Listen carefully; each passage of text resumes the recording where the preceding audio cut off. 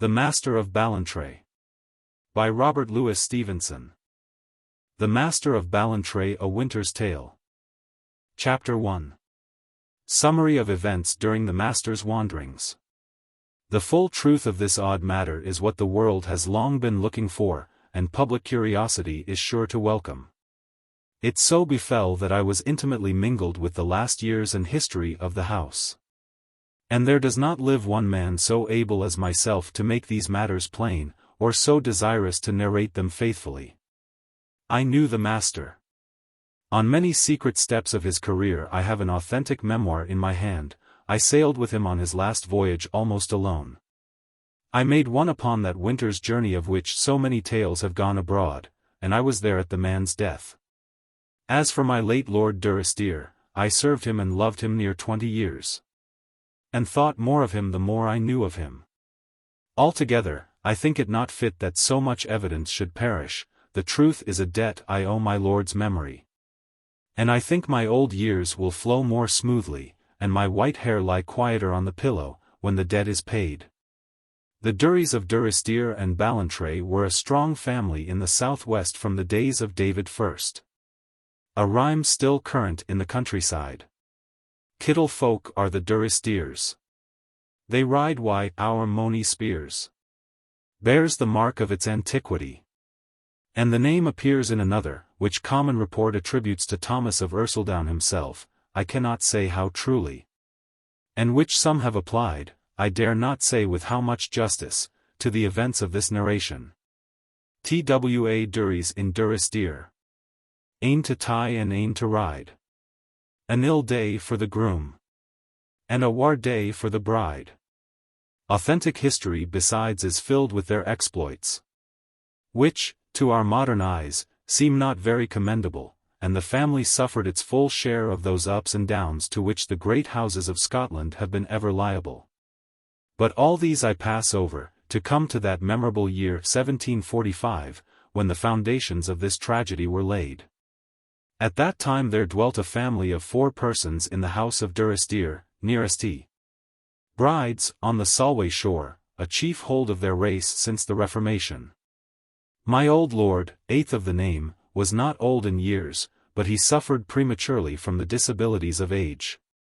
His place was at the chimney side, there he sat reading, in a lined gown, with few words for any man, and wry words for none, the model of an old retired housekeeper. And yet his mind very well nourished with study, and reputed in the country to be more cunning than he seemed. The Master of Ballantrae, James in baptism, took from his father the love of serious reading. Some of his tact, perhaps, as well, but that which was only policy in the father became black dissimulation in the son. The face of his behavior was merely popular and wild. He sat late at wine, later at the cards, had the name in the country of an unco man for the lasses, and was ever in the front of broils. But for all he was the first to go in, yet it was observed he was invariably the best to come off, and his partners in mischief were usually alone to pay the piper. This luck or dexterity got him several ill-wishers, but with the rest of the country enhanced his reputation. So that great things were looked for in his future, when he should have gained more gravity. One very black mark he had to his name. But the matter was hushed up at the time, and so defaced by legends before I came into these parts that I scruple to set it down. If it was true, it was a horrid fact in one so young. And if false, it was a horrid calumny. I think it notable that he had always vaunted himself quite implacable, and was taken at his word. So that he had the addition, among his neighbors, of an ill man to cross. Here was altogether a young nobleman, not yet 24 in the year 45, who had made a figure in the country beyond his time of life. The less marvel if there were little heard of the second son, Mr. Henry, my late Lord Durrisdeer, who was neither very bad nor yet very able, but an honest, solid sort of lad. Like many of his neighbors. Little heard, I say, but indeed it was a case of little spoken. He was known among the salmon fishers in the Firth, for that was a sport that he assiduously followed. He was an excellent good horse doctor besides, and took a chief hand, almost from a boy, in the management of the estates. How hard a part that was, in the situation of that family, none knows better than myself, nor yet with how little colour of justice a man may there acquire the reputation of a tyrant and a miser. The fourth person in the house was Miss Alison Graham, a near kinswoman, an orphan, and the heir to a considerable fortune which her father had acquired in trade. This money was loudly called for by my lord's necessities. Indeed, the land was deeply mortgaged, and Miss Alison was designed accordingly to be the master's wife, gladly enough on her side. With how much goodwill on his is another matter. She was a comely girl, and in those days very spirited and self-willed. For the old lord having no daughter of his own, and my lady being long dead, she had grown up as best she might. To these four came the news of Prince Charlie's landing, and set them presently by the ears. My lord, like the chimney-keeper that he was all for temporizing. Miss Alison held the other side, because it appeared romantical, and the master, though I have heard they did not agree often, was for this once of her opinion. The adventure tempted him, as I conceive. He was tempted by the opportunity to raise the fortunes of the house, and not less by the hope of paying off his private liabilities, which were heavy beyond all opinion. As for Mr. Henry, it appears he said little enough at first, his part came later on. It took the three a whole day's disputation before they agreed to steer a middle course, one son going forth to strike a blow for King James, my lord, and the other staying at home to keep in favour with King George. Doubtless this was my lord's decision, and, as is well known, it was the part played by many considerable families. But the one dispute settled, another opened. For my lord, Miss Alison, and Mr. Henry all held the one view, that it was the cadet's part to go out, and the master, what with restlessness and vanity, would at no rate consent to stay at home. My lord pleaded, Miss Alison wept, Mr. Henry was very plain-spoken, all was of no avail. It is the direct heir of Durrisdeer that should ride by his king's bridle, says the master. If we were playing a manly part, says Mr. Henry, there might be sense in such talk. But what are we doing? Cheating at cards. We are saving the house of Durrisdeer, Henry, his father said. And see, James, said Mr. Henry, if I go, and the prince has the upper hand, it will be easy to make your peace with King James. But if you go, and the expedition fails, we divide the right and the title. And what shall I be then? You will be Lord Durrisdeer, said the master. I put all I have upon the table. I play at no such game, cries Mr. Henry. I shall be left in such a situation as no man of sense and honour could endure. I shall be neither fish nor flesh, he cried. And a little after he had another expression, plainer perhaps than he intended. It is your duty to be here with my father, said he. You know well enough you are the favourite. I, said the master. And there spoke envy. Would you trip up my heels, Jacob, said he, and dwelled upon the name maliciously. Mr. Henry went and walked at the low end of the hall without reply. For he had an excellent gift of silence. Presently he came back. I am the cadet, and I should go, said he. And my lord here is the master, and he says I shall go. What say ye to that, my brother? I say this, Harry, returned the master, that when very obstinate folk are met, there are only two ways out, blows, and I think none of us could care to go so far. Or the arbitrament of chance, and here is a guinea piece. Will you stand by the toss of the coin? I will stand and fall by it, said Mr. Henry. Heads, I go, shield, I stay. The coin was spun, and it fell shield. So there is a lesson for Jacob, says the master. We shall live to repent of this, says Mr. Henry, and flung out of the hall. As for Miss Alison, she caught up that piece of gold which had just sent her lover to the wars, and flung it clean through the family shield in the great painted window. If you loved me as well as I love you, you would have stayed, cried she. I could not love you, dear, so well, loved I not honour more, sang the master. Oh! She cried, you have no heart, I hope you may be killed, and she ran from the room, and in tears, to her own chamber. It seems the master turned to my lord with his most comical manner, and says he, "This looks like a devil of a wife." "I think you are a devil of a son to me," cried his father, "you that have always been the favourite, to my shame be it spoken. Never a good hour have I gotten of you since you were born. No, never one good hour," and repeated it again the third time. Whether it was the master's levity, or his insubordination, or Mr. Henry's word about the favourite son, that had so much disturbed my lord, I do not know, but I incline to think it was the last. For I have it by all accounts that Mr. Henry was more made up to from that hour.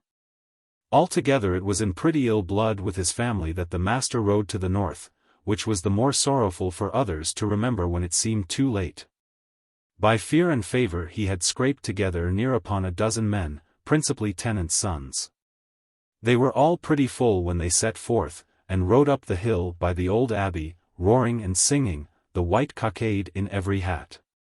It was a desperate venture for so small a company to cross the most of Scotland unsupported.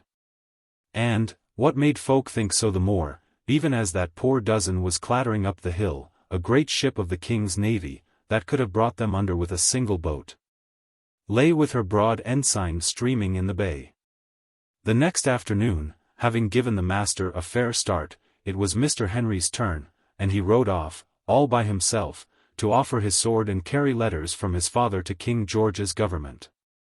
Miss Allison was shut in her room, and did little but weep, till both were gone. Only she stitched the cockade upon the master's hat, and, as John Paul told me, it was wetted with tears when he carried it down to him. In all that followed, Mr. Henry and my old lord were true to their bargain. That ever they accomplished anything is more than I could learn. And that they were anyway strong on the king's side, more than I believe. But they kept the letter of loyalty, corresponded with my Lord President, sat still at home, and had little or no commerce with the master while that business lasted.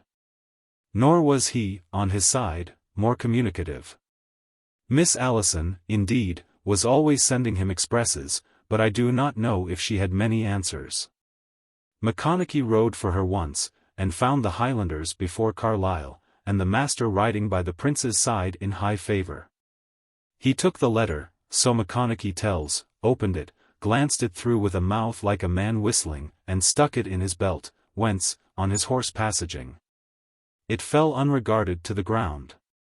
It was Macconochie who picked it up, and he still kept it, and indeed I have seen it in his hands. News came to Durrisdeer of course, by the common report, as it goes travelling through a country, a thing always wonderful to me. By that means the family learned more of the master's favour with the prince. And the ground it was said to stand on, for by a strange condescension in a man so proud, only that he was a man still more ambitious, he was said to have crept into notability by truckling to the Irish. Sir Thomas Sullivan, Colonel Burke, and the rest, were his daily comrades, by which course he withdrew himself from his own countryfolk. All the small intrigues he had a hand in fomenting. Thwarted my Lord George upon 1,000 points, was always for the advice that seemed palatable to the prince, no matter if it was good or bad. And seems upon the whole, like the gambler he was all through life, to have had less regard to the chances of the campaign than to the greatness of favour he might aspire to, if, by any luck, it should succeed. For the rest, he did very well in the field, no one questioned that, for he was no coward. The next was the news of Culloden, which was brought to Durrisdeer by one of the tenant's sons, the only survivor, he declared, of all those that had gone singing up the hill. By an unfortunate chance John Paul and Macconochie had that very morning found the guinea piece, which was the root of all the evil, sticking in a holly bush. They had been up the gate, as the servants say at Durrisdeer, to the change house, and if they had little left of the guinea, they had less of their wits. What must John Paul do but burst into the hall where the family sat at dinner, and cry the news to them that Tam Macmerland was but new licked at the door, and, Wirra, there were none to come behind him? They took the word in silence like folk condemned, only Mr. Henry carrying his palm to his face, and Miss Allison laying her head outright upon her hands. As for my lord, he was like ashes. I have still one son, says he. And, Henry, I will do you this justice, it is the kinder that is left. It was a strange thing to say in such a moment. But my lord had never forgotten Mr. Henry's speech, and he had years of injustice on his conscience. Still it was a strange thing, and more than Miss Allison could let pass.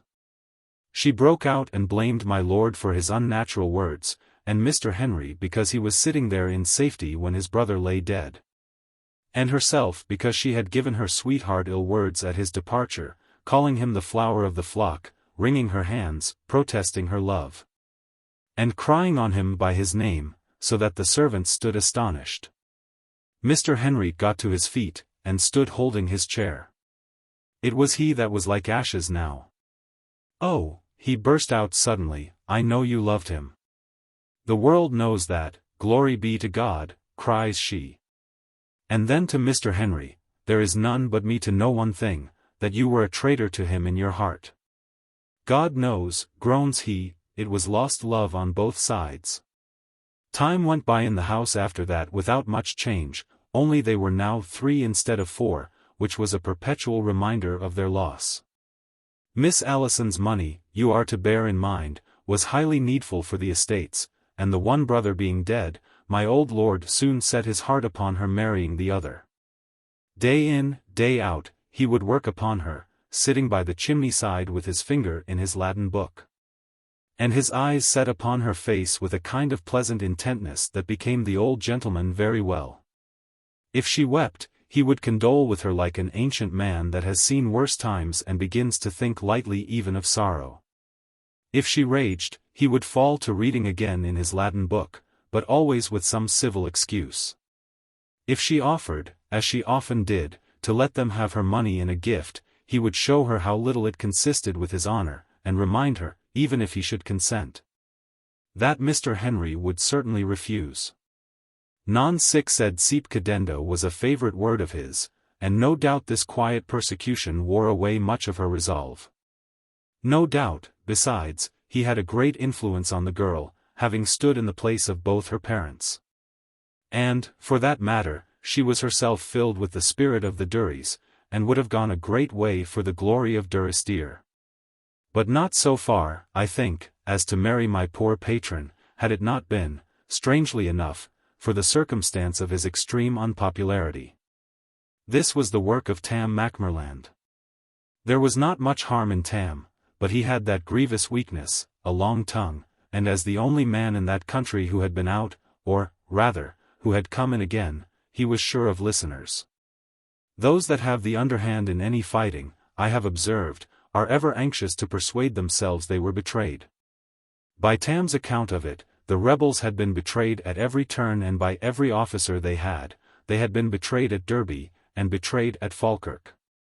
The night march was a step of treachery of my Lord George's, and Culloden was lost by the treachery of the Macdonalds. This habit of imputing treason grew upon the fool, till at last he must have in Mr. Henry also. Mr. Henry, by his account, had betrayed the lads of Durrisdeer. He had promised to follow with more men, and instead of that he had written to King George. Aye, and the next day, Tam would cry, "The puir bonny master, and the puir kind lads that rade wi' him, were hardly ower the score, or he was aff, the Judas. Aye, weel, he has his way o't, he's to be my lord, nae less, and there's mony a cold corp amang the Hieland heather." And at this, if Tam had been drinking, he would begin to weep. Let anyone speak long enough, he will get believers. This view of Mr. Henry's behavior crept about the country by little and little. It was talked upon by folk that knew the contrary, but were short of topics, and it was heard and believed and given out for gospel by the ignorant and the ill-willing. Mr. Henry began to be shunned. Yet a while, and the commons began to murmur as he went by, and the women, who are always the most bold because they are the most safe, to cry out their reproaches to his face. The master was cried up for a saint. It was remembered how he had never any hand in pressing the tenants, as, indeed, no more he had, except to spend the money. He was a little wild perhaps, the folk said. But how much better was a natural, wild lad that would soon have settled down, than a skinflint and a sneckdraw, sitting with his nose in an account book to persecute poor tenants. One Trollope, who had had a child to the master, and by all accounts been very badly used, yet made herself a kind of champion of his memory. She flung a stone one day at Mr. Henry. "Whar's the bonny lad that trusted ye?" she cried. Mr. Henry reined in his horse and looked upon her, the blood flowing from his lip. "Aye, Jess," says he. "You too? And yet ye should ken me better." For it was he who had helped her with money. The woman had another stone ready, which she made as if she would cast. And he, to ward himself, threw up the hand that held his riding rod. "What, would ye beat a lassie, ye ugly?" cries she, and ran away screaming as though he had struck her. Next day word went about the country like wildfire that Mr. Henry had beaten Jessie Brune within an inch of her life. I give it as one instance of how this snowball grew, and one calumny brought another, until my poor patron was so perished in reputation that he began to keep the house like my lord. All this while, you may be very sure, he uttered no complaints at home. The very ground of the scandal was too sore a matter to be handled. And Mr. Henry was very proud, and strangely obstinate in silence. My old lord must have heard of it, by John Paul, if by no one else, and he must at least have remarked the altered habits of his son. Yet even he, it is probable, knew not how high the feeling ran, and as for Miss Allison, she was ever the last person to hear news, and the least interested when she heard them. In the height of the ill feeling, for it died away as it came, no man could say why, there was an election forward in the town of St. Bride's, which is the next to Durrisdeer, standing on the water of Swift. Some grievance was fermenting, I forget what, if ever I heard, and it was currently said there would be broken heads ere night, and that the sheriff had sent as far as Dumfries for soldiers. My lord moved that Mr. Henry should be present, assuring him it was necessary to appear, for the credit of the house. "It will soon be reported," said he, "that we do not take the lead in our own country." "It is a strange lead that I can take," said Mr. Henry. And when they had pushed him further, "I tell you the plain truth," he said, "I dare not show my face." "You are the first of the house that ever said so," cries Miss Allison. "We will go all three," said my lord. And sure enough he got into his boots, the first time in 4 years, a sore business John Paul had to get them on, and Miss Allison into her riding coat, and all three rode together to St. Bride's. The streets were full of the riffraff of all the countryside, who had no sooner clapped eyes on Mr. Henry than the hissing began, and the hooting, and the cries of "Judas!" And "Where was the master?" and "Where were the poor lads that rode with him?" Even a stone was cast, but the more part cried shame at that, for my old lord's sake, and Miss Allison's. It took not 10 minutes to persuade my lord that Mr. Henry had been right. He said never a word, but turned his horse about, and home again, with his chin upon his bosom. Never a word said Miss Allison, no doubt she thought the more, no doubt her pride was stung, for she was a bone-bred Durie, and no doubt her heart was touched to see her cousin so unjustly used. That night she was never in bed. I have often blamed my lady. When I call to mind that night I readily forgive her all, and the first thing in the morning she came to the old lord in his usual seat. "If Henry still wants me," said she, "he can have me now." To himself she had a different speech, "I bring you no love, Henry, but God knows, all the pity in the world." June the 1st, 1748, was the day of their marriage. It was December of the same year that first saw me alighting at the doors of the great house. And from there I take up the history of events as they befell under my own observation, like a witness in a court. How do you find this book? Any thoughts about the book or the author? Any suggestion for improvement? Please take a moment to share your thoughts in a comment. If you like it, share it with your friends who might enjoy it as well. Subscribe to keep in touch. Visit CompleteAudiobooks.com for more quality content. Chapter 2. Summary of Events, continued. I made the last of my journey in the cold end of December, in a mighty dry day of frost, and who should be my guide but Paddy Macmerland, brother of Tam. For a towhead, bare-legged brat of 10, he had more ill tales upon his tongue than ever I heard the match of, having drunken betimes in his brother's cup. I was still not so old myself. Pride had not yet the upper hand of curiosity. And indeed it would have taken any man, that cold morning, to hear all the old clashes of the country, and be shown all the places by the way where strange things had fallen out. I had tales of Claverhouse as we came through the bogs, and tales of the devil as we came over the top of the score. As we came in by the abbey I heard somewhat of the old monks, and more of the free traders, who use its ruins for a magazine, landing for that cause within a cannon shot of Durrisdeer. And along all the road the Duries and poor Mr. Henry were in the first rank of slander. My mind was thus highly prejudiced against the family I was about to serve, so that I was half surprised when I beheld Durrisdeer itself, lying in a pretty, sheltered bay, under the Abbey Hill. The house most commodiously built in the French fashion, or perhaps Italianate, for I have no skill in these arts. And the place the most beautified with gardens, lawns, shrubberies, and trees I had ever seen. The money sunk here unproductively would have quite restored the family. But as it was, it cost a revenue to keep it up. Mr. Henry came himself to the door to welcome me, a tall dark young gentleman. The Duries are all black men, of a plain and not cheerful face, very strong in body, but not so strong in health. Taking me by the hand without any pride, and putting me at home with plain kind speeches. He led me into the hall, booted as I was, to present me to my lord. It was still daylight. And the first thing I observed was a lozenge of clear glass in the midst of the shield in the painted window, which I remember thinking a blemish on a room otherwise so handsome. With its family portraits, and the pargeted ceiling with pendants, and the carved chimney, in one corner of which my old lord sat reading in his livy.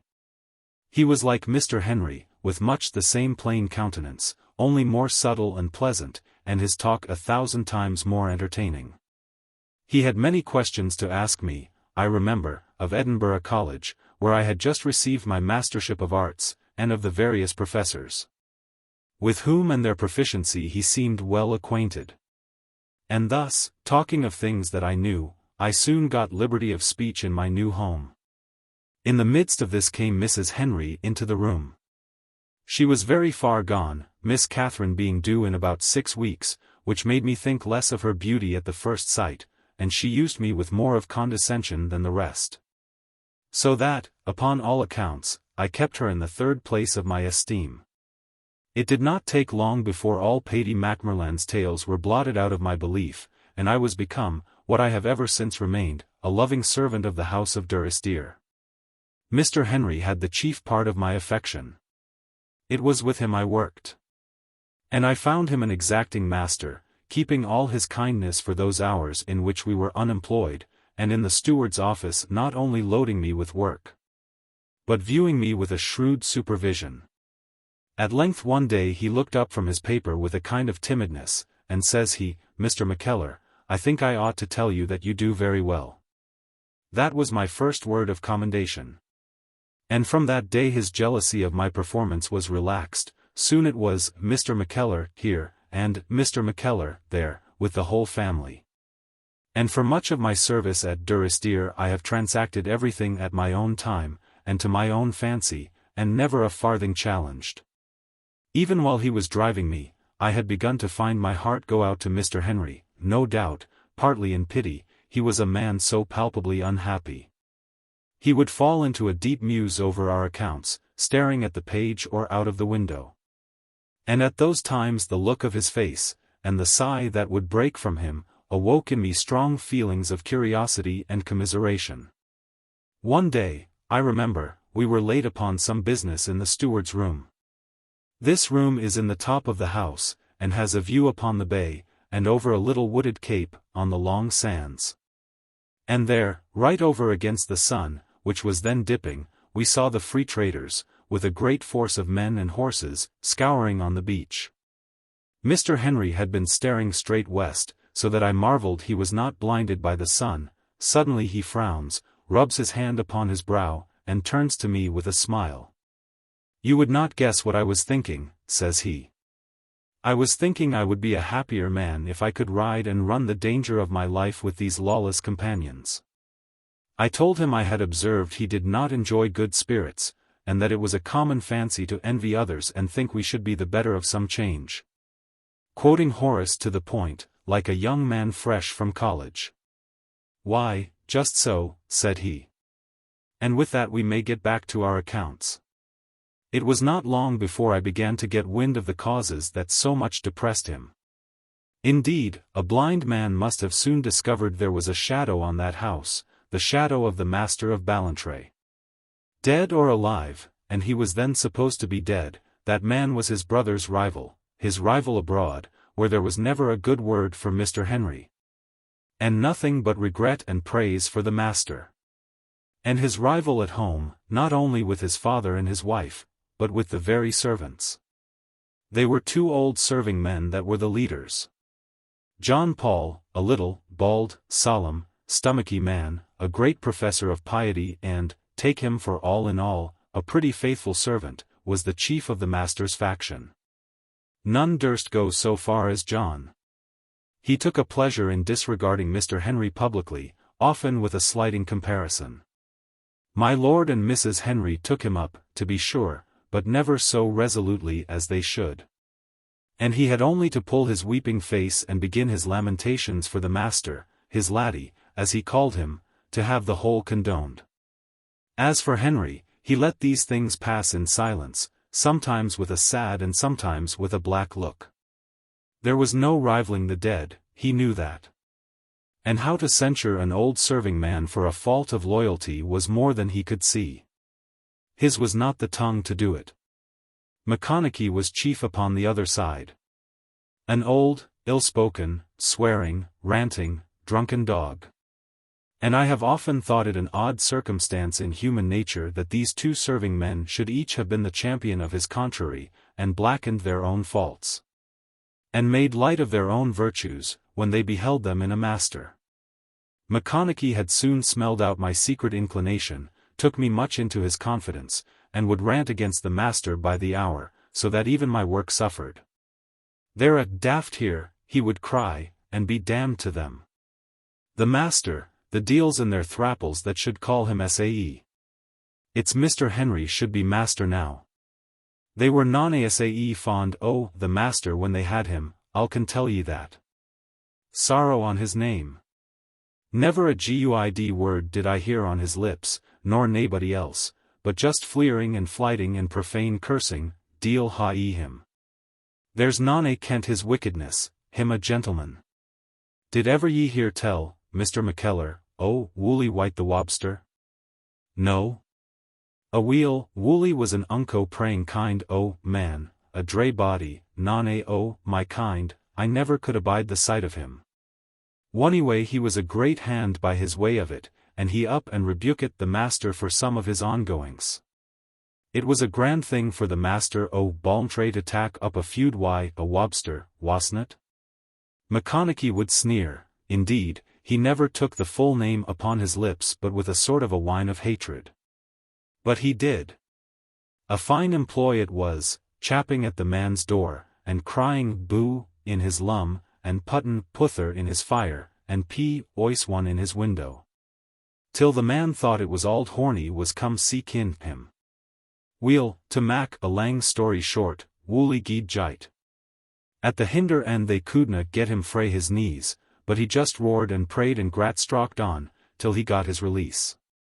It was fair murder, a body said that. Ask John Paul, he was brawly ashamed o' that game, him that sick a Christian man. Grand doin's for the Master o' Ballantrae. I asked him what the master had thought of it himself. How would I ken, says he. He never said naething. And on again in his usual manner of banning and swearing, with every now and again a Master of Ballantrae sneered through his nose. It was in one of these confidences that he showed me the Carlisle letter, the print of the horseshoe still stamped in the paper. Indeed, that was our last confidence. For he then expressed himself so ill-naturedly of Mrs. Henry that I had to reprimand him sharply, and must thenceforth hold him at a distance. My old lord was uniformly kind to Mr. Henry. He had even pretty ways of gratitude, and would sometimes clap him on the shoulder and say, as if to the world at large, "This is a very good son to me." And grateful he was, no doubt, being a man of sense and justice. But I think that was all, and I am sure Mr. Henry thought so. The love was all for the dead son. Not that this was often given breath to, indeed, with me but once. My lord had asked me one day how I got on with Mr. Henry, and I had told him the truth. "I," said he, looking sideways on the burning fire, "Henry is a good lad, a very good lad," said he. "You have heard, Mr. Mackellar, that I had another son? I am afraid he was not so virtuous a lad as Mr. Henry, but dear me, he's dead, Mr. Mackellar. And while he lived we were all very proud of him, all very proud. If he was not all he should have been in some ways, well, perhaps we loved him better." This last he said looking musingly in the fire. And then to me, with a great deal of briskness, "But I am rejoiced you do so well with Mr. Henry. You will find him a good master." And with that he opened his book, which was the customary signal of dismission. But it would be little that he read, and less that he understood. Culloden Field and the master, these would be the burden of his thought, and the burden of mine was an unnatural jealousy of the dead man for Mr. Henry's sake, that had even then begun to grow on me. I am keeping Mrs. Henry for the last, so that this expression of my sentiment may seem unwarrantably strong. The reader shall judge for himself when I have done. But I must first tell of another matter, which was the means of bringing me more intimate. I had not yet been 6 months at Durrisdeer when it chanced that John Paul fell sick and must keep his bed.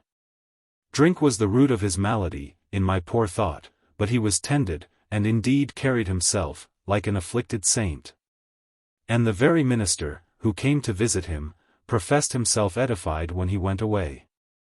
The third morning of his sickness Mr. Henry comes to me with something of a hangdog look. "Mackellar," says he, "I wish I could trouble you upon a little service. There is a pension we pay. It is John's part to carry it, and now that he is sick I know not to whom I should look, unless it was yourself. The matter is very delicate. I could not carry it with my own hand for a sufficient reason. I dare not send Macconochie, who is a talker, and I am desirous this should not come to Mrs. Henry's ears," says he, and flushed to his neck as he said it. To say truth, when I found I was to carry money to one Jessie Brune, who was no better than she should be, I supposed it was some trip of his own that Mr. Henry was dissembling. I was the more impressed when the truth came out. It was up a wind off a side street in St. Bride's that Jessie had her lodging. The place was very ill inhabited, mostly by the free-trading sort. There was a man with a broken head at the entry, halfway up, in a tavern, fellows were roaring and singing, though it was not yet 9 in the day. Altogether, I had never seen a worse neighbourhood, even in the great city of Edinburgh, and I was in 2 minds to go back. Jessie's room was of a piece with her surroundings, and herself no better. She would not give me the receipt, which Mr. Henry had told me to demand, for he was very methodical, until she had sent out for spirits, and I had pledged her in a glass. And all the time she carried on in a light-headed, reckless way, now aping the manners of a lady, now breaking into unseemly mirth, now making coquettish advances that oppressed me to the ground. Of the money she spoke more tragically. "It's blood money," said she, "I take it for that, blood money for the betrayed. See what I'm brought down to.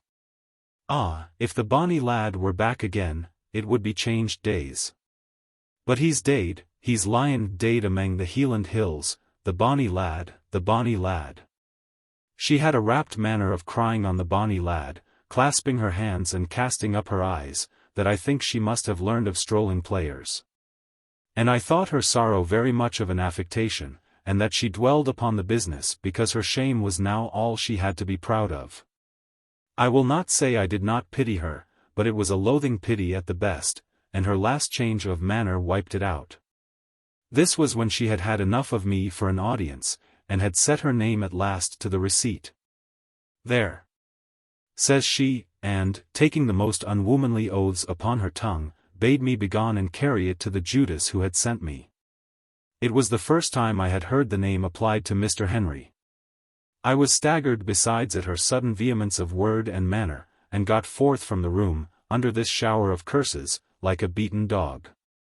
But even then I was not quit, for the vixen threw up her window, and, leaning forth, continued to revile me as I went up the wynd. The free traders, coming to the tavern door, joined in the mockery, and one had even the inhumanity to set upon me a very savage small dog, which bit me in the ankle. This was a strong lesson, had I required one, to avoid ill company, and I rode home in much pain from the bite, and considerable indignation of mind. Mr. Henry was in the steward's room, affecting employment, but I could see he was only impatient to hear of my errand. "Well," says he, as soon as I came in. And when I had told him something of what passed, and that Jessie seemed an undeserving woman, and far from grateful, "She is no friend to me," said he. "But indeed, Mackellar, I have few friends to boast of, and Jessie has some cause to be unjust. I need not dissemble what all the country knows, she was not very well used by one of our family." This was the first time I had heard him refer to the master, even distantly. And I think he found his tongue rebellious even for that much, but presently he resumed, "This is why I would have nothing said. It would give pain to Mrs. Henry, and to my father," he added, with another flush. "Mr. Henry," said I, "if you will take a freedom at my hands, would tell you to let that woman be. What service is your money to the like of her? She has no sobriety and no economy. As for gratitude, you will as soon get milk from a whinstone. And if you will pretermit your bounty, it will make no change at all but just to save the ankles of your messengers." Mr. Henry smiled. "But I am grieved about your ankle," said he the next moment, with a proper gravity. "And observe," I continued, "I give you this advice upon consideration. And yet my heart was touched for the woman in the beginning." "Why, there it is, you see," said Mr. Henry. "And you are to remember that I knew her once a very decent lass. Besides which, although I speak little of my family, I think much of its repute." And with that he broke up the talk, which was the first we had together in such confidence. But the same afternoon I had the proof that his father was perfectly acquainted with the business, and that it was only from his wife that Mr. Henry kept it secret. "I fear you had a painful errand today," says my lord to me, "for which, as it enters in no way among your duties, I wish to thank you. And to remind you at the same time, in case Mr. Henry should have neglected, how very desirable it is that no word of it should reach my daughter. Reflections on the dead, Mr. Mackellar, are doubly painful." Anger glowed in my heart. And I could have told my lord to his face how little he had to do, bolstering up the image of the dead in Mrs. Henry's heart, and how much better he were employed to shatter that false idol. For by this time I saw very well how the land lay between my patron and his wife. My pen is clear enough to tell a plain tale. But to render the effect of an infinity of small things, not one great enough in itself to be narrated. And to translate the story of looks, and the message of voices when they are saying no great matter.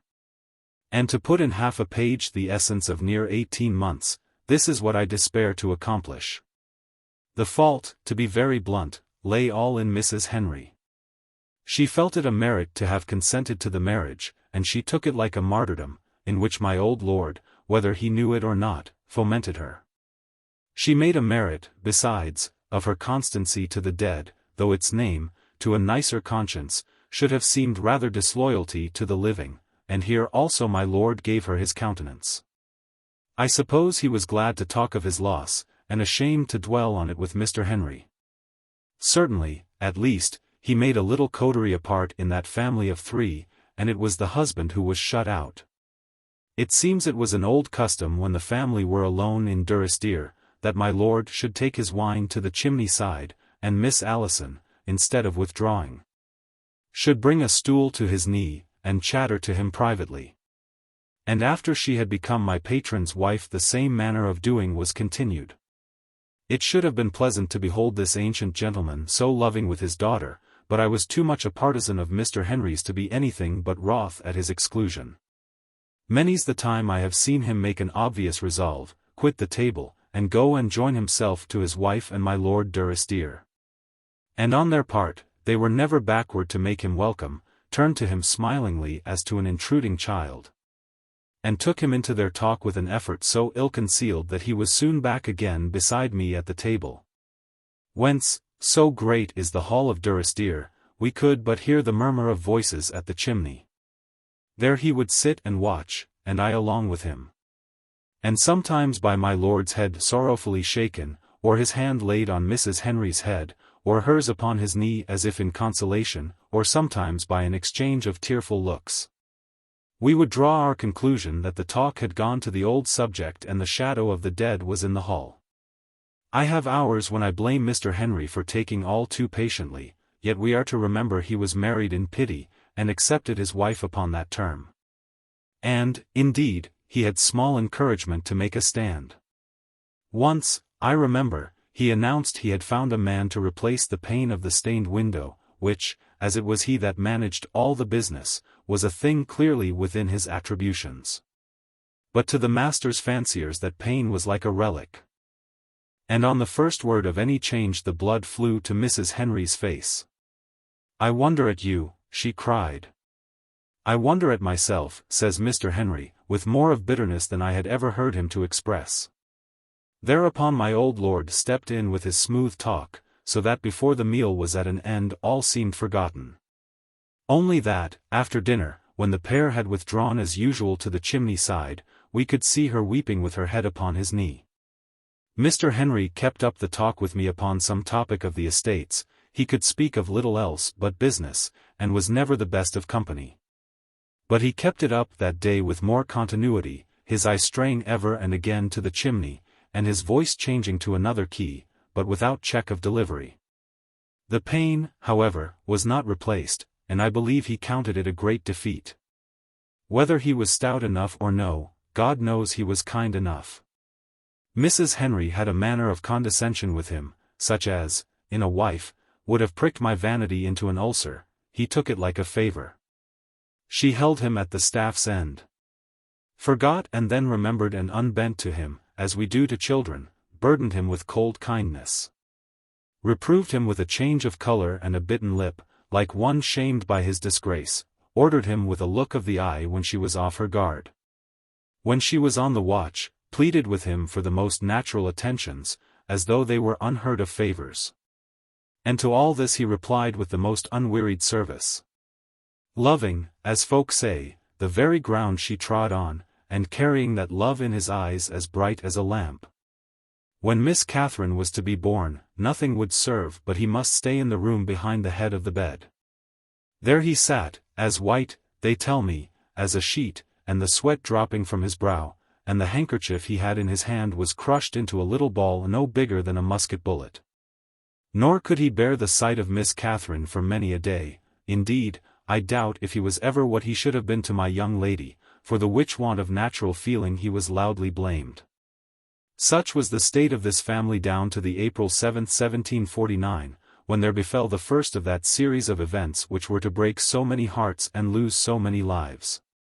On that day I was sitting in my room a little before supper, when John Paul burst open the door with no civility of knocking, and told me there was one below that wished to speak with the steward.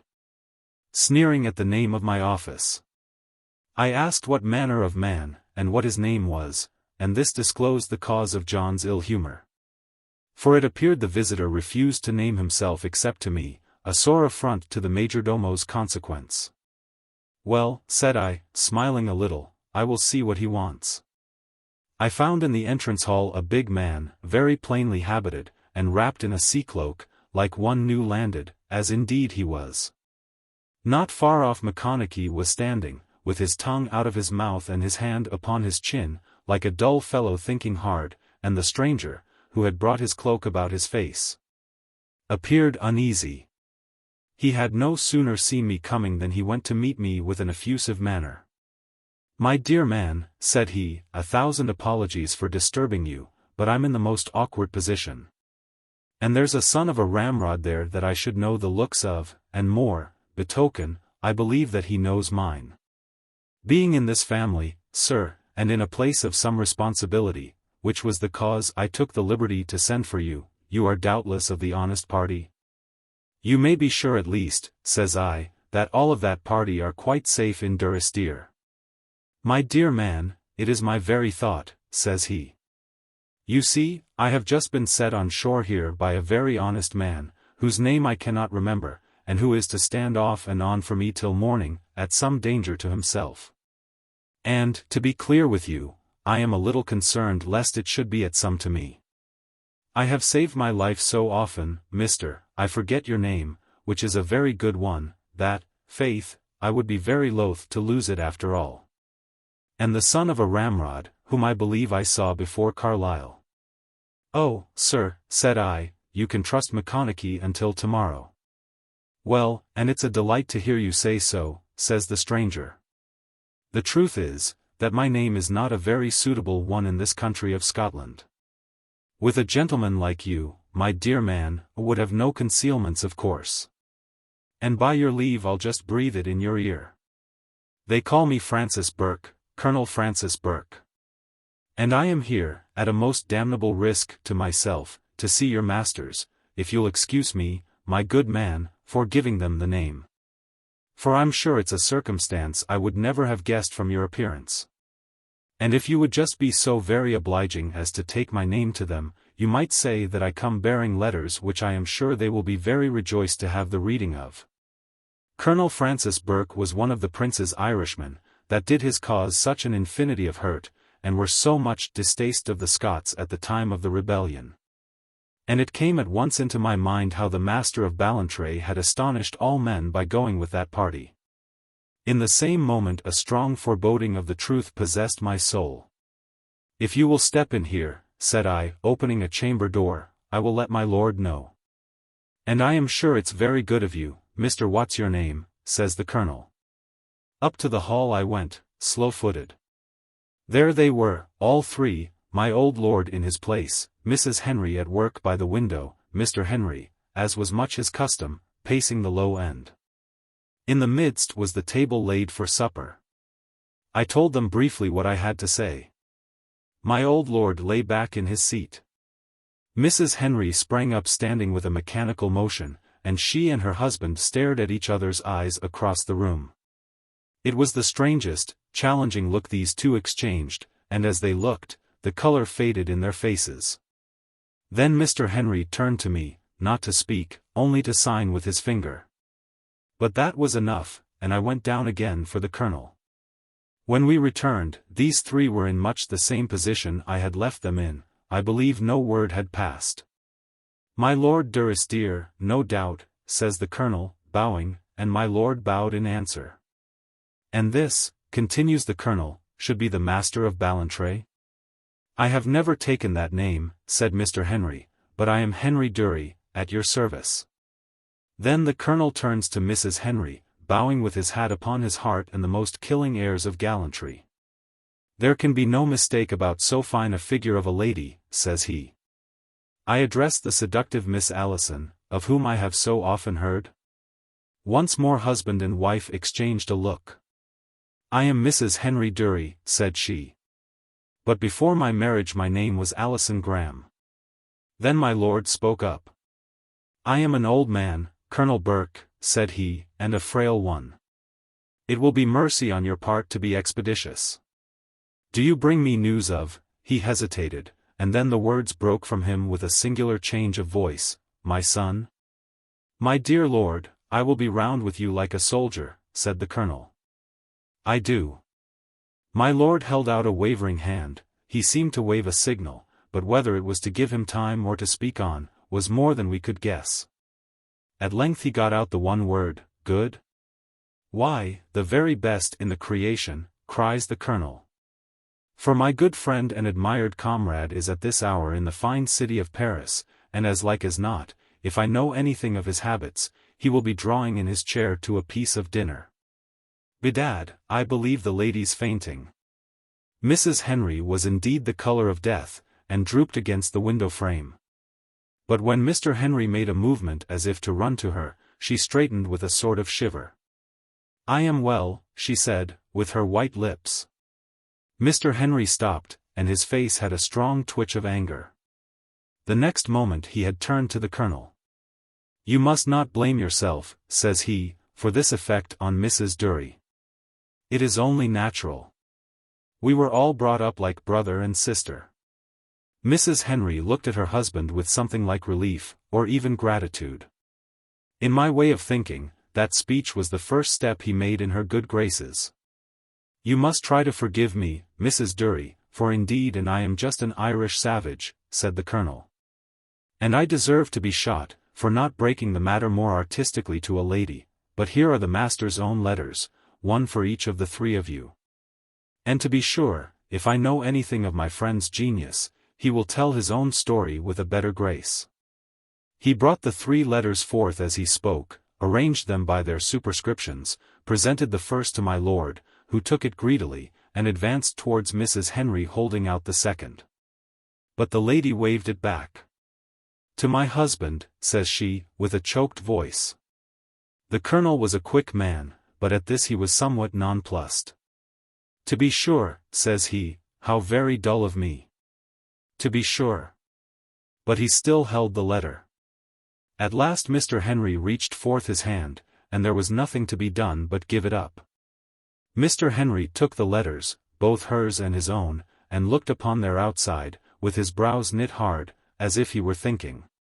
He had surprised me all through by his excellent behavior, but he was to excel himself now. "Let me give you a hand to your room," said he to his wife. "This has come something of the suddenest. And, at any rate, you will wish to read your letter by yourself." Again she looked upon him with the same thought of wonder, but he gave her no time, coming straight to where she stood. "It will be better so, believe me," said he, "and Colonel Burke is too considerate not to excuse you." And with that he took her hand by the fingers, and led her from the hall. Mrs. Henry returned no more that night, and when Mr. Henry went to visit her next morning, as I heard long afterwards, she gave him the letter again, still unopened. "Oh, read it and be done," he had cried. "Spare me that," said she. And by these 2 speeches, to my way of thinking, each undid a great part of what they had previously done well. But the letter, sure enough, came into my hands, and by me was burned, unopened. To be very exact as to the adventures of the master after Culloden, I wrote not long ago to Colonel Burke, now a Chevalier of the Order of St. Louis, begging him for some notes in writing, since I could scarce depend upon my memory at so great an interval. To confess the truth, I have been somewhat embarrassed by his response. For he sent me the complete memoirs of his life, touching only in places on the master. Running to a much greater length than my whole story, and not everywhere, as it seems to me, designed for edification. He begged in his letter, dated from Ettenham, that I would find a publisher for the whole, after I had made what use of it I required. And I think I shall best answer my own purpose and fulfill his wishes by giving certain parts of it in full. In this way my readers will have a detailed, and, I believe, a very genuine account of some essential matters. And if any publisher should take a fancy to the Chevalier's manner of narration, he knows where to apply for the rest, of which there is plenty at his service. I put in my first extract here, so that it may stand in the place of what the Chevalier told us over our wine in the hall of Durrisdeer. But you are to suppose it was not the brutal fact, but a very varnished version that he offered to my lord. Chapter 3. The Master's Wanderings. From the Memoirs of the Chevalier de Burke. I left Ruthven, it's hardly necessary to remark, with much greater satisfaction than I had come to it. But whether I missed my way in the deserts, or whether my companions failed me, I soon found myself alone. This was a predicament very disagreeable. For I never understood this horrid country or savage people, and the last stroke of the prince's withdrawal had made us of the Irish more unpopular than ever. I was reflecting on my poor chances, when I saw another horseman on the hill, whom I supposed at first to have been a phantom. The news of his death in the very front at Culloden being current in the army generally. This was the Master of Ballantrae, my Lord Durrisdeer's son, a young nobleman of the rarest gallantry and parts, and equally designed by nature to adorn a court and to reap laurels in the field.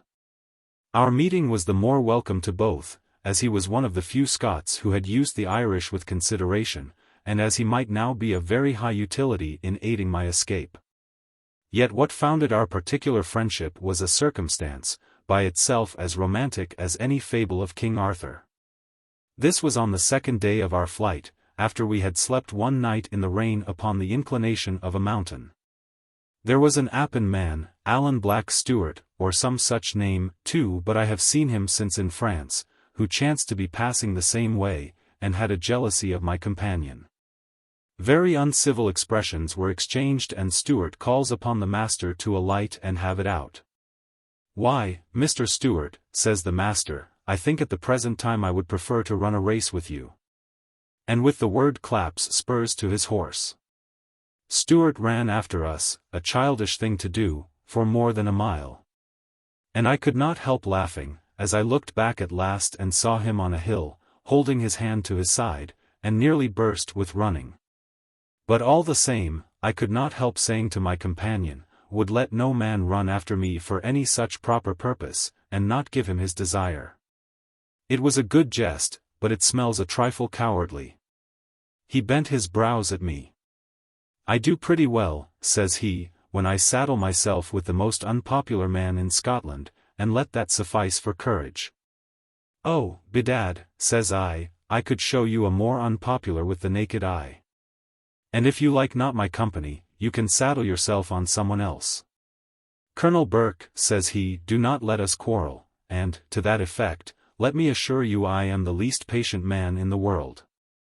"I am as little patient as yourself," said I. "I care not who knows that." "At this rate," says he, reining in, "we shall not go very far. And I propose we do one of two things upon the instant, either quarrel and be done, or make a sure bargain to bear everything at each other's hands." "Like a pair of brothers," said I. "I said no such foolishness," he replied. "I have a brother of my own, and I think no more of him than of a colewort. But if we are to have our noses rubbed together in this course of flight, let us each dare to be ourselves like savages, and each swear that he will neither resent nor deprecate the other. I am a pretty bad fellow at bottom, and I find the pretense of virtues very irksome." "Oh, I am as bad as yourself," said I, "there is no skim milk in Francis Burke. But which is it to be? Fight or make friends?" "Why," says he, "I think it will be the best manner to spin a coin for it." This proposition was too highly chivalrous not to take my fancy. And, strange as it may seem of two well-born gentlemen of today, we span a half-crown, like a pair of ancient paladins, whether we were to cut each other's throats or be sworn friends. A more romantic circumstance can rarely have occurred. And it is one of those points in my memoirs, by which we may see the old tales of Homer and the poets are equally true today, at least, of the noble and genteel. The coin fell for peace, and we shook hands upon our bargain. And then it was that my companion explained to me his thought in running away from Mr. Stuart, which was certainly worthy of his political intellect. The report of his death, he said, was a great guard to him. Mr. Stuart, having recognized him, had become a danger, and he had taken the briefest road to that gentleman's silence. "For," says he, "Alan Black is too vain a man to narrate any such story of himself." Towards afternoon we came down to the shores of that loch for which we were heading. And there was the ship, but newly come to anchor. She was the St. Marie d'Angers, out of the port of Havre de Grace. The master, after we had signalled for a boat, asked me if I knew the captain. I told him he was a countryman of mine, of the most unblemished integrity, but, I was afraid, a rather timorous man. "No matter," says he. For all that, he should certainly hear the truth. I asked him if he meant about the battle. For if the captain once knew the standard was down, he would certainly put to sea again at once. "And even then," said he, "the arms are now of no sort of utility." "My dear man," said I, "who thinks of the arms? But, to be sure, we must remember our friends. They will be close upon our heels, perhaps the prince himself, and if the ship be gone, a great number of valuable lives may be imperiled. The captain and the crew have lives also, if you come to that, says Ballantrae. This I declared was but a quibble, and that I would not hear of the captain being told. And then it was that Ballantrae made me a witty answer. For the sake of which, and also because I have been blamed myself in this business of the St. Marie d'Angers, I have related the whole conversation as it passed. Frank, says he, remember our bargain. I must not object to your holding your tongue, which I hereby even encourage you to do, but, by the same terms, you are not to resent my telling. I could not help laughing at this, though I still forewarned him what would come of it. The devil may come of it for what I care, says the reckless fellow. I have always done exactly as I felt inclined. As is well known, my prediction came true. The captain had no sooner heard the news than he cut his cable and to sea again. And before morning broke, we were in the Great Minch. The ship was very old, and the skipper, although the most honest of men, and Irish too, was one of the least capable. The wind blew very boisterous, and the sea raged extremely. All that day we had little heart whether to eat or drink, went early to rest in some concern of mind. And, as if to give us a lesson, in the night the wind chopped suddenly into the northeast, and blew a hurricane. We were awaked by the dreadful thunder of the tempest and the stamping of the mariners on deck, so that I supposed our last hour was certainly come. And the terror of my mind was increased out of all measure by Ballantrae, who mocked at my devotions. It is in hours like these that a man of any piety appears in his true light. And we find, what we are taught as babes, the small trust that can be set in worldly friends, would be unworthy of my religion if I let this pass without particular remark. For 3 days we lay in the dark in the cabin, and had but a biscuit to nibble. On the 4th the wind fell, leaving the ship dismasted and heaving on vast billows. The captain had not a guess of whither we were blown, he was stark ignorant of his trade, and could do naught but bless the Holy Virgin, a very good thing too, but scarce the whole of seamanship. It seemed, our one hope was to be picked up by another vessel, and if that should prove to be an English ship, it might be no great blessing to the master and myself. The 5th and 6th days we tossed there helpless. The 7th some sail was got on her, but she was an unwieldy vessel at the best, and we made little but leeway. All the time, indeed, we had been drifting to the south and west, and during the tempest must have driven in that direction with unheard of violence. The 9th dawn was cold and black, with a great sea running, and every mark of foul weather. In this situation we were overjoyed to sight a small ship on the horizon, and to perceive her go about and head for the St. Marie. But our gratification did not very long endure. For when she had laid to and lowered a boat, it was immediately filled with disorderly fellows, who sang and shouted as they pulled across to us, and swarmed in on our deck with bare cutlasses, cursing loudly. Their leader was a horrible villain, with his face blacked and his whiskers curled in ringlets, teach his name, a most notorious pirate. He stamped about the deck, raving and crying out that his name was Satan, and his ship was called Hell. There was something about him like a wicked child or a half-witted person, that daunted me beyond expression. I whispered in the ear of Ballantrae that I would not be the last to volunteer, and only prayed God they might be short of hands. He approved my purpose with a nod. Bedad, said I to Master Teach, if you are Satan, here is a devil for ye. The word pleased him. And, not to dwell upon these shocking incidents, Ballantrae and I and 2 others were taken for recruits, while the skipper and all the rest were cast into the sea by the method of walking the plank. It was the first time I had seen this done, my heart died within me at the spectacle.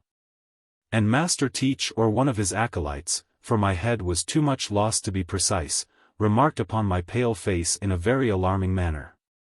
I had the strength to cut a step or 2 of a jig, and cry out some ribaldry, which saved me for that time, but my legs were like water when I must get down into the skiff among these miscreants. And what with my horror of my company and fear of the monstrous billows, it was all I could do to keep an Irish tongue and break a jest or 2 as we were pulled aboard. By the blessing of God, there was a fiddle in the pirate ship, which I had no sooner seen than I fell upon, and in my quality of crowder I had the heavenly good luck to get favor in their eyes. Crowding Pat was the name they dubbed me with, and it was little I cared for a name so long as my skin was whole. What kind of a pandemonium that vessel was I cannot describe, but she was commanded by a lunatic, and might be called a floating bedlam. Drinking, roaring, singing, quarreling, dancing, they were never all sober at one time, and there were days together when, if a squall had supervened, it must have sent us to the bottom. Or if a king's ship had come along, it would have found us quite helpless for defense. Once or twice we sighted a sail, and, if we were sober enough, overhauled it, God forgive us. And if we were all too drunk, she got away, and I would bless the saints under my breath. Teach ruled, if you can call that rule which brought no order, by the terror he created. And I observed the man was very vain of his position. I have known marshals of France, aye, and even Highland chieftains, that were less openly puffed up. Which throws a singular light on the pursuit of honor and glory. Indeed, the longer we live, the more we perceive the sagacity of Aristotle and the other old philosophers. And though I have all my life been eager for legitimate distinctions, I can lay my hand upon my heart, at the end of my career, and declare there is not one, no. Nor yet life itself, which is worth acquiring or preserving at the slightest cost of dignity. It was long before I got private speech of Ballantrae, but at length one night we crept out upon the boltsprit, when the rest were better employed, and commiserated our position. None can deliver us but the saints, said I. My mind is very different, said Ballantrae, for I am going to deliver myself. This Teach is the poorest creature possible. We make no profit of him, and lie continually open to capture, and, says he, I am not going to be a tarry pirate for nothing, nor yet to hang in chains if I can help it. And he told me what was in his mind to better the state of the ship in the way of discipline, which would give us safety for the present. And a sooner hope of deliverance when they should have gained enough and should break up their company. I confessed to him ingenuously that my nerve was quite shook amid these horrible surroundings, and I durst scarce tell him to count upon me. I am not very easy frightened, said he, nor very easy beat. A few days after there befell an accident which had nearly hanged us all. And offers the most extraordinary picture of the folly that ruled in our concerns. We were all pretty drunk, and some bedlamites spying a sail, Teach put the ship about in chase without a glance, and we began to bustle up the arms and boast of the horrors that should follow. I observed Ballantrae stood quiet in the bows, looking under the shade of his hand. But for my part, true to my policy among these savages, I was at work with the busiest, and passing Irish jests for their diversion. Run up the colours, cried Teach. Show the Jolly Roger. It was the merest drunken braggadocio at such a stage, and might have lost us a valuable prize. But I thought it no part of mine to reason, and I ran up the black flag with my own hand. Ballantrae steps presently aft with a smile upon his face. You may perhaps like to know, you drunken dog, says he, that you are chasing a king's ship. Teach roared him the lie, but he ran at the same time to the bulwarks, and so did they all. I have never seen so many drunken men struck suddenly sober. The cruiser had gone about, upon our impudent display of colours, she was just then filling on the new tack. Her ensign blew out quite plain to see, and even as we stared, there came a puff of smoke, and then a report, and a shot plunged in the waves a good way short of us. Some ran to the ropes, and got the Sarah round with an incredible swiftness. One fellow fell on the rum barrel, which stood broached upon the deck, and rolled it promptly overboard. On my part, I made for the Jolly Roger, struck it, tossed it in the sea, and could have flung myself after, so vexed was I with our mismanagement. As for Teach, he grew as pale as death, and incontinently went down to his cabin. Only twice he came on deck that afternoon, went to the taffrail. Took a long look at the king's ship, which was still on the horizon heading after us, and then, without speech, back to his cabin. You may say he deserted us. And if it had not been for one very capable sailor we had on board, and for the lightness of the airs that blew all day, we must certainly have gone to the yardarm. It is to be supposed Teach was humiliated, and perhaps alarmed for his position with the crew, and the way in which he set about regaining what he had lost was highly characteristic of the man. Early next day we smelled him burning sulphur in his cabin and crying out of "Hell, hell," which was well understood among the crew, and filled their minds with apprehension. Presently he comes on deck, a perfect figure of fun, his face blacked, his hair and whiskers curled, his belt stuck full of pistols, chewing bits of glass so that the blood ran down his chin, and brandishing a dirk. I do not know if he had taken these manners from the Indians of America, where he was a native. But such was his way, and he would always thus announce that he was wound up to horrid deeds. The first that came near him was the fellow who had sent the rum overboard the day before. Him he stabbed to the heart, damning him for a mutineer, and then capered about the body, raving and swearing and daring us to come on. It was the silliest exhibition. And yet dangerous too, for the cowardly fellow was plainly working himself up to another murder. All of a sudden Ballantrae stepped forth. "Have done with this play acting," says he. "Do you think to frighten us with making faces? We saw nothing of you yesterday, when you were wanted, and we did well without you, let me tell you that." There was a murmur and a movement in the crew, of pleasure and alarm, I thought, in nearly equal parts. As for Teach, he gave a barbarous howl, and swung his dirk to fling it, an art in which, like many seamen, he was very expert. "Knock that out of his hand," says Ballantrae, so sudden and sharp that my arm obeyed him before my mind had understood. Teach stood like one stupid, never thinking on his pistols. "Go down to your cabin," cries Ballantrae, "and come on deck again when you are sober. Do you think we are going to hang for you, you black-faced, half-witted, drunken brute and butcher? Go down." And he stamped his foot at him with such a sudden smartness that Teach fairly ran for it to the companion. "And now, mates," says Ballantrae, "a word with you. I don't know if you are gentlemen of fortune for the fun of the thing, but I am not. I want to make money, and get ashore again, and spend it like a man. And on one thing my mind is made up, I will not hang if I can help it. Come, give me a hint, I'm only a beginner. Is there no way to get a little discipline and common sense about this business?" One of the men spoke up. He said by rights they should have a quartermaster, and no sooner was the word out of his mouth than they were all of that opinion. The thing went by acclamation. Ballantrae was made quartermaster, the rum was put in his charge, laws were passed in imitation of those of a pirate by the name of Roberts, and the last proposal was to make an end of Teach. But Ballantrae was afraid of a more efficient captain, who might be a counterweight to himself, and he opposed this stoutly. Teach, he said, was good enough to board ships and frighten fools with his blacked face and swearing, we could scarce get a better man than Teach for that. And besides, as the man was now disconsidered, and as good as deposed, we might reduce his proportion of the plunder. This carried it. Teach's share was cut down to a mere derision, being actually less than mine, and there remained only 2 points, whether he would consent, and who was to announce to him this resolution. "Do not let that stick you," says Ballantrae, "I will do that." And he stepped to the companion and down alone into the cabin to face that drunken savage. "This is the man for us," cried one of the hands. 3 cheers for the quartermaster, which were given with a will, my own voice among the loudest, and I dare say these plaudits had their effect on Master Teach in the cabin.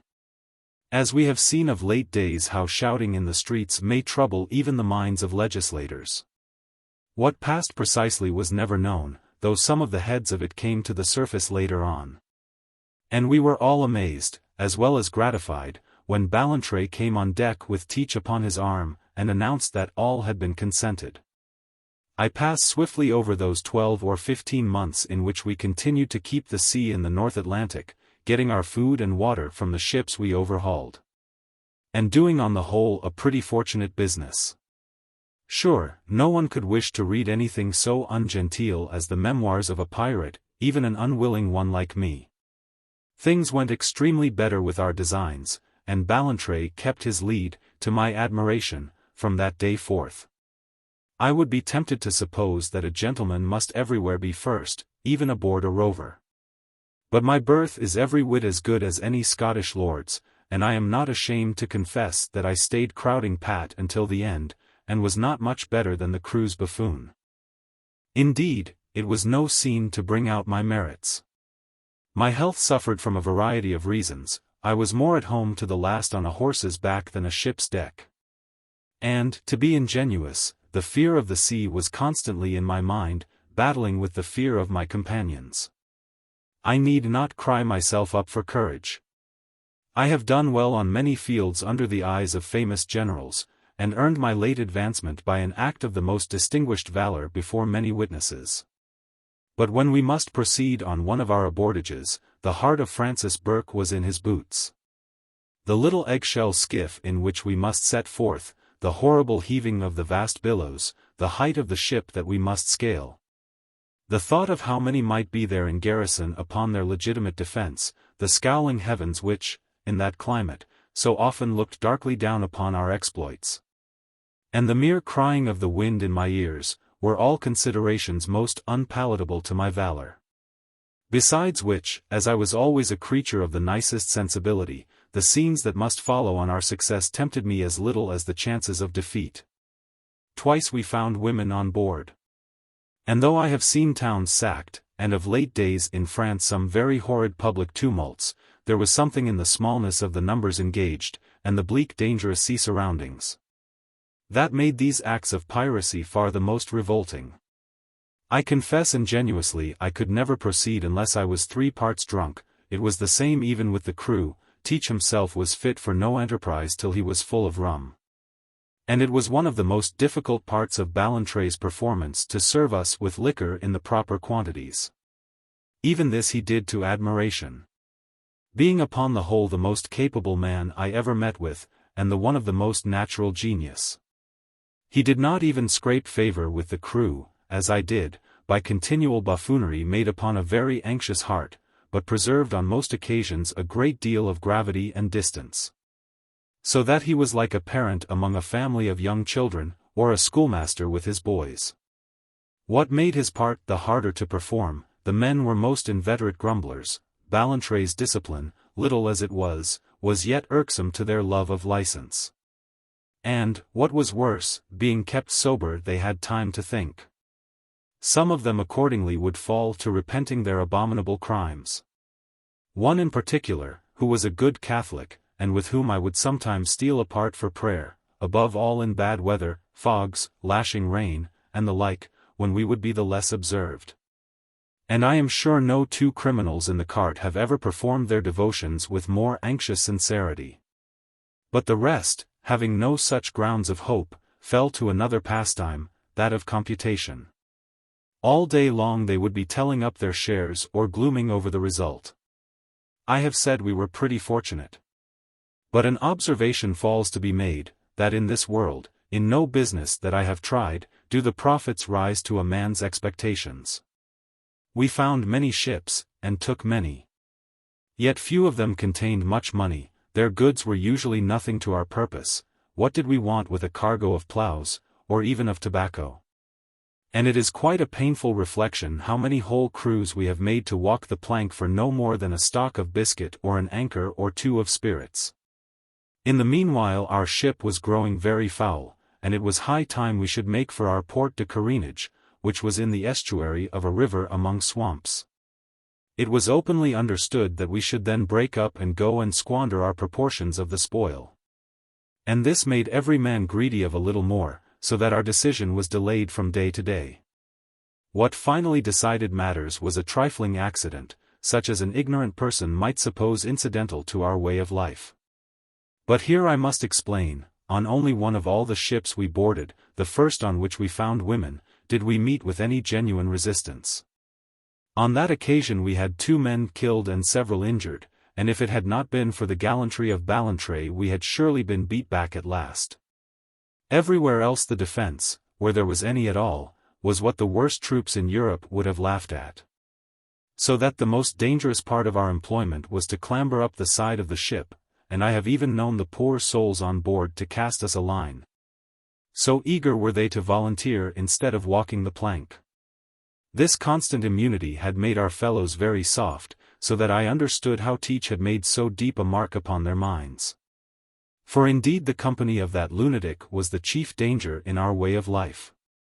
The accident to which I have referred was this: we had sighted a little full-rigged ship very close under our board in a haze.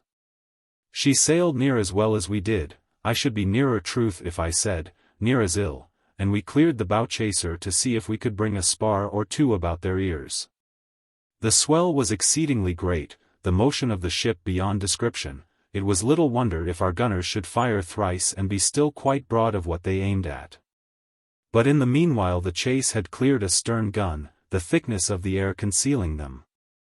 And being better marksmen, their first shot struck us in the bows, knocked our 2 gunners into mincemeat, so that we were all sprinkled with the blood, and plunged through the deck into the forecastle, where we slept.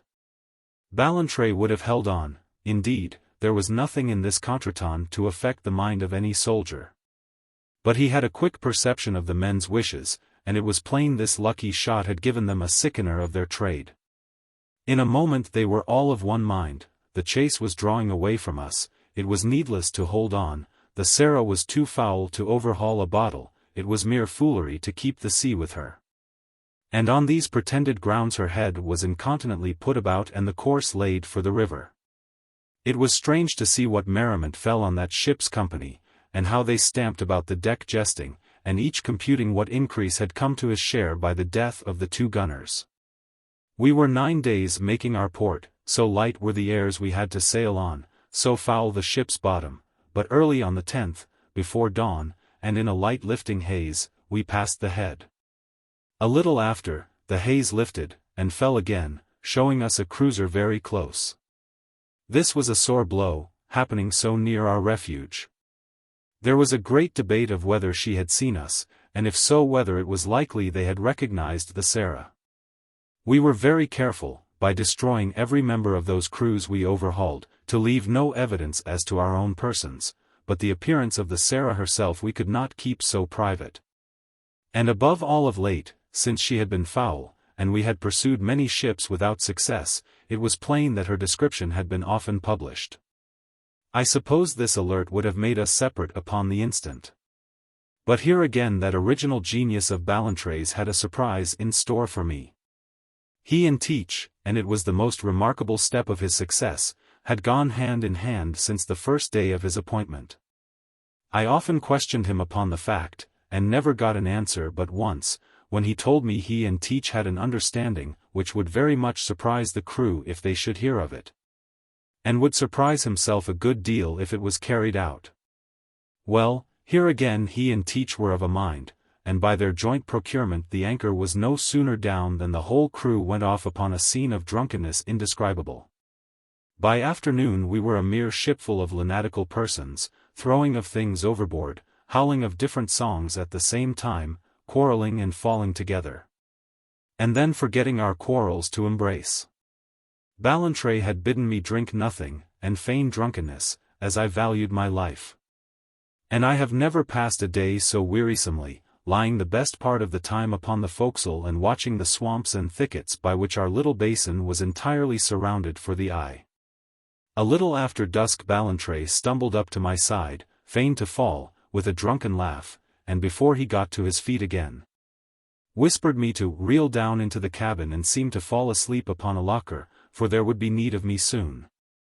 I did as I was told, and coming into the cabin, where it was quite dark, let myself fall on the first locker. There was a man there already. By the way he stirred and threw me off, I could not think he was much in liquor, and yet when I had found another place, he seemed to continue to sleep on. My heart now beat very hard, for I saw some desperate matter was in act. Presently down came Ballantrae, lit the lamp, looked about the cabin, nodded as if pleased, and on deck again without a word. I peered out from between my fingers, and saw there were 3 of us slumbering, or feigning to slumber, on the lockers, myself, one Dutton, and one Grady, both resolute men. On deck the rest were got to a pitch of revelry quite beyond the bounds of what is human, so that no reasonable name can describe the sounds they were now making. I have heard many a drunken bout in my time, many on board that very Sarah, but never anything the least like this, which made me early suppose the liquor had been tampered with.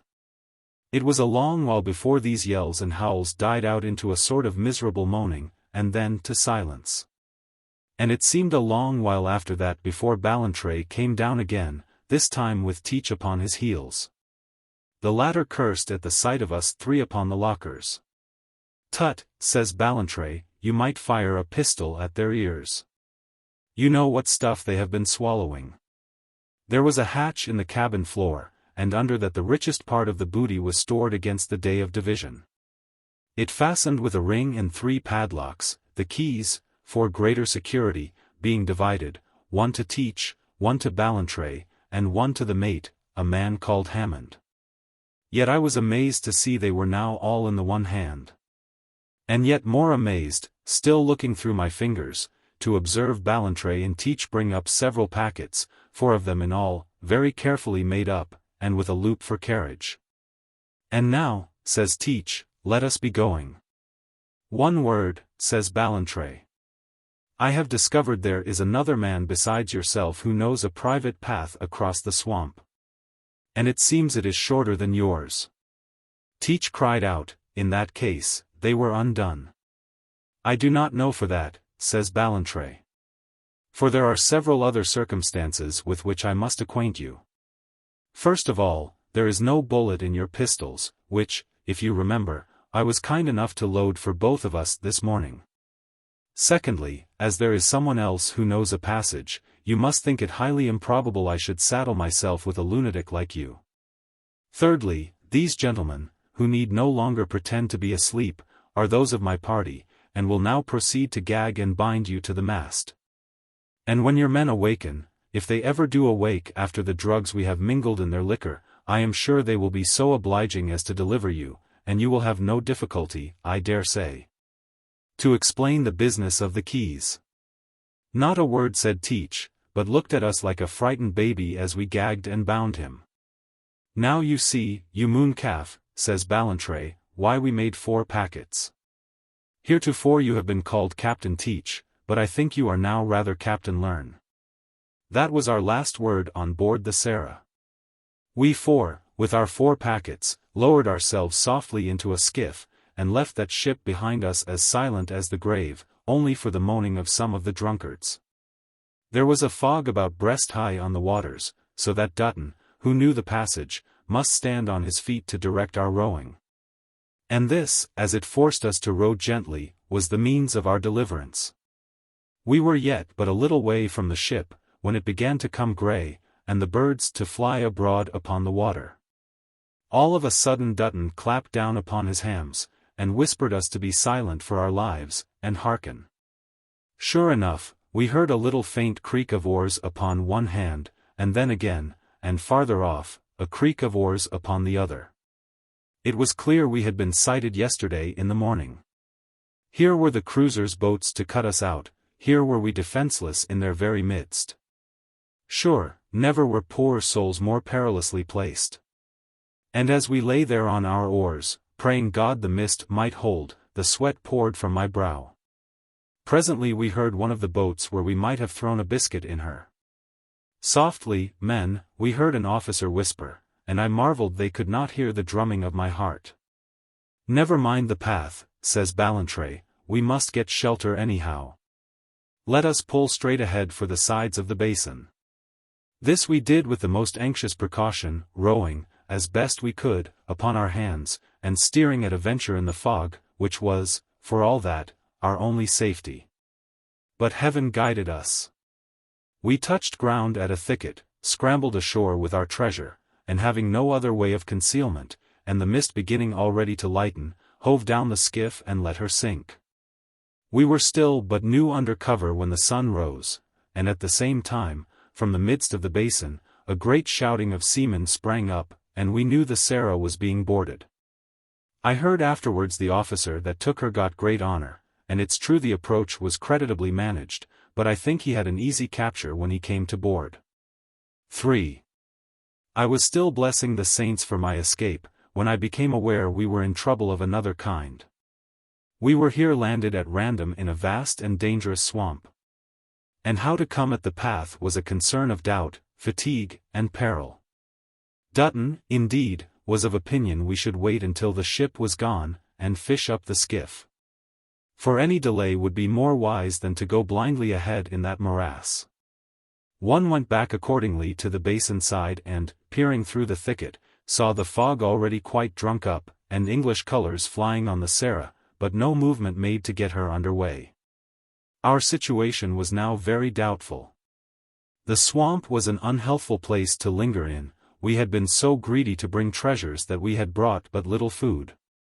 It was highly desirable, besides, that we should get clear of the neighborhood and into the settlements before the news of the capture went abroad. And against all these considerations there was only the peril of the passage on the other side. I think it not wonderful we decided on the active part. It was already blistering hot when we set forth to pass the marsh, or rather to strike the path, by compass. Dutton took the compass, and one or other of us three carried his proportion of the treasure. I promise you he kept a sharp eye to his rear, for it was like the man's soul that he must trust us with. The thicket was as close as a bush, the ground very treacherous, so that we often sank in the most terrifying manner, and must go roundabout. The heat, besides, was stifling, the air singularly heavy, and the stinging insects abounded in such myriads that each of us walked under his own cloud.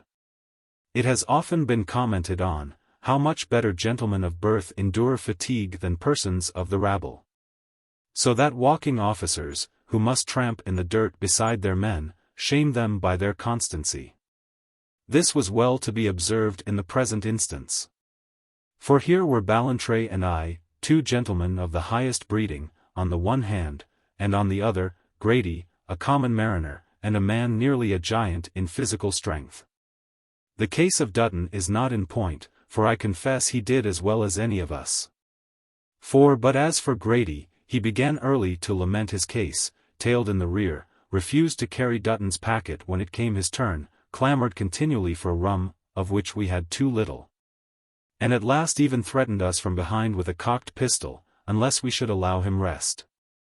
Ballantrae would have fought it out, I believe, but I prevailed with him the other way, and we made a stop and ate a meal. It seemed to benefit Grady little. He was in the rear again at once, growling and bemoaning his lot. And at last, by some carelessness, not having followed properly in our tracks, stumbled into a deep part of the slough where it was mostly water, gave some very dreadful screams. And before we could come to his aid had sunk along with his booty. His fate, and above all these screams of his, appalled us to the soul. Yet it was on the whole a fortunate circumstance, and the means of our deliverance, for it moved Dutton to mount into a tree, whence he was able to perceive and to show me, who had climbed after him, a high piece of the wood, which was a landmark for the path. He went forward the more carelessly, I must suppose, for presently we saw him sink a little down, draw up his feet and sink again, and so twice. Then he turned his face to us, pretty white. "Lend a hand," said he, "I am in a bad place." "I don't know about that," says Ballantrae, standing still. Dutton broke out into the most violent oaths, sinking a little lower as he did, so that the mud was nearly to his waist, and plucking a pistol from his belt, "Help me," he cries. "Or die and be damned to you." "Nay," says Ballantrae, "I did but jest. I am coming." And he set down his own packet and Dutton's, which he was then carrying. "Do not venture near till we see if you are needed," said he to me, and went forward alone to where the man was bogged. He was quiet now, though he still held the pistol. And the marks of terror in his countenance were very moving to behold. "For the Lord's sake," says he, "look sharp." Ballantrae was now got close up. "Keep still," says he, and seem to consider. "And then, reach out both your hands." Dutton laid down his pistol, and so watery was the top surface that it went clear out of sight. With an oath he stooped to snatch it. And as he did so, Ballantrae leaned forth and stabbed him between the shoulders. Up went his hands over his head, I know not whether with the pain or to ward himself. And the next moment he doubled forward in the mud. Ballantrae was already over the ankles, but he plucked himself out, and came back to me, where I stood with my knees smiting one another. "The devil take you, Francis," says he. "I believe you are a half-hearted fellow, after all. I have only done justice on a pirate. And here we are quite clear of the Sarah. Who shall now say that we have dipped our hands in any irregularities?" I assured him he did me injustice. But my sense of humanity was so much affected by the horridness of the fact that I could scarce find breath to answer with. "Come," said he, "you must be more resolved. The need for this fellow ceased when he had shown you where the path ran, and you cannot deny I would have been daft to let slip so fair an opportunity." I could not deny but he was right in principle, nor yet could I refrain from shedding tears, of which I think no man of valor need have been ashamed. And it was not until I had a share of the rum that I was able to proceed. I repeat, I am far from ashamed of my generous emotion. Mercy is honorable in the warrior. And yet I cannot altogether censure Ballantrae, whose step was really fortunate, as we struck the path without further misadventure, and the same night, about sundown, came to the edge of the morass. We were too weary to seek far. On some dry sands, still warm with the day's sun, and close under a wood of pines, we lay down and were instantly plunged in sleep. We awaked the next morning very early, and began with a sullen spirit a conversation that came near to end in blows. We were now cast on shore in the southern provinces, thousands of miles from any French settlement. A dreadful journey in 1,000 perils lay in front of us. And sure, if there was ever need for amity, it was in such an hour. I must suppose that Ballantrae had suffered in his sense of what is truly polite. Indeed, and there is nothing strange in the idea, after the sea-wolves we had consorted with so long. And as for myself, he fubbed me off unhandsomely, and any gentleman would have resented his behavior. I told him in what light I saw his conduct. He walked a little off, I following to upbraid him. And at last he stopped me with his hand. "Frank," says he, "you know what we swore. And yet there is no oath invented would induce me to swallow such expressions, if I did not regard you with sincere affection. It is impossible you should doubt me there, I have given proofs. Dutton I had to take, because he knew the pass, and Grady because Dutton would not move without him, but what call was there to carry you along? You are a perpetual danger to me with your cursed Irish tongue. By rights you should now be in irons in the cruiser. And you quarrel with me like a baby for some trinkets." I considered this one of the most unhandsome speeches ever made, and indeed to this day I can scarce reconcile it to my notion of a gentleman that was my friend. I retorted upon him with his Scots accent, of which he had not so much as some, but enough to be very barbarous and disgusting, as I told him plainly. And the affair would have gone to a great length, but for an alarming intervention. We had got some way off upon the sand. The place where we had slept, with the packets lying undone and the money scattered openly, was now between us and the pines, and it was out of these the stranger must have come. There he was at least, a great hulking fellow of the country, with a broad axe on his shoulder, looking open-mouthed, now at the treasure, which was just at his feet, and now at our disputation, in which we had gone far enough to have weapons in our hands. We had no sooner observed him than he found his legs and made off again among the pines. This was no scene to put our minds at rest. A couple of armed men in sea clothes found quarreling over a treasure. Not many miles from where a pirate had been captured, here was enough to bring the whole country about our ears. The quarrel was not even made up, it was blotted from our minds, and we got our packets together in the twinkling of an eye, and made off, running with the best will in the world. But the trouble was, we did not know in what direction, and must continually return upon our steps. Ballantrae had indeed collected what he could from Dutton, but it's hard to travel upon hearsay. And the estuary, which spreads into a vast irregular harbor, turned us off upon every side with a new stretch of water. We were near beside ourselves, and already quite spent with running, when, coming to the top of a dune, we saw we were again cut off by another ramification of the bay. This was a creek, however, very different from those that had arrested us before, being set in rocks, and so precipitously deep that a small vessel was able to lie alongside, made fast with a hawser. And her crew had laid a plank to the shore.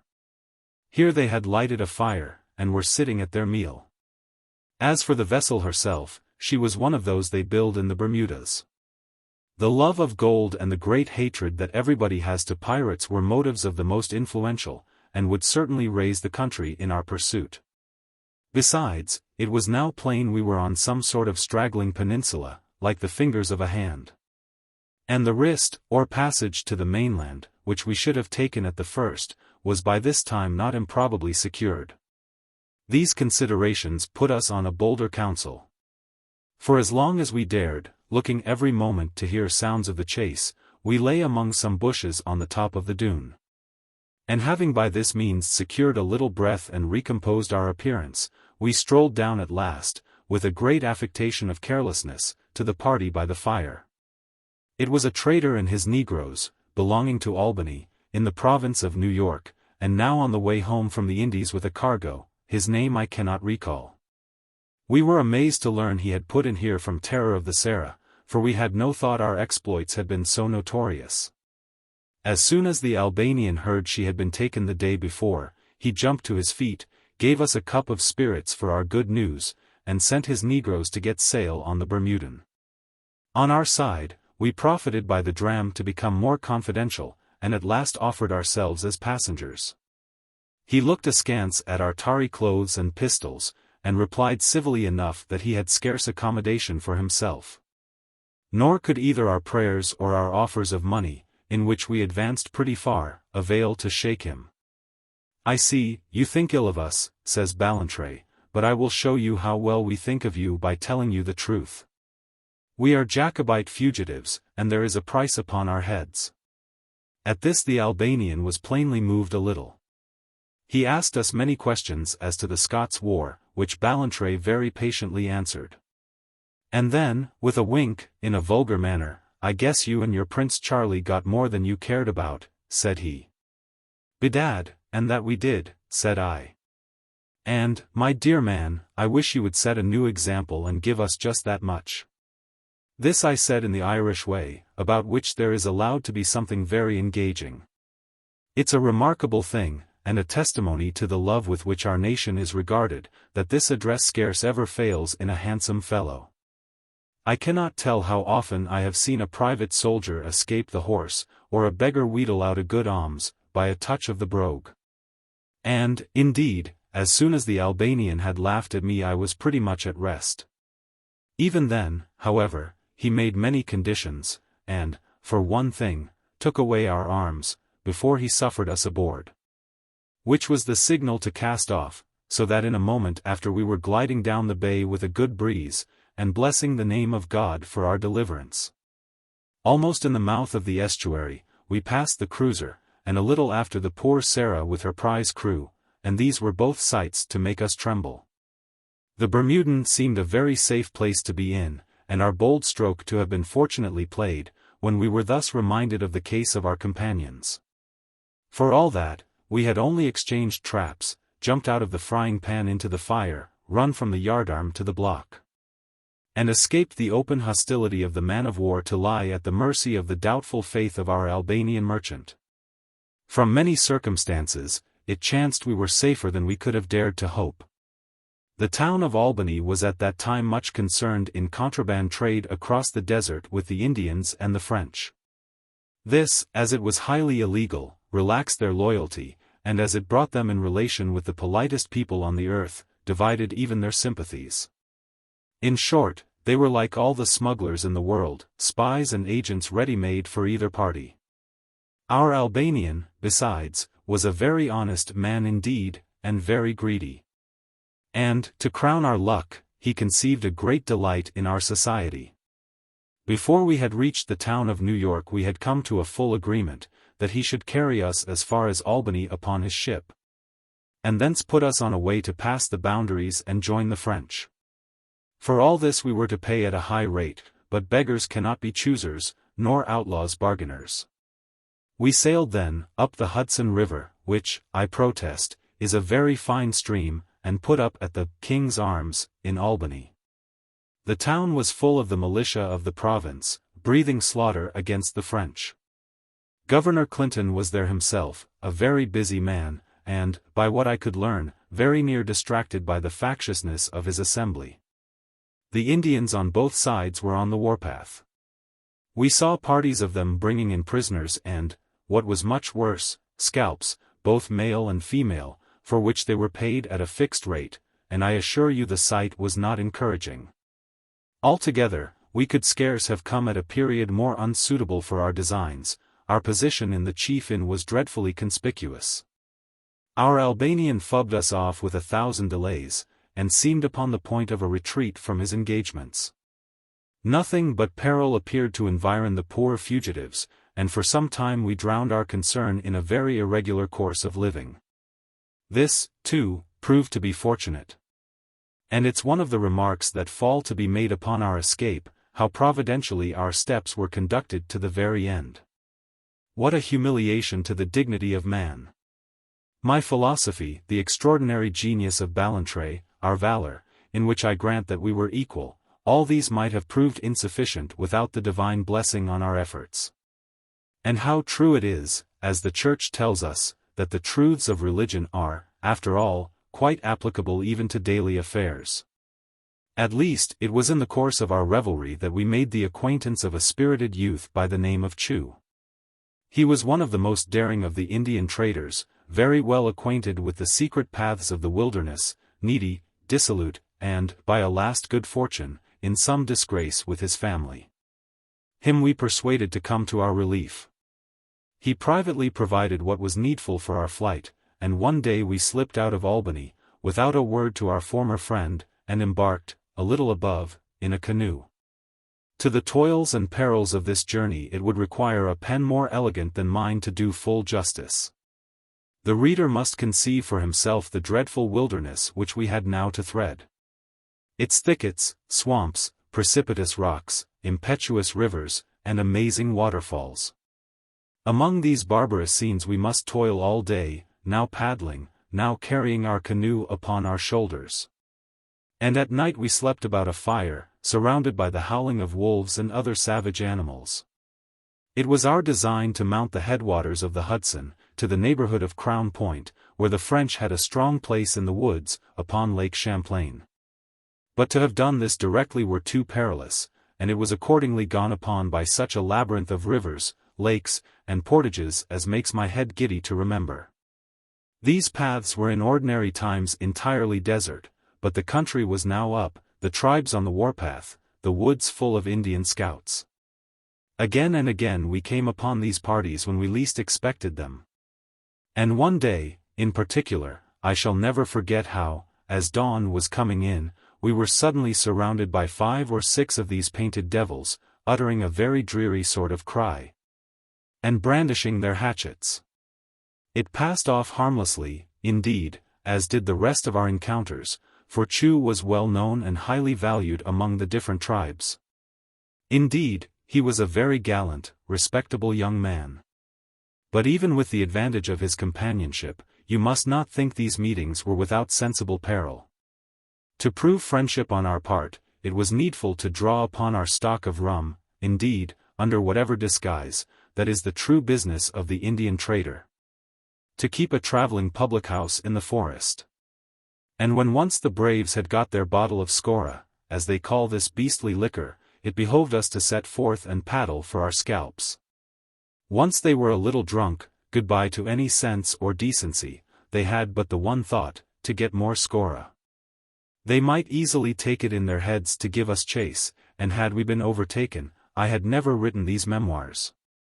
We were come to the most critical portion of our course, where we might equally expect to fall into the hands of French or English, when a terrible calamity befell us. Chew was taken suddenly sick with symptoms like those of poison, and in the course of a few hours expired in the bottom of the canoe. We thus lost at once our guide, our interpreter, our boatman, and our passport, for he was all these in one, and found ourselves reduced, at a blow, to the most desperate and irremediable distress. Chu, who took a great pride in his knowledge, had indeed often lectured us on the geography, and Ballantrae, I believe, would listen. But for my part one have always found such information highly tedious. And beyond the fact that we were now in the country of the Adirondack Indians, and not so distant from our destination, could we but have found the way, I was entirely ignorant. The wisdom of my course was soon the more apparent, for, with all his pains, Ballantrae was no further advanced than myself. He knew we must continue to go up one stream. Then, by way of a portage, down another, and then up a third. But you are to consider, in a mountain country, how many streams come rolling in from every hand.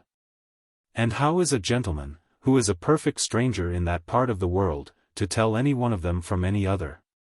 Nor was this our only trouble. We were great novices, besides, in handling a canoe.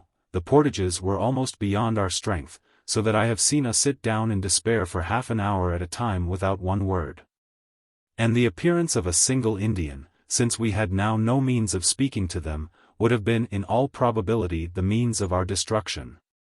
There is altogether some excuse if Ballantrae showed something of a glooming disposition. His habit of imputing blame to others, quite as capable as himself, was less tolerable, and his language it was not always easy to accept. Indeed, he had contracted on board the pirate ship a manner of address which was in a high degree unusual between gentlemen. And now, when you might say he was in a fever, it increased upon him hugely. The third day of these wanderings, as we were carrying the canoe upon a rocky portage, she fell, and was entirely bilged. The portage was between two lakes, both pretty extensive. The track, such as it was, opened at both ends upon the water, and on both hands was enclosed by the unbroken woods. And the sides of the lakes were quite impassable with bog, so that we beheld ourselves not only condemned to go without our boat and the greater part of our provisions, but to plunge at once into impenetrable thickets and to desert what little guidance we still had, the course of the river.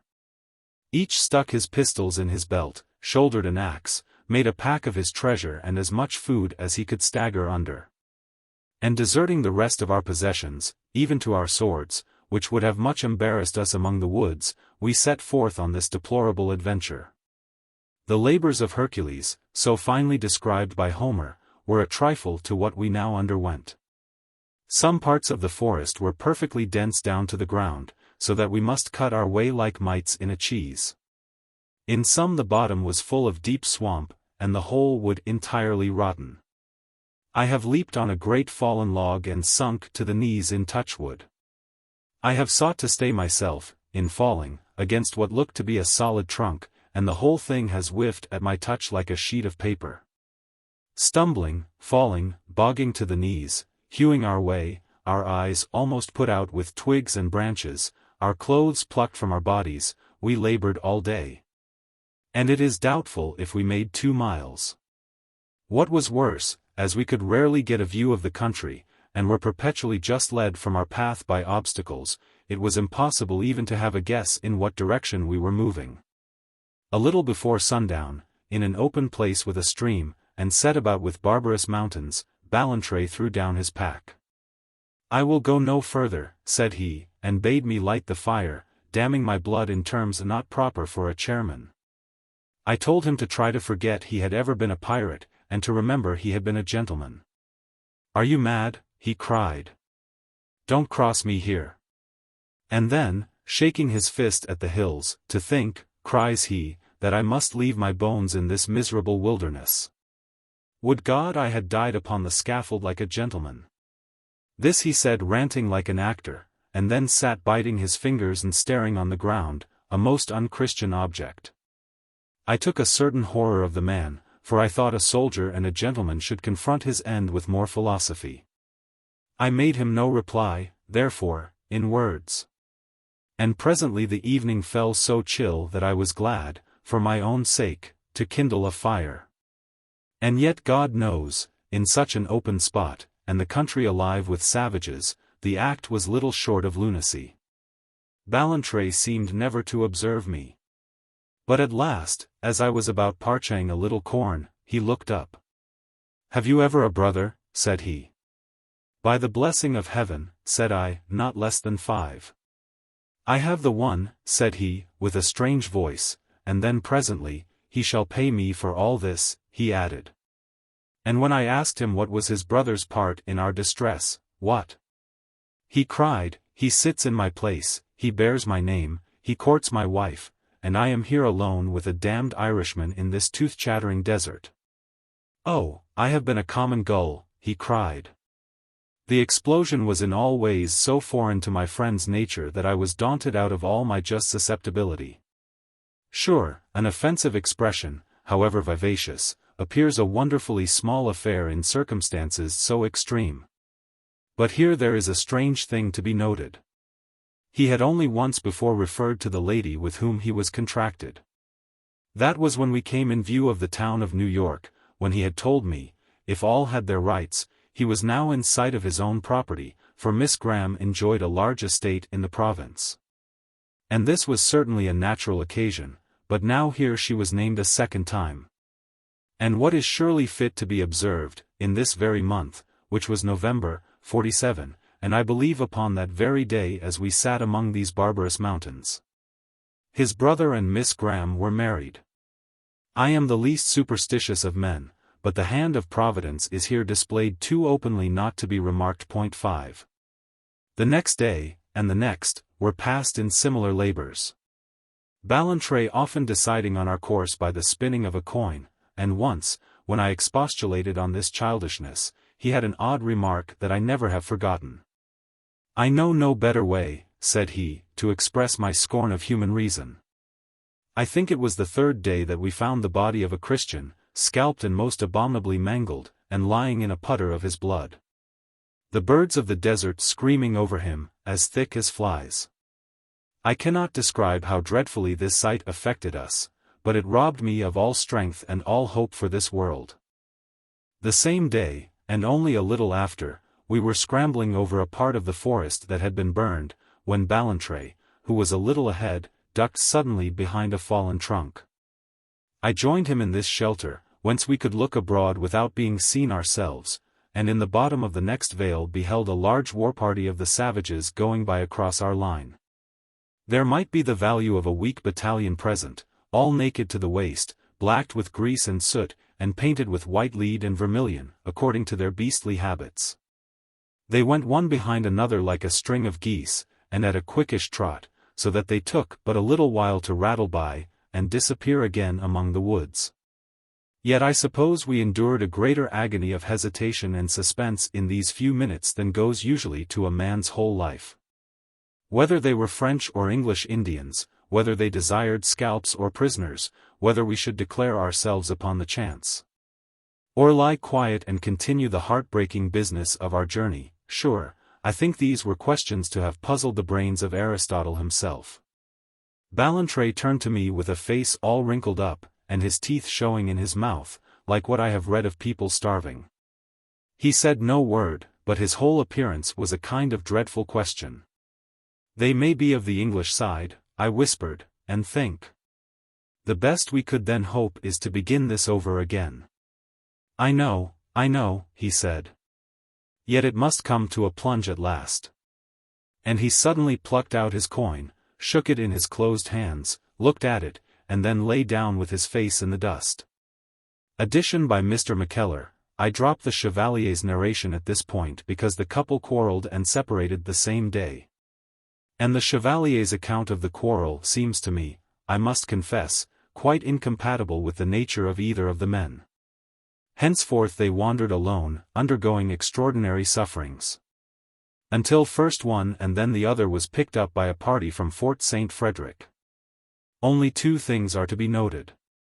And first, as most important for my purpose, that the master, in the course of his miseries, buried his treasure, at a point never since discovered, but of which he took a drawing in his own blood on the lining of his hat. And second, that on his coming thus penniless to the fort, he was welcomed like a brother by the Chevalier, who thence paid his way to France.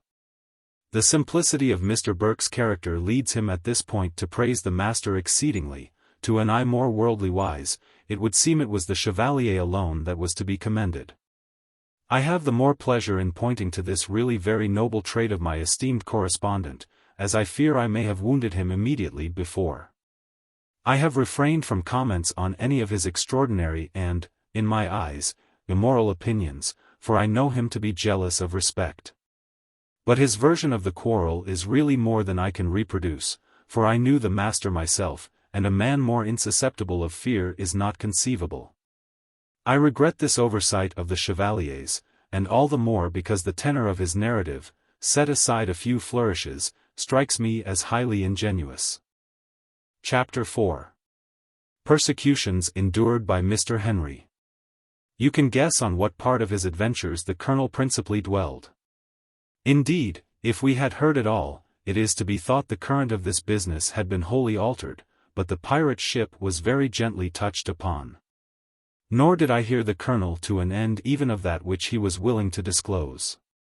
For Mr. Henry, having for some while been plunged in a brown study, rose at last from his seat and, reminding the Colonel there were matters that he must attend to, bade me follow him immediately to the office. Once there, he sought no longer to dissemble his concern, walking to and fro in the room with a contorted face, and passing his hand repeatedly upon his brow. "We have some business," he began at last, and there broke off, declared we must have wine, and sent for a magnum of the best. This was extremely foreign to his habitudes. And, what was still more so, when the wine had come, he gulped down one glass upon another like a man careless of appearances. But the drink steadied him. "You will scarce be surprised, Mackellar," says he, "when I tell you that my brother, whose safety we are all rejoiced to learn, stands in some need of money." I told him I had misdoubted as much. But the time was not very fortunate, as the stock was low. "Not mine," said he. "There is the money for the mortgage." I reminded him it was Mrs. Henry's. "I will be answerable to my wife," he cried violently. "And then," said I, "there is the mortgage." "I know," said he, "it is on that I would consult you." I showed him how unfortunate a time it was to divert this money from its destination, and how, by so doing, we must lose the profit of our past economies, and plunge back the estate into the mire. I even took the liberty to plead with him, and when he still opposed me with a shake of the head and a bitter dogged smile, my zeal quite carried me beyond my place. "This is midsummer madness," cried I, "and I for one will be no party to it." "You speak as though I did it for my pleasure," says he. "But I have a child now, and, besides, I love order. And to say the honest truth, Mackellar, I had begun to take a pride in the estates." He gloomed for a moment. "But what would you have?" he went on. "Nothing is mine, nothing. This day's news has knocked the bottom out of my life. I have only the name and the shadow of things, only the shadow, there is no substance in my rights." "They will prove substantial enough before a court," said I. He looked at me with a burning eye, and seemed to repress the word upon his lips. And I repented what I had said, for I saw that while he spoke of the estate he had still a side thought to his marriage. And then, of a sudden, he twitched the letter from his pocket, where it lay all crumpled, smoothed it violently on the table, and read these words to me with a trembling tongue. "My dear Jacob," this is how he begins. Cries he, "My dear Jacob, I once called you so, you may remember, and you have now done the business, and flung my heels as high as Criffel. What do you think of that, Mackellar?" says he, "from an only brother. I declare to God I liked him very well, I was always staunch to him, and this is how he writes.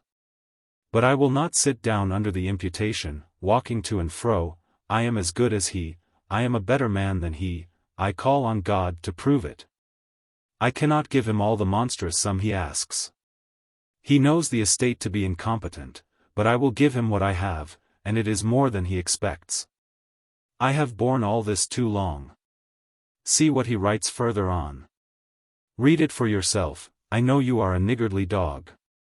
A niggardly dog. I niggardly? Is that true, Mackellar?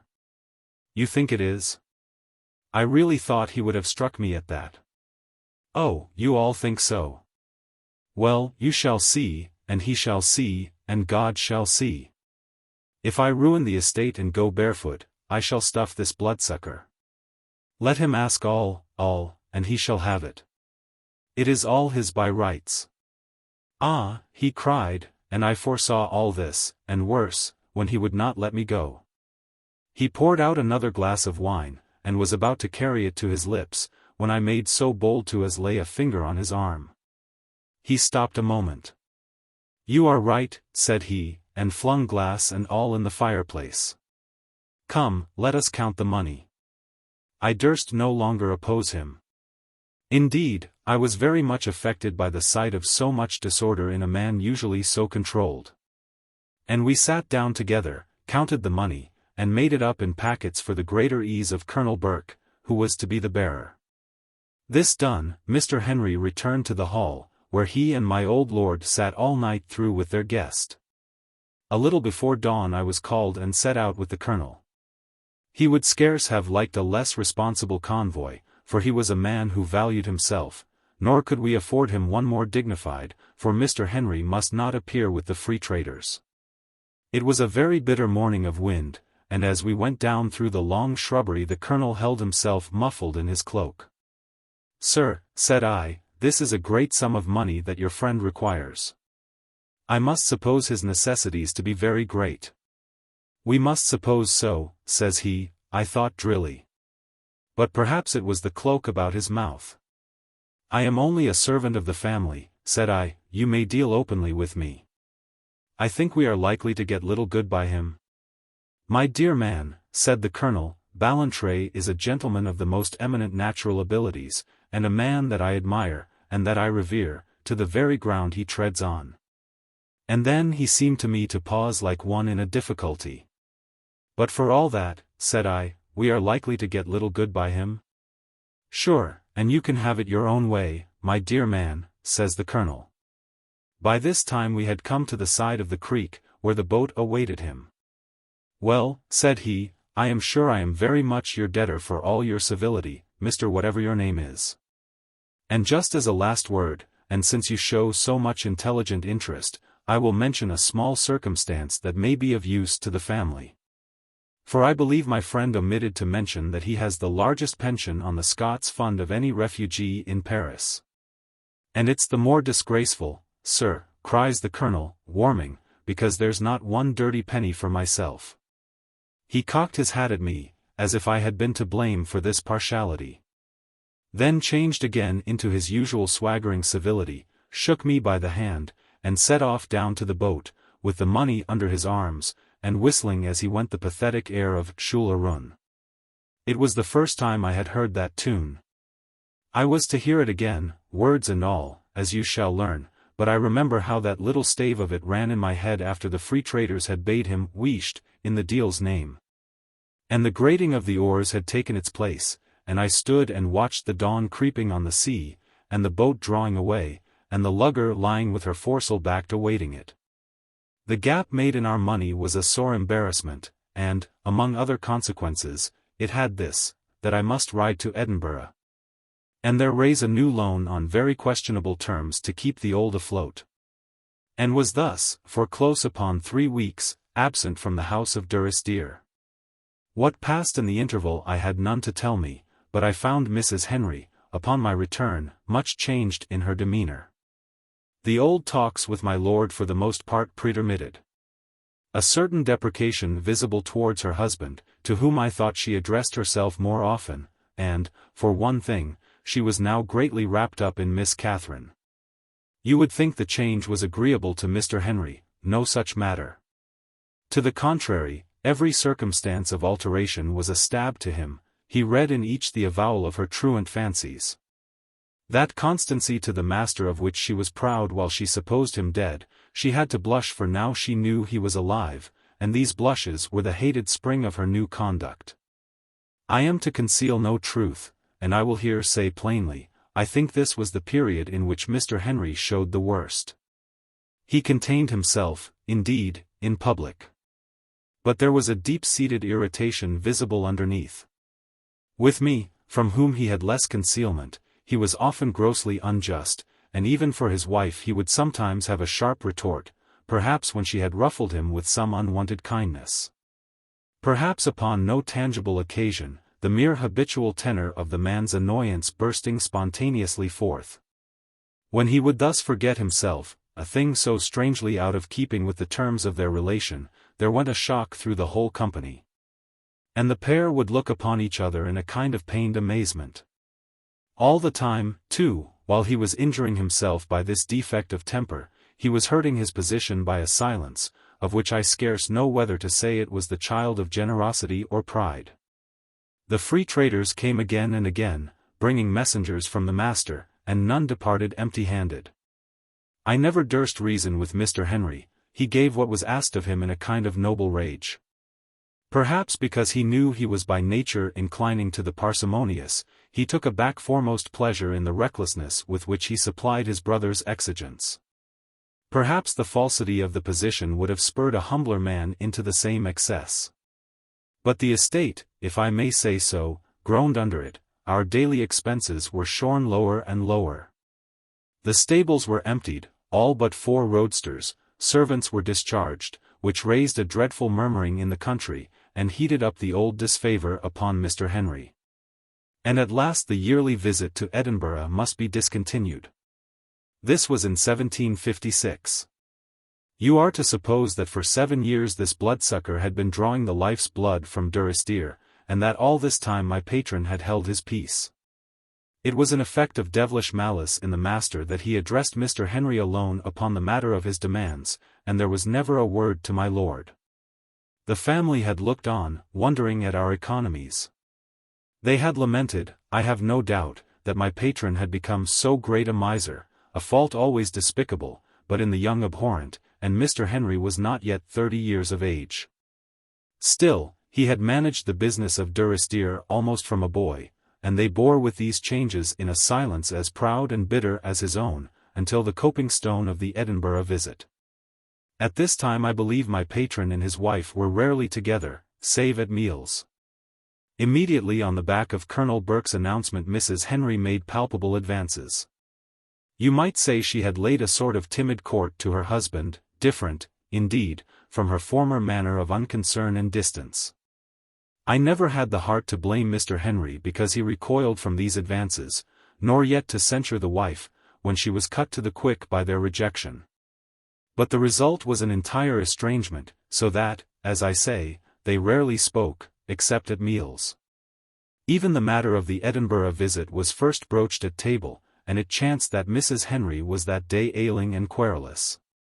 She had no sooner understood her husband's meaning than the red flew in her face. At last, she cried, "This is too much. Heaven knows what pleasure I have in my life, that I should be denied my only consolation. These shameful proclivities must be trod down. We are already a mark and an eyesore in the neighborhood. I will not endure this fresh insanity. I cannot afford it," says Mr. Henry. "Afford?" she cried. "For shame. But I have money of my own." "That is all mine, madam, by marriage," he snarled, and instantly left the room. My old lord threw up his hands to heaven, and he and his daughter, withdrawing to the chimney, gave me a broad hint to be gone. I found Mr. Henry in his usual retreat, the steward's room, perched on the end of the table, and plunging his penknife in it with a very ugly countenance. "Mr. Henry," said I, "you do yourself too much injustice, and it is time this should cease." "Oh," cries he, "nobody minds here. They think it only natural. I have shameful proclivities. I am a niggardly dog," and he drove his knife up to the hilt. "But I will show that fellow," he cried with an oath, "I will show him which is the more generous." "This is no generosity," said I. "This is only pride." "Do you think I want morality?" he asked. I thought he wanted help, and I should give it him, willy-nilly.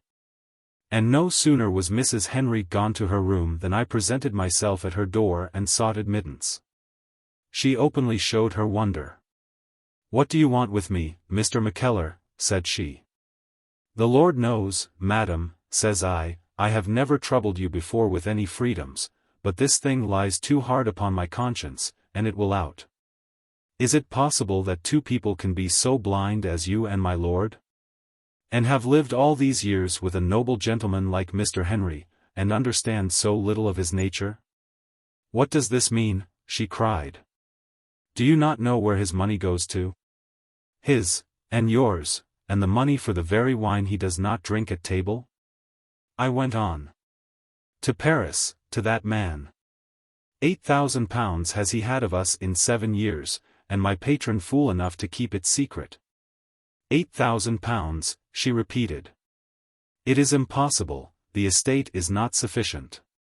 "God knows how we have sweated farthings to produce it," said I, "but 8,060 is the sum, beside odd shillings. And if you can think my patron miserly after that, this shall be my last interference." "You need say no more, Mr. Mackellar," said she. "You have done most properly in what you too modestly call your interference. I am much to blame. You must think me indeed a very unobservant wife," looking upon me with a strange smile, "but I shall put this right at once. The master was always of a very thoughtless nature. But his heart is excellent, he is the soul of generosity. I shall write to him myself. You cannot think how you have pained me by this communication." "Indeed, madam, I had hoped to have pleased you," said I, for I raged to see her still thinking of the master. "And pleased," said she, "and pleased me of course.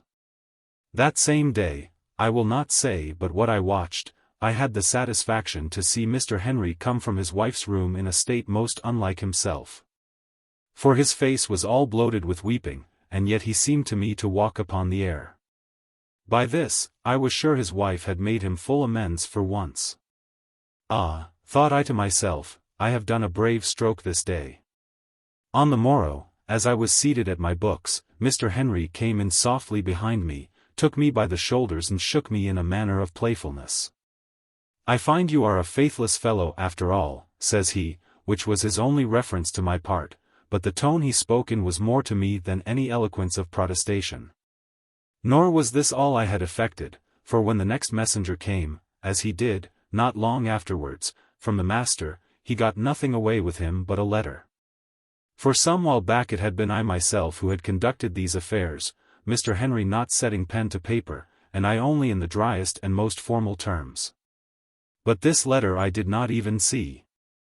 It would scarce be pleasant reading, for Mr. Henry felt he had his wife behind him for once, and I observed, on the day it was dispatched, he had a very gratified expression. Things went better now in the family, though it could scarce be pretended they went well. There was now at least no misconception, there was kindness upon all sides.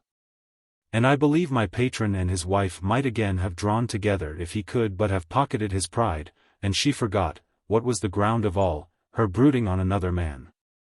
It is wonderful how a private thought leaks out, it is wonderful to me now how we should all have followed the current of her sentiments. And though she bore herself quietly, and had a very even disposition, yet we should have known whenever her fancy ran to Paris. And would not anyone have thought that my disclosure must have rooted up that idol?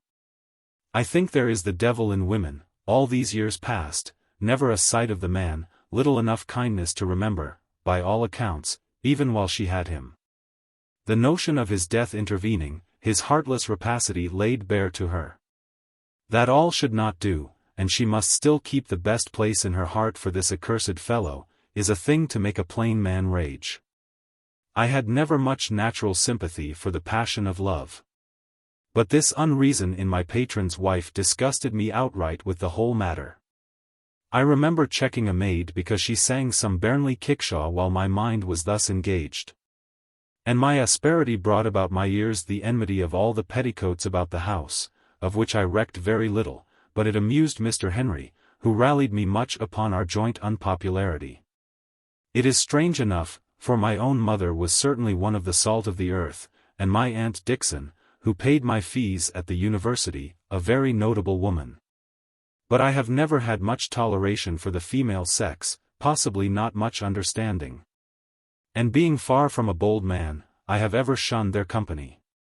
Not only do I see no cause to regret this diffidence in myself, but have invariably remarked the most unhappy consequences follow those who were less wise. So much I thought proper to set down, lest I show myself unjust to Mrs. Henry. And, besides, the remark arose naturally, on a reperusal of the letter which was the next step in these affairs, and reached me, to my sincere astonishment, by a private hand. Some week or so after the departure of the last messenger. Letter from Colonel Burke, afterwards Chevalier, to Mr. Mackellar. Troyes in Champagne. July 12, 1756. My dear Sir, you will doubtless be surprised to receive a communication from one so little known to you. But on the occasion I had the good fortune to rencounter you at Durrisdeer. I remarked you for a young man of a solid gravity of character, a qualification which I profess I admire and revere next to natural genius or the bold chivalrous spirit of the soldier. I was, besides, interested in the noble family which you have the honor to serve, or, to speak more by the book, to be the humble and respected friend of. And a conversation I had the pleasure to have with you very early in the morning has remained much upon my mind. Being the other day in Paris, on a visit from this famous city, where I am in garrison, I took occasion to inquire your name, which I profess I had forgot, at my friend, the Master of B. And, a fair opportunity occurring, I write to inform you of what's new. The Master of B. When we had last some talk of him together, was in receipt, as I think I then told you, of a highly advantageous pension on the Scots Fund. He next received a company, and was soon after advanced to a regiment of his own. My dear Sir, I do not offer to explain this circumstance any more than why I myself, who have rid at the right hand of princes, should be fubbed off with a pair of colours and sent to rot in a hole at the bottom of the province. Accustomed as I am to courts, I cannot but feel it is no atmosphere for a plain soldier, and I could never hope to advance by similar means, even could I stoop to the endeavour. But our friend has a particular aptitude to succeed by the means of ladies, and if all be true that I have heard, he enjoyed a remarkable protection. It is like this turned against him. For when I had the honour to shake him by the hand, he was but newly released from the Bastille, where he had been cast on a sealed letter. And, though now released, has both lost his regiment and his pension. My dear Sir, the loyalty of a plain Irishman will ultimately succeed in the place of craft. As I am sure a gentleman of your probity will agree. Now, Sir, the Master is a man whose genius I admire beyond expression, and, besides, he is my friend. But I thought a little word of this revolution in his fortunes would not come amiss, for, in my opinion, the man's desperate. He spoke, when I saw him, of an adventure upon India, whither I am myself in some hope of accompanying my illustrious countryman, Mr. Lally. But for this he would require, as I understood, more money than was readily at his command. You may have heard a military proverb, that it is a good thing to make a bridge of gold to a flying enemy.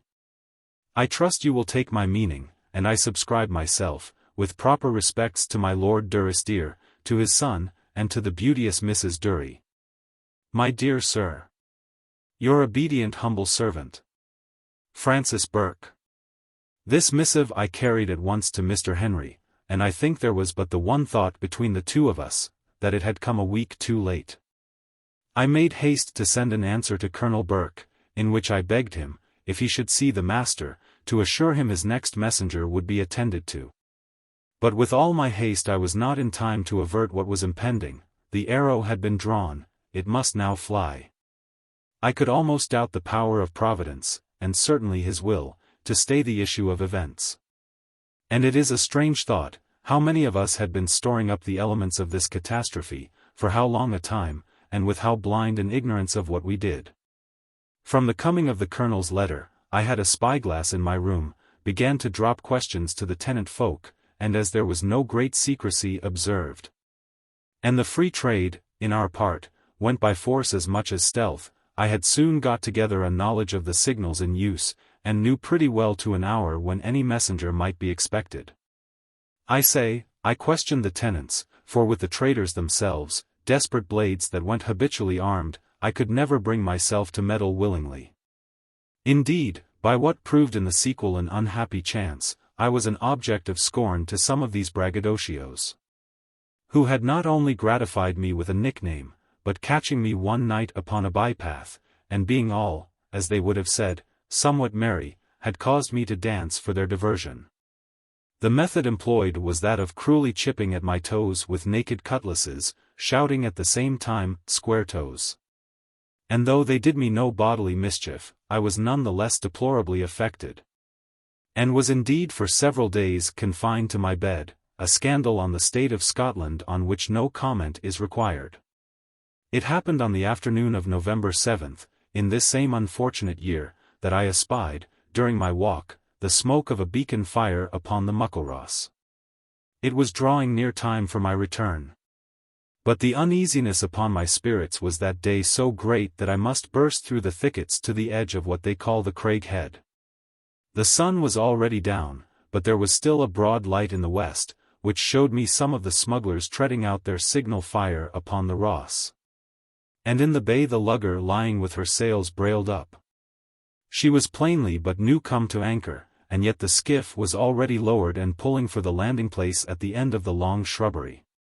And this I knew could signify but one thing, the coming of a messenger for Durrisdeer.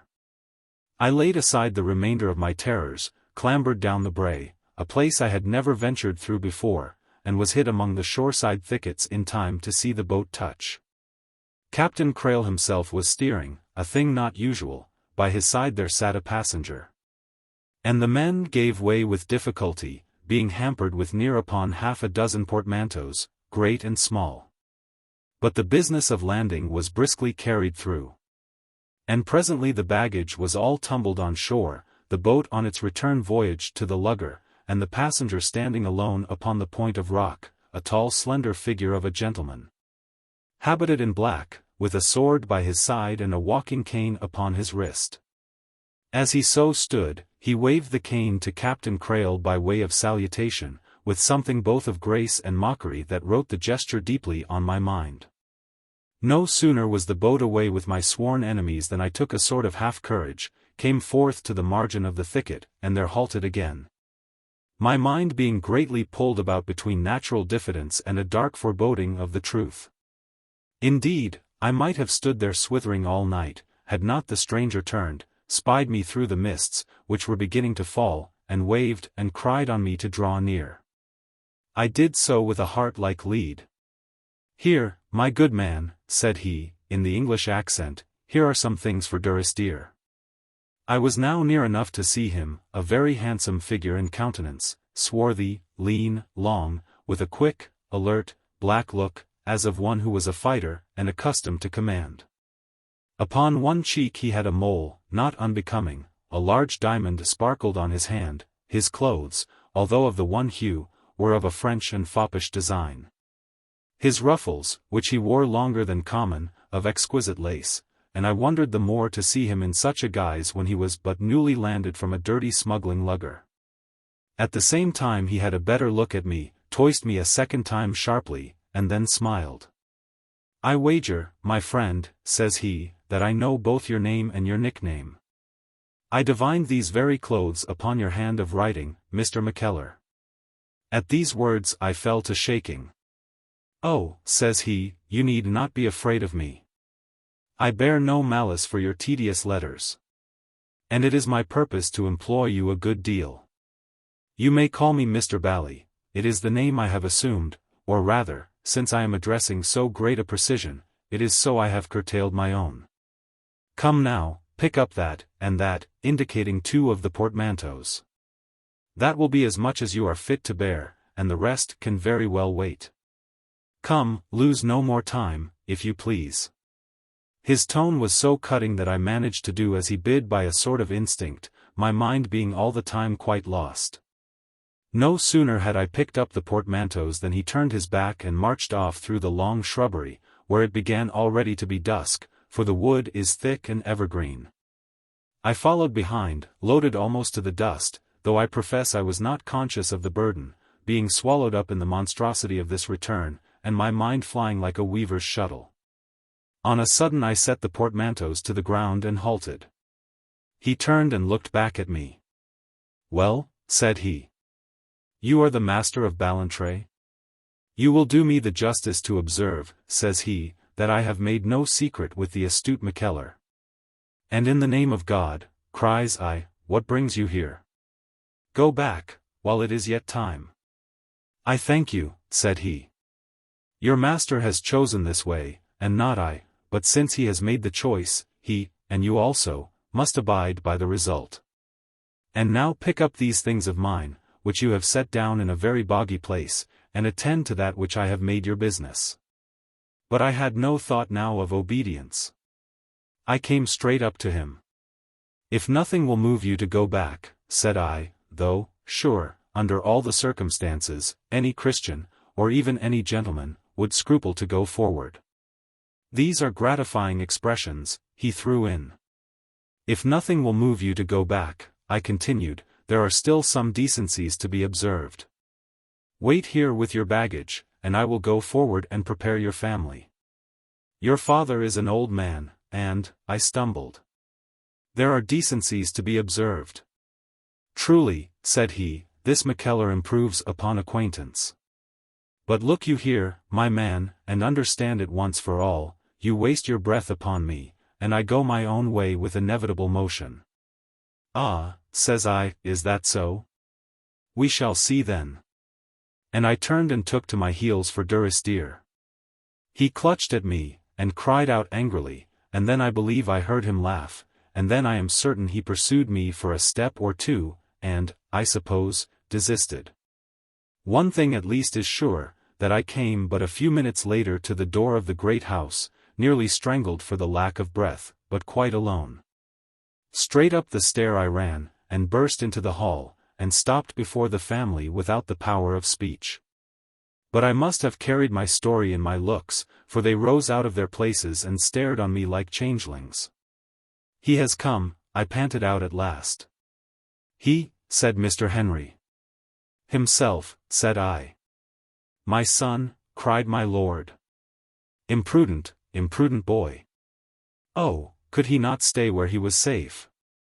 "Never a word," says Mrs. Henry, nor did I look at her, I scarce knew why. "Well," said Mr. Henry, with a very deep breath, "and where is he?" "I left him in the long shrubbery," said I. "Take me to him," said he.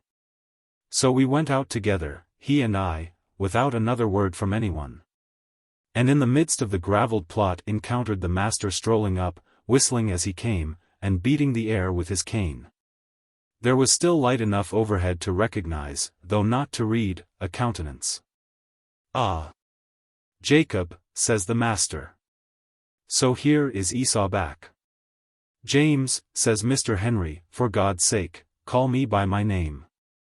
I will not pretend that I am glad to see you, but I would fain make you as welcome as I can in the house of our fathers." "Or in my house." "Or yours," says the master.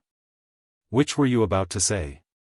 But this is an old sore, and we need not rub it. If you would not share with me in Paris, I hope you will yet scarce deny your elder brother a corner of the fire at Durrisdeer?"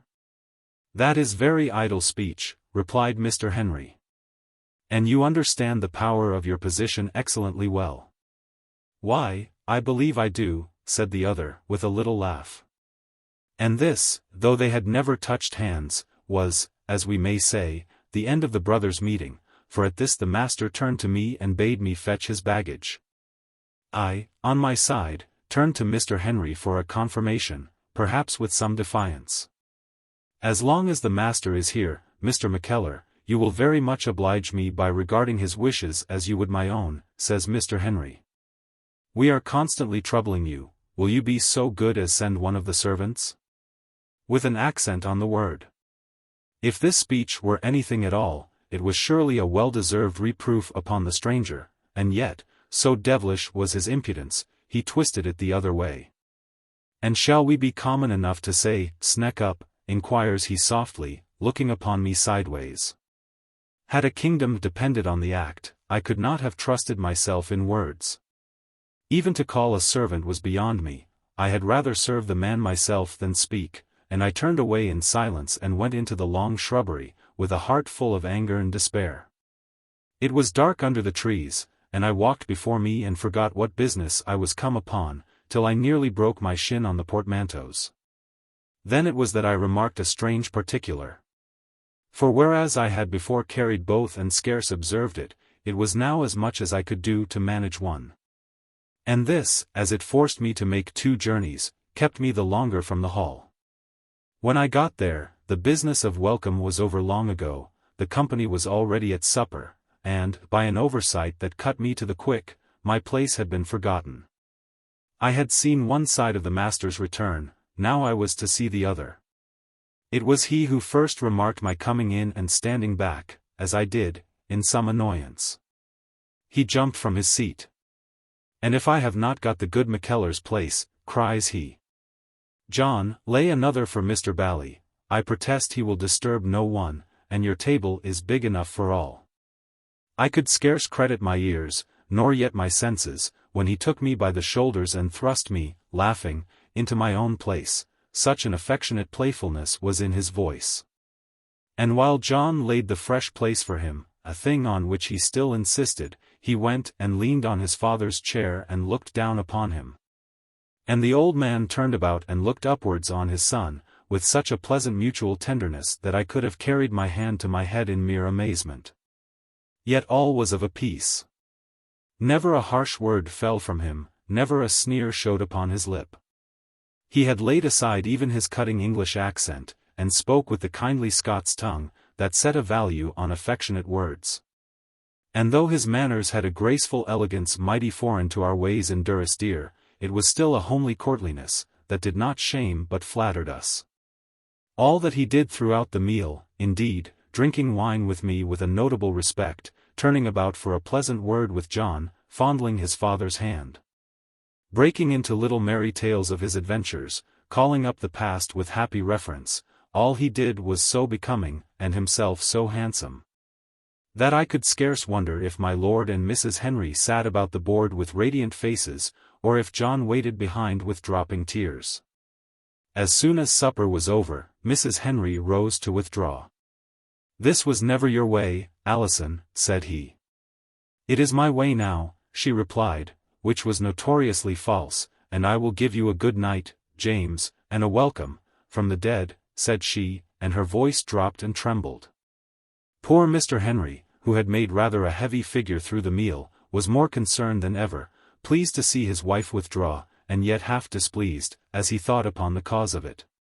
And the next moment altogether dashed by the fervor of her speech. On my part, I thought I was now one too many, and was stealing after Mrs. Henry, when the master saw me. "Now, Mr. Mackellar," says he, "I take this near on an unfriendliness. I cannot have you go, this is to make a stranger of the prodigal son, and let me remind you where, in his own father's house. Come, sit ye down, and drink another glass with Mr. Bally." "Aye, Mr. Mackellar," says my lord, "we must not make a stranger either of him or you. I have been telling my son," he added, his voice brightening as usual on the word, "how much we valued all your friendly service. So I sat there, silent, till my usual hour. And might have been almost deceived in the man's nature but for one passage, in which his perfidy appeared too plain." Here was the passage, of which, after what he knows of the brothers' meeting, the reader shall consider for himself. Mr. Henry sitting somewhat dully, in spite of his best endeavors to carry things before my lord, up jumps the master, passes about the board, and claps his brother on the shoulder. Come, Harry lad," says he, with a broad accent, such as they must have used together when they were boys, "you must not be downcast because your brother has come home. All's yours, that's sure enough, and little I grudge it you. Neither must you grudge me my place beside my father's fire." "And that is too true, Henry," says my old lord, with a little frown, a thing rare with him. "You have been the elder brother of the parable in the good sense, you must be careful of the other." "I am easily put in the wrong," said Mr. Henry. "Who puts you in the wrong?" cried my lord, I thought very tartly for so mild a man. "You have earned my gratitude and your brother's many thousand times, you may count on its endurance, and let that suffice." "Aye, Harry, that you may," said the master. And I thought Mr. Henry looked at him with a kind of wildness in his eye. On all the miserable business that now followed, I have 4 questions that I asked myself often at the time, and ask myself still. Was the man moved by a particular sentiment against Mr. Henry? Or by what he thought to be his interest? Or by a mere delight in cruelty such as cats display and theologians tell us of the devil? Or by what he would have called love? My common opinion halts among the 3 first, but perhaps there lay at the spring of his behavior an element of all. As thus, animosity to Mr. Henry would explain his hateful usage of him when they were alone, the interests he came to serve would explain his very different attitude before my lord. That and some spice of a design of gallantry, his care to stand well with Mrs. Henry. And the pleasure of malice for itself, the pains he was continually at to mingle and oppose these lines of conduct. Partly because I was a very open friend to my patron, partly because in my letters to Paris I had often given myself some freedom of remonstrance, I was included in his diabolical amusement. When I was alone with him, he pursued me with sneers; before the family he used me with the extreme of friendly condescension. This was not only painful in itself. Not only did it put me continually in the wrong, but there was in it an element of insult indescribable.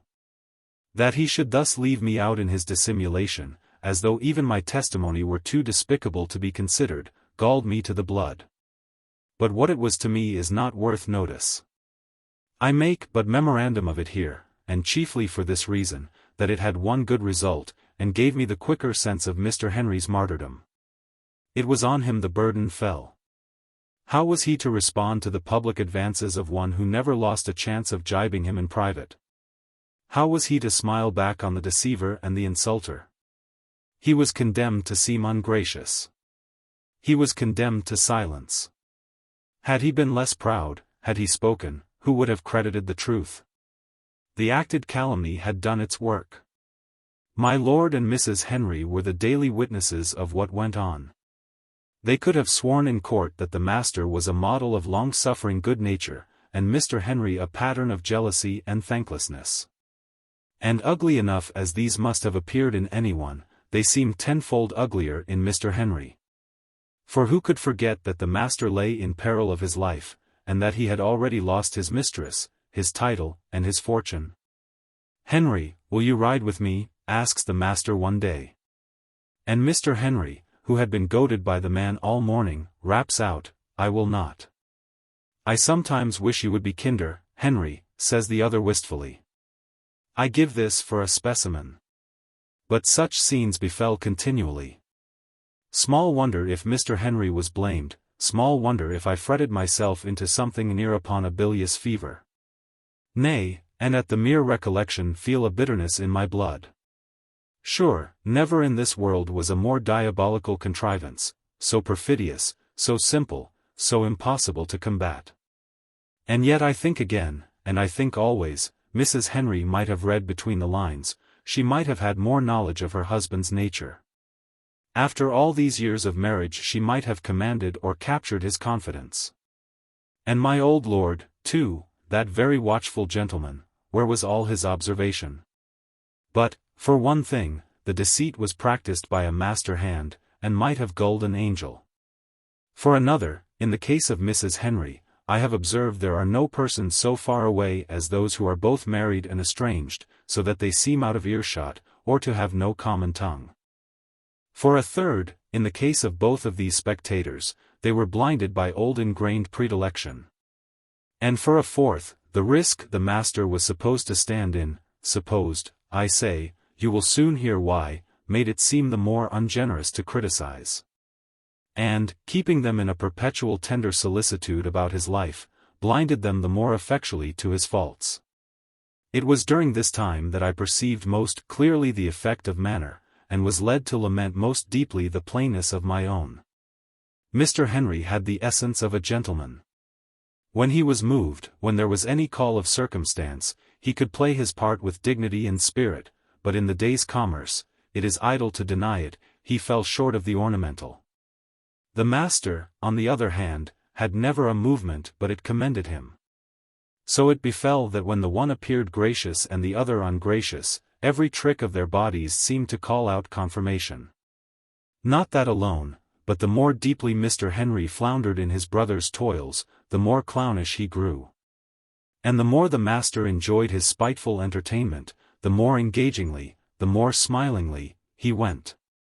So that the plot, by its own scope and progress, furthered and confirmed itself. It was one of the man's arts to use the peril in which, as I say, he was supposed to stand.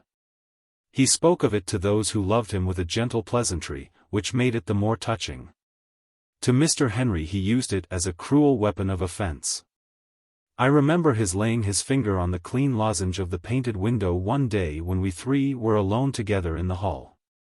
"Here went your lucky guinea, Jacob," said he. And when Mr. Henry only looked upon him darkly, "Oh," he added, "you need not look such impotent malice, my good fly. You can be rid of your spider when you please.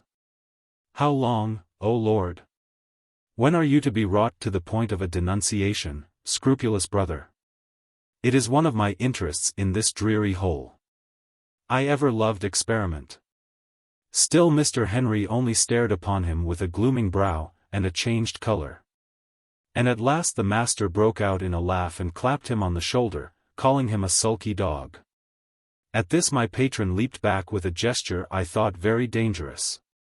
And I must suppose the master thought so too, for he looked the least in the world discountenanced, and I do not remember him again to have laid hands on Mr. Henry. But though he had his peril always on his lips in the one way or the other, I thought his conduct strangely incautious. And began to fancy the government, who had set a price upon his head, was gone sound asleep. I will not deny I was tempted with the wish to denounce him. But two thoughts withheld me: one, that if he were thus to end his life upon an honorable scaffold, the man would be canonized for good in the minds of his father and my patron's wife. The other, that if I was any way mingled in the matter, Mr. Henry himself would scarce escape some glancings of suspicion. And in the meanwhile our enemy went in and out more than I could have thought possible. The fact that he was home again was buzzed about all the countryside, and yet he was never stirred. Of all those so many and so different persons who were acquainted with his presence, none had the least greed, as I used to say in my annoyance, or the least loyalty. And the man rode here and there, fully more welcome, considering the lees of old unpopularity, than Mr. Henry, and, considering the free traders, far safer than myself. Not but what he had a trouble of his own, and this, as it brought about the gravest consequences, I must now relate. The reader will scarce have forgotten Jessie Brune. Her way of life was much among the smuggling party. Captain Crail himself was of her intimates, and she had early word of Mr. Bally's presence at the house. In my opinion, she had long ceased to care two straws for the master's person, but it was become her habit to connect herself continually with the master's name. That was the ground of all her play-acting, and so now, when he was back, she thought she owed it to herself to grow a haunter of the neighborhood of Durrisdeer. The master could scarce go abroad but she was there in wait for him, a scandalous figure of a woman, not often sober. Hailing him wildly as, her bonny laddie, quoting Pedlar's poetry, and, as I received the story, even seeking to weep upon his neck. I own I rubbed my hands over this persecution. But the master, who laid so much upon others, was himself the least patient of men. There were strange scenes enacted in the policies. Some say he took his cane to her, and Jessie fell back upon her former weapons, stones. It is certain at least that he made a motion to Captain Crail to have the woman trepanned, and that the captain refused the proposition with uncommon vehemence. And the end of the matter was victory for Jessie. Money was got together, an interview took place, in which my proud gentleman must consent to be kissed and wept upon. And the woman was set up in a public of her own, somewhere on Solway side, but I forget where, and, by the only news I ever had of it, extremely ill frequented. This is to look forward. After Jessie had been but a little while upon his heels, the master comes to me one day in the steward's office, and with more civility than usual, "Mackellar," says he, "there is a damned crazy wench comes about here. I cannot well move in the matter myself, which brings me to you. Be so good as to see to it, the men must have a strict injunction to drive the wench away. Sir, said I, trembling a little, you can do your own dirty errands for yourself. He said not a word to that, and left the room. Presently came Mr. Henry. Here is news, cried he. It seems all is not enough, and you must add to my wretchedness. It seems you have insulted Mr. Bally. Under your kind favour, Mr. Henry, said I, it was he that insulted me, and, as I think, grossly. But I may have been careless of your position when I spoke.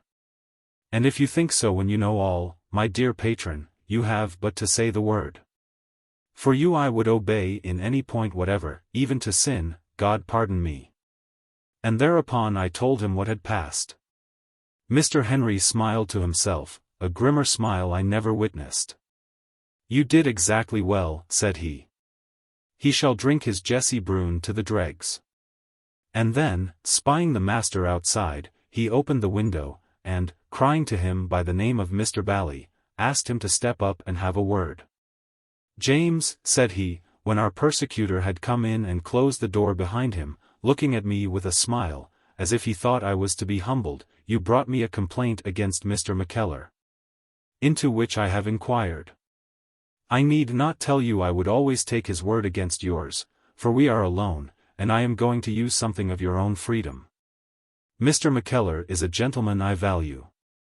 And you must contrive, so long as you are under this roof, to bring yourself into no more collisions with one whom I will support at any possible cost to me or mine.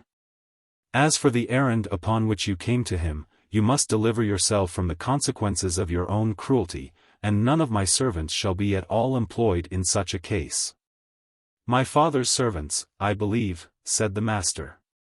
Go to him with this tale, said Mr. Henry.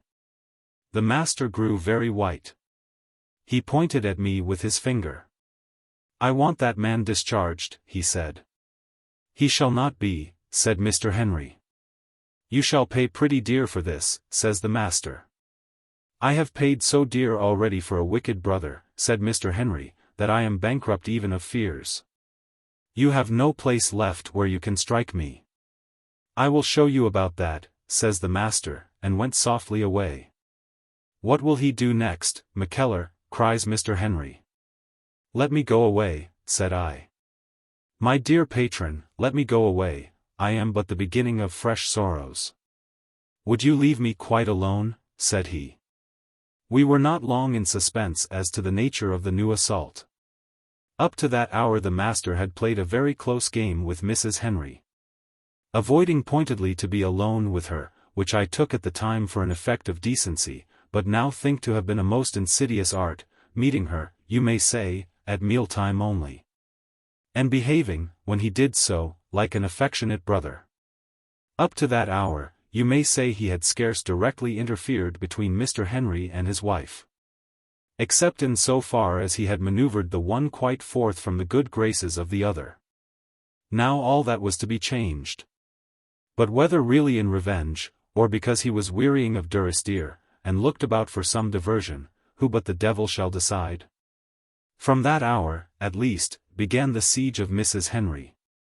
A thing so deftly carried on that I scarce know if she was aware of it herself, and that her husband must look on in silence. The first parallel was opened, as was made to appear, by accident. The talk fell, as it did often, on the exiles in France, so it glided to the matter of their songs. There is one, says the master, if you are curious in these matters, that has always seemed to me very moving. The poetry is harsh, and yet, perhaps because of my situation, it has always found the way to my heart. It is supposed to be sung, I should tell you, by an exile's sweetheart. And represents perhaps not so much the truth of what she is thinking, as the truth of what he hopes of her, poor soul. In these far lands. And here the master sighed. I protest it is a pathetic sight when a score of rough Irish, all common sentinels, get to this song, and you may see, by their falling tears, how it strikes home to them. It goes thus, Father, says he, very adroitly taking my lord for his listener, and if I cannot get to the end of it, you must think it is a common case with us exiles. And thereupon he struck up the same air as I had heard the colonel whistle, but now to words, rustic indeed, yet most pathetically setting forth a poor girl's aspirations for an exiled lover. Of which one verse indeed, or something like it, still sticks by me. Oh, I will dye my petticoat red. With my dear boy I'll beg my bread. Though all my friends should wish me dead. For Willie among the rushes, oh. He sang it well, even as a song, but he did better yet as a performer. I have heard famous actors, when there was not a dry eye in the Edinburgh theatre, a great wonder to behold. But no more wonderful than how the master played upon that little ballad, and on those who heard him, like an instrument, and seemed now upon the point of failing, and now to conquer his distress. So that words and music seemed to pour out of his own heart and his own past, and to be aimed directly at Mrs. Henry. And his art went further yet, for all was so delicately touched, it seemed impossible to suspect him of the least design. And so far from making a parade of emotion, you would have sworn he was striving to be calm. When it came to an end, we all sat silent for a time. He had chosen the dusk of the afternoon, so that none could see his neighbor's face, but it seemed as if we held our breathing. Only my old lord cleared his throat. The first to move was the singer, who got to his feet suddenly and softly, and went and walked softly to and fro in the low end of the hall, Mr. Henry's customary place. We were to suppose that he there struggled down the last of his emotion. For he presently returned and launched into a disquisition on the nature of the Irish, always so much miscalled, and whom he defended, in his natural voice. So that, before the lights were brought, we were in the usual course of talk. But even then, methought Mrs. Henry's face was a shade pale, and, for another thing, she withdrew almost at once. The next sign was a friendship this insidious devil struck up with innocent Miss Catherine, so that they were always together, hand in hand, or she climbing on his knee, like a pair of children. Like all his diabolical acts, this cut in several ways. It was the last stroke to Mr. Henry, to see his own babe debauched against him. It made him harsh with the poor innocent, which brought him still a peg lower in his wife's esteem, and, to conclude, it was a bond of union between the lady and the master. Under this influence, their old reserve melted by daily stages. Presently there came walks in the long shrubbery, talks in the belvedere, and I know not what tender familiarity. I am sure Mrs. Henry was like many a good woman, she had a whole conscience, but perhaps by the means of a little winking. For even to so dull an observer as myself, it was plain her kindness was of a more moving nature than the sisterly. The tones of her voice appeared more numerous. She had a light and softness in her eye, she was more gentle with all of us, even with Mr. Henry, even with myself, methought she breathed of some quiet melancholy happiness. To look on at this, what a torment it was for Mr. Henry. And yet it brought our ultimate deliverance, as I am soon to tell. The purport of the master's stay was no more noble, gild it as they might, than to wring money out. He had some design of a fortune in the French Indies, as the Chevalier wrote me. And it was the sum required for this that he came seeking. For the rest of the family it spelled ruin, but my lord, in his incredible partiality, pushed ever for the granting. The family was now so narrowed down, indeed, there were no more of them than just the father and the two sons, that it was possible to break the entail and alienate a piece of land. And to this, at first by hints, and then by open pressure, Mr. Henry was brought to consent. He never would have done so, I am very well assured, but for the weight of the distress under which he labored. But for his passionate eagerness to see his brother gone, he would not thus have broken with his own sentiment and the traditions of his house. And even so, he sold them his consent at a dear rate, speaking for once openly, and holding the business up in its own shameful colors. You will observe, he said, this is an injustice to my son, if ever I have one. But that you are not likely to have, said my lord. God knows, says Mr. Henry. And considering the cruel falseness of the position in which I stand to my brother, and that you, my lord, are my father, and have the right to command me, I set my hand to this paper. But one thing I will say first, I have been ungenerously pushed, and when next, my lord, you are tempted to compare your sons, I call on you to remember what I have done and what he has done. Acts are the fair test. My lord was the most uneasy man I ever saw, even in his old face the blood came up. I think this is not a very wisely chosen moment, Henry, for complaints, said he. This takes away from the merit of your generosity. Do not deceive yourself, my lord, said Mr. Henry. This injustice is not done from generosity to him, but in obedience to yourself. Before strangers, begins my lord, still more unhappily affected. There is no one but Mackellar here, said Mr. Henry, he is my friend. And, my lord, as you make him no stranger to your frequent blame, it were hard if I must keep him one to a thing so rare as my defence. Almost I believe my lord would have rescinded his decision. But the master was on the watch. Ah! Henry, Henry, says he, you are the best of us still. Rugged and true. Ah! Man, I wish I was as good. And at that instance of his favourite's generosity my lord desisted from his hesitation, and the deed was signed. As soon as it could be brought about, the land of Ochterhall was sold for much below its value, and the money paid over to our leech and sent by some private carriage into France. And now here was all the man's business brought to a successful head, and his pockets once more bulging with our gold. And yet the point for which we had consented to this sacrifice was still denied us, and the visitor still lingered on at Durrisdeer. Whether in malice, or because the time was not yet come for his adventure to the Indies, or because he had hopes of his design on Mrs. Henry, or from the orders of the government, who shall say? But linger he did, and that for weeks. You will observe I say, from the orders of the government, for about this time the man's disreputable secret trickled out. The first hint I had was from a tenant, who commented on the master's stay, and yet more on his security. For this tenant was a Jacobitish sympathizer, and had lost a son at Culloden, which gave him the more critical eye. There is one thing, said he, that I cannot but think strange. And that is how he got to Cockermouth. To Cockermouth, said I, with a sudden memory of my first wonder on beholding the man disembark so point device after so long a voyage. Why, yes, says the tenant, it was there he was picked up by Captain Crail. You thought he had come from France by sea? And so we all did. I turned this news a little in my head, and then carried it to Mr. Henry. Here is an odd circumstance, said I, and told him. What matters how he came, Mackellar, so long as he is here? Groans Mr. Henry. No, sir, said I, but think again. Does not this smack a little of some government connivance? You know how much we have wondered already at the man's security. Stop, said Mr. Henry. Let me think of this. And as he thought, there came that grim smile upon his face that was a little like the master's. Give me paper, said he.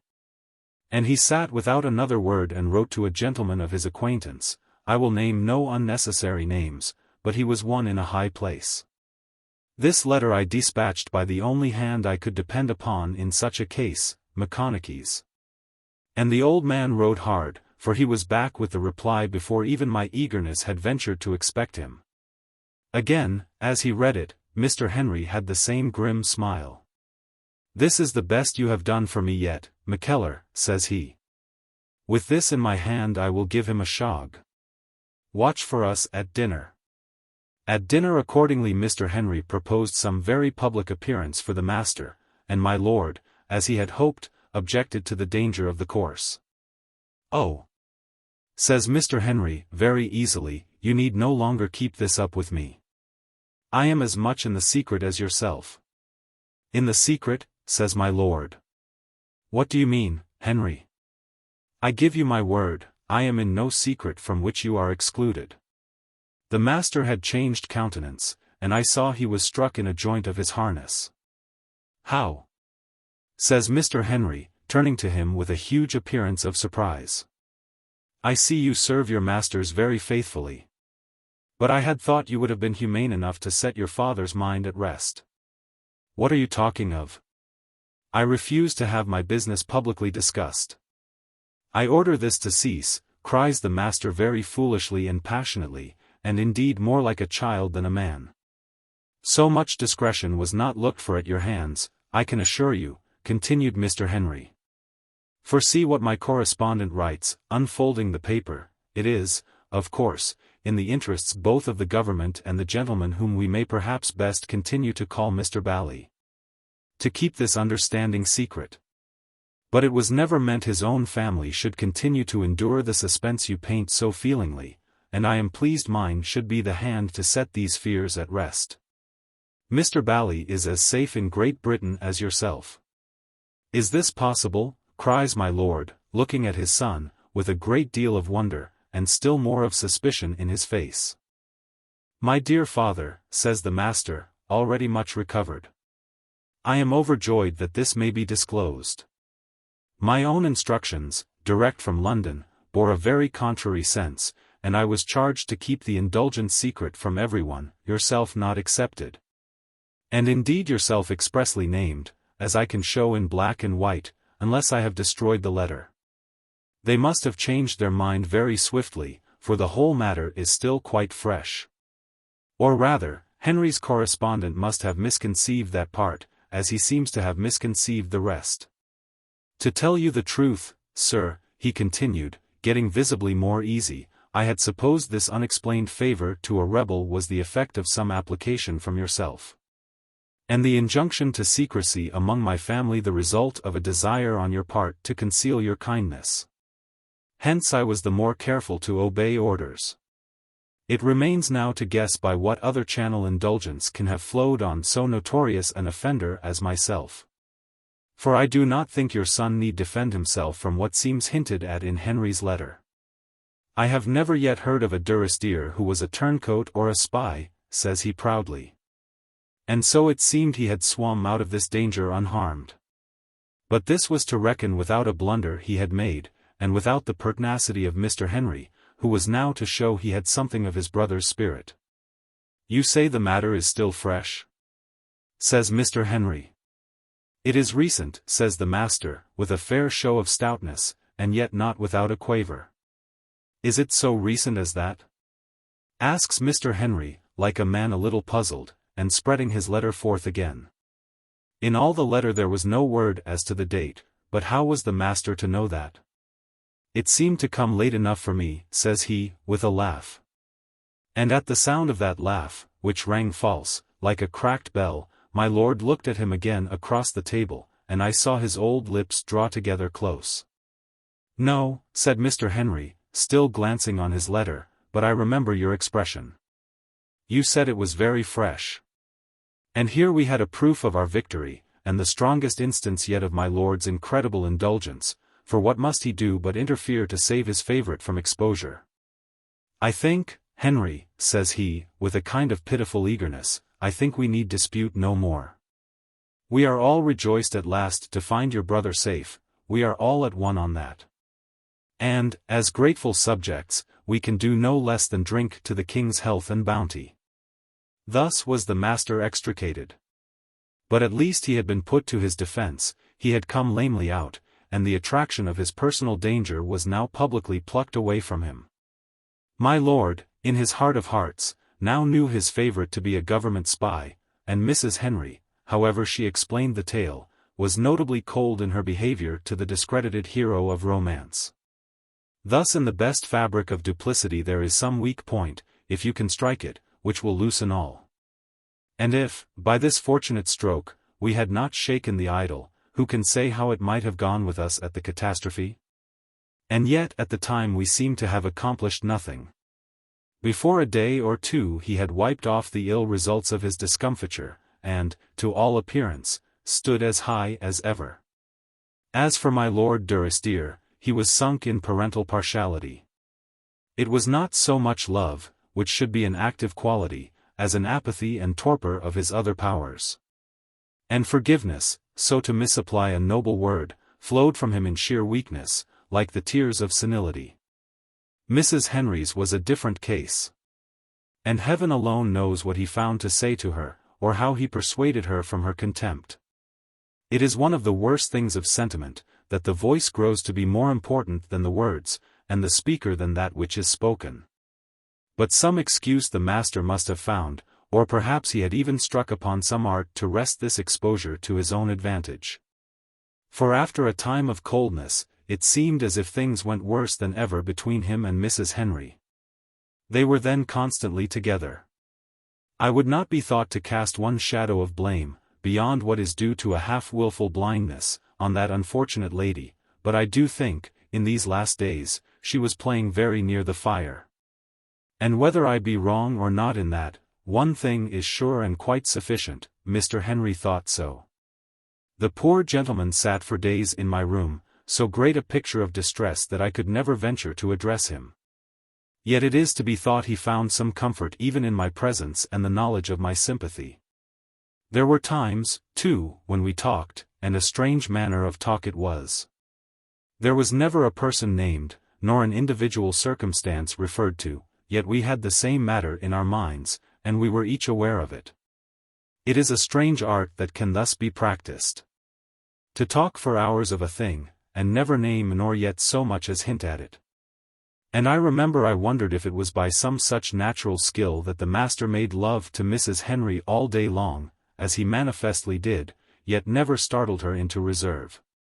To show how far affairs had gone with Mr. Henry, I will give some words of his, uttered, as I have cause not to forget, upon the 26th of February 1757. It was unseasonable weather, a cast back into winter, windless, bitter cold, the world all white with rime, the sky low and grey, the sea black and silent like a quarry hole. Mr. Henry sat close by the fire, and debated, as was now common with him, whether man should do things, whether interference was wise, and the like general propositions, which each of us particularly applied. I was by the window, looking out, when there passed below me the master, Mrs. Henry, and Miss Catherine, that now constant trio. The child was running to and fro, delighted with the frost. The master spoke close in the lady's ear with what seemed, even from so far, a devilish grace of insinuation, and she on her part looked on the ground like a person lost in listening. I broke out of my reserve. "If I were you, Mr. Henry," said I would deal openly with my lord. Mackellar, said he, "you do not see the weakness of my ground.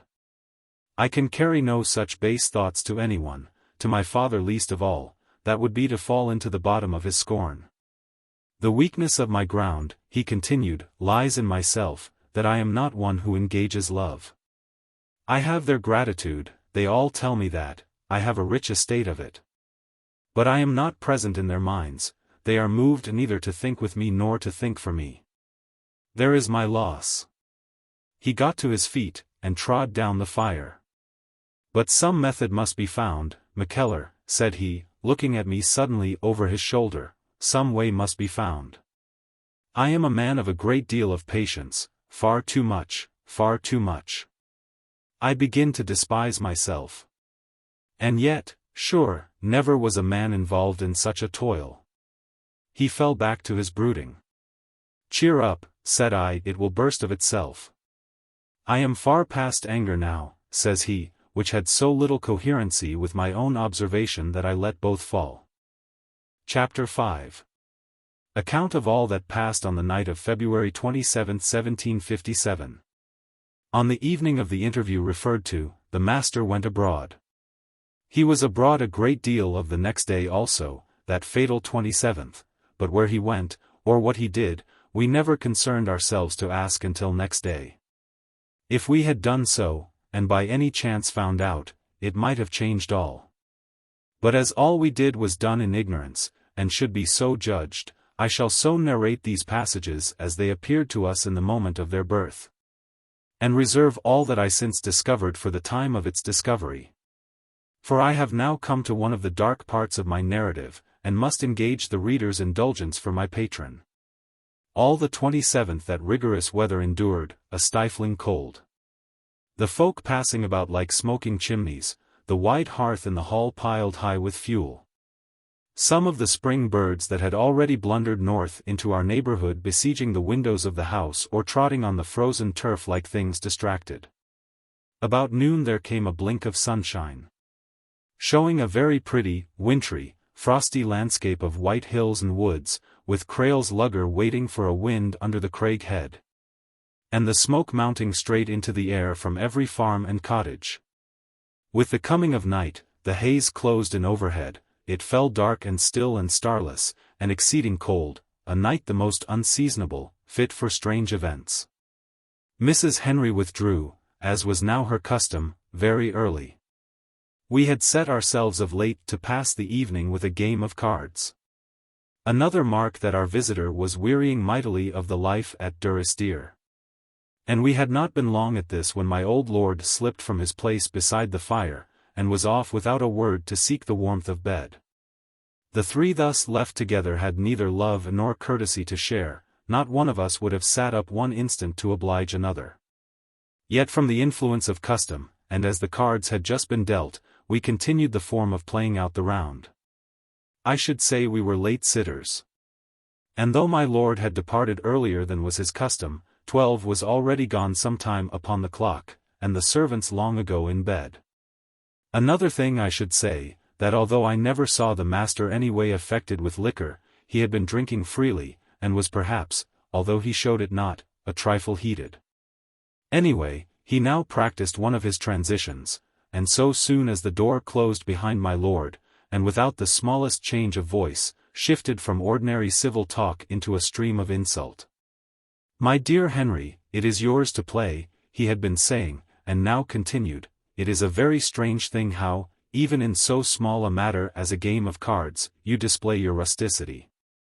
You play, Jacob, like a bonnet laird, or a sailor in a tavern. The same dullness, the same petty greed, set lentur de hebit que me fate rager, it is strange I should have such a brother. Even Squaretoes has a certain vivacity when his stake is imperiled, but the dreariness of a game with you I positively lack language to depict." Mr. Henry continued to look at his cards, as though very maturely considering some play, but his mind was elsewhere. "Dear God, will this never be done?" cries the master. "Quel lauerdod.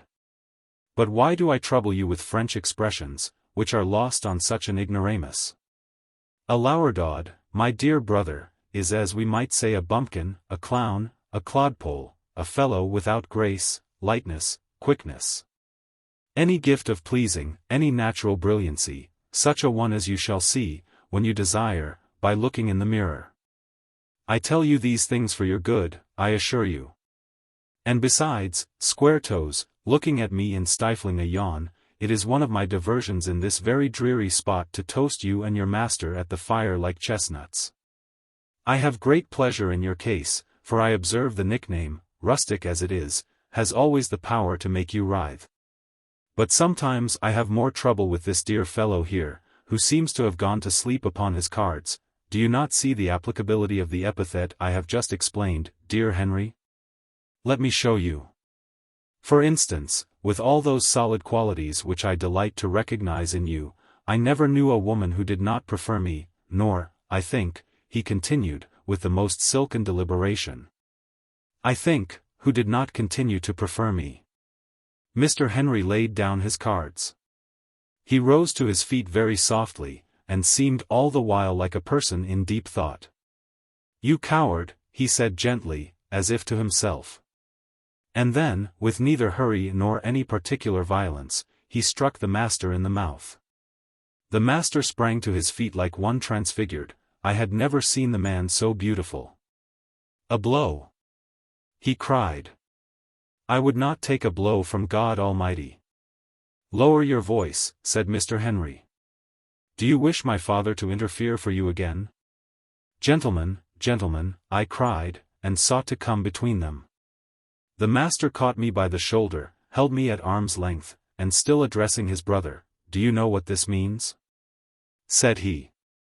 It was the most deliberate act of my life, says Mr. Henry. I must have blood for this, says the master. Please God it shall be yours, said Mr. Henry.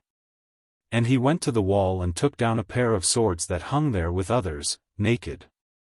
These he presented to the master by the points. "Mackellar shall see us play fair," said Mr. Henry. "I think it very needful." "You need insult me no more," said the master, taking one of the swords at random. "I have hated you all my life." "My father is but newly gone to bed," said Mr. Henry. "We must go somewhere forth of the house." "There is an excellent place in the long shrubbery," said the master. "Gentlemen," said I, "shame upon you both. Sons of the same mother, would you turn against the life she gave you?" "Even so, Mackellar," said Mr. Henry, with the same perfect quietude of manner he had shown throughout. "It is what I will prevent," said I. "And now here is a blot upon my life." At these words of mine the master turned his blade against my bosom. I saw the light run along the steel. And I threw up my arms and fell to my knees before him on the floor. "No, no," I cried, like a baby. "We shall have no more trouble with him," said the master. "It is a good thing to have a coward in the house." "We must have light," said Mr. Henry, as though there had been no interruption. "This trembler can bring a pair of candles," said the master. To my shame be it said, I was still so blinded with the flashing of that bare sword that I volunteered to bring a lantern. "We do not need a lantern," says the master, mocking me. "There is no breath of air.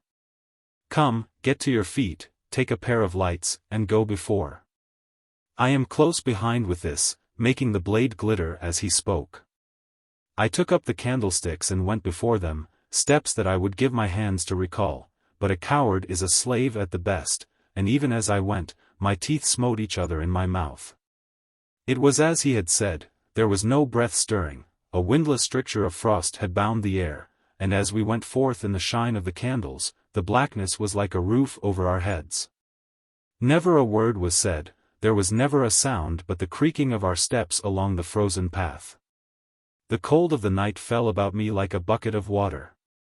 I shook as I went with more than terror, but my companions, bareheaded like myself, and fresh from the warm hall, appeared not even conscious of the change. "Here is the place," said the master. "Set down the candles."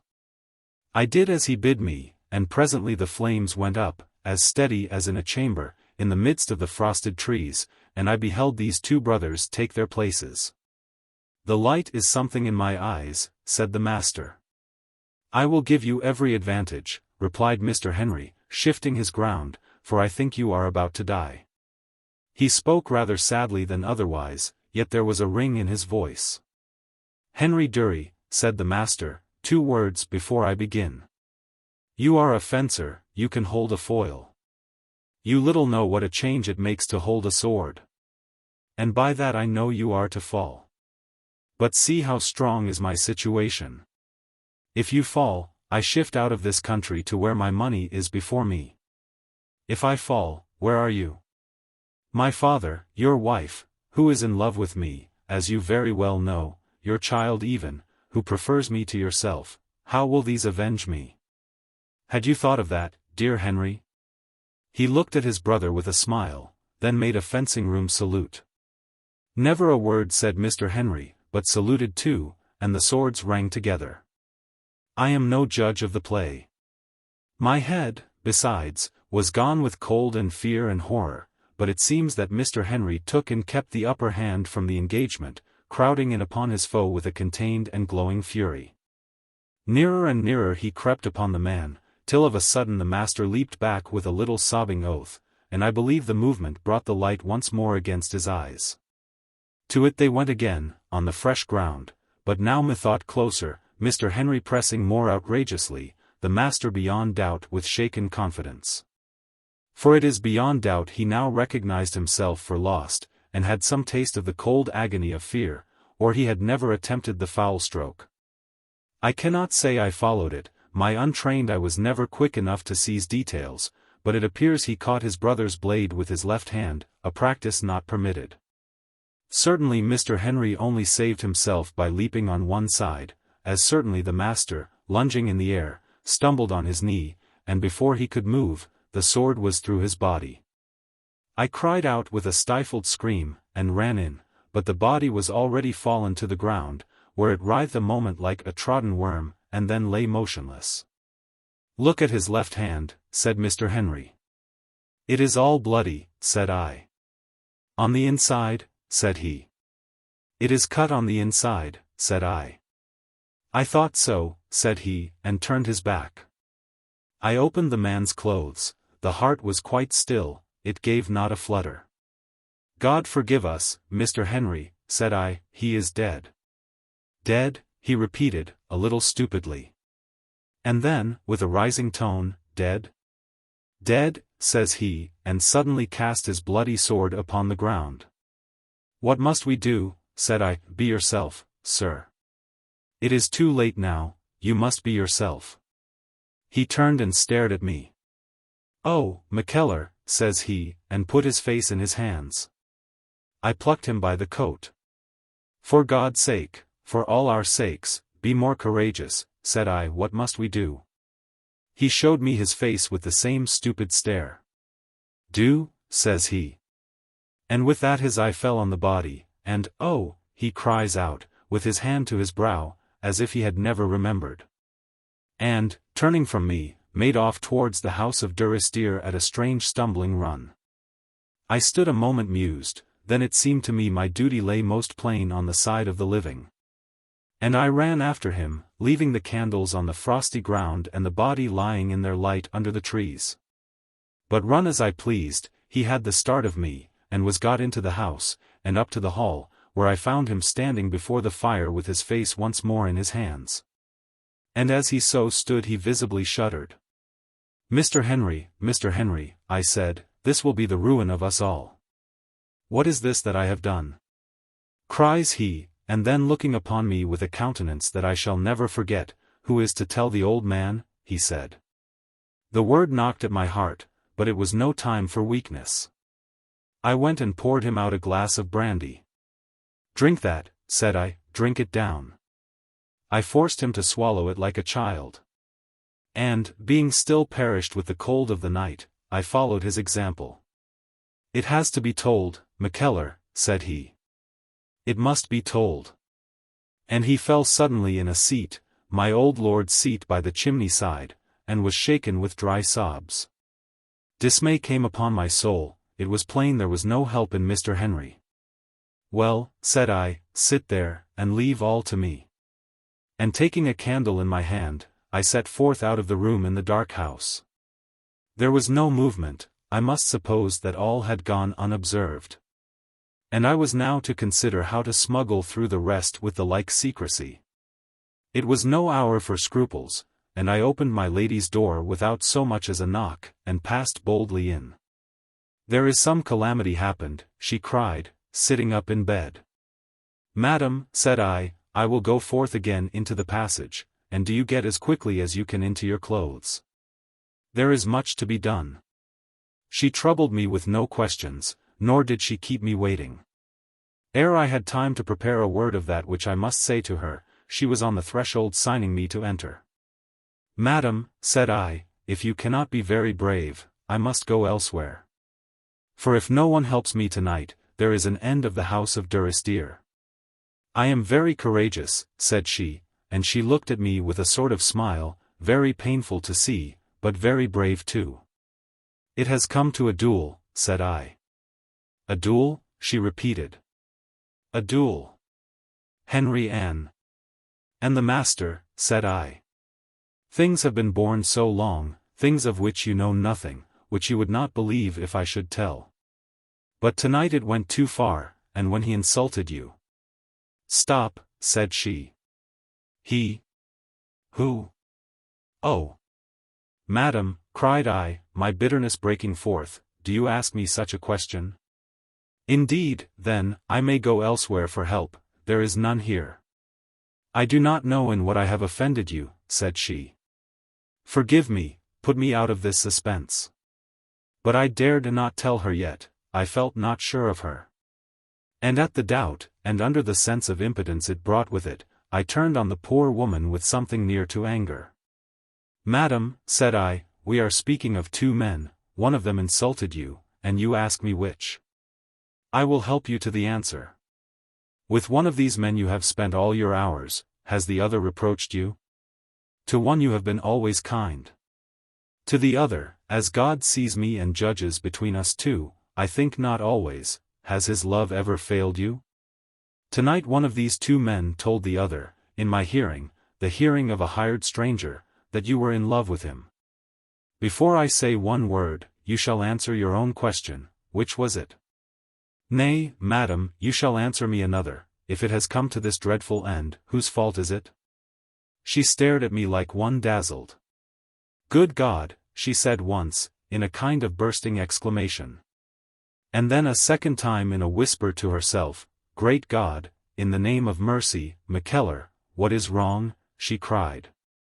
I am made up, I can hear all. You are not fit to hear, said I. Whatever it was, you shall say first it was your fault. Oh, she cried, with a gesture of wringing her hands, this man will drive me mad. Can you not put me out of your thoughts? I think not once of you, I cried. I think of none but my dear unhappy master. Ah, she cried, with her hand to her heart, is Henry dead? Lower your voice, said I, the other. I saw her sway like something stricken by the wind, and I know not whether in cowardice or misery, turned aside and looked upon the floor. These are dreadful tidings, said I at length, when her silence began to put me in some fear, and you and I behove to be the more bold if the house is to be saved. Still she answered nothing. There is Miss Catherine, besides, I added, unless we bring this matter through, her inheritance is like to be of shame. I do not know if it was the thought of her child or the naked word shame that gave her deliverance, at least I had no sooner spoken than a sound passed her lips, the like of it I never heard. It was as though she had lain buried under a hill and sought to move that burden. And the next moment she had found a sort of voice. It was a fight, she whispered. It was not. And she paused upon the word. It was a fair fight on my dear master's part, said I. As for the other, he was slain in the very act of a foul stroke. Not now, she cried. Madam, said I, hatred of that man glows in my bosom like a burning fire, even now he is dead. God knows, I would have stopped the fighting, had I dared. It is my shame I did not. But when I saw him fall, if I could have spared one thought from pitying of my master, it had been to exult in that deliverance. I do not know if she marked, but her next words were, my lord? That shall be my part, said I. You will not speak to him as you have to me? She asked. Madam, said I, have you not someone else to think of? Leave my lord to me. Someone else? She repeated. Your husband, said I. She looked at me with a countenance illegible. Are you going to turn your back on him? I asked. Still she looked at me. Then her hand went to her heart again. No, said she. God bless you for that word. I said. Go to him now, where he sits in the hall, speak to him, it matters not what you say. Give him your hand, say, I know all, if God gives you grace enough, say, forgive me. God strengthen you, and make you merciful, said she. I will go to my husband. Let me light you there, said I, taking up the candle. I will find my way in the dark, she said, with a shudder, and I think the shudder was at me. So we separated, she downstairs to where a little light glimmered in the hall door, I along the passage to my lord's room. It seems hard to say why, but I could not burst in on the old man as I could on the young woman, with whatever reluctance, I must knock. But his old slumbers were light, or perhaps he slept not. And at the first summons I was bidden enter. He, too, sat up in bed, very aged and bloodless he looked. And whereas he had a certain largeness of appearance when dressed for daylight, he now seemed frail and little, and his face, the wig being laid aside, not bigger than a child's. This daunted me. Nor less, the haggard surmise of misfortune in his eye. Yet his voice was even peaceful as he inquired my errand. I set my candle down upon a chair, leaned on the bed foot, and looked at him.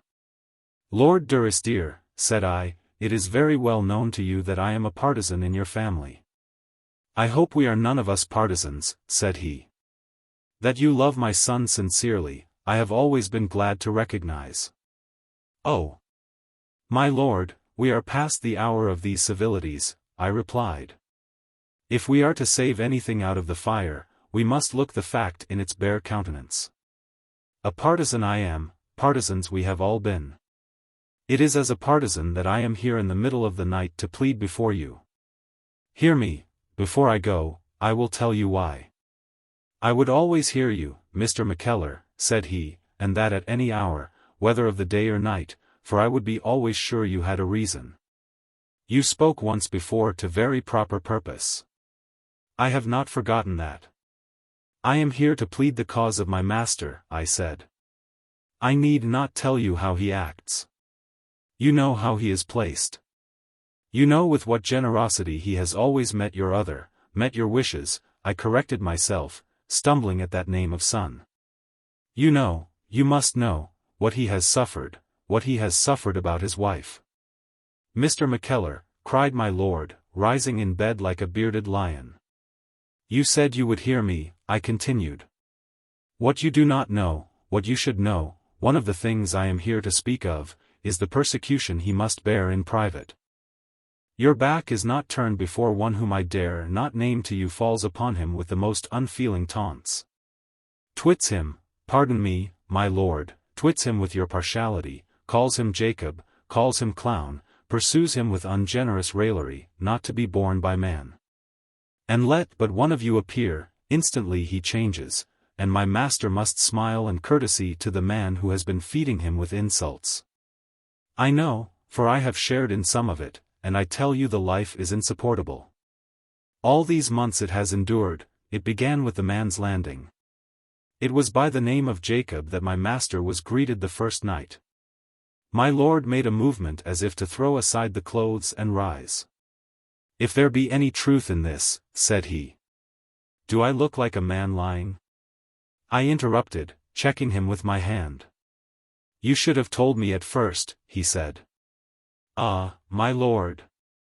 Indeed I should, and you may well hate the face of this unfaithful servant." I cried. "I will take order," said he, at once, and again made the movement to rise. Again I checked him.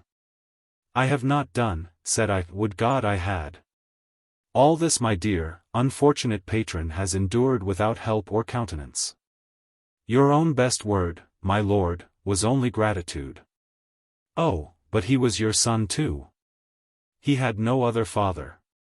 He was hated in the country, God knows how unjustly. He had a loveless marriage. He stood on all hands without affection or support, dear, generous, ill-fated, noble heart. Your tears do you much honor and me much shame," says my lord, with a palsied trembling. "But you do me some injustice. Henry has been ever dear to me, very dear. James, I do not deny it, Mr. Mackellar, James is perhaps dearer. You have not seen my James in quite a favorable light, he has suffered under his misfortunes. And we can only remember how great and how unmerited these were. And even now his is the more affectionate nature. But I will not speak of him. All that you say of Henry is most true. I do not wonder, I know him to be very magnanimous. You will say I trade upon the knowledge? It is possible, there are dangerous virtues that tempt the encroacher. Mr. Mackellar, I will make it up to him, I will take order with all this. I have been weak, and, what is worse, I have been dull. I must not hear you blame yourself, my lord, with that which I have yet to tell upon my conscience," I replied. "You have not been weak, you have been abused by a devilish dissembler. You saw yourself how he had deceived you in the matter of his danger, he has deceived you throughout in every step of his career. I wish to pluck him from your heart. I wish to force your eyes upon your other son. Ah, you have a son there." "No, no," said he, "2 sons, I have 2 sons. I made some gesture of despair that struck him. He looked at me with a changed face. "There is much worse behind?" he asked, his voice dying as it rose upon the question. Much worse, I answered. This night he said these words to Mr. Henry: I have never known a woman who did not prefer me to you, and I think who did not continue to prefer me. I will hear nothing against my daughter, he cried. And from his readiness to stop me in this direction, I conclude his eyes were not so dull as I had fancied, and he had looked not without anxiety upon the siege of Mrs. Henry. I think not of blaming her, cried I, it is not that. These words were said in my hearing to Mr. Henry. And if you find them not yet plain enough, these others but a little after, your wife, who is in love with me. They have quarrelled, he said. I nodded. I must fly to them, he said, beginning once again to leave his bed. No, no. I cried, holding forth my hands. You do not know, said he. These are dangerous words. Will nothing make you understand, my lord, said I. His eyes besought me for the truth. I flung myself on my knees by the bedside. Oh, my lord, cried I, think on him you have left. Think of this poor sinner whom you begot, whom your wife bore to you, whom we have none of us strengthened as we could. Think of him, not of yourself. He is the other sufferer, think of him. That is the door for sorrow, Christ's door, God's door, oh. It stands open. Think of him, even as he thought of you. Who is to tell the old man? These were his words. It was for that I came. That is why I am here pleading at your feet. Let me get up, he cried, thrusting me aside, and was on his feet before myself. His voice shook like a sail in the wind, yet he spoke with a good loudness. His face was like the snow, but his eyes were steady and dry. Here is too much speech, said he. Where was it? In the shrubbery, said I. And Mr. Henry? He asked. And when I had told him he nodded his old face in thought. And Mr. James, says he. I have left him lying, said I, beside the candles. Candles? He cried. And with that he ran to the window, opened it, and looked abroad. It might be spied from the road. Where none goes by at such an hour, I objected. It makes no matter, he said. One might. Hark, cries he. What is that? It was the sound of men very guardedly rowing in the bay, and I told him so. The free traders, said my lord. Run at once, Mackellar, put these candles out. I will dress in the meanwhile, and when you return we can debate on what is wisest. I groped my way downstairs, and out at the door. From quite a far way off a sheen was visible, making points of brightness in the shrubbery. In so black a night it might have been remarked for miles, and I blamed myself bitterly for my incaution. How much more sharply when I reached the place. One of the candlesticks was overthrown, and that taper quenched. The other burned steadily by itself, and made a broad space of light upon the frosted ground. All within that circle seemed, by the force of contrast and the overhanging blackness, brighter than by day. And there was the blood stain in the midst. And a little farther off Mr. Henry's sword, the pommel of which was of silver, but of the body, not a trace. My heart thumped upon my ribs, the hair stirred upon my scalp, as I stood there staring, so strange was the sight, so dire the fears it wakened. I looked right and left. The ground was so hard, it told no story. I stood and listened till my ears ached, but the night was hollow about me like an empty church. Not even a ripple stirred upon the shore. It seemed you might have heard a pin drop in the county. I put the candle out, and the blackness fell about me groping dark, it was like a crowd surrounding me. And I went back to the house of Durrisdeer, with my chin upon my shoulder, startling, as I went, with craven suppositions. In the door a figure moved to meet me, and I had near screamed with terror ere I recognized Mrs. Henry. Have you told him? Says she. It was he who sent me, said I. It is gone. But why are you here? It is gone, she repeated. What is gone? The body, said I. Why are you not with your husband? Gone, said she. You cannot have looked. come back. There is no light now, said I dare not. I can see in the dark. I have been standing here so long, said she. Come, give me your hand.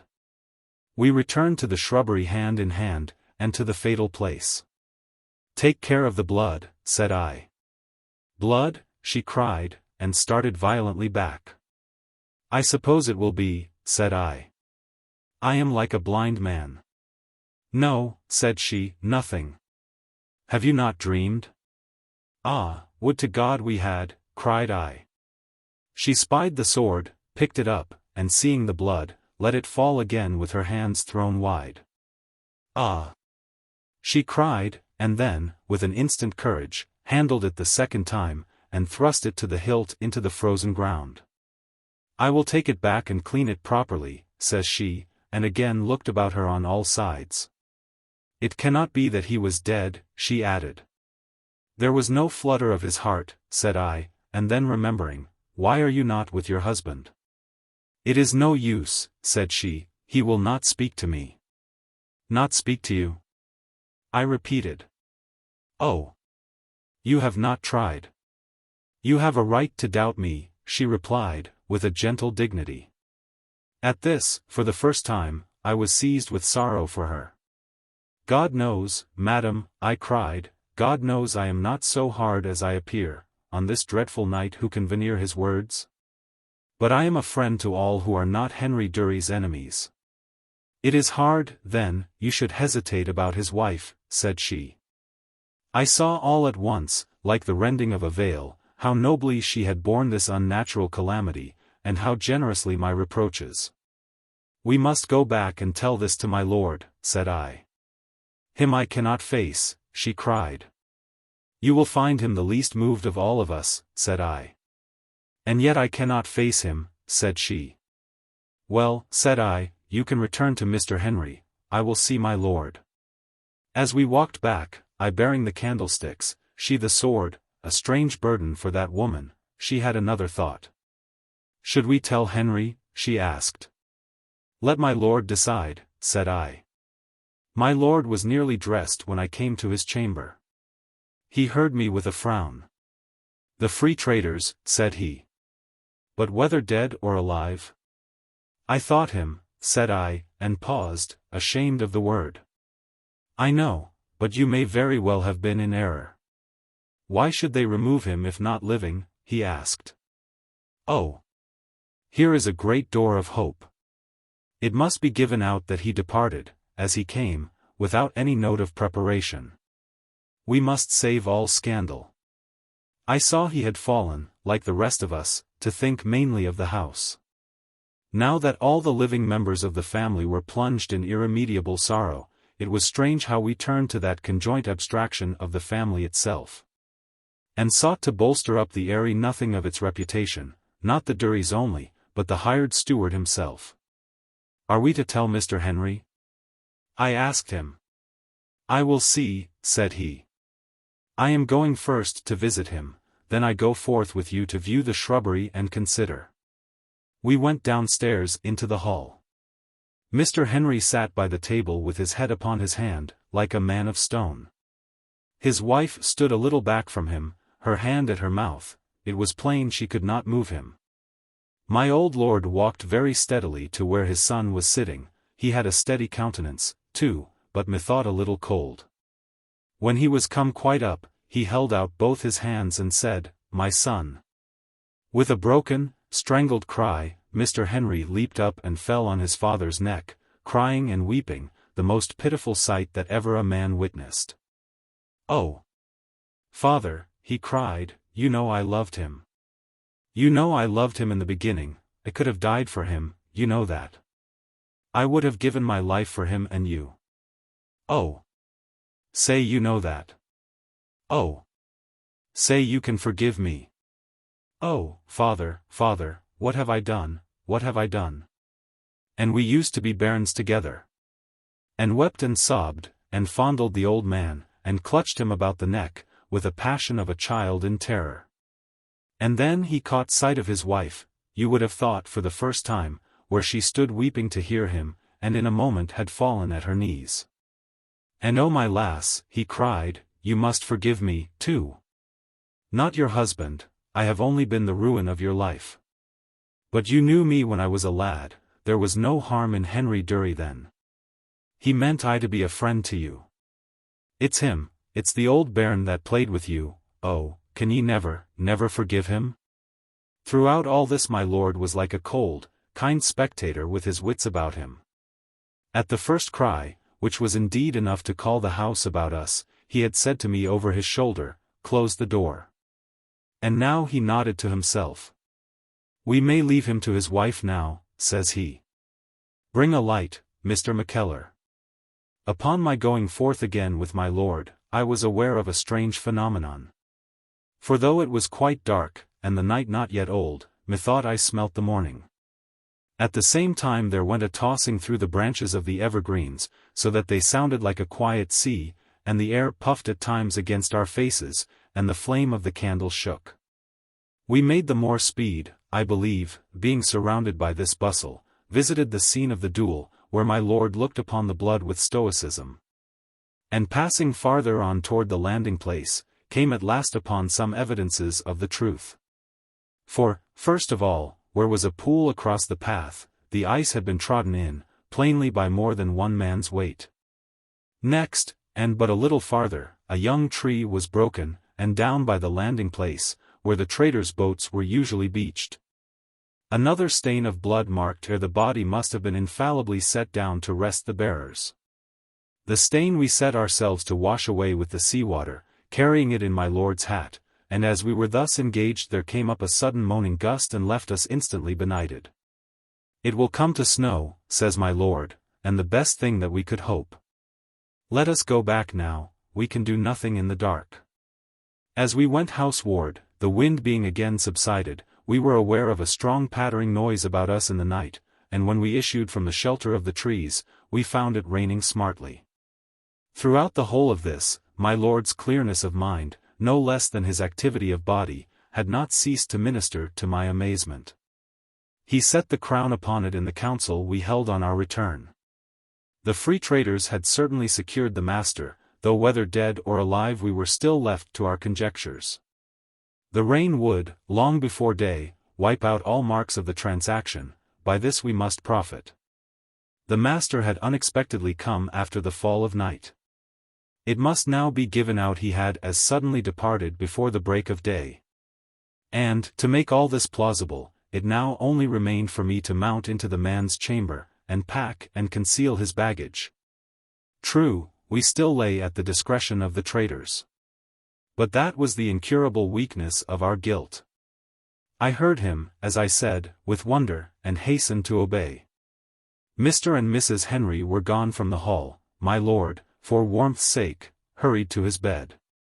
There was still no sign of stir among the servants, and as I went up the tower stair, and entered the dead man's room, a horror of solitude weighed upon my mind. To my extreme surprise, it was all in the disorder of departure. Of his 3 portmanteaus, 2 were already locked, a third lay open and near full. At once there flashed upon me some suspicion of the truth. The man had been going, after all, he had but waited upon Crail, as Crail waited upon the wind. Early in the night the seaman had perceived the weather changing. The boat had come to give notice of the change and call the passenger aboard, and the boat's crew had stumbled on him lying in his blood. Nay, and there was more behind. This prearranged departure shed some light upon his inconceivable insult of the night before. It was a parting shot, hatred being no longer checked by policy. And, for another thing, the nature of that insult, and the conduct of Mrs. Henry, pointed to one conclusion, which I have never verified. And can now never verify until the great assize, the conclusion that he had at last forgotten himself, had gone too far in his advances, and had been rebuffed. It can never be verified, as I say, but as I thought of it that morning among his baggage, the thought was sweet to me like honey. Into the open portmanteau I dipped a little ere I closed it. The most beautiful lace and linen, many suits of those fine plain clothes in which he loved to appear. A book or 2, and those of the best, Caesar's Commentaries, a volume of Mr. Hobbes, the Henriade of M. de Voltaire, a book upon the Indies, one on the mathematics, far beyond where I have studied. These were what I observed with very mingled feelings. But in the open portmanteau, no papers of any description. This set me musing. It was possible the man was dead, but, since the traitors had carried him away, not likely. It was possible he might still die of his wound, but it was also possible he might not. And in this latter case I was determined to have the means of some defense. One after another I carried his portmanteaus to a loft in the top of the house which we kept locked. Went to my own room for my keys, and, returning to the loft, had the gratification to find two that fitted pretty well. In one of the portmanteaus there was a shagreen letter case, which I cut open with my knife, and thenceforth, so far as any credit went, the man was at my mercy. Here was a vast deal of gallant correspondence, chiefly of his Paris days. And, what was more to the purpose, here were the copies of his own reports to the English secretary. And the originals of the secretary's answers, a most damning series, such as to publish would be to wreck the master's honor and to set a price upon his life. I chuckled to myself as I ran through the documents, I rubbed my hands, I sang aloud in my glee. Day found me at the pleasing task. Nor did I then remit my diligence, except in so far as I went to the window, looked out for a moment, to see the frost quite gone, the world turned black again, and the rain and the wind driving in the bay, and to assure myself that the lugger was gone from its anchorage, and the master, whether dead or alive, now tumbling on the Irish Sea. It is proper I should add in this place the very little I have subsequently angled out upon the doings of that night. It took me a long while to gather it. For we dared not openly ask, and the free traders regarded me with enmity, if not with scorn. It was near 6 months before we even knew for certain that the man survived. And it was years before I learned from one of Crail's men, turned publican on his ill-gotten gain, some particulars which smack to me of truth. It seems the traders found the master struggled on one elbow, and now staring round him, and now gazing at the candle, or at his hand, which was all bloodied, like a man stupid. Upon their coming, he would seem to have found his mind, bade them carry him aboard, and hold their tongues. And on the captain asking how he had come in such a pickle, replied with a burst of passionate swearing, and incontinently fainted. They held some debate, but they were momently looking for a wind, they were highly paid to smuggle him to France, and did not care to delay. Besides which, he was well enough liked by these abominable wretches, they supposed him under capital sentence, knew not in what mischief he might have got his wound, and judged it a piece of good nature to remove him out of the way of danger. So he was taken aboard, recovered on the passage over, and was set ashore a convalescent at the Havre de Grace. What is truly notable, he said not a word to anyone of the duel, and not a traitor knows to this day in what quarrel, or by the hand of what adversary, he fell. With any other man I should have set this down to natural decency, with him, to pride. He could not bear to avow, perhaps even to himself, that he had been vanquished by one whom he had so much insulted and whom he so cruelly despised. Chapter 6. Summary of events during the master's second absence. Of the heavy sickness which declared itself next morning I can think with equanimity, as of the last unmingled trouble that befell my master. And even that was perhaps a mercy in disguise, for what pains of the body could equal the miseries of his mind? Mrs. Henry and I had the watching by the bed. My old lord called from time to time to take the news, but would not usually pass the door. Once, I remember, when hope was nigh gone, he stepped to the bedside, looked a while in his son's face, and turned away with a singular gesture of the head and hand thrown up.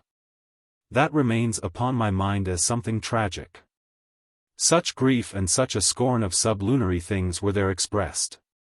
But the most of the time Mrs. Henry and I had the room to ourselves, taking turns by night, and bearing each other company by day, for it was dreary watching. Mr. Henry, his shaven head bound in a napkin, tossed to and fro without remission, beating the bed with his hands. His tongue never lay.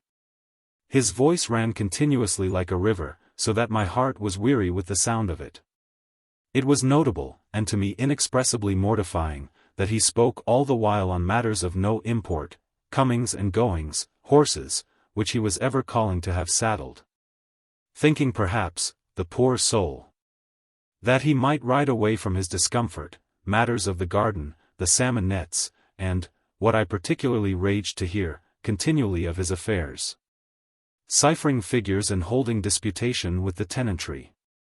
Never a word of his father or his wife, nor of the master, save only for a day or two, when his mind dwelled entirely in the past. And he supposed himself a boy again and upon some innocent child's play with his brother. What made this the more affecting, it appeared the master had then run some peril of his life, for there was a cry, "Oh, Jamie will be drowned, oh, save Jamie," which he came over and over with a great deal of passion. This, I say, was affecting, both to Mrs. Henry and myself, but the balance of my master's wanderings did him little justice. It seemed he had set out to justify his brother's calumnies, as though he was bent to prove himself a man of a dry nature, immersed in money-getting. Had I been there alone, it would not have troubled my thumb, but all the while, as I listened, I was estimating the effect on the man's wife, and telling myself that he fell lower every day. I was the one person on the surface of the globe that comprehended him, and I was bound there should be yet another. Whether he was to die there and his virtues perish, or whether he should save his days and come back to that inheritance of sorrows, his right memory, I was bound he should be heartily lamented in the one case, and unaffectedly welcomed in the other, by the person he loved the most, his wife. Finding no occasion of free speech, I bethought me at last of a kind of documentary disclosure. And for some nights, when I was off duty, and should have been asleep, I gave my time to the preparation of that which I may call my budget. But this I found to be the easiest portion of my task, and that which remained, namely, the presentation to my lady, almost more than I had fortitude to overtake. Several days I went about with my papers under my arm, spying for some juncture of talk to serve as introduction. I will not deny but that some offered. Only when they did my tongue clove to the roof of my mouth, and I think I might have been carrying about my packet till this day, had not a fortunate accident delivered me from all my hesitations. This was at night, when I was once more leaving the room, the thing not yet done, and myself in despair at my own cowardice. "What do you carry about with you, Mr. Mackellar?" she asked. "These last days, I see you always coming in and out with the same armful." I returned upon my steps without a word, laid the papers before her on the table, and left her to her reading. Of what that was, I am now to give you some idea. And the best will be to reproduce a letter of my own which came first in the budget, and of which, according to an excellent habitude, I have preserved the scroll. It will show, too, the moderation of my part in these affairs, a thing which some have called recklessly in question. Durrisdeer. 1757.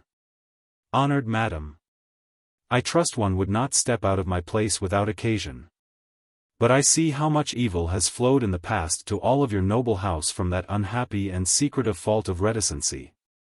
And the papers on which I venture to call your attention are family papers, and all highly worthy your acquaintance. I append a schedule with some necessary observations. And am, Honored Madam, your ladyship's obliged, obedient servant, Ephraim Mackellar. Schedule of Papers. Scroll of 10 letters from Ephraim Mackellar to the Honourable James Durie, Esq. By courtesy Master of Ballantrae, during the latter's residence in Paris, under dates. Follow the dates.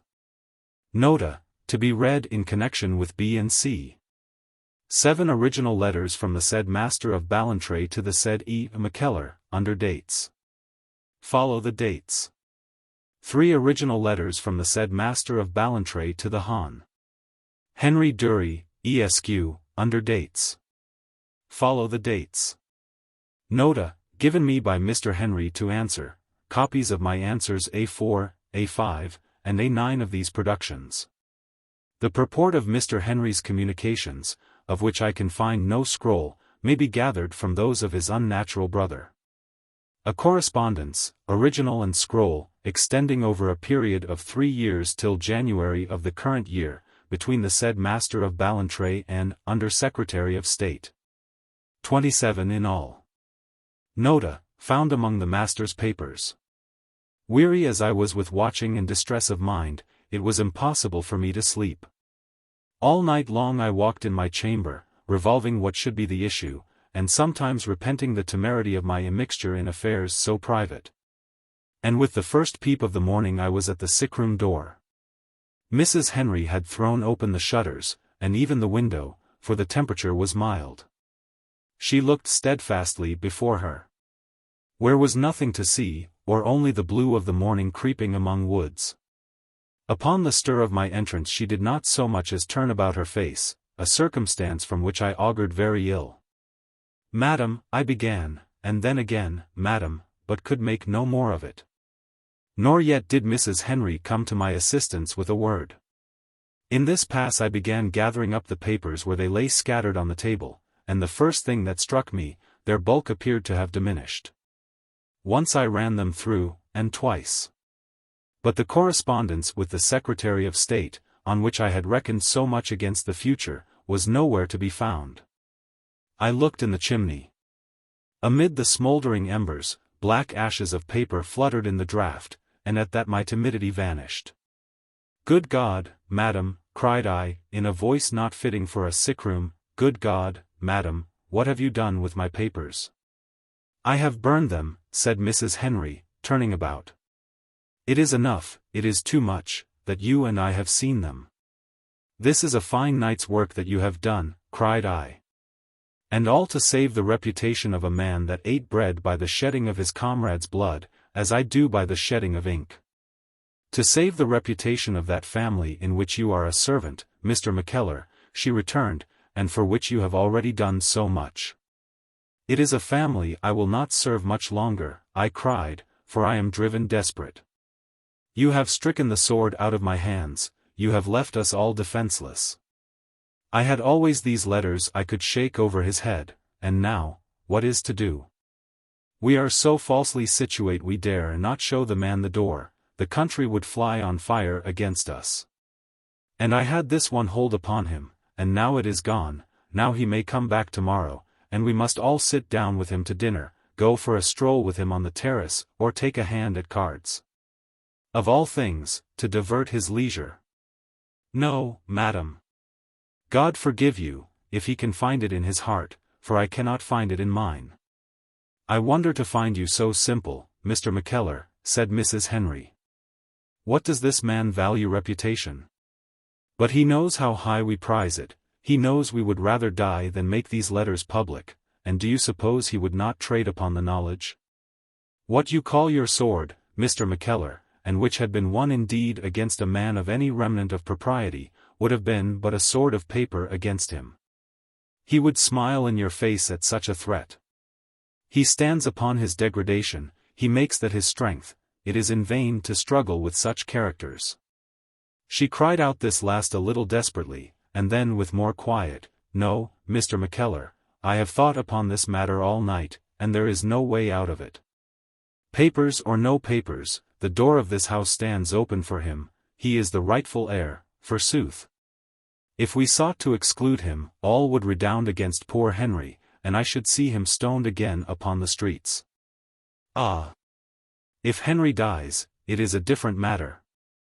They have broke the entail for their own good purposes, the estate goes to my daughter, and I shall see who sets a foot upon it. But if Henry lives, my poor Mr. Mackellar, and that man returns, we must suffer, only this time it will be together." On the whole I was well pleased with Mrs. Henry's attitude of mind. Nor could I even deny there was some cogency in that which she advanced about the papers. "Let us say no more about it," said I. "I can only be sorry I trusted a lady with the originals, which was an unbusinesslike proceeding at the best. As for what I said of leaving the service of the family, it was spoken with the tongue only, and you may set your mind at rest. I belong to Durrisdeer, Mrs. Henry, as if I had been born there. I must do her the justice to say she seemed perfectly relieved, so that we began this morning, as we were to continue for so many years, on a proper ground of mutual indulgence and respect. The same day, which was certainly prededicate to joy, we observed the first signal of recovery in Mr. Henry. And about 3 of the following afternoon he found his mind again, recognizing me by name with the strongest evidences of affection. Mrs. Henry was also in the room, at the bed foot. But it did not appear that he observed her. And indeed, the fever being gone, he was so weak that he made but the one effort and sank again into a lethargy. The course of his restoration was now slow, but equal. Every day his appetite improved, every week we were able to remark an increase both of strength and flesh. And before the end of the month he was out of bed and had even begun to be carried in his chair upon the terrace. It was perhaps at this time that Mrs. Henry and I were the most uneasy in mind. Apprehension for his days was at an end, and a worse fear succeeded. Every day we drew consciously nearer to a day of reckoning, and the days passed on, and still there was nothing. Mr. Henry bettered in strength, he held long talks with us on a great diversity of subjects, his father came and sat with him and went again. And still there was no reference to the late tragedy or to the former troubles which had brought it on. Did he remember, and conceal his dreadful knowledge? Or was the whole blotted from his mind? This was the problem that kept us watching and trembling all day when we were in his company, and held us awake at night when we were in our lonely beds. We knew not even which alternative to hope for, both appearing so unnatural, and pointing so directly to an unsound brain. Once this fear offered, I observed his conduct with sedulous particularity. Something of the child he exhibited, a cheerfulness quite foreign to his previous character, an interest readily aroused, and then very tenacious, in small matters which he had heretofore despised. When he was stricken down, I was his only confidant, and I may say his only friend, and he was on terms of division with his wife. Upon his recovery, all was changed, the past forgotten, the wife first and even single in his thoughts.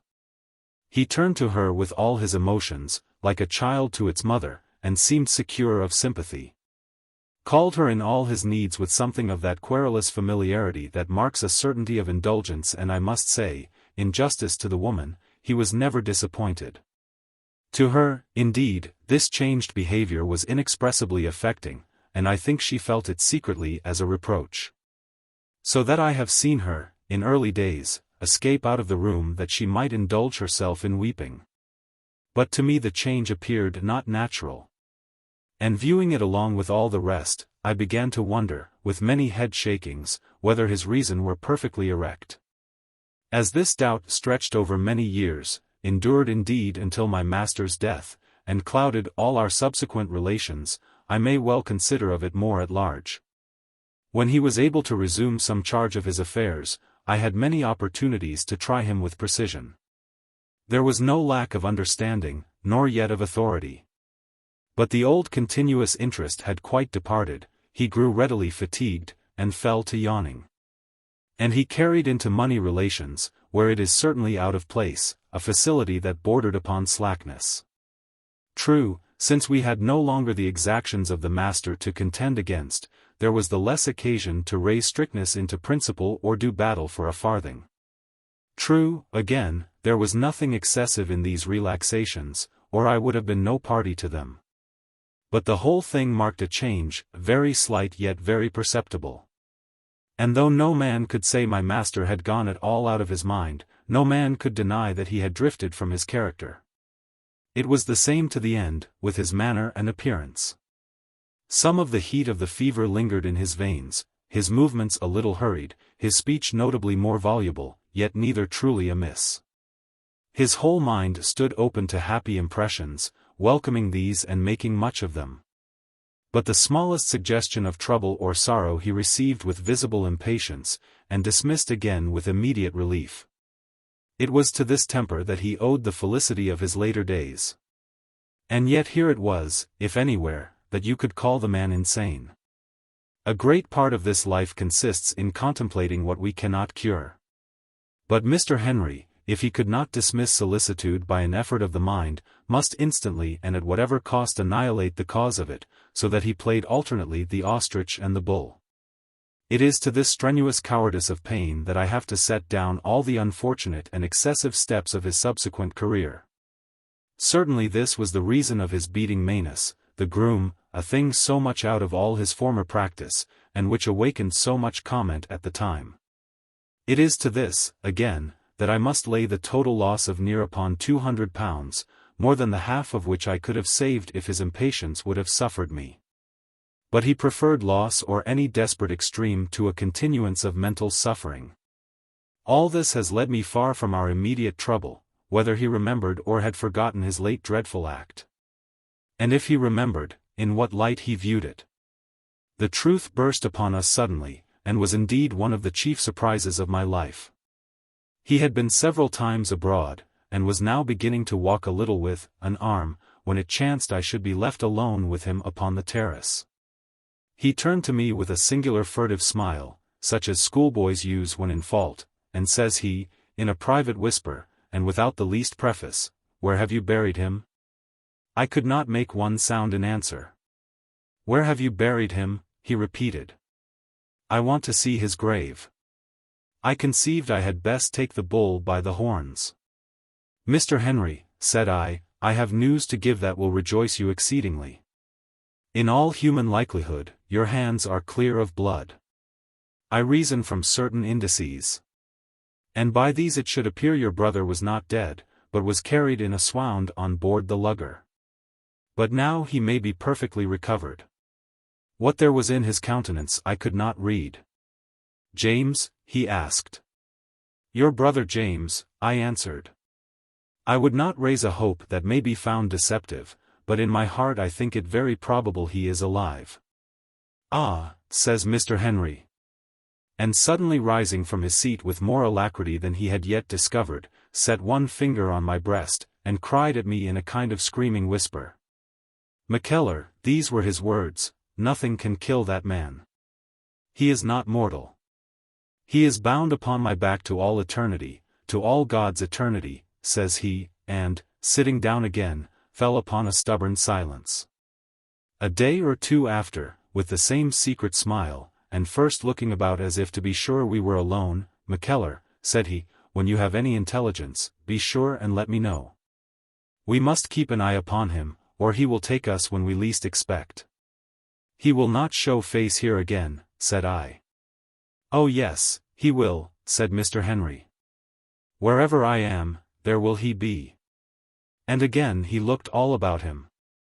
"You must not dwell upon this thought, Mr. Henry," said I. "No," said he, "that is a very good advice.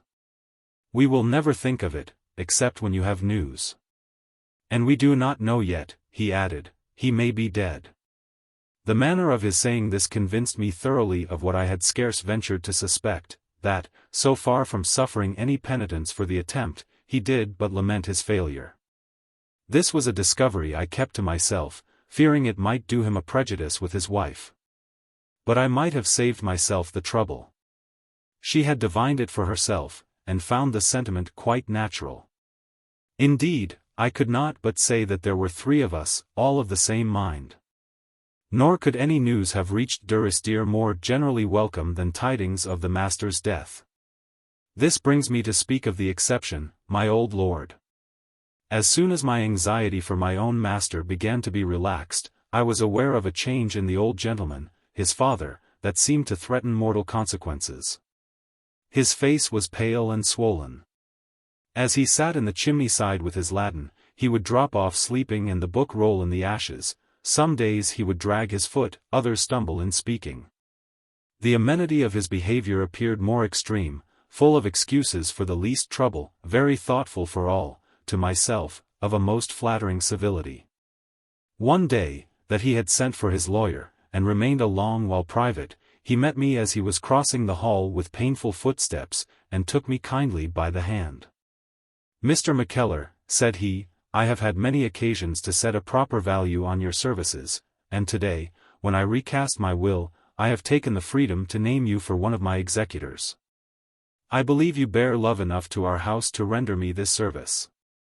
At that very time he passed the greater portion of his days in slumber, from which it was often difficult to rouse him.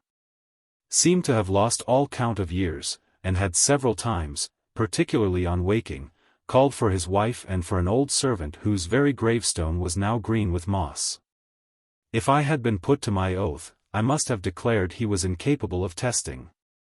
And yet there was never a will drawn more sensible in every trait, or showing a more excellent judgment both of persons and affairs.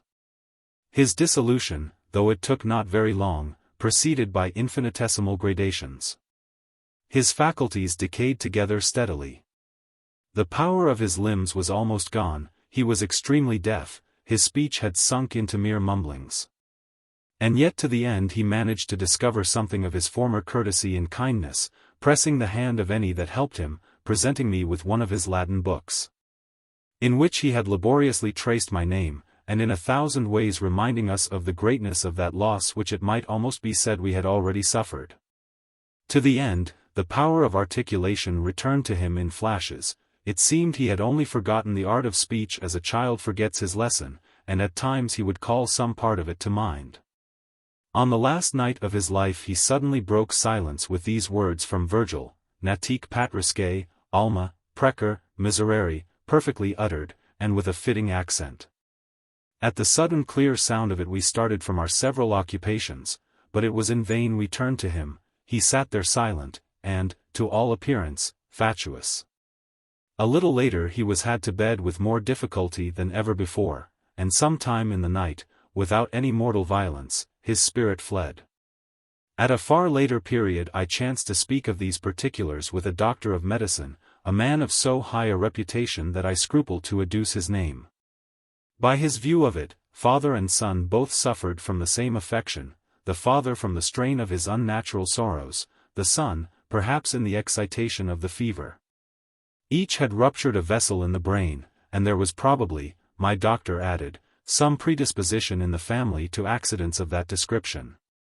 The father sank, the son recovered all the externals of a healthy man, but it is like there was some destruction in those delicate tissues where the soul resides and does her earthly business. Her heavenly, I would fain hope, cannot be thus obstructed by material accidents. And yet, upon a more mature opinion, it matters not one jot. For he who shall pass judgment on the records of our life is the same that formed us in frailty. The death of my old lord was the occasion of a fresh surprise to us who watched the behavior of his successor. To any considering mind, the two sons had between them slain their father, and he who took the sword might be even said to have slain him with his hand. But no such thought appeared to trouble my new lord. He was becomingly grave, I could scarce say sorrowful, or only with a pleasant sorrow. Talking of the dead with a regretful cheerfulness, relating old examples of his character, smiling at them with a good conscience. And when the day of the funeral came round, doing the honors with exact propriety. I could perceive, besides, that he found a solid gratification in his accession to the title, the which he was punctilious in exacting. And now there came upon the scene a new character, and one that played his part, too, in the story. I mean the present Lord, Alexander, whose birth, July 17, 1757, filled the cup of my poor master's happiness. There was nothing then left him to wish for, nor yet leisure for him to wish for it. Indeed, there never was a parent so fond and doting as he showed himself. He was continually uneasy in his son's absence. Was the child abroad? The father would be watching the clouds in case it rained. Was it night? He would rise out of his bed to observe its slumbers. His conversation grew even weariful to strangers, since he talked of little but his son. In matters relating to the estate, all was designed with a particular eye to Alexander. And it would be, let us put it in hand at once, that the wood may be grown against Alexander's majority, or, this will fall in again handsomely for Alexander's marriage. Every day this absorption of the man's nature became more observable, with many touching and some very blameworthy particulars. Soon the child could walk abroad with him, at first on the terrace, hand in hand, and afterward at large about the policies, and this grew to be my lord's chief occupation. The sound of their two voices, audible a great way off, for they spoke loud, became familiar in the neighborhood, and for my part one found it more agreeable than the sound of birds. It was pretty to see the pair returning full of briars, and the father as flushed and sometimes as bemuddied as the child, for they were equal sharers in all sorts of boyish entertainment. Digging in the beach, damming of streams, and what not. And I have seen them gaze through a fence at cattle with the same childish contemplation. The mention of these rambles brings me to a strange scene of which I was a witness. There was one walk I never followed myself without emotion, so often had I gone there upon miserable errands, so much had there befallen against the house of Durrisdeer. But the path lay handy from all points beyond the Muckle Ross, and I was driven, although much against my will, to take my use of it perhaps once in the 2 months. It befell when Mr. Alexander was of the age of 6 or 7, I had some business on the far side in the morning, and entered the shrubbery, on my homeward way, about 9 of a bright forenoon. It was that time of year when the woods are all in their spring colors, the thorns all in flower, and the birds in the high season of their singing. In contrast to this merriment, the shrubbery was only the more sad, and I the more oppressed by its associations. In this situation of spirit it struck me disagreeably to hear voices a little way in front, and to recognize the tones of my lord and Mr. Alexander. I pushed ahead, and came presently into their view. They stood together in the open space where the duel was, my lord with his hand on his son's shoulder, and speaking with some gravity. At least, as he raised his head upon my coming, I thought I could perceive his countenance to lighten. "Ah," says he, "here comes the good Mackellar.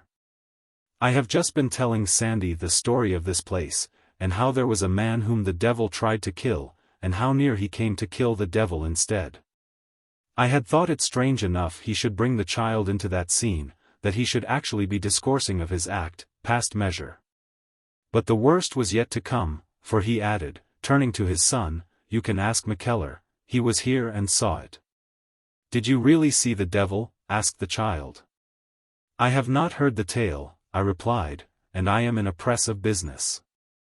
"So far," I said, sourly, fencing with the embarrassment of the position. And suddenly the bitterness of the past, and the terror of that scene by candlelight, rushed in upon my mind. I bethought me that, for a difference of a second's quickness in parade, the child before me might have never seen the day.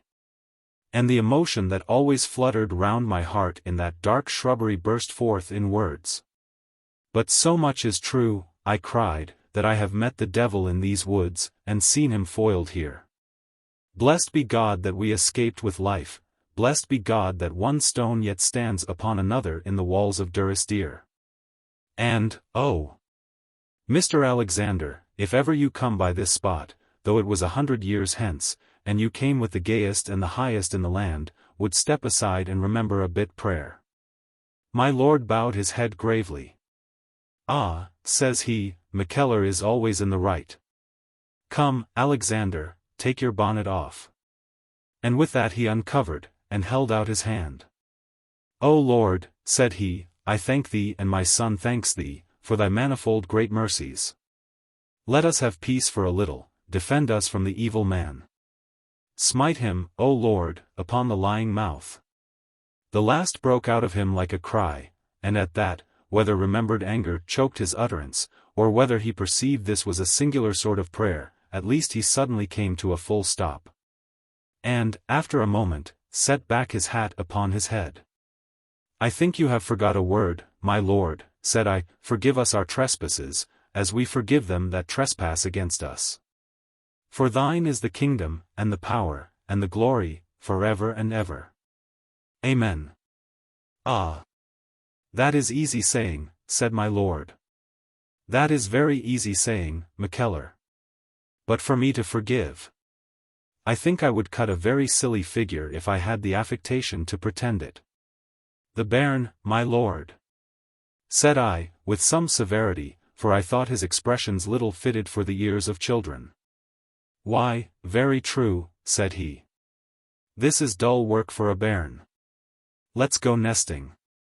I forget if it was the same day, but it was soon after, my lord, finding me alone, opened himself a little more on the same head.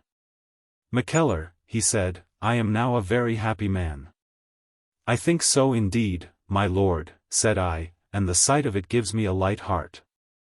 "There is an obligation in happiness, do you not think so?" says he musingly. "I think so indeed," says I, "and one in sorrow too. If we are not here to try to do the best, in my humble opinion the sooner we are away the better for all parties." "Aye, but if you were in my shoes, would you forgive him?" asks my lord. The suddenness of the attack a little gravelled me. "It is a duty laid upon us strictly," said I. "Hut," said he. "These are expressions. Do you forgive the man yourself?" "Well, no," said I, "God forgive me, I do not." "Shake hands upon that," cries my lord, with a kind of joviality. "It is an ill sentiment to shake hands upon," said I, "for Christian people. I think I will give you mine on some more evangelical occasion." This I said, smiling a little. But as for my lord, he went from the room laughing aloud. For my lord's slavery to the child I can find no expression adequate. He lost himself in that continual thought, business, friends, and wife being all alike forgotten, or only remembered with a painful effort, like that of one struggling with a posset. It was most notable in the matter of his wife. Since I had known Durrisdeer, she had been the burden of his thought and the lodestone of his eyes, and now she was quite cast out. I have seen him come to the door of a room, look round, and pass my lady over as though she were a dog before the fire. It would be Alexander he was seeking, and my lady knew it well. I have heard him speak to her so ruggedly that I nearly found it in my heart to intervene. The cause would still be the same, that she had in some way thwarted Alexander. Without doubt this was in the nature of a judgment on my lady. Without doubt she had the tables turned upon her, as only Providence can do it. She who had been cold so many years to every mark of tenderness, it was her part now to be neglected. An odd situation resulted, that we had once more two parties in the house, and that now I was of my lady's. Not that ever I lost the love I bore my master. But, for one thing, he had the less use for my society. For another, I could not but compare the case of Mr. Alexander with that of Miss Catherine, for whom my lord had never found the least attention. And for a third, I was wounded by the change he discovered to his wife, which struck me in the nature of an infidelity. I could not but admire, besides, the constancy and kindness she displayed. Perhaps her sentiment to my lord, as it had been founded from the first in pity, was that rather of a mother than a wife. Perhaps it pleased her, if I may say so, to behold her two children so happy in each other, the more as one had suffered so unjustly in the past. But, for all that, and though I could never trace in her one spark of jealousy, she must fall back for society on poor neglected Miss Catherine. And I, on my part, came to pass my spare hours more and more with the mother and daughter. It would be easy to make too much of this division, for it was a pleasant family, as families go. Still the thing existed, whether my lord knew it or not, I am in doubt. I do not think he did, he was bound up so entirely in his son. But the rest of us knew it, and in a manner suffered from the knowledge. What troubled us most, however, was the great and growing danger to the child. My lord was his father over again. It was to be feared the son would prove a second master. Time has proved these fears to have been quite exaggerate. Certainly there is no more worthy gentleman today in Scotland than the 7th Lord Durrisdeer. Of my own exodus from his employment it does not become me to speak, above all in a memorandum written only to justify his father. Editor's note: 5 pages of Mr. Mackellar's MS. are here omitted. I have gathered from their perusal an impression that Mr. Mackellar, in his old age, was rather an exacting servant. Against the 7th Lord Durrisdeer, with whom, at any rate, we have no concern, nothing material is alleged. R.L.S. But our fear at the time was lest he should turn out, in the person of his son, a second edition of his brother. My lady had tried to interject some wholesome discipline.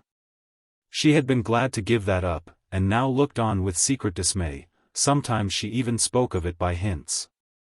And sometimes, when there was brought to her knowledge some monstrous instance of my lord's indulgence, she would betray herself in a gesture or perhaps an exclamation. As for myself, I was haunted by the thought both day and night, not so much for the child's sake as for the father's. The man had gone to sleep, he was dreaming a dream, and any rough awakening must infallibly prove mortal. That he should survive the child's death was inconceivable. And the fear of its dishonor made me cover my face. It was this continual preoccupation that screwed me up at last to a remonstrance, a matter worthy to be narrated in detail. My lord and I sat one day at the same table upon some tedious business of detail. I have said that he had lost his former interest in such occupations. He was plainly itching to be gone, and he looked fretful, weary, and methought older than I had ever previously observed. I suppose it was the haggard face that put me suddenly upon my enterprise. My lord, said I, with my head down, and feigning to continue my occupation, or, rather, let me call you again by the name of Mr. Henry, for I fear your anger. And want you to think upon old times. My good Mackellar, said he, and that in tones so kindly that I had near forsook my purpose. But I called to mind that I was speaking for his good, and stuck to my colours. Has it never come in upon your mind what you are doing? I asked. What I am doing, he repeated. I was never good at guessing riddles. What you are doing with your son, said I. Well, said he, with some defiance in his tone, and what am I doing with my son?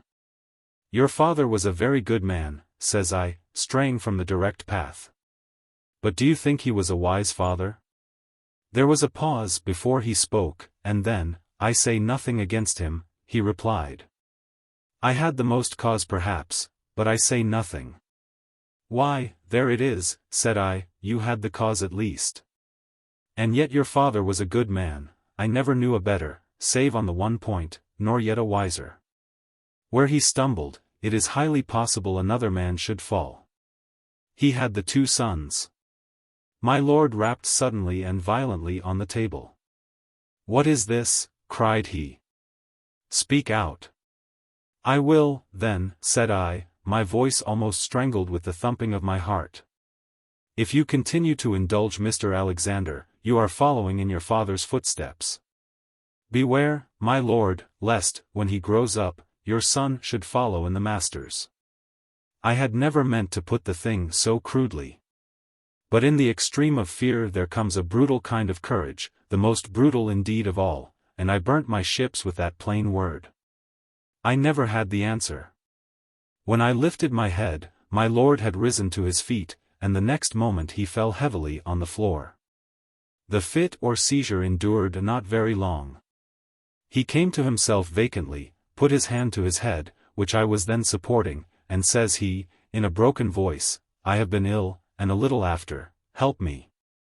I got him to his feet, and he stood pretty well, though he kept hold of the table. I have been ill, Mackellar, he said again. Something broke, Mackellar, or was going to break, and then all swam away. I think I was very angry. Never you mind, Mackellar, never you mind, my man.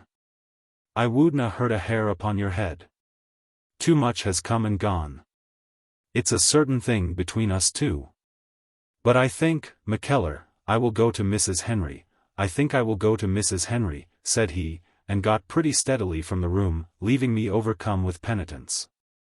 Presently the door flew open, and my lady swept in with flashing eyes. What is all this? She cried. What have you done to my husband? Will nothing teach you your position in this house? Will you never cease from making and meddling? My lady, said I, since I have been in this house I have had plenty of hard words. For a while they were my daily diet, and I swallowed them all. As for today, you may call me what you please, you will never find the name hard enough for such a blunder. And yet I meant it for the best.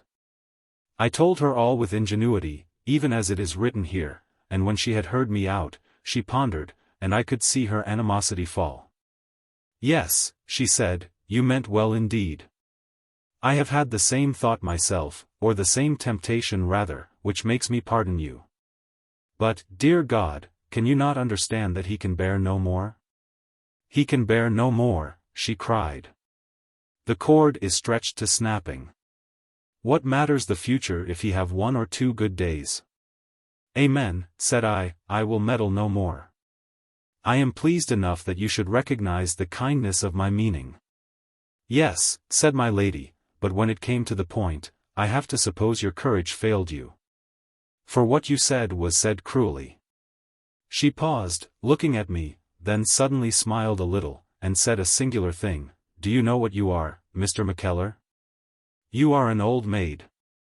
No more incident of any note occurred in the family until the return of that ill-starred man, the master. But I have to place here a second extract from the memoirs of Chevalier Burke, interesting in itself, and highly necessary for my purpose. It is our only sight of the master on his Indian travels. And the first word in these pages of Secundra Das. One fact, it is to observe, appears here very clearly, which if we had known some 20 years ago, how many calamities and sorrows had been spared, that Secundra Das spoke English. Chapter 7. Adventure of Chevalier Burke in India. Extracted from his memoirs. Here was I, therefore, on the streets of that city, the name of which I cannot call to mind. While even then I was so ill acquainted with its situation that I knew not whether to go south or north. The alert being sudden, I had run forth without shoes or stockings, my hat had been struck from my head in the melee, my kit was in the hands of the English. I had no companion but the sippe, no weapon but my sword, and the devil a coin in my pocket. In short, I was for all the world like one of those calendars with whom Mr. Galland has made us acquainted in his elegant tales. These gentlemen, you will remember, were forever falling in with extraordinary incidents, and I was myself upon the brink of one so astonishing that I protest I cannot explain it to this day. The sippe was a very honest man, he had served many years with the French colours, and would have let himself be cut to pieces for any of the brave countrymen of Mr. Lally. It is the same fellow, his name has quite escaped me, of whom I have narrated already a surprising instance of generosity of mind, when he found Mr. de Fessac and myself upon the ramparts, entirely overcome with liquor, and covered us with straw while the commandant was passing by. I consulted him, therefore, with perfect freedom. It was a fine question what to do. But we decided at last to escalade a garden wall, where we could certainly sleep in the shadow of the trees, and might perhaps find an occasion to get hold of a pair of slippers and a turban. In that part of the city we had only the difficulty of the choice, for it was a quarter consisting entirely of walled gardens. And the lanes which divided them were at that hour of the night deserted. I gave the sippe a back, and we had soon dropped into a large enclosure full of trees. The place was soaking with the dew, which, in that country, is exceedingly unwholesome, above all to whites. Yet my fatigue was so extreme that I was already half asleep, when the sippe recalled me to my senses. In the far end of the enclosure a bright light had suddenly shone out, and continued to burn steadily among the leaves. It was a circumstance highly unusual in such a place and hour. And, in our situation, it behoved us to proceed with some timidity. The sippe was sent to reconnoitre, and pretty soon returned with the intelligence that we had fallen extremely amiss, for the house belonged to a white man, who was in all likelihood English. Faith, says I, if there is a white man to be seen, I will have a look at him, for, the Lord be praised, there are more sorts than the one. The sippe led me forward accordingly to a place from which I had a clear view upon the house. It was surrounded with a wide veranda. A lamp, very well trimmed, stood upon the floor of it, and on either side of the lamp there sat a man, cross-legged, after the Oriental manner. Both, besides, were bundled up in muslin like two natives. And yet one of them was not only a white man, but a man very well known to me and the reader, being indeed that very Master of Ballantrae of whose gallantry and genius I have had to speak so often. Word had reached me that he was come to the Indies, though we had never met at least, and I heard little of his occupations. But, sure, I had no sooner recognized him, and found myself in the arms of so old a comrade, then I supposed my tribulations were quite done. I stepped plainly forth into the light of the moon, which shone exceedingly strong, and hailing Ballantrae by name, made him in a few words master of my grievous situation. He turned, started the least thing in the world, looked me fair in the face while I was speaking, and when I had done addressed himself to his companion in the barbarous native dialect. The second person, who was of an extraordinary delicate appearance, with legs like walking canes and fingers like the stalk of a tobacco pipe, now rose to his feet. "The Sahib," says he, "understands no English language. I understand it myself, and I see you make some small mistake, which may happen very often. But the Sahib would be glad to know how you come in a garden." "Ballantrae," I cried, "have you the damned impudence to deny me to my face?" Ballantrae never moved a muscle, staring at me like an image in a pagoda. "The Sahib understands no English language," says the native, as glib as before. "He be glad to know how you come in a garden." "Oh, the divil fetch him," says I, "he would be glad to know how I come in a garden, would he? Well, now, my dear man, just have the civility to tell the Sahib, with my kind love, that we are two soldiers here whom he never met and never heard of, but the sippe is a broth of a boy. And I am a broth of a boy myself. And if we don't get a full meal of meat, and a turban, and slippers, and the value of a gold moher in small change as a matter of convenience, bedad, my friend, I could lay my finger on a garden where there is going to be trouble." They carried their comedy so far as to converse a while in Hindustani. "And then," says the Hindu, with the same smile, but sighing as if he were tired of the repetition, "the Sahib would be glad to know how you come in a garden. Is that the way of it?" Says I, and laying my hand on my sword hilt I bade the sippe draw. Ballantrae's Hindu, still smiling, pulled out a pistol from his bosom, and though Ballantrae himself never moved a muscle I knew him well enough to be sure he was prepared. "The Sahib thinks you better go away," says the Hindu. Well, to be plain, it was what I was thinking myself. For the report of a pistol would have been, under Providence, the means of hanging the pair of us. "Tell the Sahib I consider him no gentleman," says I, and turned away with a gesture of contempt. I was not gone 3 steps when the voice of the Hindu called me back. "The Sahib would be glad to know if you are a damn low Irishman," says he. And at the words Ballantrae smiled and bowed very low. "What is that?" says I. "The Sahib say you ask your friend Mackellar," says the Hindu. "The Sahib he cry quits. Tell the Sahib I will give him a cure for the Scots fiddle when next we meet," cried I. The pair were still smiling as I left. There is little doubt some flaws may be picked in my own behavior.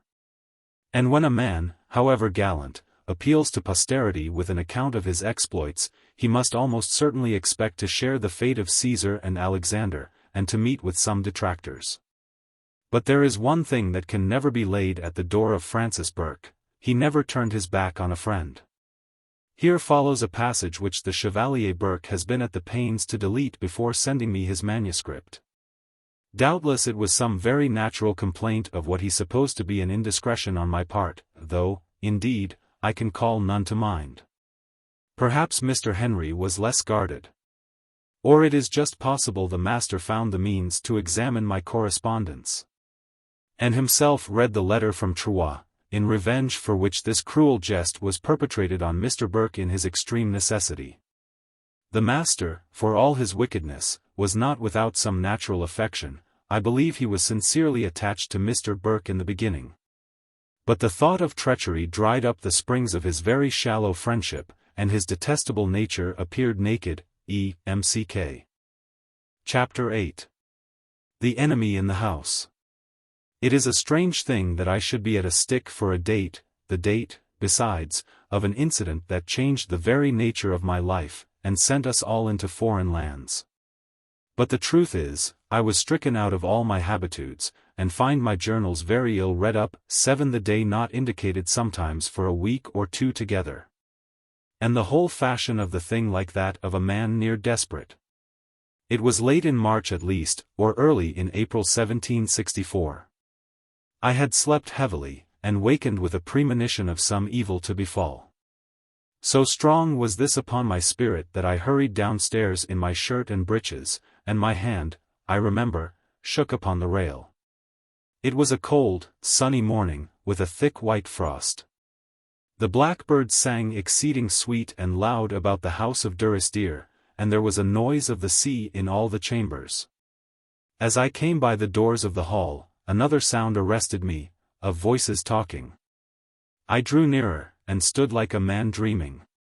Here was certainly a human voice, and that in my own master's house, and yet I knew it not, certainly human speech, and that in my native land.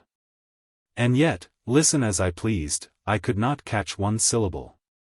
An old tale started up in my mind of a fairy wife, or perhaps only a wandering stranger, that came to the place of my father some generations back, and stayed the matter of a week, talking often in a tongue that signified nothing to the hearers, and went again, as she had come, under cloud of night, leaving not so much as a name behind her. A little fear I had, but more curiosity, and I opened the hall door, and entered. The supper things still lay upon the table, the shutters were still closed, although day peeped in the divisions, and the great room was lighted only with a single taper and the shining of the fire. Close in the chimney sat two men. The one that was wrapped in a cloak and wore boots, I knew at once, it was the bird of ill omen back again. Of the other, who was set close to the red embers, and made up into a bundle like a mummy, I could but see that he was an alien, of a darker hue than any man of Europe, very frailly built, with a singular tall forehead, and a secret eye. Several packets and a small valise were on the floor. And to judge by the smallness of this luggage, and by the condition of the master's boots, grossly patched by some unscrupulous country cobbler, evil had not prospered. He rose upon my entrance. Our eyes crossed, and I know not why it should have been, but my courage rose like a lark on a May morning. "Ha," said I, "is this you?" And I was pleased with the unconcern of my own voice. "It is even myself, worthy Mackellar," says the master. "This time you have brought the black dog visibly upon your back," I continued. Referring to Secundra Das, asked the master. "Let me present you.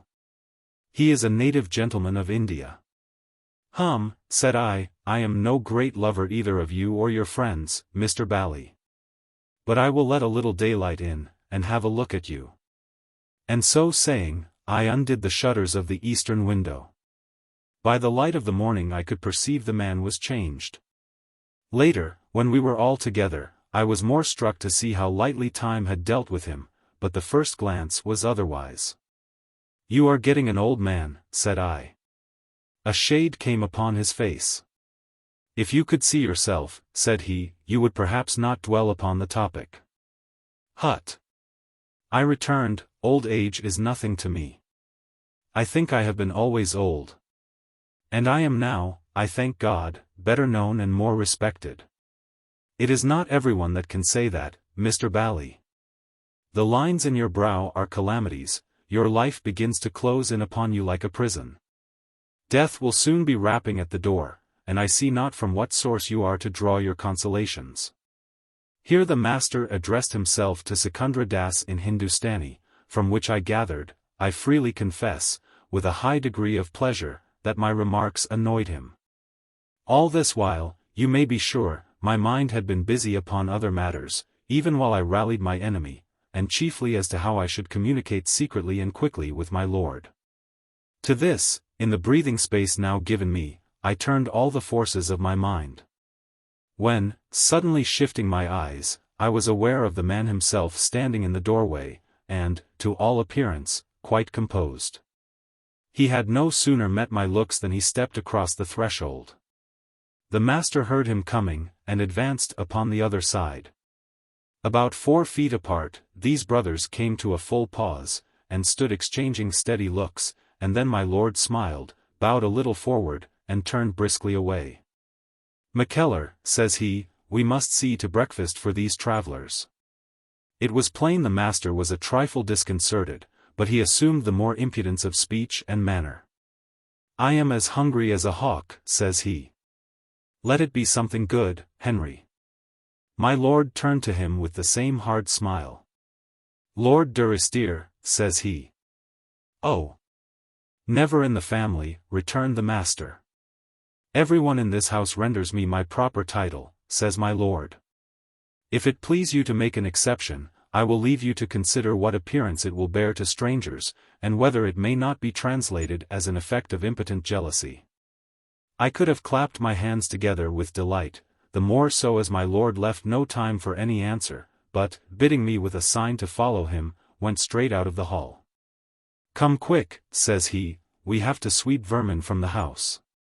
And he sped through the passages, with so swift a step that I could scarce keep up with him, straight to the door of John Paul, the which he opened without summons and walked in.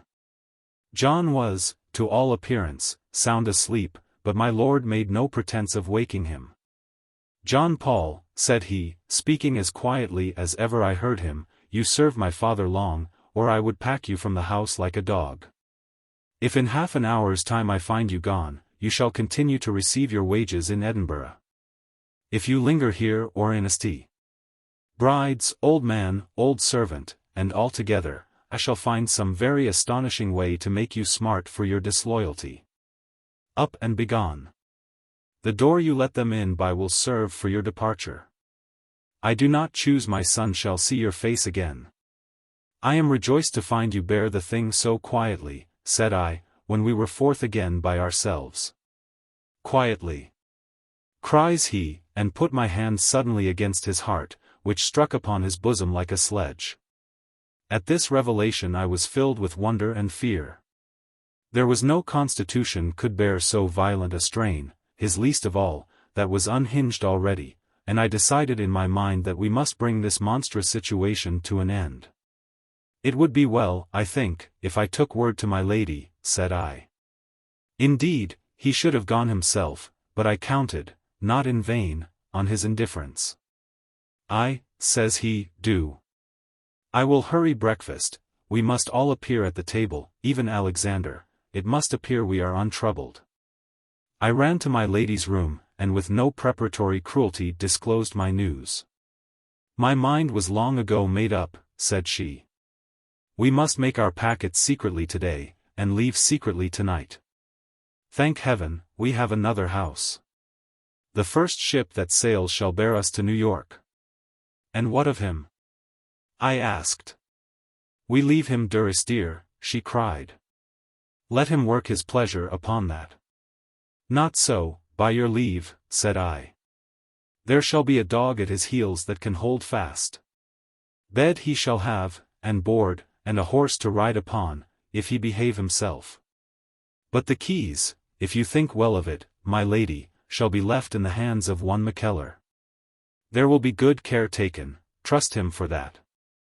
"Mr. Mackellar," she cried, "I thank you for that thought. All shall be left in your hands. If we must go into a savage country, I bequeath it to you to take our vengeance. Send Macconochie to St. Bride's to arrange privately for horses and to call the lawyer. My lord must leave procuration." At that moment my lord came to the door, and we opened our plan to him. "I will never hear of it," he cried, "he would think I feared him. I will stay in my own house, please God, until I die. There lives not the man can beard me out of it. Once and for all, here I am, and here I stay, in spite of all the devils in hell." I can give no idea of the vehemency of his words and utterance. But we both stood aghast, and I in particular, who had been a witness of his former self-restraint. My lady looked at me with an appeal that went to my heart and recalled me to my wits. I made her a private sign to go, and when my lord and I were alone, went up to him where he was racing to and fro in one end of the room like a half-lunatic, and set my hand firmly on his shoulder. "My lord," says I am going to be the plain dealer once more, if for the last time, so much the better, for I am grown weary of the part. "Nothing will change me," he answered. "God forbid I should refuse to hear you, but nothing will change me." This he said firmly, with no signal of the former violence, which already raised my hopes. Very well, said I. I can afford to waste my breath. I pointed to a chair, and he sat down and looked at me. I can remember a time when my lady very much neglected you, said I. I never spoke of it while it lasted, returned my lord, with a high flush of color, and it is all changed now. Do you know how much? I said. Do you know how much it is all changed? The tables are turned, my lord. It is my lady that now courts you for a word, a look, and courts you in vain. Do you know with whom she passes her days while you are out gallivanting in the policies? My lord, she is glad to pass them with a certain dry old grieve of the name of Ephraim Mackellar. And I think you may be able to remember what that means, for I am the more in a mistake or you were once driven to the same company yourself. Mackellar, cries my lord, getting to his feet. Oh my God, Mackellar! It is neither the name of Mackellar or the name of God that can change the truth, said I, and I am telling you the fact. Now for you, that suffered so much, to deal out the same suffering to another, is that the part of any Christian? But you are so swallowed up in your new friend that the old are all forgotten. They are all clean vanished from your memory. And yet they stood by you at the darkest, my lady not the least. And does my lady ever cross your mind? Does it ever cross your mind what she went through that night, or what manner of a wife she has been to you thenceforward, or in what kind of a position she finds herself today? Never. It is your pride to stay and face him out, and she must stay along with you. Oh! My lord's pride, that's the great affair. And yet she is the woman, and you are a great hulking man. She is the woman that you swore to protect, and, more betoken, the own mother of that son of yours. You are speaking very bitterly, Mackellar, said he. But, the Lord knows, I fear you are speaking very true. I have not proved worthy of my happiness. Bring my lady back. My lady was waiting near at hand to learn the issue. When I brought her in, my lord took a hand of each of us, and laid them both upon his bosom. I have had 2 friends in my life, said he. All the comfort ever I had, it came from one or other. When you 2 are in a mind, I think I would be an ungrateful dog. He shut his mouth very hard, and looked on us with swimming eyes. Do what ye like with me, says he, only don't think. He stopped again. Do what you please with me, God knows I love and honor you. And dropping our 2 hands, he turned his back and went and gazed out of the window. But my lady ran after, calling his name, and threw herself upon his neck in a passion of weeping. I went out and shut the door behind me, and stood and thanked God from the bottom of my heart. At the breakfast board, according to my lord's design, we were all met. The master had by that time plucked off his patched boots and made a toilet suitable to the hour. Secundra Das was no longer bundled up in wrappers, but wore a decent plain black suit, which misbecame him strangely, and the pair were at the great window, looking forth, when the family entered. They turned, and the black man, as they had already named him in the house, bowed almost to his knees, but the master was for running forward like one of the family. My lady stopped him, curtsying low from the far end of the hall, and keeping her children at her back. My lord was a little in front, so there were the 3 cousins of Durrisdeer face to face.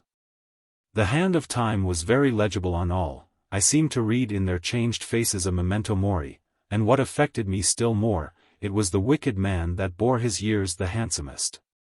My lady was quite transfigured into the matron, a becoming woman for the head of a great tableful of children and dependents. My lord was grown slack in his limbs, he stooped. He walked with a running motion, as though he had learned again from Mr. Alexander. His face was drawn, it seemed a trifle longer than of old. And it wore at times a smile very singularly mingled, and which, in my eyes, appeared both bitter and pathetic.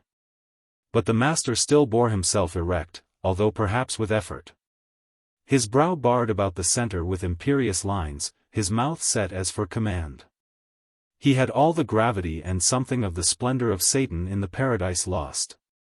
I could not help but see the man with admiration, and was only surprised that I saw him with so little fear. But indeed, as long as we were at the table, it seemed as if his authority were quite vanished and his teeth all drawn. We had known him a magician that controlled the elements. And here he was, transformed into an ordinary gentleman, chatting like his neighbors at the breakfast board. For now the father was dead, and my lord and lady reconciled, in what ear was he to pour his calumnies? It came upon me in a kind of vision how hugely I had overrated the man's subtlety. He had his malice still, he was false as ever, and, the occasion being gone that made his strength, he sat there impotent. He was still the viper, but now spent his venom on a file. 2 more thoughts occurred to me while yet we sat at breakfast. The first, that he was abashed, I had almost said, distressed, to find his wickedness quite unavailing. The second, that perhaps my lord was in the right, and we did amiss to fly from our dismasted enemy. But my poor master's leaping heart came in my mind, and I remembered it was for his life we played the coward. When the meal was over, the master followed me to my room, and, taking a chair, which I had never offered him, asked me what was to be done with him. "Why, Mr. Bally," said I, "the house will still be open to you for a time." "For a time?" says he. "I do not know if I quite take your meaning." "It is plain enough," said I. "We keep you for our reputation. As soon as you shall have publicly disgraced yourself by some of your misconduct, we shall pack you forth again." "You are become an impudent rogue," said the master, bending his brows at me dangerously. "I learned in a good school," I returned. "And you must have perceived yourself that with my old lord's death your power is quite departed. I do not fear you now, Mr. Bally. I think even, God forgive me, that I take a certain pleasure in your company." He broke out in a burst of laughter, which I clearly saw to be assumed. "I have come with empty pockets," says he, after a pause. "I do not think there will be any money going," I replied. "I would advise you not to build on that." "I shall have something to say on the point," he returned. "Indeed?" said I have not a guess what it will be, then." "Oh. You affect confidence," said the master. "I have still one strong position, that you people fear a scandal, and I enjoy it." "Pardon me, Mr. Bally," says I, "we do not in the least fear a scandal against you." He laughed again. "You have been studying repartee," he said. "But speech is very easy, and sometimes very deceptive. I warn you fairly, you will find me vitriol in the house. You would do wiser to pay money down and see my back." And with that he waved his hand to me and left the room. A little after, my lord came with the lawyer, Mr. Carlyle.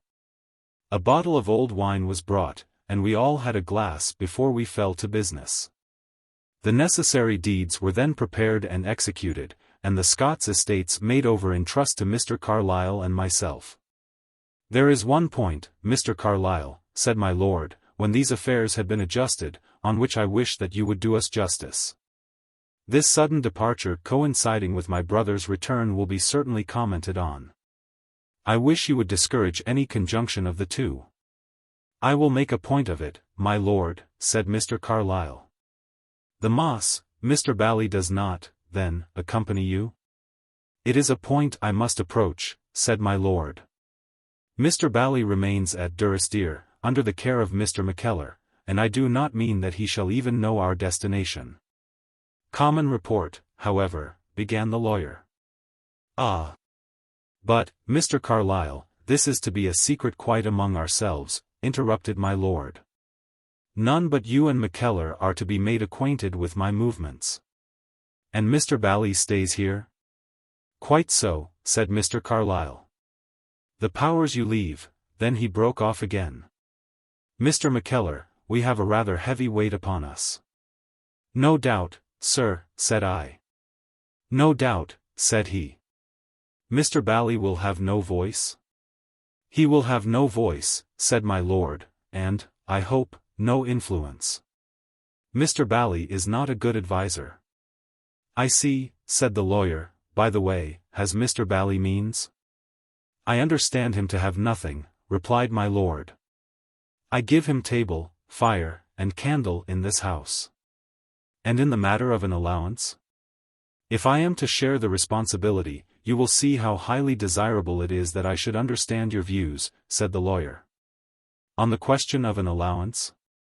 "There will be no allowance," said my lord. "I wish Mr. Bally to live very private. We have not always been gratified with his behavior. And in the matter of money," I added, "he has shown himself an infamous bad husband. Glance your eye upon that docket, Mr. Carlyle, where I have brought together the different sums the man has drawn from the estate in the last 15 or 20 years. The total is pretty." Mr. Carlyle made the motion of whistling. "I had no guess of this," said he. "Excuse me once more, my lord, if I appear to push you, but it is really desirable I should penetrate your intentions. Mr. Mackellar might die, when I should find myself alone upon this trust. Would it not be rather your lordship's preference that Mr. Bally should leave the country?"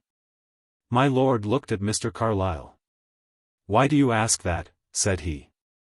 "I gather, my lord, that Mr. Bally is not a comfort to his family," says the lawyer, with a smile. My lord's face became suddenly knotted.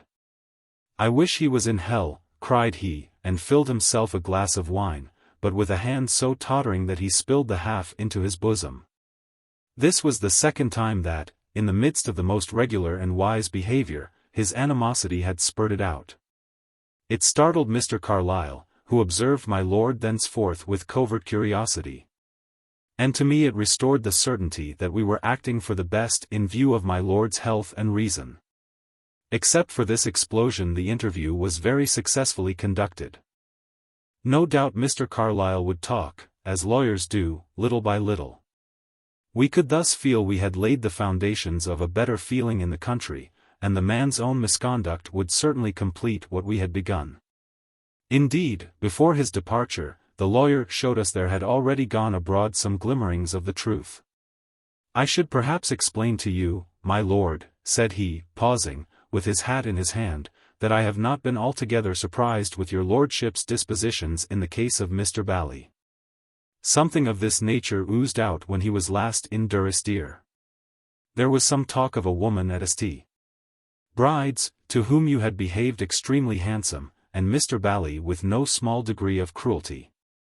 There was the entail, again, which was much controverted.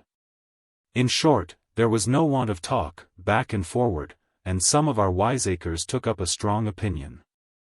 I remained in suspense, as became one of my cloth. But Mr. Mackellar's docket here has finally opened my eyes. I do not think, Mr. Mackellar, that you and I will give him that much rope." The rest of that important day passed prosperously through. It was our policy to keep the enemy in view, and I took my turn to be his watchman with the rest. I think his spirits rose as he perceived us to be so attentive, and I know that mine insensibly declined. What chiefly daunted me was the man's singular dexterity to worm himself into our troubles.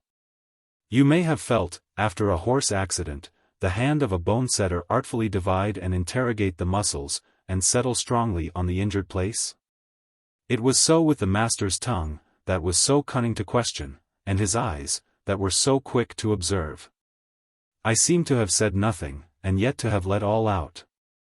Before I knew where I was, the man was condoling with me on my lord's neglect of my lady and myself, and his hurtful indulgence to his son. On this last point I perceived him, with panic fear, to return repeatedly. The boy had displayed a certain shrinking from his uncle. It was strong in my mind his father had been fool enough to indoctrinate the same, which was no wise beginning, and when I looked upon the man before me, still so handsome, so apt a speaker, with so great a variety of fortunes to relate, I saw he was the very personage to captivate a boyish fancy. John Paul had left only that morning. It was not to be supposed he had been altogether dumb upon his favorite subject, so that here would be Mr. Alexander in the part of Dido, with a curiosity inflamed to hear. And there would be the master, like a diabolical Aeneas, full of matter the most pleasing in the world to any youthful ear, such as battles, sea disasters, flights, the forests of the West. And, since his later voyage, the ancient cities of the Indies. How cunningly these baits might be employed, and what an empire might be so founded, little by little, in the mind of any boy, stood obviously clear to me. There was no inhibition, so long as the man was in the house, that would be strong enough to hold these two apart. For if it be hard to charm serpents, it is no very difficult thing to cast a glamour on a little chip of manhood not very long in breeches.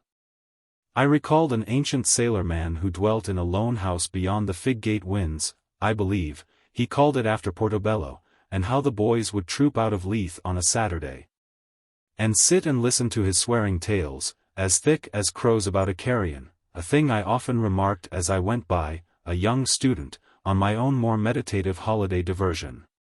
Many of these boys went, no doubt, in the face of an express command, many feared, and even hated, the old brute of whom they made their hero.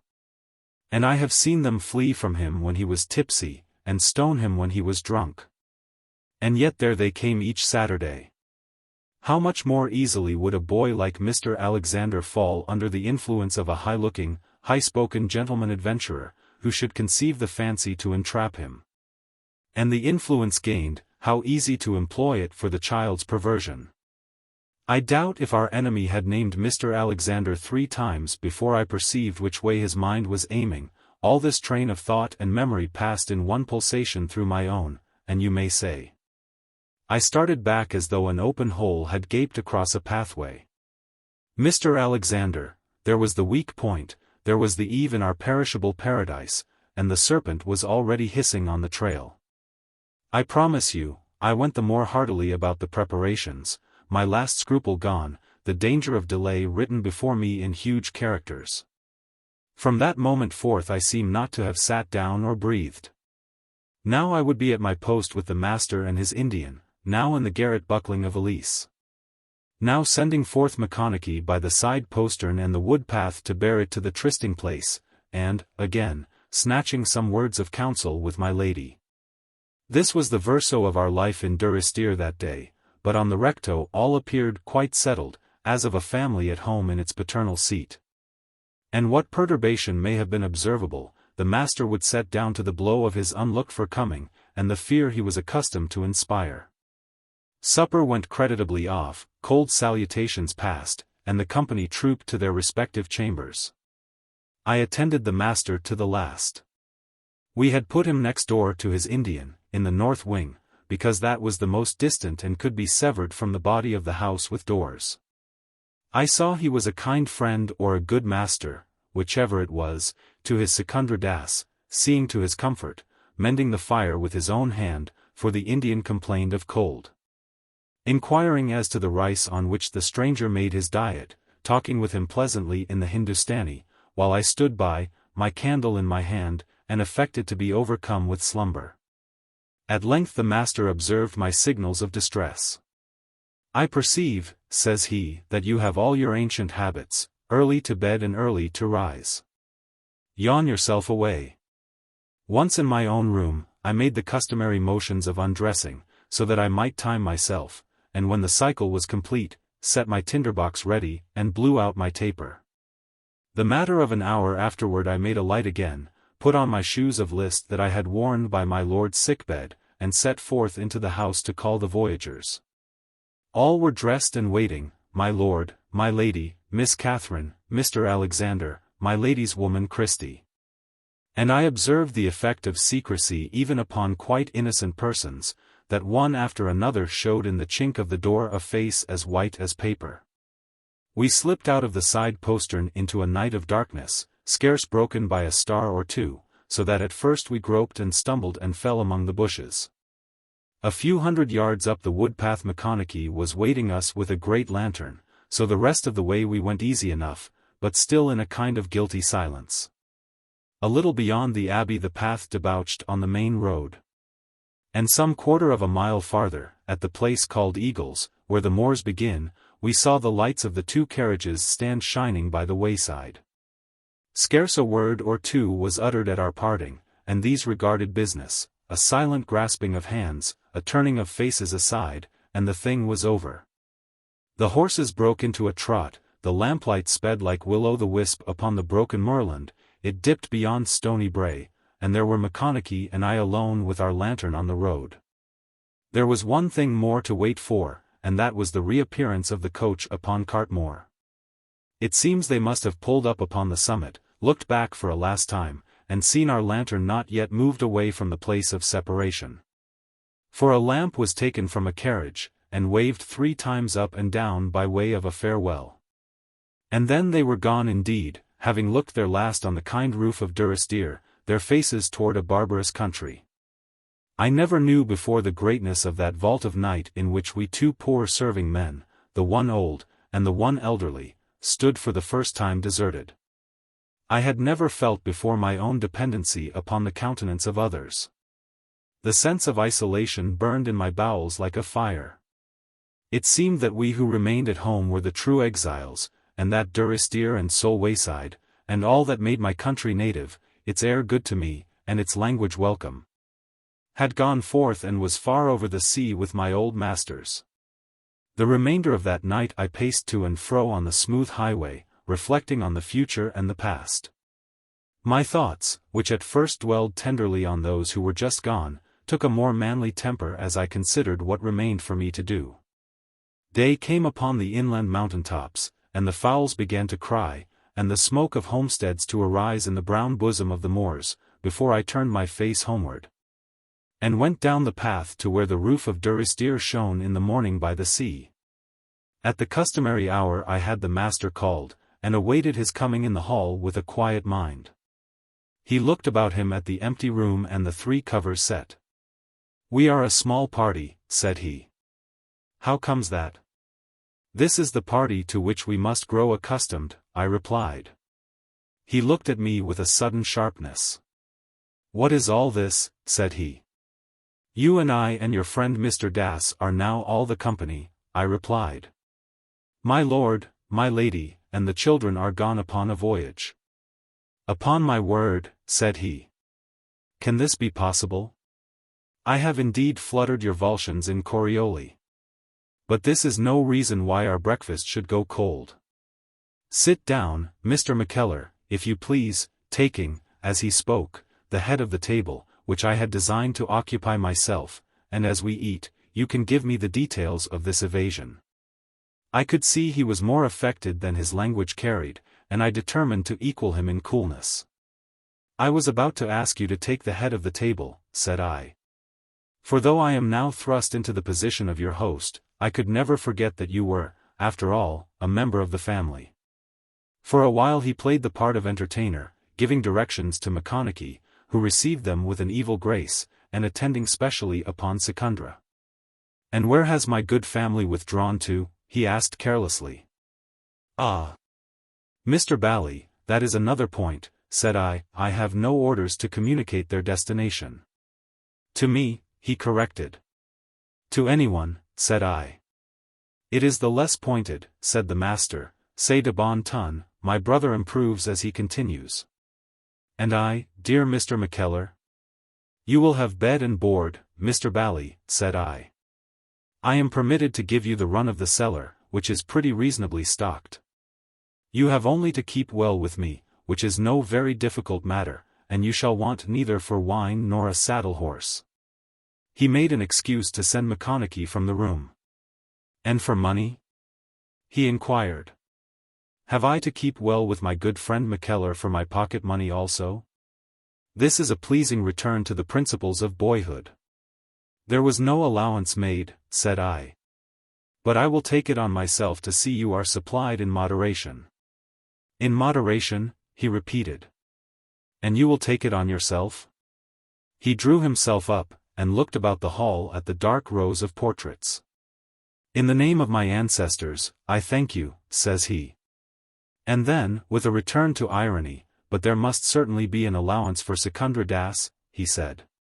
"It is not possible they have omitted that?" "I will make a note of it, and ask instructions when I write," said I. And he, with a sudden change of manner, and leaning forward with an elbow on the table, "Do you think this entirely wise?" "I execute my orders, Mr. Bally," said I. "Profoundly modest," said the master, "perhaps not equally ingenuous.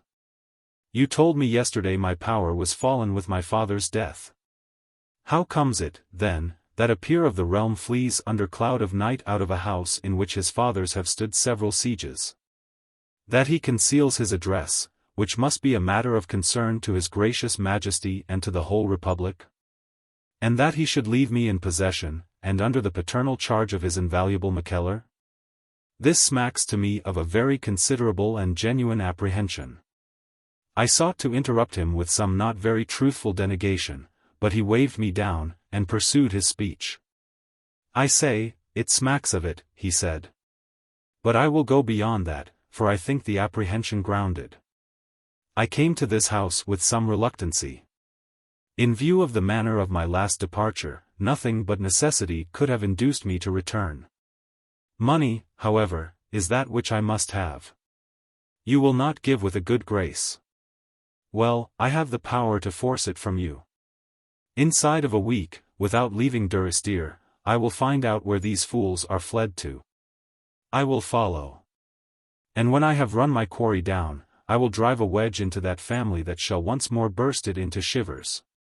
I shall see then whether my Lord Durrisdeer, said with indescribable scorn and rage, will choose to buy my absence, and you will all see whether, by that time, I decide for profit or revenge. I was amazed to hear the man so open. The truth is, he was consumed with anger at my lord's successful flight, felt himself to figure as a dupe, and was in no humor to weigh language. Do you consider this entirely wise? Said I, copying his words. These 20 years I have lived by my poor wisdom, he answered with a smile that seemed almost foolish in its vanity. And come out a beggar in the end, said I, if beggar be a strong enough word for it. I would have you to observe, Mr. Mackellar, cried he, with a sudden imperious heat, in which I could not but admire him, that I am scrupulously civil. Copy me in that, and we shall be the better friends. Throughout this dialogue I had been incommoded by the observation of Secundra Das. Not one of us, since the first word, had made a feint of eating, our eyes were in each other's faces, you might say, in each other's bosoms. And those of the Indian troubled me with a certain changing brightness, as of comprehension. But I brushed the fancy aside, telling myself once more he understood no English. Only, from the gravity of both voices, and the occasional scorn and anger in the master's, smelled out there was something of import in the wind. For the matter of 3 weeks we continued to live together in the house of Durrisdeer, the beginning of that most singular chapter of my life, what I must call my intimacy with the master. At first he was somewhat changeable in his behavior, now civil, now returning to his old manner of flouting me to my face, and in both I met him halfway. Thanks be to Providence, I had now no measure to keep with the man, and I was never afraid of black brows, only of naked swords. So that I found a certain entertainment in these bouts of incivility, and was not always ill-inspired in my rejoinders. At last, it was at supper, I had a droll expression that entirely vanquished him. He laughed again and again. And, who would have guessed, he cried, that this old wife had any wit under his petticoats? It is no wit, Mr. Bally, said I, a dry Scots humour, and something of the driest. And, indeed, I never had the least pretension to be thought a wit. From that hour he was never rude with me, but all passed between us in a manner of pleasantry. One of our chief times of daffing nine was when he required a horse, another bottle, or some money. He would approach me then after the manner of a schoolboy, and I would carry it on by way of being his father, on both sides, with an infinity of mirth. I could not but perceive that he thought more of me, which tickled that poor part of mankind, the vanity. He dropped, besides, I must suppose unconsciously, into a manner that was not only familiar, but even friendly, and this, on the part of one who had so long detested me, I found the more insidious. He went little abroad, sometimes even refusing invitations. No, he would say, what do I care for these thick-head bonnet lairds? I will stay at home, Mackellar. And we shall share a bottle quietly, and have one of our good talks. And, indeed, mealtime at Durrisdeer must have been a delight to anyone, by reason of the brilliancy of the discourse. He would often express wonder at his former indifference to my society. But, you see, he would add, we were upon opposite sides. And so we are today, but let us never speak of that. I would think much less of you if you were not staunch to your employer. You are to consider he seemed to me quite impotent for any evil. And how it is a most engaging form of flattery when, after many years, tardy justice is done to a man's character and parts. But I have no thought to excuse myself. I was to blame. I let him cajole me, and, in short, I think the watchdog was gone sound asleep, when he was suddenly aroused. I should say the Indian was continually travelling to and fro in the house. He never spoke, save in his own dialect, and with the master, walked without sound. And was always turning up where you would least expect him, fallen into a deep abstraction, from which he would start, upon your coming, to mock you with one of his grovelling obeisances. He seemed so quiet, so frail, and so wrapped in his own fancies, that I came to pass him over without much regard, or even to pity him for a harmless exile from his country. And yet without doubt the creature was still eavesdropping, and without doubt it was through his stealth and my security that our secret reached the master. It was one very wild night, after supper, and when we had been making more than usually merry, that the blow fell on me. "This is all very fine," says the master, "but we should do better to be buckling our valise." "Why so?" I cried. "Are you leaving?" "We are all leaving tomorrow in the morning," said he. "For the port of Glasgow first, thence for the province of New York." I suppose I must have groaned aloud. "Yes," he continued, "I boasted, I said a week, and it has taken me near 20 days. But never mind, I shall make it up, I will go the faster." "Have you the money for this voyage?" I asked. "Dear and ingenuous personage, I have," said he. "Blame me, if you choose, for my duplicity, but while I have been wringing shillings from my daddy, I had a stock of my own put by against a rainy day. You will pay for your own passage, if you choose to accompany us on our flank march. I have enough for Secundra and myself, but not more, enough to be dangerous, not enough to be generous. There is, however, an outside seat upon the chaise which I will let you have upon a moderate commutation, so that the whole menagerie can go together, the house dog, the monkey, and the tiger." "I go with you," said I. "I count upon it," said the master. "You have seen me foiled, I mean you shall see me victorious. To gain that I will risk wetting you like a sop in this wild weather. And at least," I added, "you know very well you could not throw me off." "Not easily," said he. "You put your finger on the point with your usual excellent good sense. I never fight with the inevitable." "I suppose it is useless to appeal to you," said I. "Believe me, perfectly," said he. "And yet, if you would give me time, I could write," I began. "And what would be my Lord Durrisdeer's answer?" asks he. Said I, "that is the rub. And, at any rate, how much more expeditious that I should go myself," says he. "But all this is quite a waste of breath. At 7 tomorrow the chaise will be at the door. For I start from the door, Mackellar. I do not skulk through woods and take my chaise upon the wayside, shall we say, at Eagles?" My mind was now thoroughly made up. "Can you spare me quarter of an hour at St. Bride's?" said I. "I have a little necessary business with Carlyle." "An hour, if you prefer," said he. "I do not seek to deny that the money for your seat is an object to me. And you could always get the first to Glasgow with saddle horses." "Well," said I never thought to leave old Scotland." "It will brisken you up," says he. "This will be an ill journey for someone," I said. "I think, sir, for you. Something speaks in my bosom, and so much it says plain, that this is an ill-omened journey. If you take to prophecy," says he, "listen to that." There came up a violent squall off the open Solway, and the rain was dashed on the great windows. "Do ye ken what that bodes, Warlock?" said he, in a broad accent, "that there'll be a man Mackellar unco sick at sea." When I got to my chamber, I sat there under a painful excitation, hearkening to the turmoil of the gale, which struck full upon that gable of the house. What with the pressure on my spirits, the eldritch cries of the wind among the turret tops, and the perpetual trepidation of the massoned house, sleep fled my eyelids utterly. I sat by my taper, looking on the black panes of the window, where the storm appeared continually on the point of bursting in its entrance. And upon that empty field I beheld a perspective of consequences that made the hair to rise upon my scalp. The child corrupted, the home broken up, my master dead, or worse than dead, my mistress plunged in desolation, all these I saw before me painted brightly on the darkness. And the outcry of the wind appeared to mock at my inaction. Chapter 9. Mr. Mackellar's Journey with the Master. The chaise came to the door in a strong drenching mist.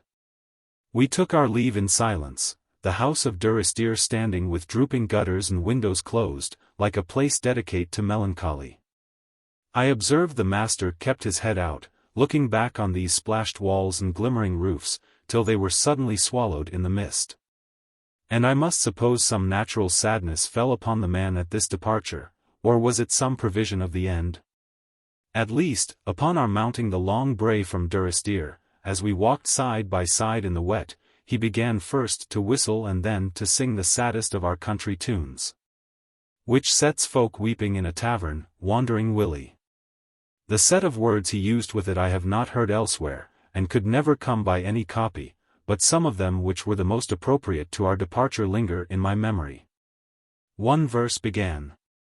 Home was home then, my dear, full of kindly faces. Home was home then, my dear, happy for the child. And ended somewhat thus. Now, when day dawns on the brow of the moorland, lone stands the house, and the chimney stone is cold. Lone let it stand, now the folks are all departed. The kind hearts, the true hearts, that loved the place of old. I could never be a judge of the merit of these verses, they were so hallowed by the melancholy of the air, and were sung, or rather, soothed, to me by a master singer at a time so fitting. He looked in my face when he had done, and saw that my eyes watered. Ah! Mackellar, said he, do you think I have never a regret? I do not think you could be so bad a man, said I, if you had not all the machinery to be a good one. No, not all, says he, not all. You are there in error. The malady of not wanting, my evangelist. But methought he sighed as he mounted again into the chaise. All day long we journeyed in the same miserable weather, the mist besetting us closely, the heavens incessantly weeping on my head.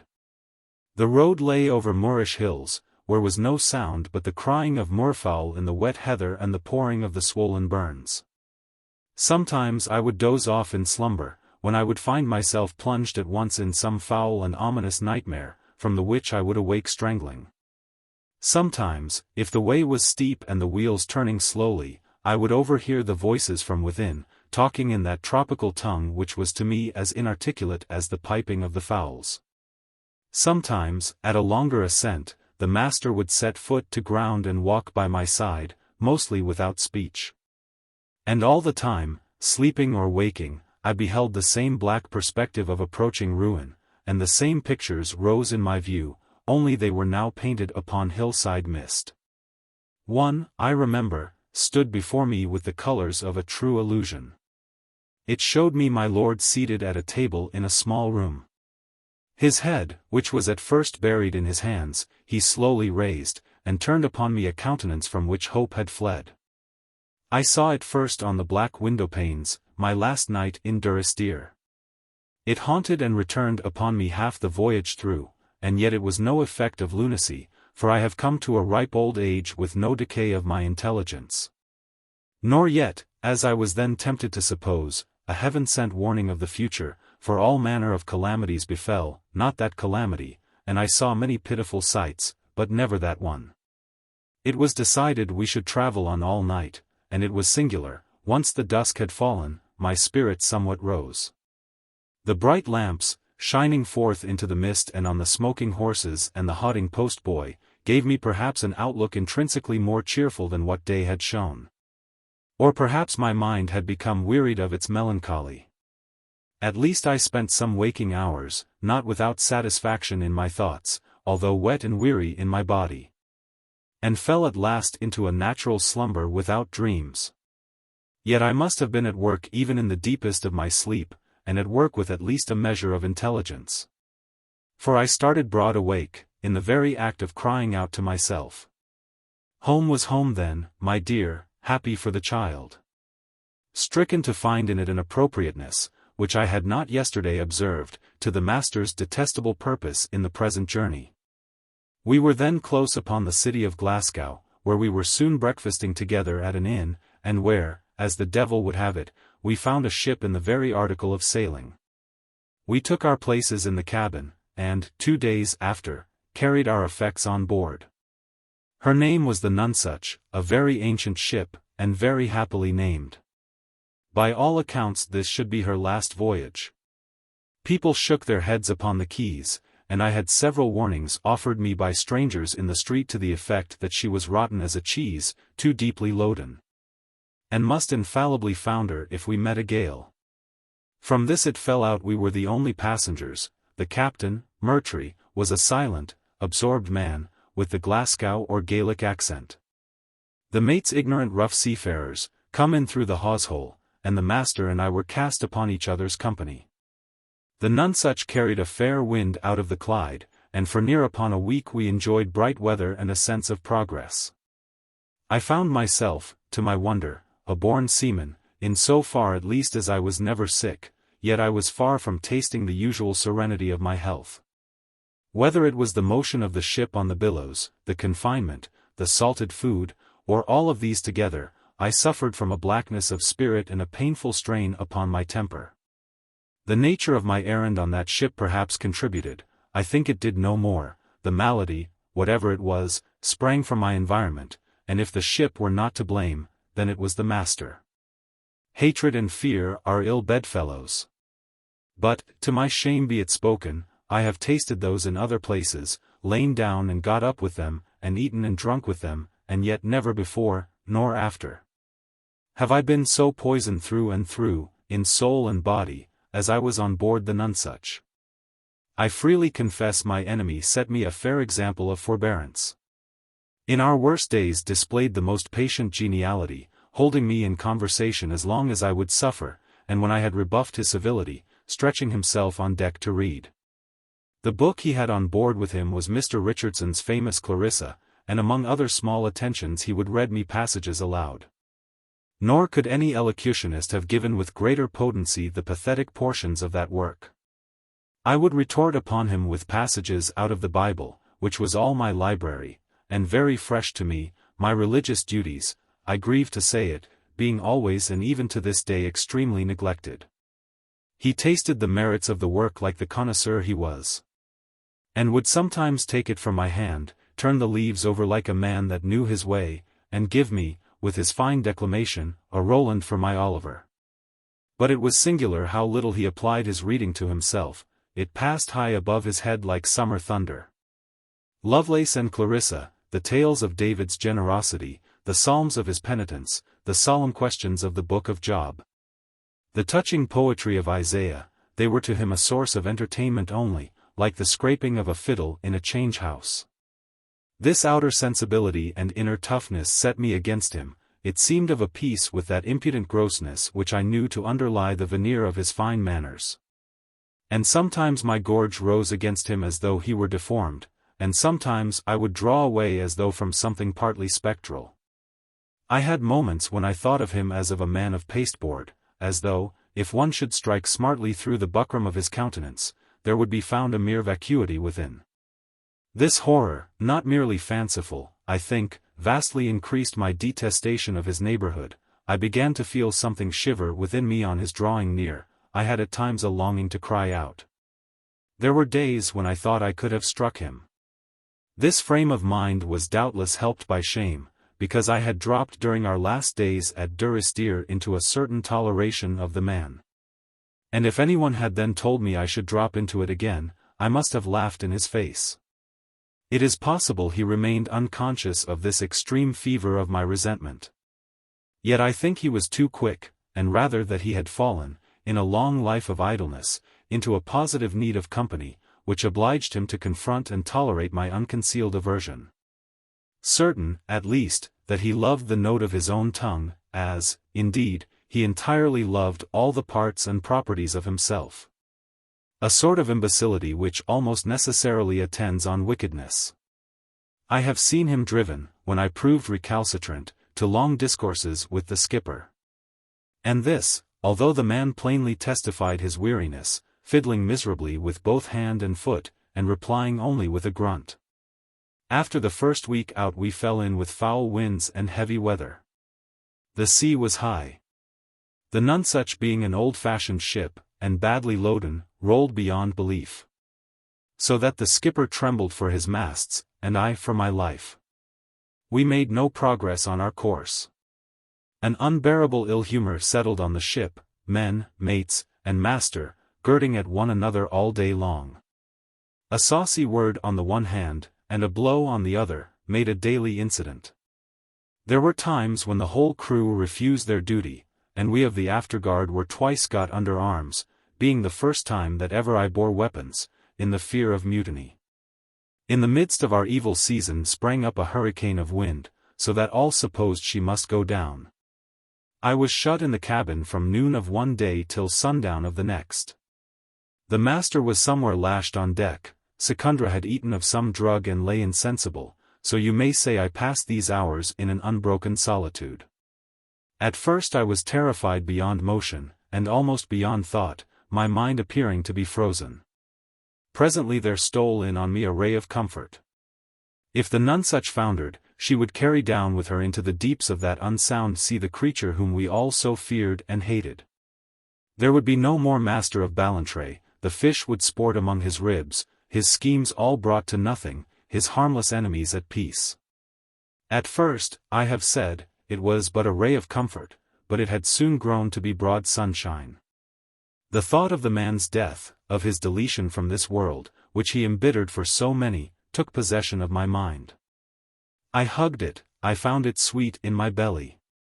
I conceived the ship's last plunge, the sea bursting upon all sides into the cabin, the brief mortal conflict there, all by myself, in that closed place. I numbered the horrors, I had almost said with satisfaction, I felt I could bear all and more, if the Nonsuch carried down with her, overtook by the same ruin, the enemy of my poor master's house. Towards noon of the second day the screaming of the wind abated, the ship lay not so perilously over, and it began to be clear to me that we were past the height of the tempest. As I hoped for mercy, I was singly disappointed. In the selfishness of that vile, absorbing passion of hatred, I forgot the case of our innocent shipmates, and thought but of myself and my enemy. For myself, I was already old, I had never been young, I was not formed for the world's pleasures, I had few affections. It mattered not the toss of a silver tester whether I was drowned there and then in the Atlantic, or dribbled out a few more years, to die, perhaps no less terribly, in a deserted sickbed. Down I went upon my knees, holding on by the locker, or else I had been instantly dashed across the tossing cabin, and, lifting up my voice in the midst of that clamor of the abating hurricane, impiously prayed for my own death. O God! I cried, I would be liker a man if I rose and struck this creature down, but thou madest me a coward from my mother's womb. O Lord, thou madest me so, thou knowest my weakness, thou knowest that any face of death will set me shaking in my shoes. But, lo! Here is thy servant ready, his mortal weakness laid aside. Let me give my life for this creature's, take the two of them, Lord. Take the two, and have mercy on the innocent. In some such words as these, only yet more irreverent and with more sacred adjurations, I continued to pour forth my spirit. God heard me not, I must suppose in mercy. And I was still absorbed in my agony of supplication when someone, removing the tarpaulin cover, let the light of the sunset pour into the cabin. I stumbled to my feet ashamed, and was seized with surprise to find myself totter and ache like one that had been stretched upon the rack. Secundra Das, who had slept off the effects of his drug, stood in a corner not far off, gazing at me with wild eyes, and from the open skylight the captain thanked me for my supplications. "It's you that saved the ship, Mr. Mackellar," says he. "There is no craft of seamanship that could have kept her floating, well may we say, except the Lord the city keep, the watchmen watch in vain." I was abashed by the captain's error. Abashed, also, by the surprise and fear with which the Indian regarded me at first, and the obsequious civilities with which he soon began to cumber me. I know now that he must have overheard and comprehended the peculiar nature of my prayers. It is certain, of course, that he at once disclosed the matter to his patron. And looking back with greater knowledge, I can now understand what so much puzzled me at the moment, those singular and, so to speak, approving smiles with which the master honored me. Similarly, I can understand a word that I remember to have fallen from him in conversation that same night, when, holding up his hand and smiling, "Ah, Mackellar," said he, "not every man is so great a coward as he thinks he is, nor yet so good a Christian." He did not guess how true he spoke. For the fact is, the thoughts which had come to me in the violence of the storm retained their hold upon my spirit. And the words that rose to my lips unbidden in the instancy of prayer continued to sound in my ears, with what shameful consequences it is fitting I should honestly relate. For I could not support a part of such disloyalty as to describe the sins of others and conceal my own. The wind fell, but the sea hove ever the higher. All night the Nonsuch rolled outrageously. The next day dawned, and the next, and brought no change. To cross the cabin was scarce possible. Old experienced seamen were cast down upon the deck, and one cruelly mauled in the concussion.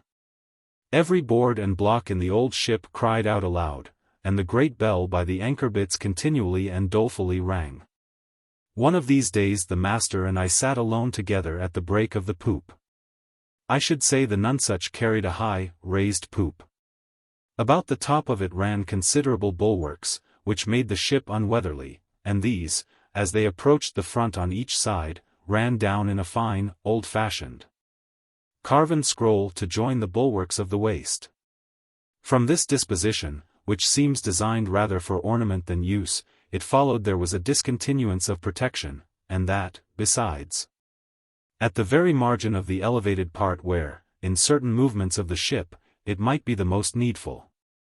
It was here we were sitting, our feet hanging down, the master betwixt me and the side, and I holding on with both hands to the grating of the cabin skylight. For it struck me it was a dangerous position, the more so as I had continually before my eyes a measure of our evolutions in the person of the master, which stood out in the break of the bulwarks against the sun. Now his head would be in the zenith and his shadow fall quite beyond the Nonsuch on the farther side. And now he would swing down till he was underneath my feet, and the line of the sea leaped high above him like the ceiling of a room. I looked on upon this with a growing fascination, as birds are said to look on snakes. My mind, besides, was troubled with an astonishing diversity of noises.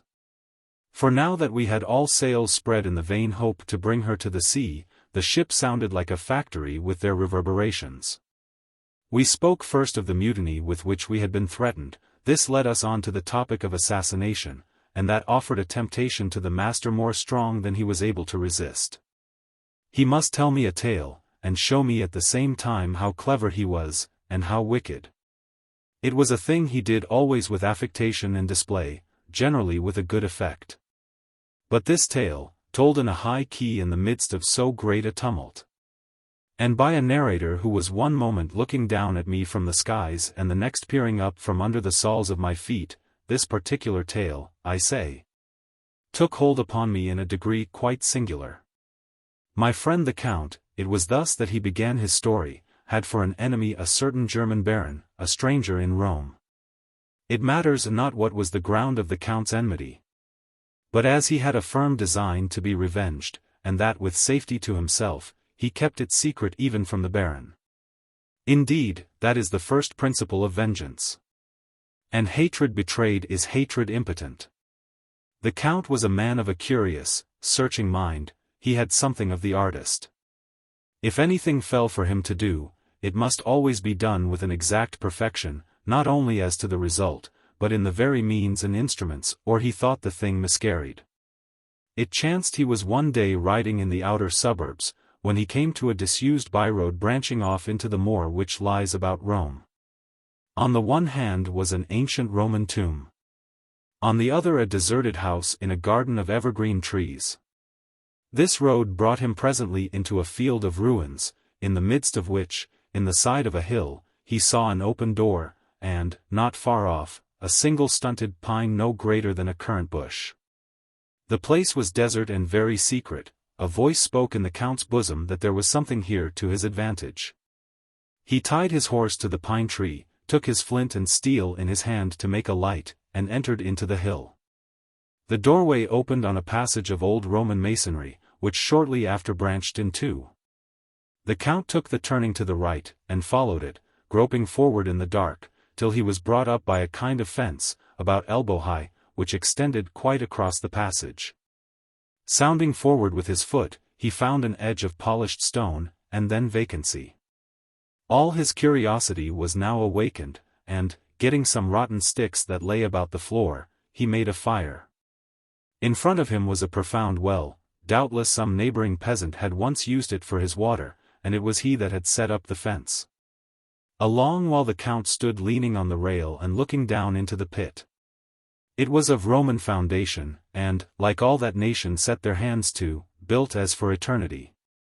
The sides were still straight, and the joints smooth. To a man who should fall in, no escape was possible. Now, the Count was thinking, a strong impulsion brought me to this place. What for? What have I gained? Why should I be sent to gaze into this well, when the rail of the fence gave suddenly under his weight, and he came within an ace of falling headlong in? Leaping back to save himself, he trod out the last flicker of his fire, which gave him thenceforward no more light, only an incommoding smoke. Was I sent here to my death?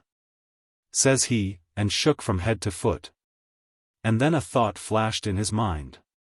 He crept forth on hands and knees to the brink of the pit, and felt above him in the air. The rail had been fast to a pair of uprights, it had only broken from the one, and still depended from the other.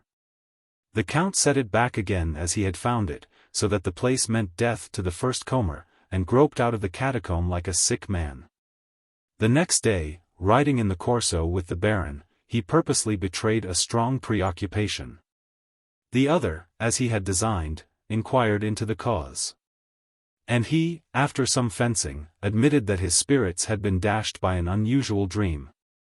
This was calculated to draw on the Baron, a superstitious man, who affected the scorn of superstition. Some rallying followed, and then the Count, as if suddenly carried away, called on his friend to beware, for it was of him that he had dreamed. You know enough of human nature, my excellent Mackellar, to be certain of one thing, I mean that the Baron did not rest till he had heard the dream. The Count, sure that he would never desist, kept him in play till his curiosity was highly inflamed, and then suffered himself, with seeming reluctance, to be overborne. I warn you, says he, evil will come of it, something tells me so. But since there is to be no peace either for you or me except on this condition, the blame be on your own head. This was the dream. I beheld you riding, I know not where, yet I think it must have been near Rome, for on your one hand was an ancient tomb, and on the other a garden of evergreen trees. Methought I cried and cried upon you to come back in a very agony of terror, whether you heard me I know not, but you went doggedly on.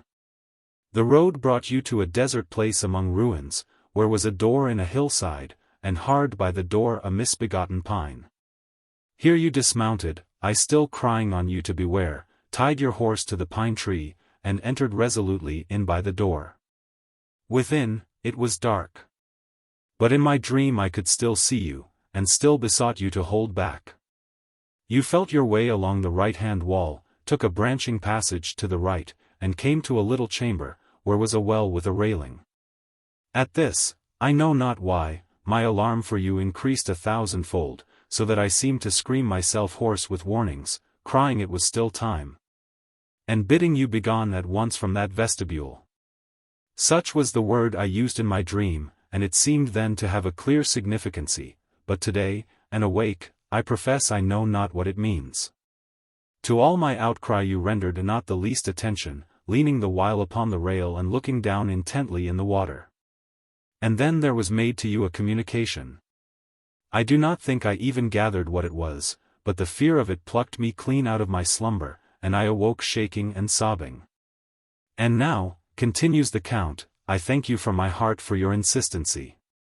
This dream lay on me like a load. And now I have told it in plain words and in the broad daylight, it seems no great matter. I do not know, says the Baron. It is in some point strange. A communication, did you say? Oh. It is an odd dream. It will make a story to amuse our friends. I am not so sure, says the Count. I am sensible of some reluctancy. Let us rather forget it. By all means, says the Baron. And, in fact, the dream was not again referred to. Some days after, the Count proposed a ride in the fields, which the Baron, since they were daily growing faster friends, very readily accepted. On the way back to Rome, the Count led them insensibly by a particular route. Presently he reined in his horse, clapped his hand before his eyes, and cried out aloud. Then he showed his face again, which was now quite white, for he was a consummate actor, and stared upon the Baron. What ails you? Cries the Baron. What is wrong with you? Nothing, cries the Count. It is nothing. A seizure, I know not what. Let us hurry back to Rome. But in the meanwhile the Baron had looked about him. And there, on the left-hand side of the way as they went back to Rome, he saw a dusty byroad with a tomb upon the one hand and a garden of evergreen trees upon the other. Yes, says he, with a changed voice. Let us by all means hurry back to Rome. I fear you are not well in health. Oh, for God's sake! Cried the Count, shuddering, back to Rome and let me get to bed. They made their return with scarce a word. And the Count, who should by rights have gone into society, took to his bed and gave out he had a touch of country fever. The next day the Baron's horse was found tied to the pine, but himself was never heard of from that hour, and now, was that a murder, says the master, breaking sharply off. Are you sure he was a count? I asked. I am not certain of the title, said he, but he was a gentleman of family, and the Lord deliver you, Mackellar, from an enemy so subtle. These last words he spoke down at me, smiling from high above, the next, he was under my feet. I continued to follow his evolutions with a childish fixity, they made me giddy and vacant, and I spoke as in a dream. He hated the Baron with a great hatred? I asked. His belly moved when the man came near him, said the master. I have felt that same, said I. Verily, cries the master. Here is news indeed. I wonder, do I flatter myself? Or am I the cause of these ventral perturbations? He was quite capable of choosing out a graceful posture, even with no one to behold him but myself, and all the more if there were any element of peril. He sat now with one knee flung across the other, his arms on his bosom, fitting the swing of the ship with an exquisite balance, such as a featherweight might overthrow. All at once I had the vision of my lord at the table, with his head upon his hands, only now, when he showed me his countenance, it was heavy with reproach. The words of my own prayer, I were liker a man if I struck this creature down, shot at the same time into my memory. I called my energies together, and, the ship then heeling downward toward my enemy, thrust at him swiftly with my foot. It was written I should have the guilt of this attempt without the profit. Whether from my own uncertainty or his incredible quickness, he escaped the thrust, leaping to his feet and catching hold at the same moment of a stay.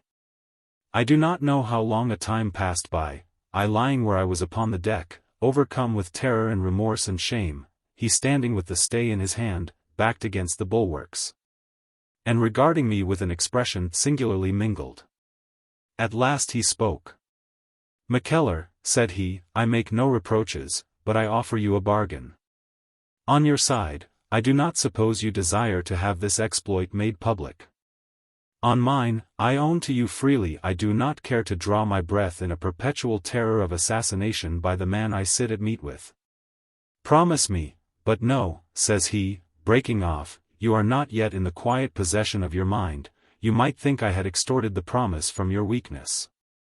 And I would leave no door open for casuistry to come in, that dishonesty of the conscientious. Take time to meditate. With that he made off up the sliding deck like a squirrel, and plunged into the cabin. About half an hour later he returned, I still lying as he had left me. Now, says he, will you give me your troth as a Christian, and a faithful servant of my brothers, that I shall have no more to fear from your attempts? I give it you, said I. I shall require your hand upon it, says he. You have the right to make conditions, I replied, and we shook hands. He sat down at once in the same place and the old perilous attitude.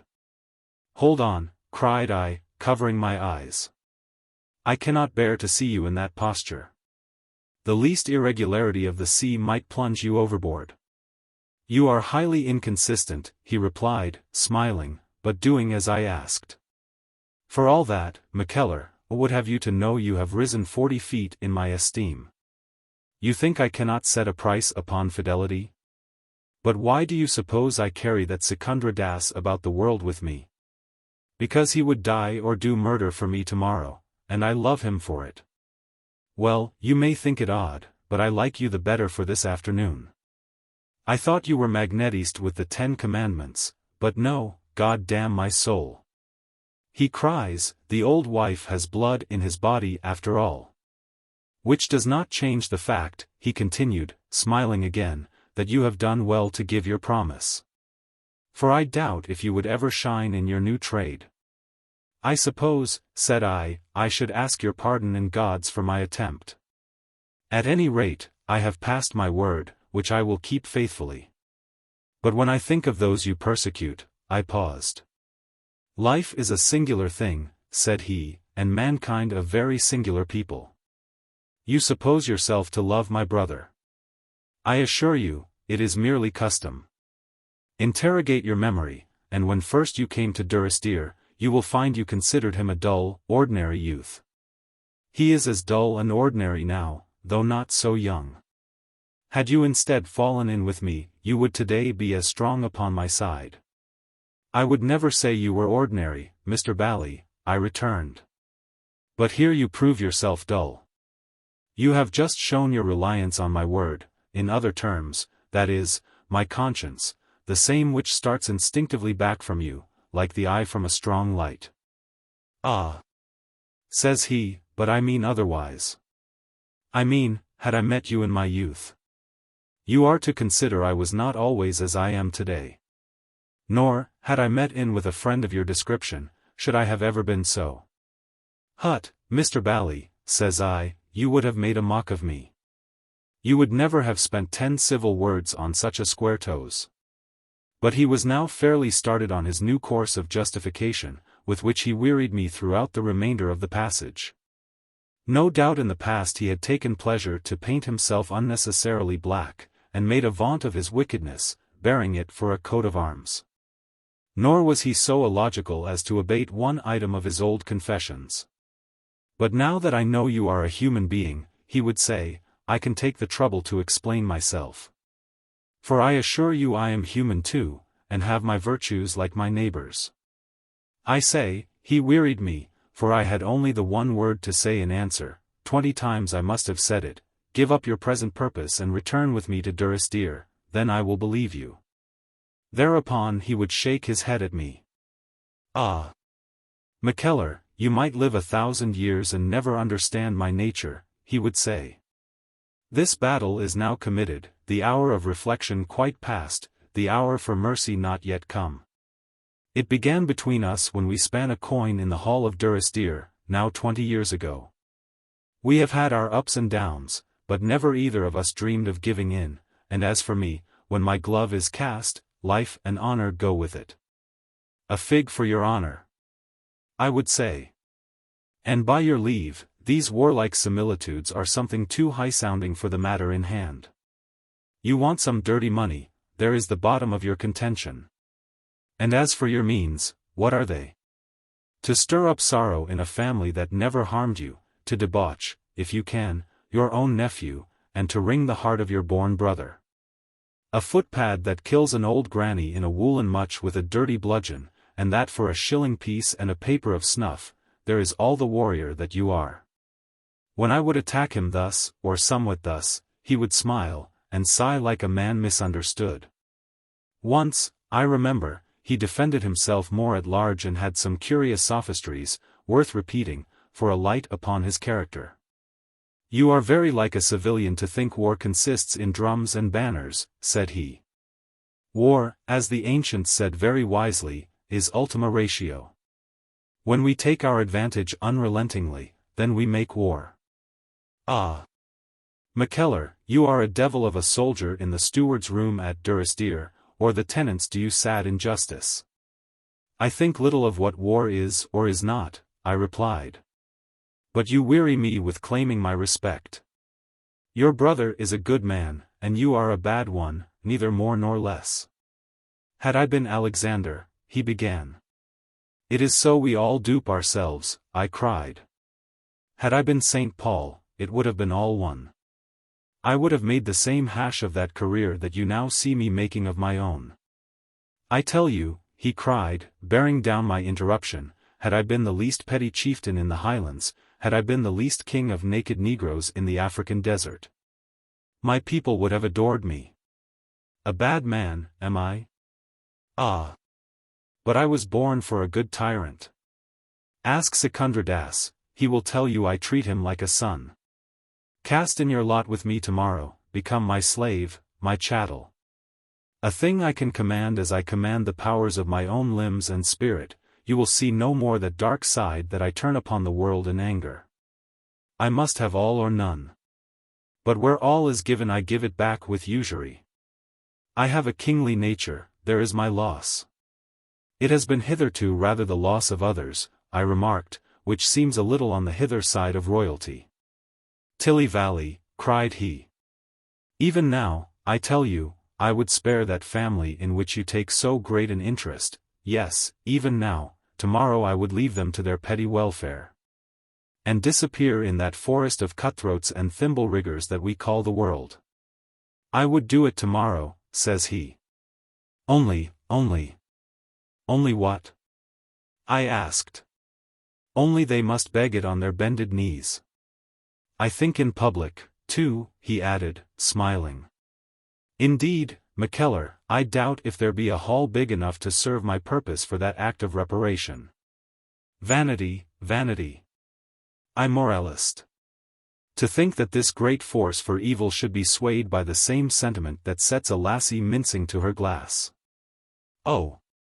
There are double words for everything, the word that swells, the word that belittles. You cannot fight me with a word, said he. You said the other day that I relied on your conscience. Were I in your humor of detraction, I might say I built upon your vanity. It is your pretension to be un de parole. 'Tis mine not to accept defeat. Call it vanity, call it virtue, call it greatness of soul, what signifies the expression? But recognize in each of us a common strain, that we both live for an idea. It will be gathered from so much familiar talk, and so much patience on both sides, that we now live together upon excellent terms. Such was again the fact, and this time more seriously than before.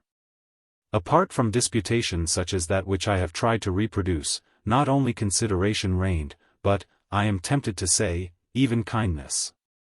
When I fell sick, as I did shortly after our great storm, he sat by my berth to entertain me with his conversation, and treated me with excellent remedies, which I accepted with security. Himself commented on the circumstance. You see, says he, you begin to know me better. A very little while ago, upon this lonely ship, where no one but myself has any smattering of science, you would have made sure I had designs upon your life. And, observe, it is since I found you had designs upon my own that I have shown you most respect. You will tell me if this speaks of a small mind. I found little to reply. In so far as regarded myself, I believed him to mean well. I am, perhaps, the more a dupe of his dissimulation, but I believed, and I still believe, that he regarded me with genuine kindness. Singular and sad fact.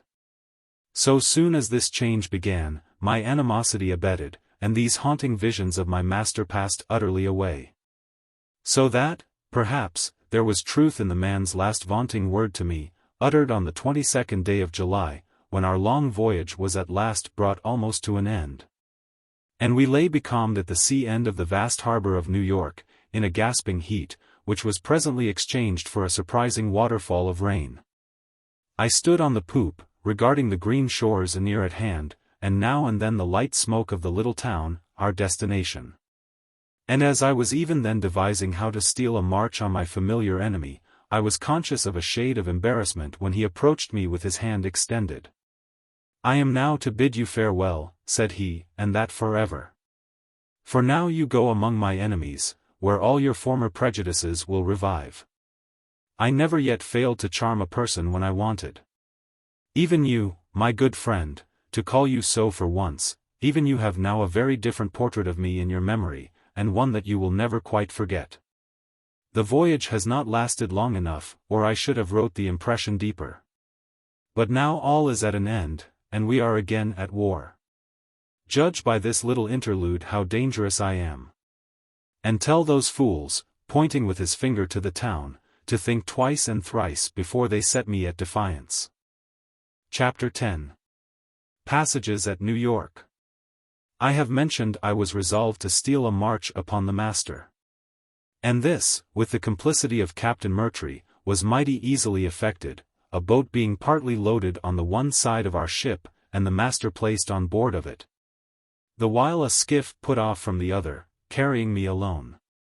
I had no more trouble in finding a direction to my lord's house, whither I went at top speed, and which I found to be on the outskirts of the place, a very suitable mansion, in a fine garden, with an extraordinary large barn, byre, and stable, all in one.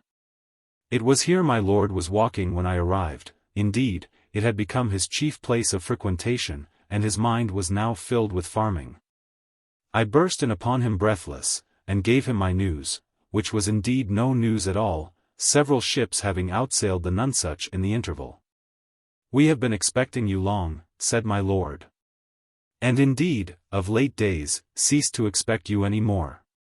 I am glad to take your hand again, Mackellar. I thought you had been at the bottom of the sea." "Ah! My lord, would God I had," cried I. "Things would have been better for yourself." "Not in the least," says he grimly. "I could not ask better. There is a long score to pay, and now, at last, I can begin to pay it." I cried out against his security. "Oh," says he, "this is not Durrisdeer, and I have taken my precautions. His reputation awaits him. I have prepared a welcome for my brother. Indeed, fortune has served me. For I found here a merchant of Albany who knew him after the 45, and had mighty convenient suspicions of a murder. Someone of the name of Stuart was, another Albanian. No one here will be surprised if I deny him my door. He will not be suffered to address my children, nor even to salute my wife. As for myself, I make so much exception for a brother that he may speak to me. I should lose my pleasure else," says my lord, rubbing his palms. Presently he bethought himself, and set men off running, with billets, to summon the magnates of the province. I cannot recall what pretext he employed, at least, it was successful. And when our ancient enemy appeared upon the scene, he found my lord pacing in front of his house under some trees of shade, with the governor upon one hand and various notables upon the other. My lady, who was seated in the veranda, rose with a very pinched expression and carried her children into the house. The master, well dressed, and with an elegant walking sword, bowed to the company in a handsome manner and nodded to my lord with familiarity. My lord did not accept the salutation, but looked upon his brother with bended brows. "Well, sir," says he at last, "what ill wind brings you hither of all places, where, to our common disgrace, your reputation has preceded you?" "Your lordship is pleased to be civil," cries the master, with a fine start. "I am pleased to be very plain," returned my lord, "because it is needful you should clearly understand your situation. At home, where you were so little known, it was still possible to keep appearances, that would be quite vain in this province, and I have to tell you that I am quite resolved to wash my hands of you. You have already ruined me almost to the door, as you ruined my father before me, whose heart you also broke. Your crimes escape the law. But my friend the governor has promised protection to my family. Have a care, sir, cries my lord, shaking his cane at him, if you are observed to utter 2 words to any of my innocent household, the law shall be stretched to make you smart for it. Ah, says the master, very slowly. And so this is the advantage of a foreign land. These gentlemen are unacquainted with our story, I perceive. They do not know that I am the true Lord Durrisdeer. They do not know you are my younger brother, sitting in my place under a sworn family compact. They do not know, or they would not be seen with you in familiar correspondence, that every acre is mine before God Almighty, and every doit of the money you withhold from me, you do it as a thief, a perjurer, and a disloyal brother. General Clinton, I cried, do not listen to his lies. I am the steward of the estate, and there is not one word of truth in it.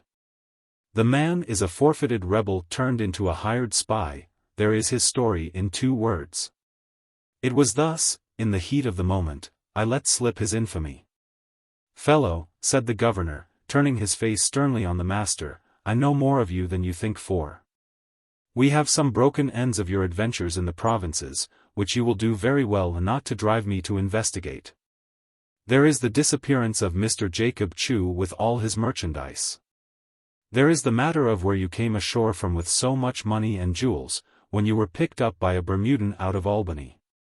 Believe me, if I let these matters lie, it is in commiseration for your family, and out of respect for my valued friend, Lord Durrisdeer. There was a murmur of applause from the provincials. I should have remembered how a title would shine out in such a hole as this, says the master, white as a sheet, no matter how unjustly come by. It remains for me, then, to die at my lord's door, where my dead body will form a very cheerful ornament. Away with your affectations, cries my lord. You know very well I have no such meaning. Only to protect myself from calumny, and my home from your intrusion. I offer you a choice. Either I shall pay your passage home on the first ship, when you may perhaps be able to resume your occupations under government, although God knows I would rather see you on the highway. Or, if that likes you not, stay here and welcome. I have inquired the least sum on which body and soul can be decently kept together in New York, so much you shall have, paid weekly. And if you cannot labor with your hands to better it, high time you should betake yourself to learn. The condition is, that you speak with no member of my family except myself, he added. I do not think I have ever seen any man so pale as was the master, but he was erect and his mouth firm. I have been met here with some very unmerited insults, said he, from which I have certainly no idea to take refuge by flight. Give me your pittance. I take it without shame, for it is mine already, like the shirt upon your back, and I choose to stay until these gentlemen shall understand me better. Already they must spy the cloven hoof, since with all your pretended eagerness for the family honor, you take a pleasure to degrade it in my person. This is all very fine, says my lord. But to us who know you of old, you must be sure it signifies nothing. You take that alternative out of which you think that you can make the most. Take it, if you can, in silence. It will serve you better in the long run, you may believe me, than this ostentation of ingratitude. Oh, gratitude, my lord! Cries the master, with a mounting intonation, and his forefinger very conspicuously lifted up. Be at rest, it will not fail you. It now remains that I should salute these gentlemen whom we have wearied with our family affairs. And he bowed to each in succession, settled his walking sword, and took himself off, leaving everyone amazed at his behavior, and me not less so at my lord's. We were now to enter on a changed phase of this family division. The master was by no manner of means so helpless as my lord supposed, having at his hand, and entirely devoted to his service, an excellent artist in all sorts of goldsmith work. With my lord's allowance, which was not so scanty as he had described it, the pair could support life, and all the earnings of Secundra Das might be laid upon one side for any future purpose. That this was done, I have no doubt. It was in all likelihood the master's design to gather a sufficiency, and then proceed in quest of that treasure which he had buried long before among the mountains. To which, if he had confined himself, he would have been more happily inspired. But unfortunately for himself and all of us, he took counsel of his anger. The public disgrace of his arrival, which I sometimes wonder he could manage to survive, rankled in his bones. He was in that humor when a man, in the words of the old adage, will cut off his nose to spite his face. And he must make himself a public spectacle in the hopes that some of the disgrace might spatter on my lord. He chose, in a poor quarter of the town, a lonely, small house of boards, overhung with some acacias. It was furnished in front with a sort of hutch opening, like that of a dog's kennel, but about as high as a table from the ground, in which the poor man that built it had formerly displayed some wares. And it was this which took the master's fancy, and possibly suggested his proceedings. It appears, on board the pirate ship he had acquired some quickness with the needle, enough, at least, to play the part of tailor in the public eye. Which was all that was required by the nature of his vengeance. A placard was hung above the hutch, bearing these words in something of the following disposition: James Durie, formerly Master of Ballantrae. Clothes neatly clout. Secundra Das. Decayed gentleman of India. Fine goldsmith work. Underneath this, when he had a job, my gentleman sat with inside tailor-wise and busily stitching. I say, when he had a job. But such customers as came were rather for Secundra, and the master's sewing would be more in the manner of Penelope's. He could never have designed to gain even butter to his bread by such a means of livelihood, enough for him that there was the name of Durie dragged in the dirt on the placard, and the sometime heir of that proud family set up cross-legged in public for a reproach upon his brother's meanness. And in so far his device succeeded that there was murmuring in the town and a party formed highly inimical to my lord.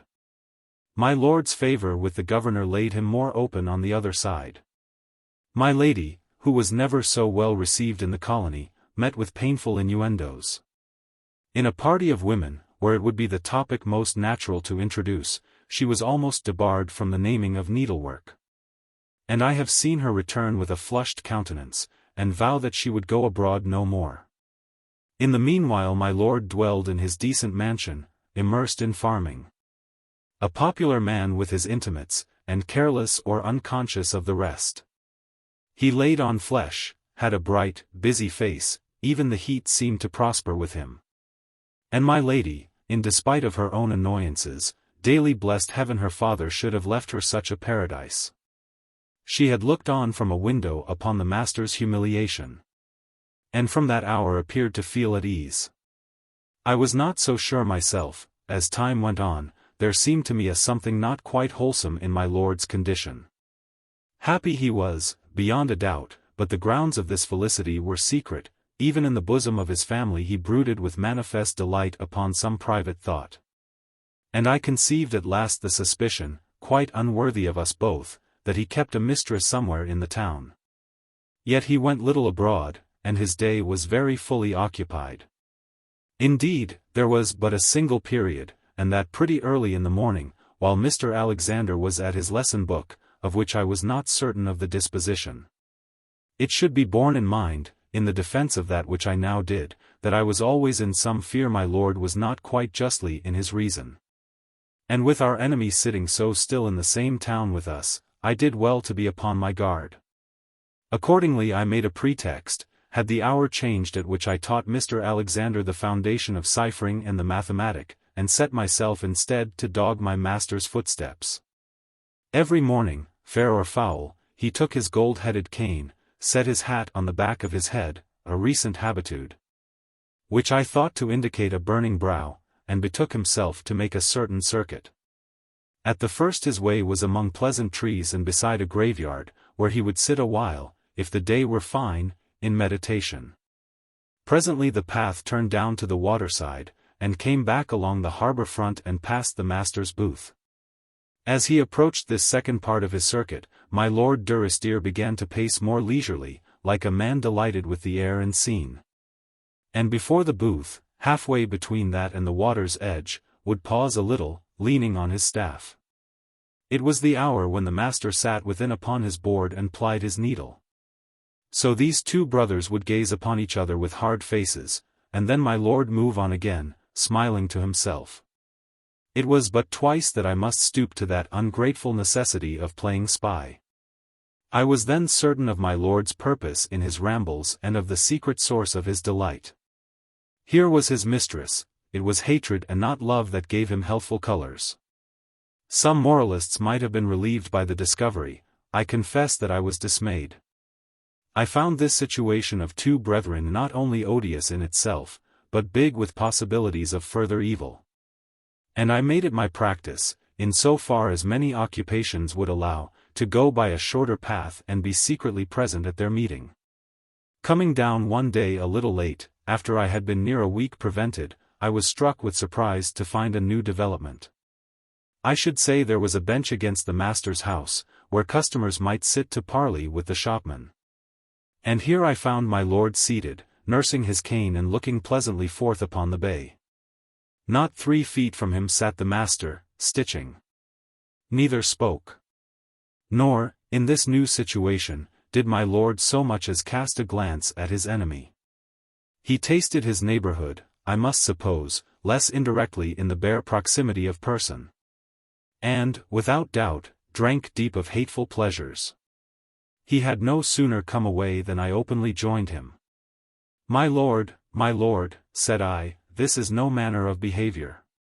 I grow fat upon it, he replied, and not merely the words, which were strange enough, but the whole character of his expression, shocked me. I warn you, my lord, against this indulgency of evil feeling, said I know not to which it is more perilous, the soul or the reason, but you go the way to murder both.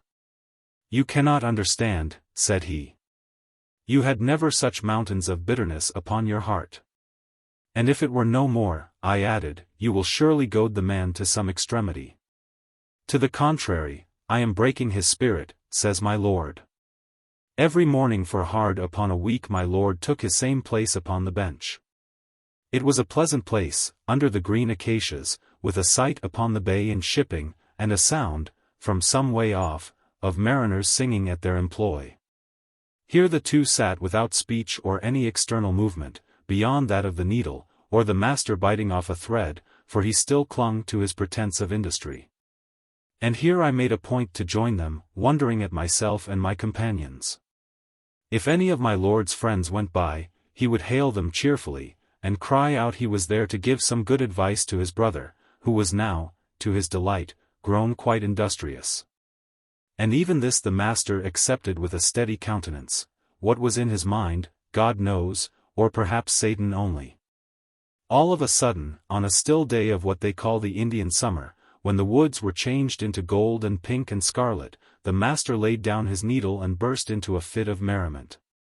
I think he must have been preparing it a long while in silence, for the note in itself was pretty naturally pitched. But breaking suddenly from so extreme a silence, and in circumstances so averse from mirth, it sounded ominously on my ear. Henry, said he, I have for once made a false step, and for once you have had the wit to profit by it.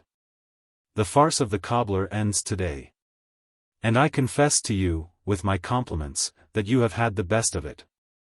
Blood will out, and you have certainly a choice idea of how to make yourself unpleasant. Never a word, said my lord. It was just as though the master had not broken silence. Come, resumed the master, do not be sulky, it will spoil your attitude.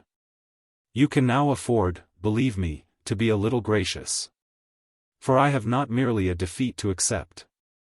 I had meant to continue this performance till I had gathered enough money for a certain purpose. I confess ingenuously I have not the courage. You naturally desire my absence from this town. I have come round by another way to the same idea. And I have a proposition to make, or, if your lordship prefers, a favor to ask. Ask it, says my lord. You may have heard that I had once in this country a considerable treasure, returned the master, it matters not whether or no, such is the fact. And I was obliged to bury it in a spot of which I have sufficient indications. To the recovery of this has my ambition now come down, and, as it is my own, you will not grudge it me. Go and get it, says my lord. I shall make no opposition. Yes, said the master, but to do so I must find men and carriage. The way is long and rough, and the country infested with wild Indians. Advance me only so much as shall be needful, either as a lump sum, in lieu of my allowance. Or, if you prefer it, as a loan, which I shall repay on my return. And then, if you so decide, you may have seen the last of me. My lord stared him steadily in the eyes. There was a hard smile upon his face, but he uttered nothing. Henry, said the master, with a formidable quietness, and drawing at the same time somewhat back, Henry, I had the honor to address you. Let us be stepping homeward, says my lord to me, who was plucking at his sleeve. And with that he rose, stretched himself, settled his hat, and, still without a syllable of response, began to walk steadily along the shore. I hesitated a while between the two brothers, so serious a climax did we seem to have reached. But the master had resumed his occupation, his eyes lowered, his hand seemingly as deft as ever. And I decided to pursue my lord. Are you mad? I cried, so soon as I had overtook him. Would you cast away so fair an opportunity? Is it possible you should still believe in him? Inquired my lord, almost with a sneer. I wish him forth of this town. I cried. I wish him anywhere and anyhow but as he is. I have said my say, returned my lord, and you have said yours. There let it rest. But I was bent on dislodging the master. That sight of him patiently returning to his needlework was more than my imagination could digest. There was never a man made, and the master the least of any, that could accept so long a series of insults. The air smelt blood to me. And I vowed there should be no neglect of mine if, through any chink of possibility, crime could be yet turned aside. That same day, therefore, I came to my lord in his business room, where he sat upon some trivial occupation. My lord, said I have found a suitable investment for my small economies. But these are unhappily in Scotland, it will take some time to lift them, and the affair presses. Could your lordship see his way to advance me the amount against my note? He read me a while with keen eyes. I have never inquired into the state of your affairs, Mackellar, says he. Beyond the amount of your caution, you may not be worth a farthing, for what I know. I have been a long while in your service, and never told a lie, nor yet asked a favor for myself, said I, until today. A favor for the master, he returned quietly. Do you take me for a fool, Mackellar? Understand it once and for all, I treat this beast in my own way, fear nor favor shall not move me. And before I am hoodwinked, it will require a trickster less transparent than yourself. I ask service, loyal service. Not that you should make and mar behind my back, and steal my own money to defeat me.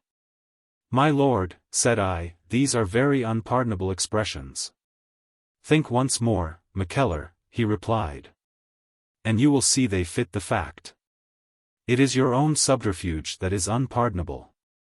Deny, if you can, that you designed this money to evade my orders with, and I will ask your pardon freely. If you cannot, you must have the resolution to hear your conduct go by its own name. If you think I had any design but to save you, I began. Oh!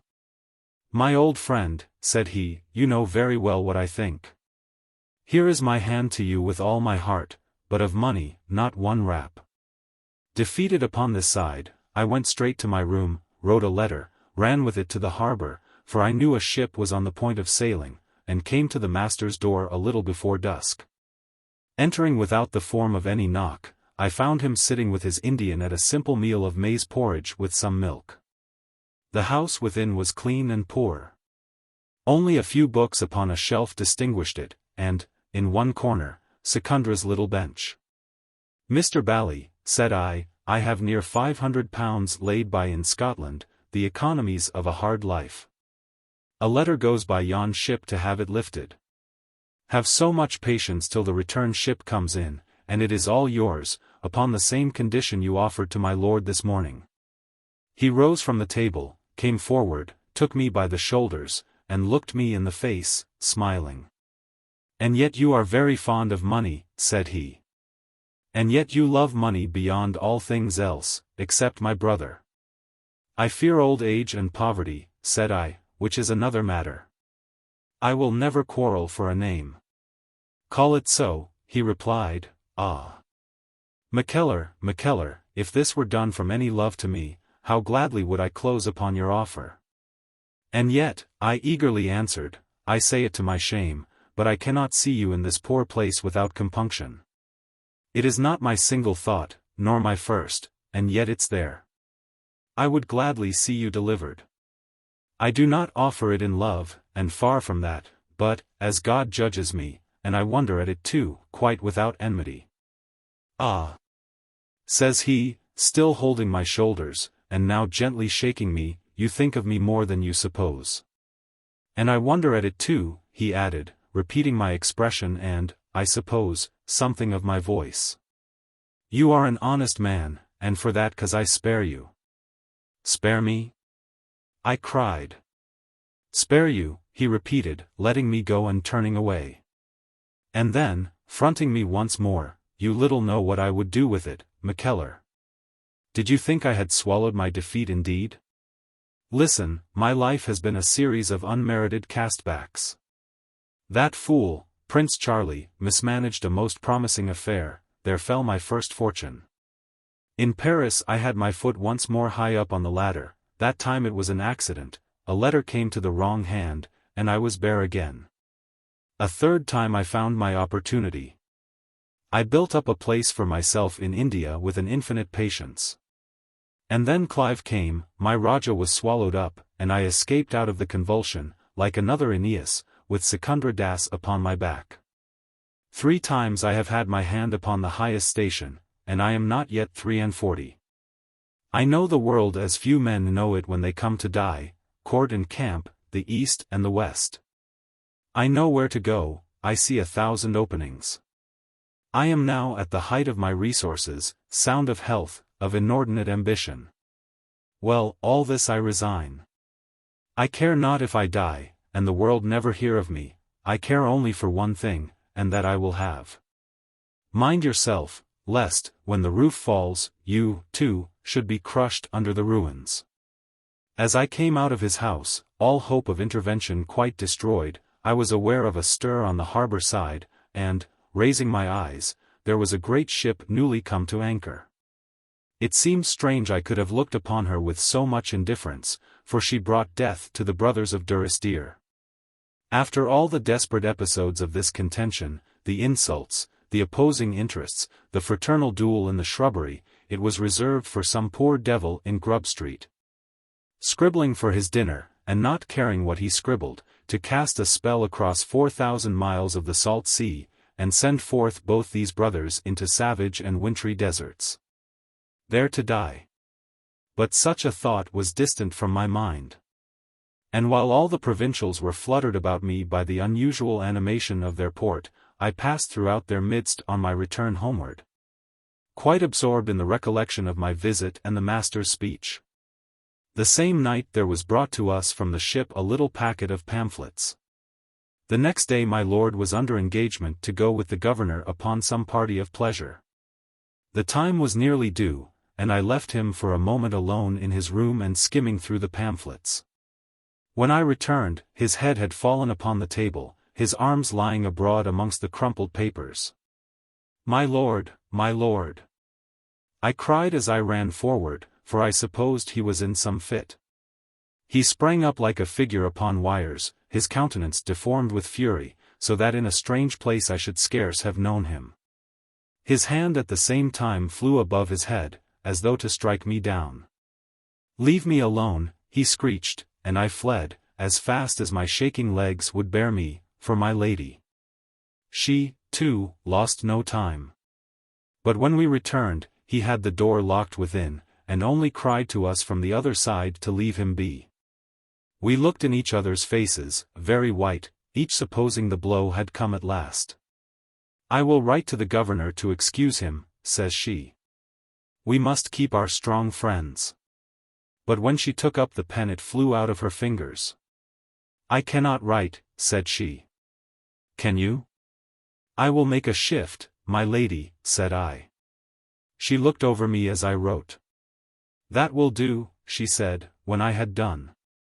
"Thank God, Mackellar, I have you to lean upon. But what can it be now?" What can it be? In my own mind I believed there was no explanation possible, and none required. It was my fear that the man's madness had now simply burst forth its way, like the long-smothered flames of a volcano, but to this, in mere mercy to my lady, I durst not give expression. "It is more to the purpose to consider our own behavior," said I. "Must we leave him there alone?" "I do not dare disturb him," she replied. "Nature may know best. It may be nature that cries to be alone, and we grope in the dark. Oh yes, I would leave him as he is." "I will, then, dispatch this letter, my lady, and return here, if you please, to sit with you," said I. "Pray do," cries my lady. All afternoon we sat together, mostly in silence, watching my lord's door. My own mind was busy with the scene that had just passed, and its singular resemblance to my vision. I must say a word upon this, for the story has gone abroad with great exaggeration, and I have even seen it printed, and my own name referred to for particulars. So much was the same. Here was my lord in a room, with his head upon the table, and when he raised his face, it wore such an expression as distressed me to the soul. But the room was different, my lord's attitude at the table not at all the same, and his face, when he disclosed it, expressed a painful degree of fury instead of that haunting despair which had always, except once, already referred to, characterized it in the vision. There is the whole truth at last before the public, and if the differences be great, the coincidence was yet enough to fill me with uneasiness. All afternoon, as I say, I sat and pondered upon this quite to myself, for my lady had trouble of her own, and it was my last thought to vex her with fancies. About the midst of our time of waiting, she conceived an ingenious scheme, had Mr. Alexander fetched, and bid him knock at his father's door. My lord sent the boy about his business, but without the least violence, whether of manner or expression, so that I began to entertain a hope the fit was over. At last, as the night fell and I was lighting a lamp that stood there trimmed, the door opened and my lord stood within upon the threshold. The light was not so strong that we could read his countenance. When he spoke, methought his voice a little altered, but yet perfectly steady. "Mackellar," said he, "carry this note to its destination with your own hand. It is highly private. Find the person alone when you deliver it." "Henry," says my lady, "you are not ill?" "No, no," says he querulously, "I am occupied." "Not at all, I am only occupied." It is a singular thing a man must be supposed to be ill when he has any business. "Send me supper to this room, and a basket of wine, I expect the visit of a friend. Otherwise I am not to be disturbed." And with that he once more shut himself in. The note was addressed to one Captain Harris, at a tavern on the port side. I knew Harris, by reputation, for a dangerous adventurer, highly suspected of piracy in the past, and now following the rude business of an Indian trader.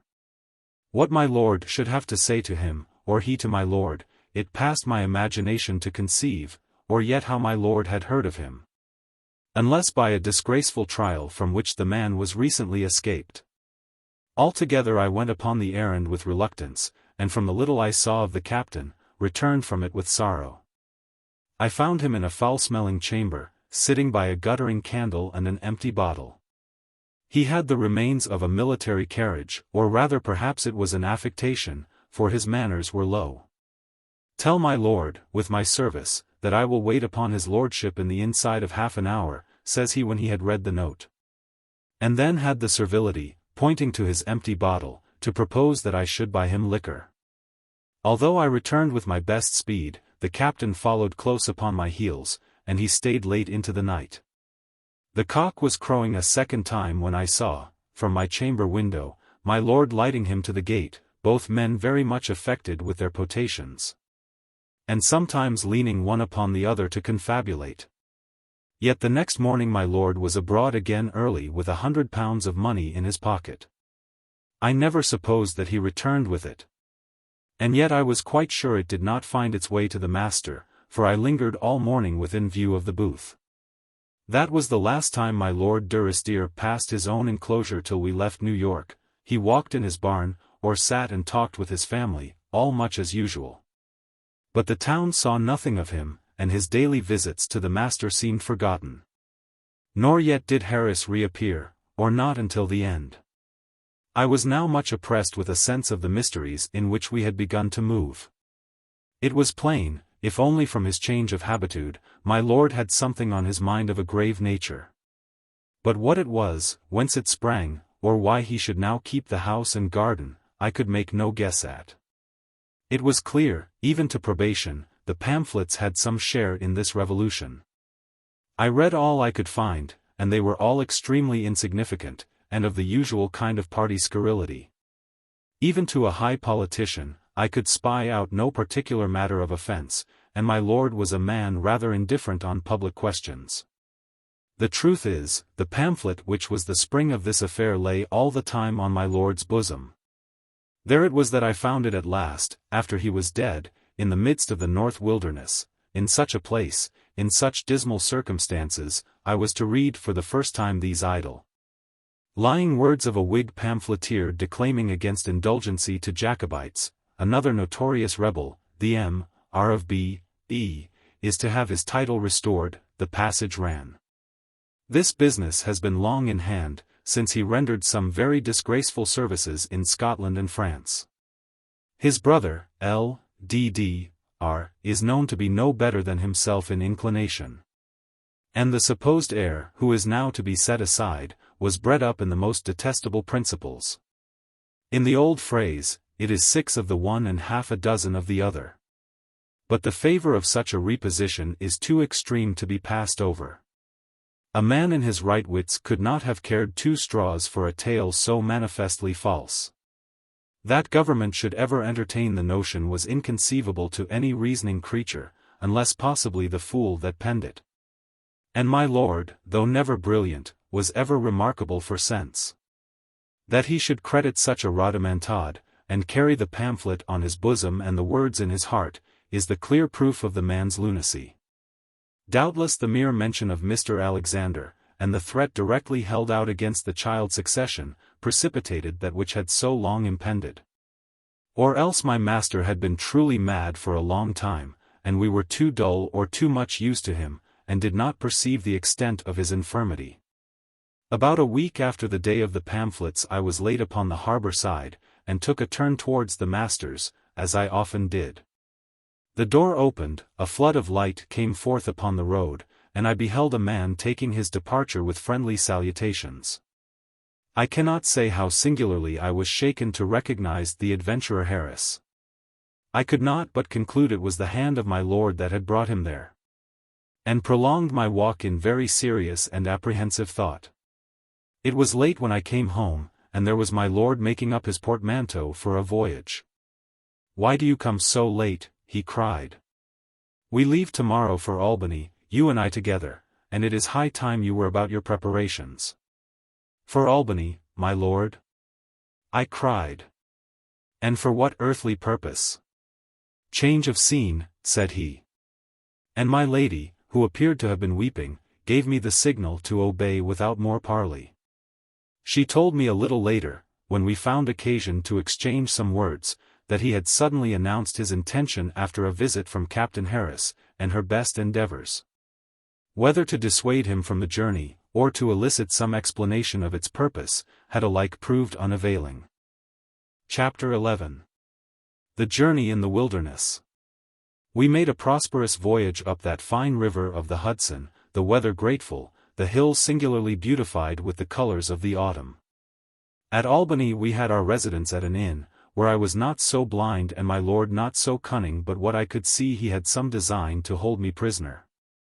The work he found for me to do was not so pressing that we should transact it apart from necessary papers in the chamber of an inn. Nor was it of such importance that I should be set upon as many as 4 or 5 scrolls of the same document. I submitted in appearance. But I took private measures on my own side, and had the news of the town communicated to me daily by the politeness of our host. In this way I received at last a piece of intelligence for which, I may say, I had been waiting. Captain Harris, I was told, with Mr. Mountain, the trader, had gone by up the river in a boat. I would have feared the landlord's eye, so strong the sense of some complicity upon my master's part oppressed me. But I made out to say I had some knowledge of the captain, although none of Mr. Mountain, and to inquire who else was of the party. My informant knew not. Mr. Mountain had come ashore upon some needful purchases, had gone round the town buying, drinking, and prating. And it seemed the party went upon some likely venture, for he had spoken much of great things he would do when he returned. No more was known, for none of the rest had come ashore, and it seemed they were pressed for time to reach a certain spot before the snow should fall. And sure enough, the next day there fell a sprinkle even in Albany, but it passed as it came, and was but a reminder of what lay before us. I thought of it lightly then, knowing so little as I did of that inclement province. The retrospect is different. And I wonder at times if some of the horror of these events which I must now rehearse flowed not from the foul skies and savage winds to which we were exposed, and the agony of cold that we must suffer. The boat having passed by, I thought at first we should have left the town. But no such matter. My lord continued his stay in Albany, where he had no ostensible affairs, and kept me by him, far from my due employment, and making a pretence of occupation. It is upon this passage I expect, and perhaps deserve, censure. I was not so dull but what I had my own thoughts. I could not see the master entrust himself into the hands of Harris, and not suspect some underhand contrivance. Harris bore a villainous reputation, and he had been tampered with in private by my lord. Mountain, the trader, proved, upon inquiry, to be another of the same kidney. The errand they were all gone upon being the recovery of ill-gotten treasures, offered in itself a very strong incentive to foul play. And the character of the country where they journeyed promised impunity to deeds of blood. Well, it is true I had all these thoughts and fears, and guesses of the master's fate. But you are to consider I was the same man that sought to dash him from the bulwarks of a ship in the mid-sea. The same that, a little before, very impiously but sincerely offered God a bargain, seeking to hire God to be my bravo. It is true again that I had a good deal melted towards our enemy. But this I always thought of as a weakness of the flesh, and even culpable, my mind remaining steady and quite bent against him. True, yet again, that it was one thing to assume on my own shoulders the guilt and danger of a criminal attempt, and another to stand by and see my lord imperil and besmirch himself. But this was the very ground of my inaction. For, should I any way stir in the business, I might fail indeed to save the master, but I could not miss to make a byword of my lord. Thus it was that I did nothing, and upon the same reasons, I am still strong to justify my course. My lord had carried with him several introductions to chief people of the town and neighborhood. Others he had before encountered in New York, with this consequence, that he went much abroad, and I am sorry to say was altogether too convivial in his habits. I was often in bed, but never asleep, when he returned, and there was scarce a night when he did not betray the influence of liquor. By day he would still lay upon me endless tasks, which he showed considerable ingenuity to fish up and renew, in the manner of Penelope's web. I never refused, as I say, for I was hired to do his bidding, but I took no pains to keep my penetration under a bushel, and would sometimes smile in his face. I think I must be the devil and you Michael Scott, I said to him one day. I have bridged Tweed and split the Eildons, and now you set me to the rope of sand. He looked at me with shining eyes, and looked away again, his jaw chewing, but without words. Well, well, my lord, said I, your will is my pleasure. I will do this thing for the 4th time. But I would beg of you to invent another task against tomorrow, for by my troth, I am weary of this one. You do not know what you are saying, returned my lord, putting on his hat and turning his back to me. It is a strange thing you should take a pleasure to annoy me. A friend, but that is a different affair. It is a strange thing. I am a man that has had ill fortune all my life through. I am still surrounded by contrivances. I am always treading in plots, he burst out. The whole world is banded against me. I would not talk wicked nonsense if I were you, said I. But I will tell you what I would do, I would put my head in cold water, for you had more last night than you could carry. Do ye think that, said he, with a manner of interest highly awakened. Would that be good for me?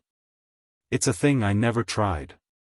I mind the days when you had no call to try, and I wish, my lord, that they were back again, said I. But the plain truth is, if you continue to exceed, you will do yourself a mischief. I don't appear to carry drink the way I used to, said my lord. I get overtaken, Mackellar. But I will be more upon my guard.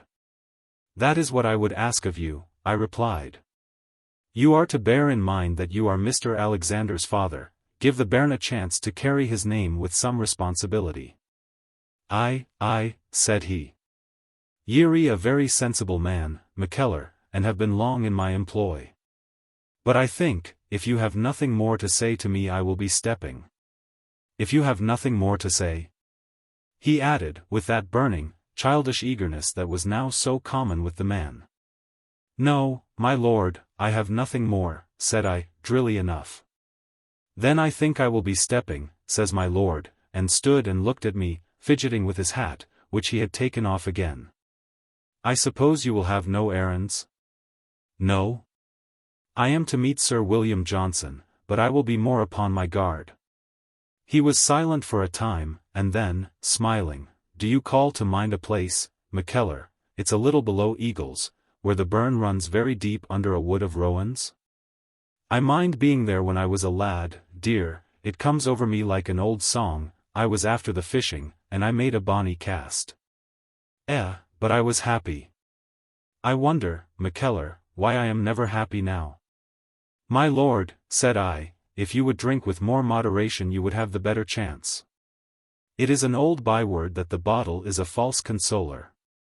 No doubt, said he, no doubt. Well, I think I will be going. Good morning, my lord, said I.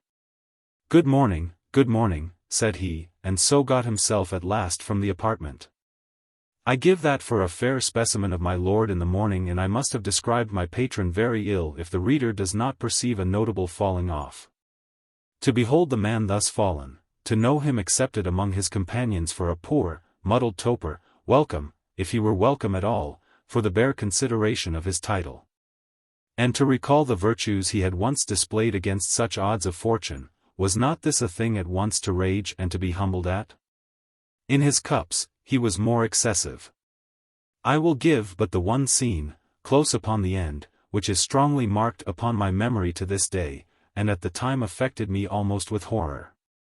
I was in bed, lying there awake, when I heard him stumbling on the stair and singing. My lord had no gift of music, his brother had all the graces of the family, so that when I say singing, you are to understand a manner of high, caroling utterance, which was truly neither speech nor song. Something not unlike is to be heard upon the lips of children, ere they learn shame, from those of a man grown elderly. It had a strange effect. He opened the door with noisy precaution, peered in, shading his candle, conceived me to slumber, entered, set his light upon the table, and took off his hat. I saw him very plain. A high, feverish exultation appeared to boil in his veins, and he stood and smiled and smirked upon the candle. Presently he lifted up his arm, snapped his fingers, and fell to undress. As he did so, having once more forgot my presence, he took back to his singing. And now I could hear the words, which were these from the old song of the Twa Corbys, endlessly repeated. And over his banes when they are bare, the wind sall blaw for evermare. I have said there was no music in the man. His strains had no logical succession except in so far as they inclined a little to the minor mode. But they exercised a rude potency upon the feelings, and followed the words, and signified the feelings of the singer with barbaric fitness. He took it first in the time and manner of a rant. Presently this ill-favored gleefulness abated, he began to dwell upon the notes more feelingly, and sank at last into a degree of maudlin pathos that was to me scarce bearable. By equal steps, the original briskness of his acts declined, and when he was stripped to his breeches, he sat on the bedside and fell to whimpering. I know nothing less respectable than the tears of drunkenness, and turned my back impatiently on this poor sight. But he had started himself, I am to suppose, on that slippery descent of self-pity. On the which, to a man unstrung by old sorrows and recent potations, there is no arrest except exhaustion. His tears continued to flow, and the man to sit there, 3 parts naked, in the cold air of the chamber. I twit myself alternately with inhumanity and sentimental weakness, now half rising in my bed to interfere, now reading myself lessons of indifference and courting slumber, until, upon a sudden, the quantum mutatis abillo shot into my mind. And calling to remembrance his old wisdom, constancy, and patience, I was overborne with a pity almost approaching the passionate, not for my master alone, but for the sons of man. At this I leaped from my place, went over to his side and laid a hand on his bare shoulder, which was cold as stone. He uncovered his face and showed it me all swollen and begrutton like a child's, and at the sight my impatience partially revived. Think shame to yourself, said I, this is bairnly conduct. I might have been snivelling myself, if I had cared to swill my belly with wine. But I went to my bed sober like a man.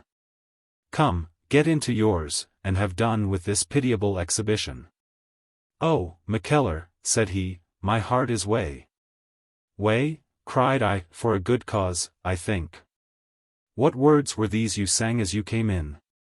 Show pity to others, we then can talk of pity to yourself. You can be the one thing or the other, but I will be no party to halfway houses. If you're a striker, strike, and if you're a bleater, bleat. Aye, cries he, with a burst, that's it, strike. That's talking. Man, I've stood it all too long.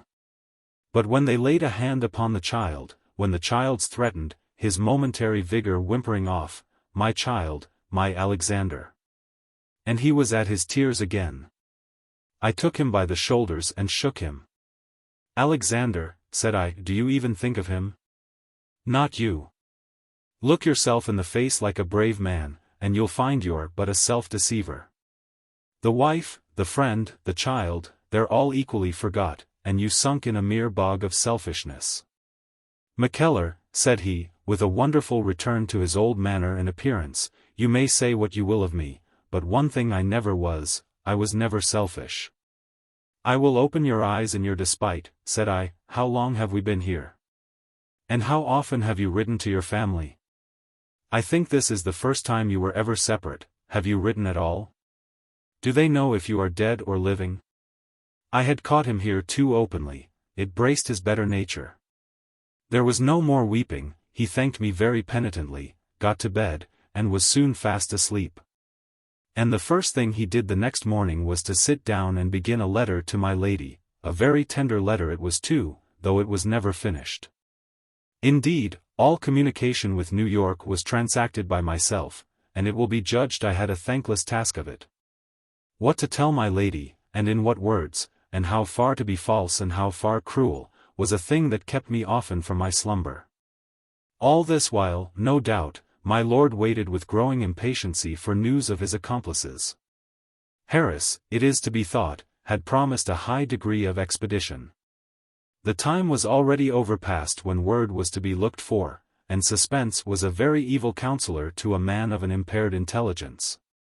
My lord's mind throughout this interval dwelled almost wholly in the wilderness, following that party with whose deeds he had so much concern. He continually conjured up their camps and progresses, the fashion of the country, the perpetration in 1,000 different manners of the same horrid fact. and that consequent spectacle of the master's bones lying scattered in the wind. These private, guilty considerations I would continually observe to peep forth in the man's talk, like rabbits from a hill. And it is the less wonder if the scene of his meditations began to draw him bodily. It is well known what pretext he took. Sir William Johnson had a diplomatic errand in these parts. And my lord and I, from curiosity, as was given out, went in his company.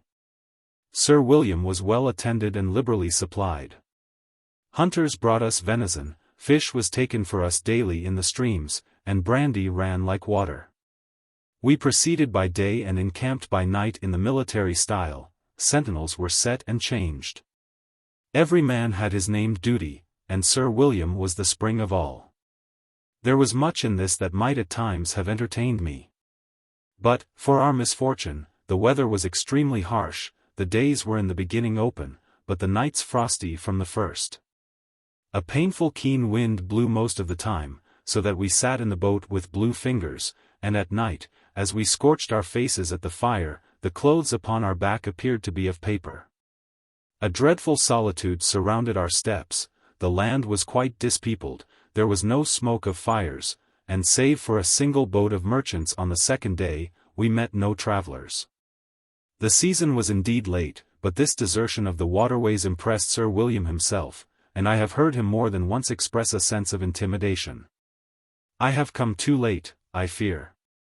They must have dug up the hatchet," he said, and the future proved how justly he had reasoned. I could never depict the blackness of my soul upon this journey. I have none of those minds that are in love with the unusual. To see the winter coming and to lie in the field so far from any house, oppressed me like a nightmare. It seemed, indeed, a kind of awful braving of God's power. And this thought, which I dare say only writes me down a coward, was greatly exaggerated by my private knowledge of the errand we were come upon. I was besides encumbered by my duties to Sir William, whom it fell upon me to entertain. For my lord was quite sunk into a state bordering on pervigilium, watching the woods with a rapt eye, sleeping scarce at all, and speaking sometimes not 20 words in a whole day.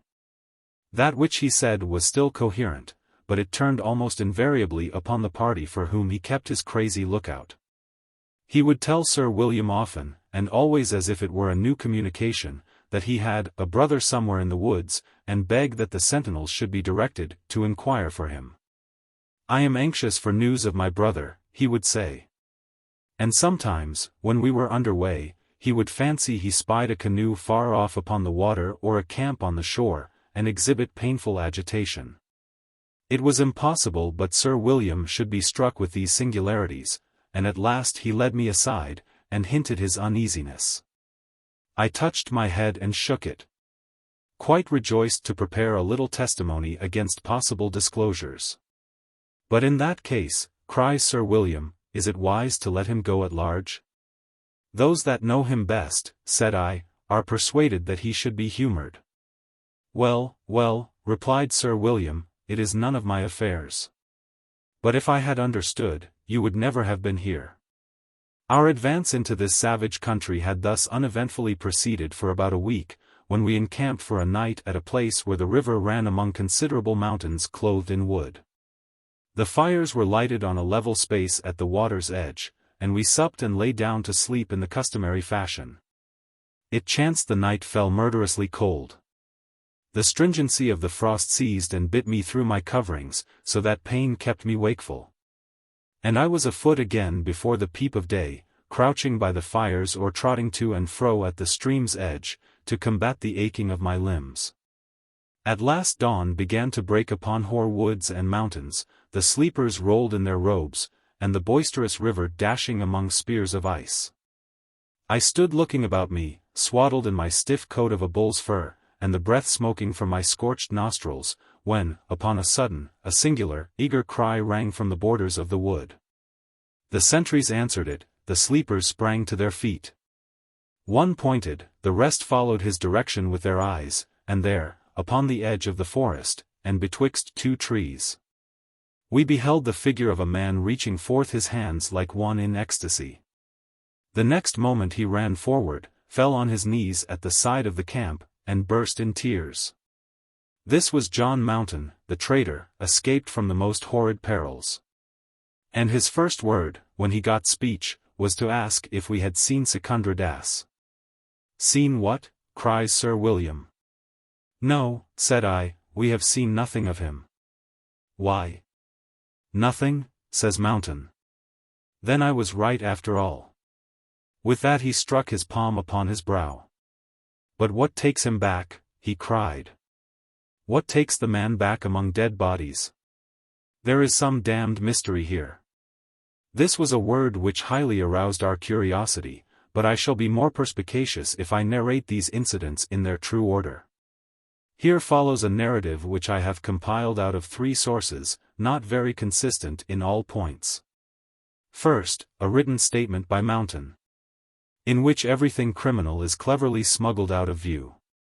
Second, 2 conversations with Secundra Das, and third, many conversations with Mountain himself, in which he was pleased to be entirely plain, for the truth is he regarded me as an accomplice.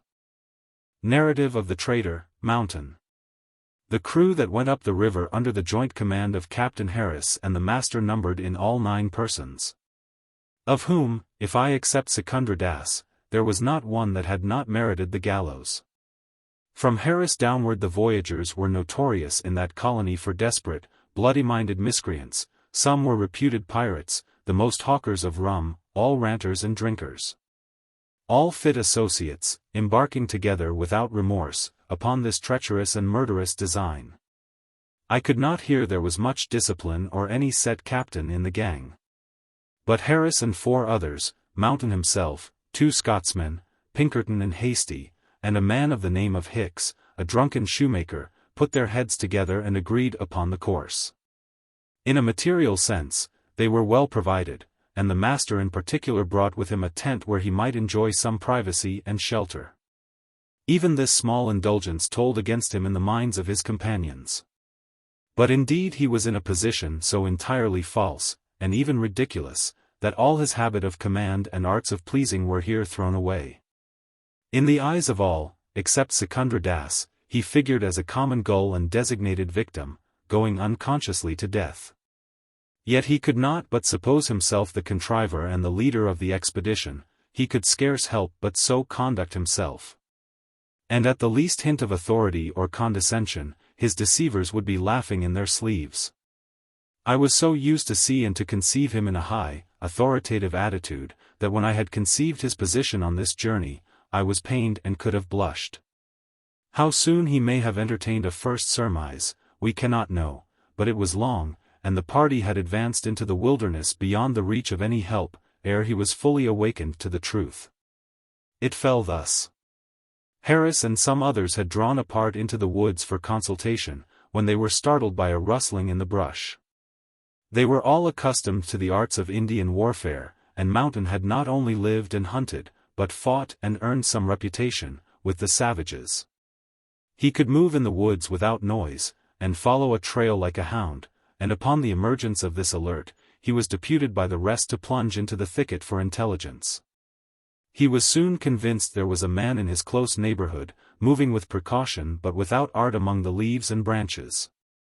And coming shortly to a place of advantage, he was able to observe Secundra Das crawling briskly off with many backward glances. At this he knew not whether to laugh or cry. And his accomplices, when he had returned and reported, were in much the same dubiety. There was now no danger of an Indian onslaught. But on the other hand, since Secundra Das was at the pains to spy upon them, it was highly probable he knew English. And if he knew English it was certain the whole of their design was in the master's knowledge. There was one singularity in the position. If Secundra Das knew and concealed his knowledge of English, Harris was a proficient in several of the tongues of India. And as his career in that part of the world had been a great deal worse than profligate, he had not thought proper to remark upon the circumstance. Each side had thus a spy-hole on the counsels of the other.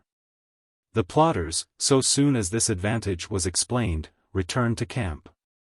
Harris, hearing the Hindustani was once more closeted with his master, crept to the side of the tent, and the rest, sitting about the fire with their tobacco, awaited his report with impatience.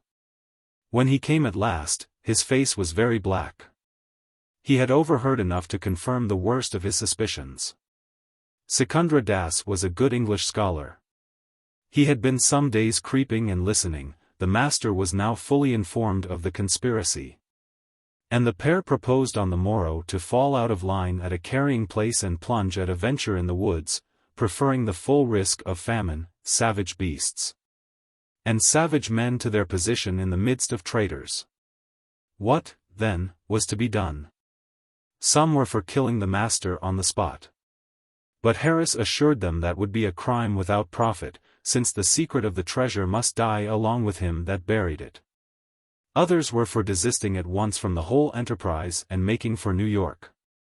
But the appetizing name of treasure, and the thought of the long way they had already traveled, dissuaded the majority. I imagine they were dull fellows for the most part. Harris, indeed, had some acquirements. Mountain was no fool. Hasty was an educated man, but even these had manifestly failed in life, and the rest were the dregs of colonial rascality. The conclusion they reached, at least, was more the offspring of greed and hope than reason. It was to temporize, to be wary and watch the master, to be silent and supply no further aliment to his suspicions. And to depend entirely, as well as I make out, on the chance that their victim was as greedy, hopeful, and irrational as themselves, and might, after all, betray his life and treasure. Twice in the course of the next day Secundra and the master must have appeared to themselves to have escaped, and twice they were circumvented. The master, save that the second time he grew a little pale, displayed no sign of disappointment, apologized for the stupidity with which he had fallen aside, thanked his recapturers as for a service, and rejoined the caravan with all his usual gallantry and cheerfulness of mien and bearing. But it is certain he had smelled a rat, for from thenceforth he and Secundra spoke only in each other's ear, and Harris listened and shivered by the tent in vain. The same night it was announced they were to leave the boats and proceed by foot, a circumstance which, as it put an end to the confusion of the portages, greatly lessened the chances of escape. And now there began between the two sides a silent contest, for life on the one hand, for riches on the other. They were now near that quarter of the desert in which the master himself must begin to play the part of guide. And using this for a pretext of persecution, Harris and his men sat with him every night about the fire, and labored to entrap him into some admission. If he let slip his secret, he knew well it was the warrant for his death. On the other hand, he durst not refuse their questions, and must appear to help them to the best of his capacity, or he practically published his mistrust. And yet Mountain assures me the man's brow was never ruffled. He sat in the midst of these jackals, his life depending by a thread, like some easy, witty householder at home by his own fire. An answer he had for everything, as often as not, a jesting answer, avoided threats, evaded insults, talked, laughed, and listened with an open countenance. And, in short, conducted himself in such a manner as must have disarmed suspicion, and went near to stagger knowledge. Indeed, Mountain confessed to me they would soon have disbelieved the captain's story, and supposed their designated victim still quite innocent of their designs. But for the fact that he continued, however ingeniously, to give the slip to questions, and the yet stronger confirmation of his repeated efforts to escape. The last of these, which brought things to a head, I am now to relate. And first I should say that by this time the temper of Harris's companions was utterly worn out, civility was scarce pretended. And, for one very significant circumstance, the master and Secundra had been, on some pretext, deprived of weapons. On their side, however, the threatened pair kept up the parade of friendship handsomely. Secundra was all bows, the master all smiles. And on the last night of the truce he had even gone so far as to sing for the diversion of the company. It was observed that he had also eaten with unusual heartiness, and drank deep, doubtless from design.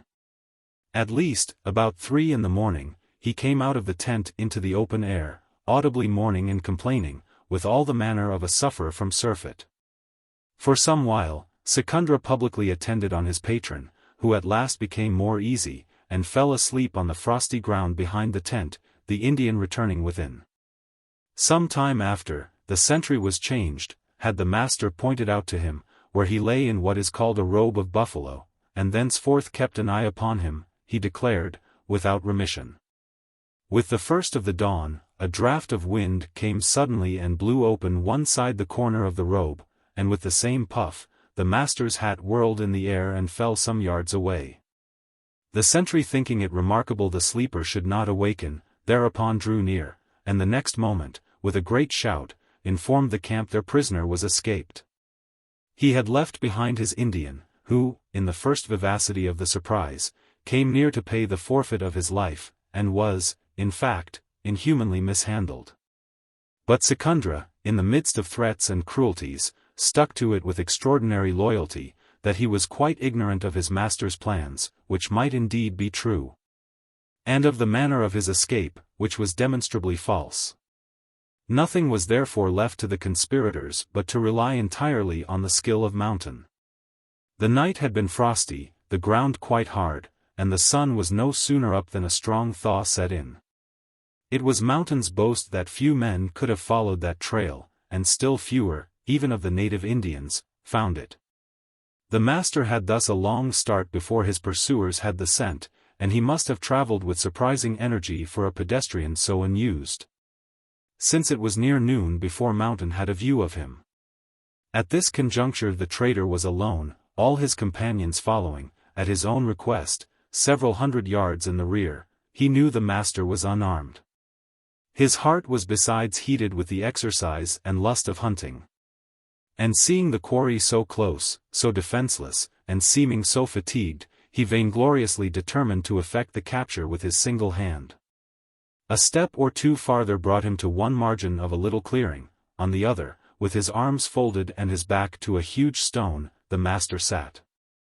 It is possible Mountain may have made a rustle, it is certain, at least, the master raised his head and gazed directly at that quarter of the thicket where his hunter lay. "I could not be sure he saw me," Mountain said, "he just looked my way like a man with his mind made up, and all the courage ran out of me like rum out of a bottle."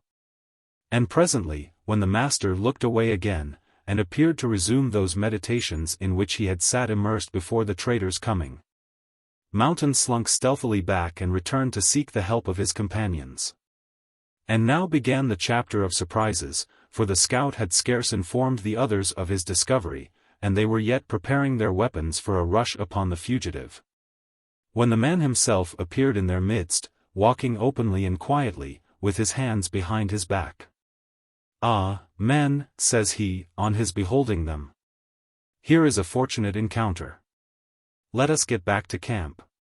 Mountain had not mentioned his own weakness or the master's disconcerting gaze upon the thicket, so that, with all the rest, his return appeared spontaneous. For all that, a hubbub arose. Oaths flew, fists were shaken, and guns pointed. "Let us get back to camp," said the master. "I have an explanation to make, but it must be laid before you all. And in the meanwhile I would put up these weapons, one of which might very easily go off and blow away your hopes of treasure. I would not kill," says he, smiling, "the goose with the golden eggs." The charm of his superiority once more triumphed, and the party, in no particular order, set off on their return. By the way, he found occasion to get a word or two apart with Mountain. "You are a clever fellow and a bold," says he, "but I am not so sure that you are doing yourself justice. I would have you to consider whether you would not do better, aye, and safer, to serve me instead of serving so commonplace a rascal as Mr. Harris. Consider of it," he concluded, dealing the man a gentle tap upon the shoulder, "and don't be in haste. Dead or alive, you will find me an ill man to quarrel with."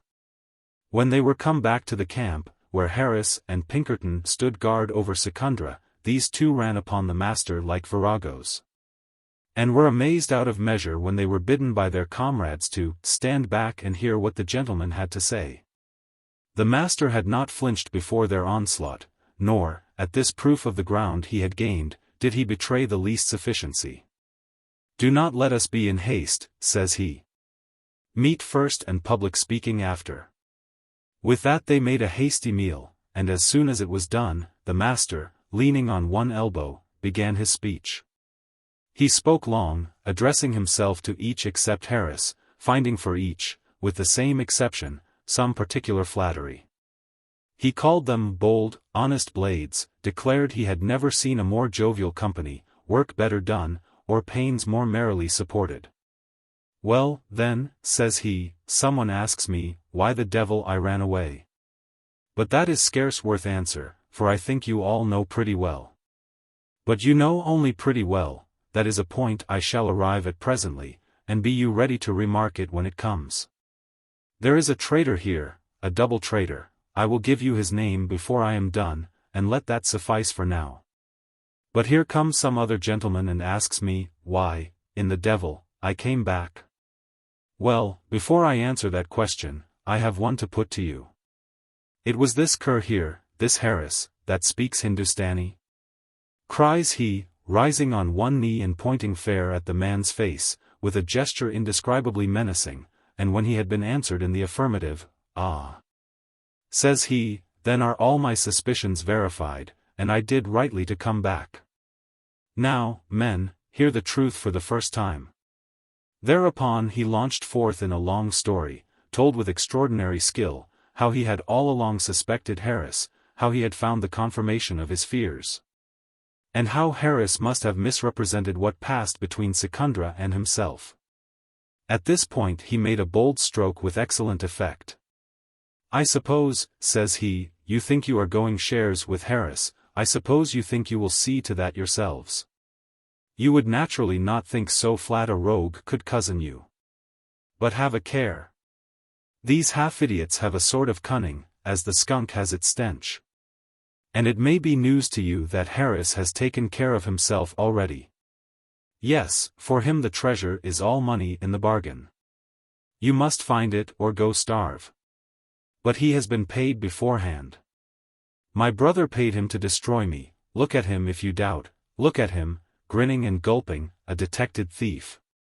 Thence, having made this happy impression, he explained how he had escaped, and thought better of it, and at last concluded to come back, lay the truth before the company, and take his chance with them once more, persuaded as he was, they would instantly depose Harris and elect some other leader. There is the whole truth, said he, and, with one exception, I put myself entirely in your hands. What is the exception? There he sits, he cried, pointing once more to Harris. A man that has to die. Weapons and conditions are all one to me. Put me face to face with him, and if you give me nothing but a stick, in 5 minutes I will show you a sop of broken carrion, fit for dogs to roll in. It was dark night when he made an end. They had listened in almost perfect silence, but the firelight scarce permitted anyone to judge, from the look of his neighbors, with what result of persuasion or conviction. Indeed, the master had set himself in the brightest place, and kept his face there, to be the center of men's eyes, doubtless on a profound calculation. Silence followed for a while, and presently the whole party became involved in disputation, the master lying on his back, with his hands knit under his head and one knee flung across the other, like a person unconcerned in the result. And here, I dare say, his bravado carried him too far and prejudiced his case. At least, after a cast or two back and forward, opinion settled finally against him. It's possible he hoped to repeat the business of the pirate ship, and be himself, perhaps, on hard enough conditions, elected leader. And things went so far that way that Mountain actually threw out the proposition. But the rock he split upon was hasty. This fellow was not well liked, being sour and slow, with an ugly, glowering disposition, but he had studied some time for the church at Edinburgh College. Before ill conduct had destroyed his prospects, and he now remembered and applied what he had learned. Indeed, he had not proceeded very far, when the master rolled carelessly upon one side, which was done, in Mountain's opinion, to conceal the beginnings of despair upon his countenance. Hasty dismissed the most of what they had heard as nothing to the matter. What they wanted was the treasure. All that was said of Harris might be true, and they would have to see to that in time. But what had that to do with the treasure? They had heard a vast of words, but the truth was just this, that Mr. Durie was damnably frightened and had several times run off. Here he was, whether caught or come back was all one to Hasty, the point was to make an end of the business. As for the talk of deposing and electing captains, he hoped they were all free men and could attend their own affairs. That was dust flung in their eyes, and so was the proposal to fight Harris. "He shall fight no one in this camp, I can tell him that," said Hasty. "We had trouble enough to get his arms away from him, and we should look pretty fools to give them back again. But if it's excitement the gentleman is after, I can supply him with more than perhaps he cares about. For I have no intention to spend the remainder of my life in these mountains. Already I have been too long, and I propose that he should immediately tell us where that treasure is, or else immediately be shot. And there," says he, producing his weapon, "there is the pistol that I mean to use." "Come, I call you a man," cries the master, sitting up and looking at the speaker with an air of admiration. "I didn't ask you to call me anything," returned Hasty. "Which is it to be?" "That's an idle question," said the master. "Needs must when the devil drives. The truth is we are within easy walk of the place, and I will show it you tomorrow." With that, as if all were quite settled, and settled exactly to his mind, he walked off to his tent, whither Secundra had preceded him. I cannot think of these last turns and wriggles of my old enemy, except with admiration. Scarce even pity is mingled with the sentiment, so strongly the man supported, so boldly resisted his misfortunes. Even at that hour, when he perceived himself quite lost, when he saw he had but effected an exchange of enemies, and overthrown Harris to set Hasty up, no sign of weakness appeared in his behavior. And he withdrew to his tent, already determined, I must suppose, upon affronting the incredible hazard of his last expedient, with the same easy, assured, genteel expression and demeanor as he might have left a theatre withal to join a supper of the wits. But doubtless within, if we could see there, his soul trembled. Early in the night word went about the camp that he was sick. And the first thing the next morning he called Hasty to his side, and inquired most anxiously if he had any skill in medicine. As a matter of fact, this was a vanity of that fallen divinity student's, to which he had cunningly addressed himself. Hasty examined him. And being flattered, ignorant, and highly suspicious, knew not in the least whether the man was sick or malingering. In this state he went forth again to his companions. And, as the thing which would give himself most consequence either way, announced that the patient was in a fair way to die. For all that, he added, with an oath, and if he bursts by the wayside, he must bring us this morning to the treasure. But there were several in the camp, Mountain among the number, whom this brutality revolted. They would have seen the master pistoled, or pistoled him themselves, without the smallest sentiment of pity. But they seemed to have been touched by his gallant fight and unequivocal defeat the night before. Perhaps, too, they were even already beginning to oppose themselves to their new leader. At least, they now declared that, if the man was sick, he should have a day's rest in spite of Hasty's teeth. The next morning he was manifestly worse, and Hasty himself began to display something of humane concern, so easily does even the pretense of doctoring awaken sympathy. The third the master called Mountain and Hasty to the tent, announced himself to be dying, gave them full particulars as to the position of the cache, and begged them to set out incontinently on the quest, so that they might see if he deceived them, and, if they were at first unsuccessful, he should be able to correct their error. But here arose a difficulty on which he doubtless counted. None of these men would trust another, none would consent to stay behind. On the other hand, although the master seemed extremely low, spoke scarce above a whisper, and lay much of the time insensible, it was still possible it was a fraudulent sickness. And if all went treasure hunting, it might prove they had gone upon a wild goose chase, and returned to find their prisoner flown. They concluded, therefore, to hang idling round the camp, alleging sympathy to their reason. And, certainly, so mingled are our dispositions, several were sincerely, if not very deeply, affected by the natural peril of the man whom they callously designed to murder. In the afternoon, Hasty was called to the bedside to pray, the which, incredible as it must appear, he did with unction. About 8 at night the wailing of Secundra announced that all was over. And before 10, the Indian, with a link stuck in the ground, was toiling at the grave. Sunrise of next day beheld the master's burial, all hands attending with great decency of demeanor.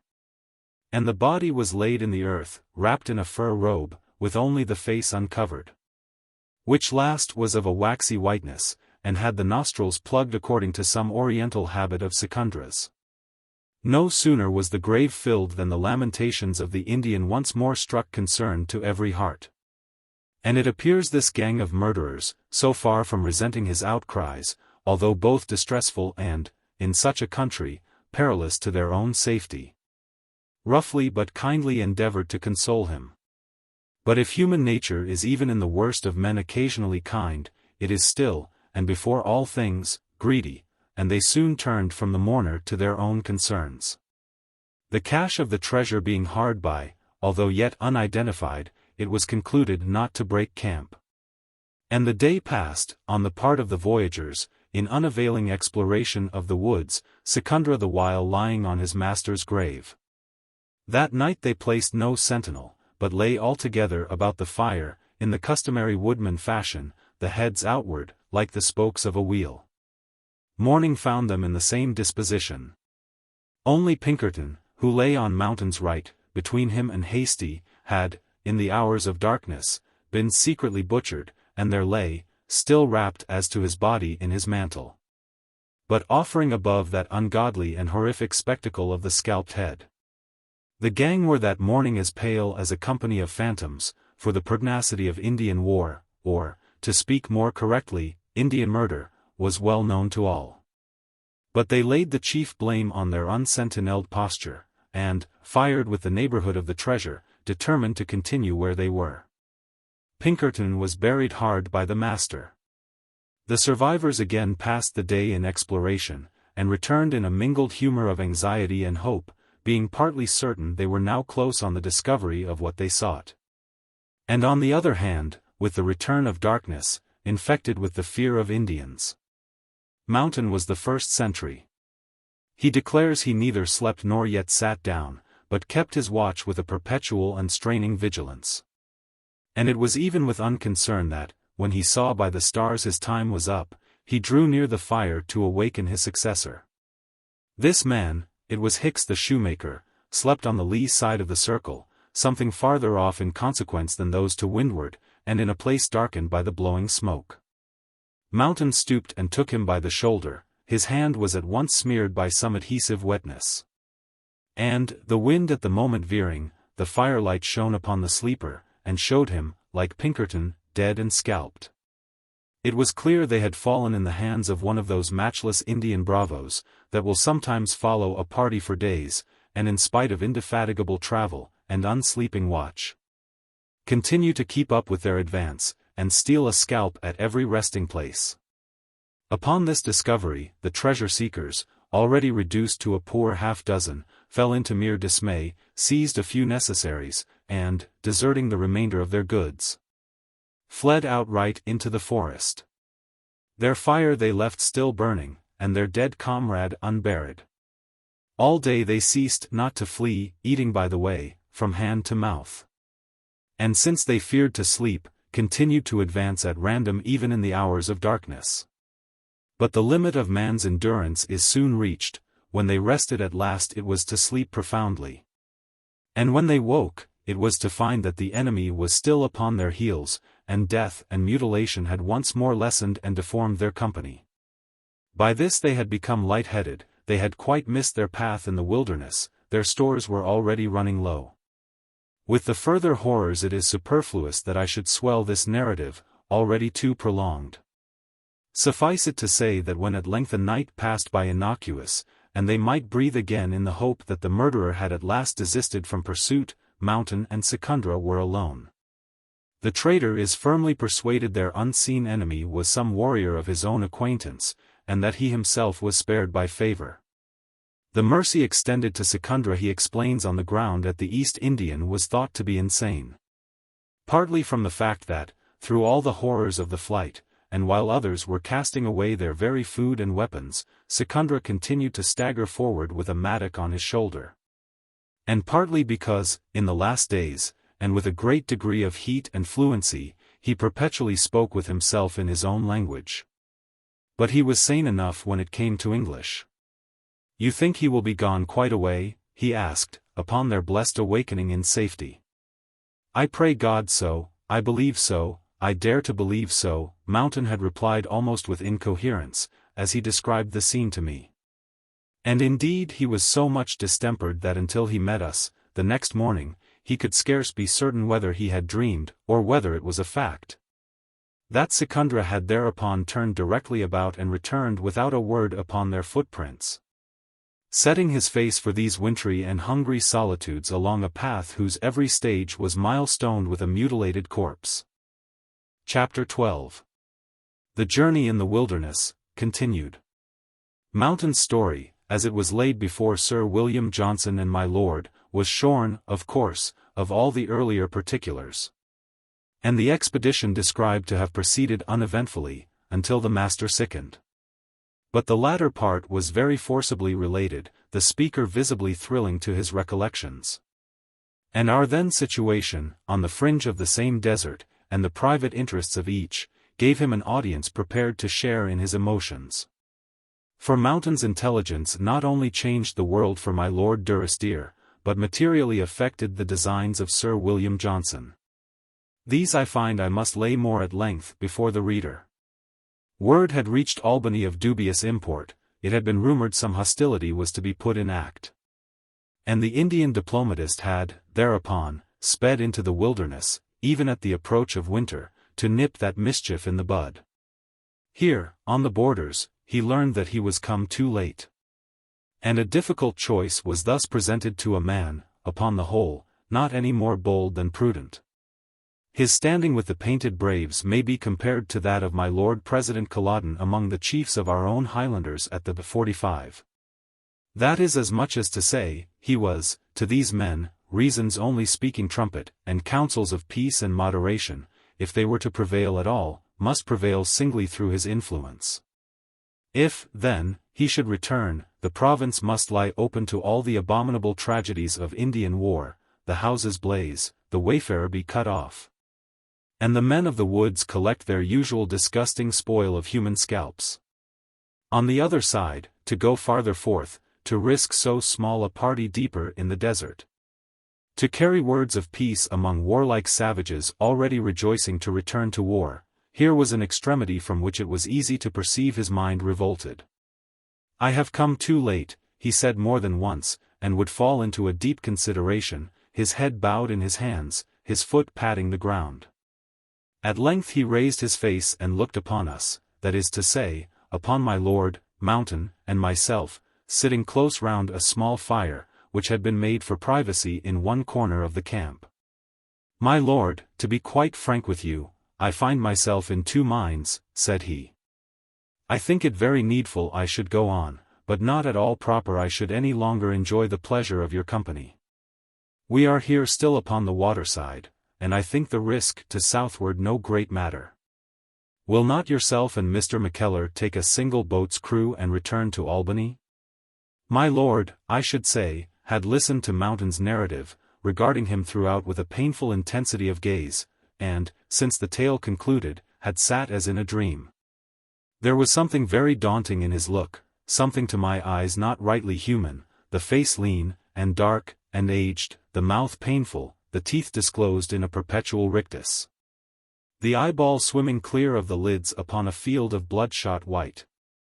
I could not behold him myself without a jarring irritation, such as, I believe, is too frequently the uppermost feeling on the sickness of those dear to us.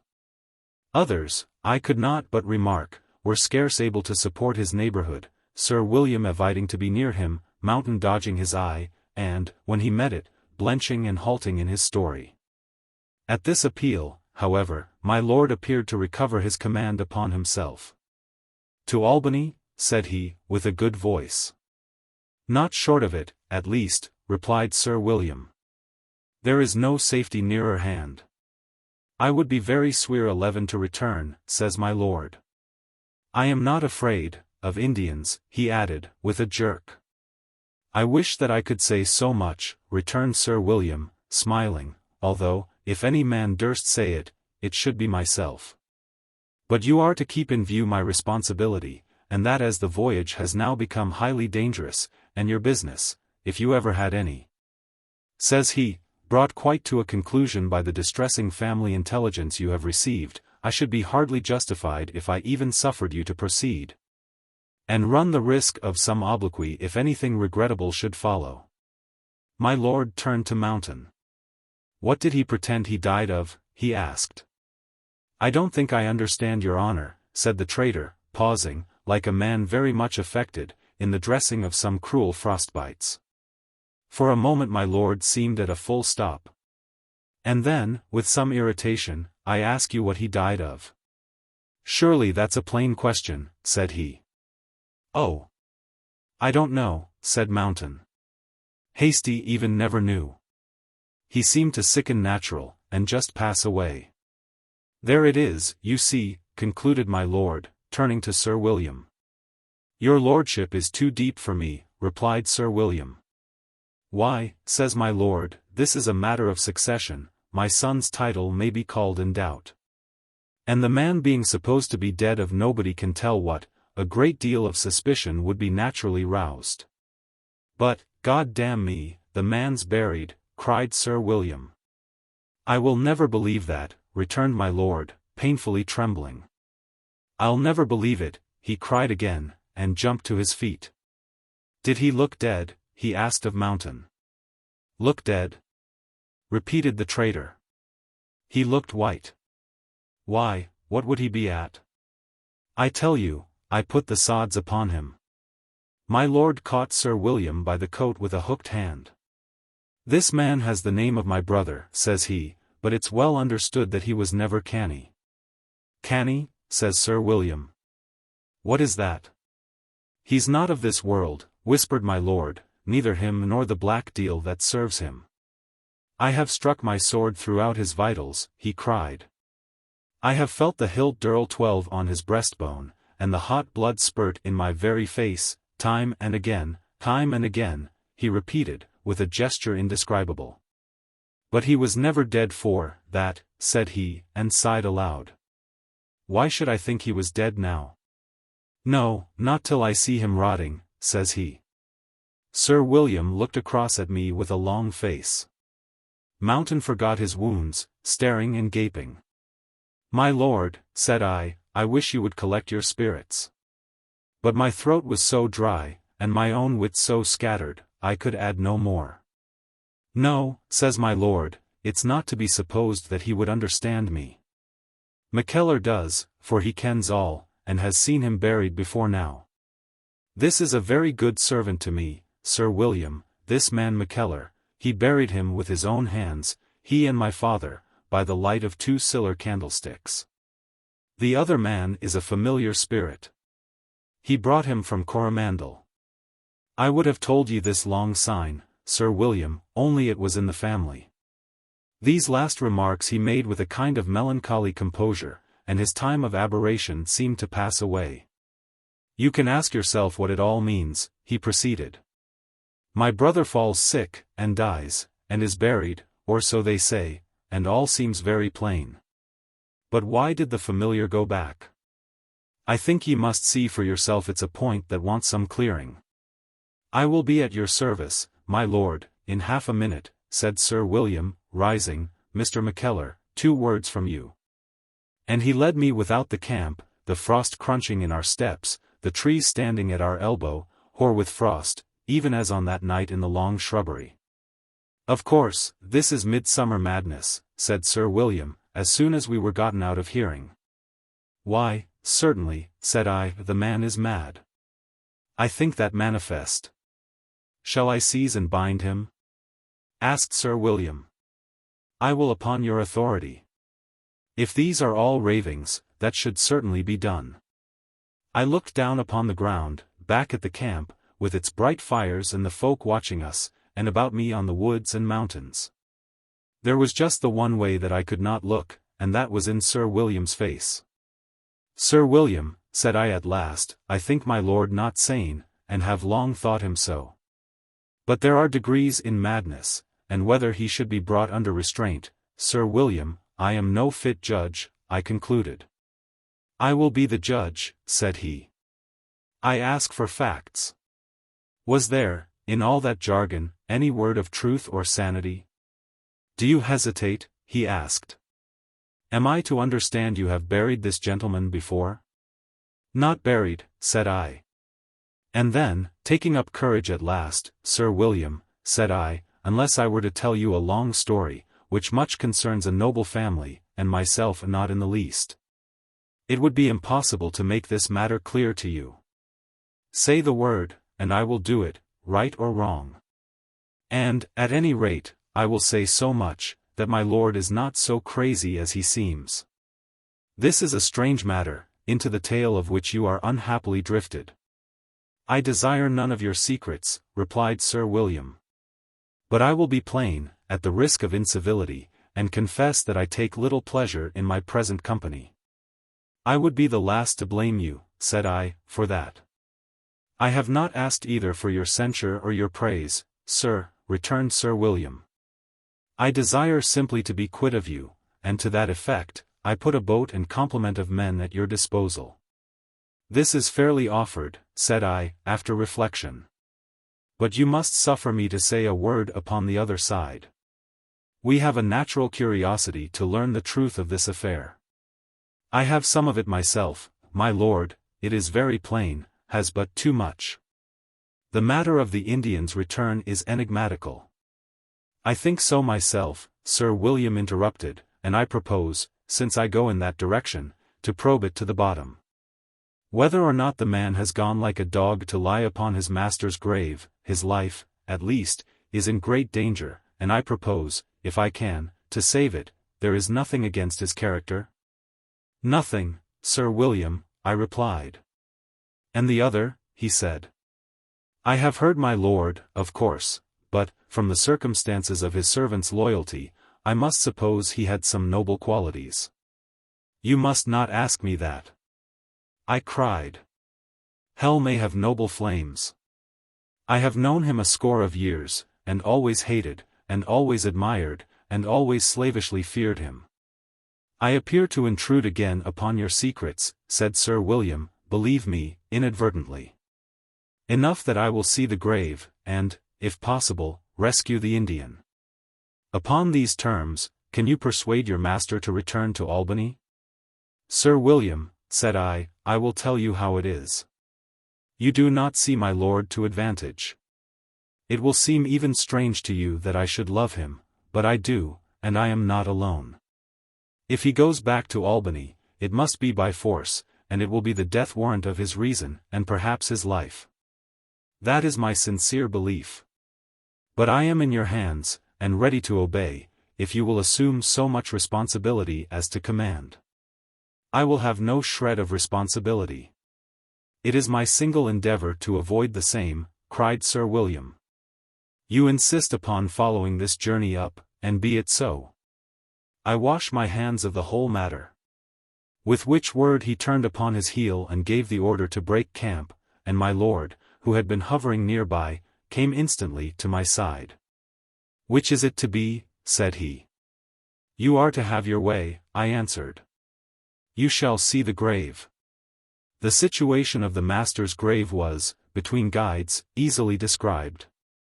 It lay, indeed, beside a chief landmark of the wilderness, a certain range of peaks, conspicuous by their design and altitude, and the source of many brawling tributaries to that inland sea, Lake Champlain. It was therefore possible to strike for it direct, instead of following back the blood-stained trail of the fugitives, and to cover, in some 16 hours of march, a distance which their perturbed wanderings had extended over more than 60. Our boats we left under a guard upon the river. It was, indeed, probable we should return to find them frozen fast. And the small equipment with which we set forth upon the expedition, included not only an infinity of furs to protect us from the cold, but an arsenal of snowshoes to render travel possible. when the inevitable snow should fall. Considerable alarm was manifested at our departure. The march was conducted with soldierly precaution, the camp at night sedulously chosen and patrolled.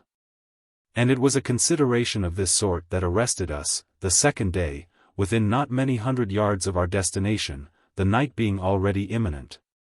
The spot in which we stood well qualified to be a strong camp for a party of our numbers. And Sir William, therefore, on a sudden thought, arresting our advance. Before us was the high range of mountains toward which we had been all day deviously drawing near. From the first light of the dawn, their silver peaks had been the goal of our advance across a tumbled lowland forest, thrid with rough streams, and strewn with monstrous boulders. The peaks, as I say, silver, for already at the higher altitudes the snow fell nightly, but the woods and the low ground only breathed upon with frost. All day heaven had been charged with ugly vapors, in the which the sun swam and glimmered like a shilling piece. All day the wind blew on our left cheek barbarous cold, but very pure to breathe. With the end of the afternoon, however, the wind fell, the clouds, being no longer reinforced, were scattered or drunk up. The sun set behind us with some wintry splendor, and the white brow of the mountains shared its dying glow. It was dark ere we had supper. We ate in silence, and the meal was scarce dispatched before my lord slunk from the fireside to the margin of the camp, whither I made haste to follow him.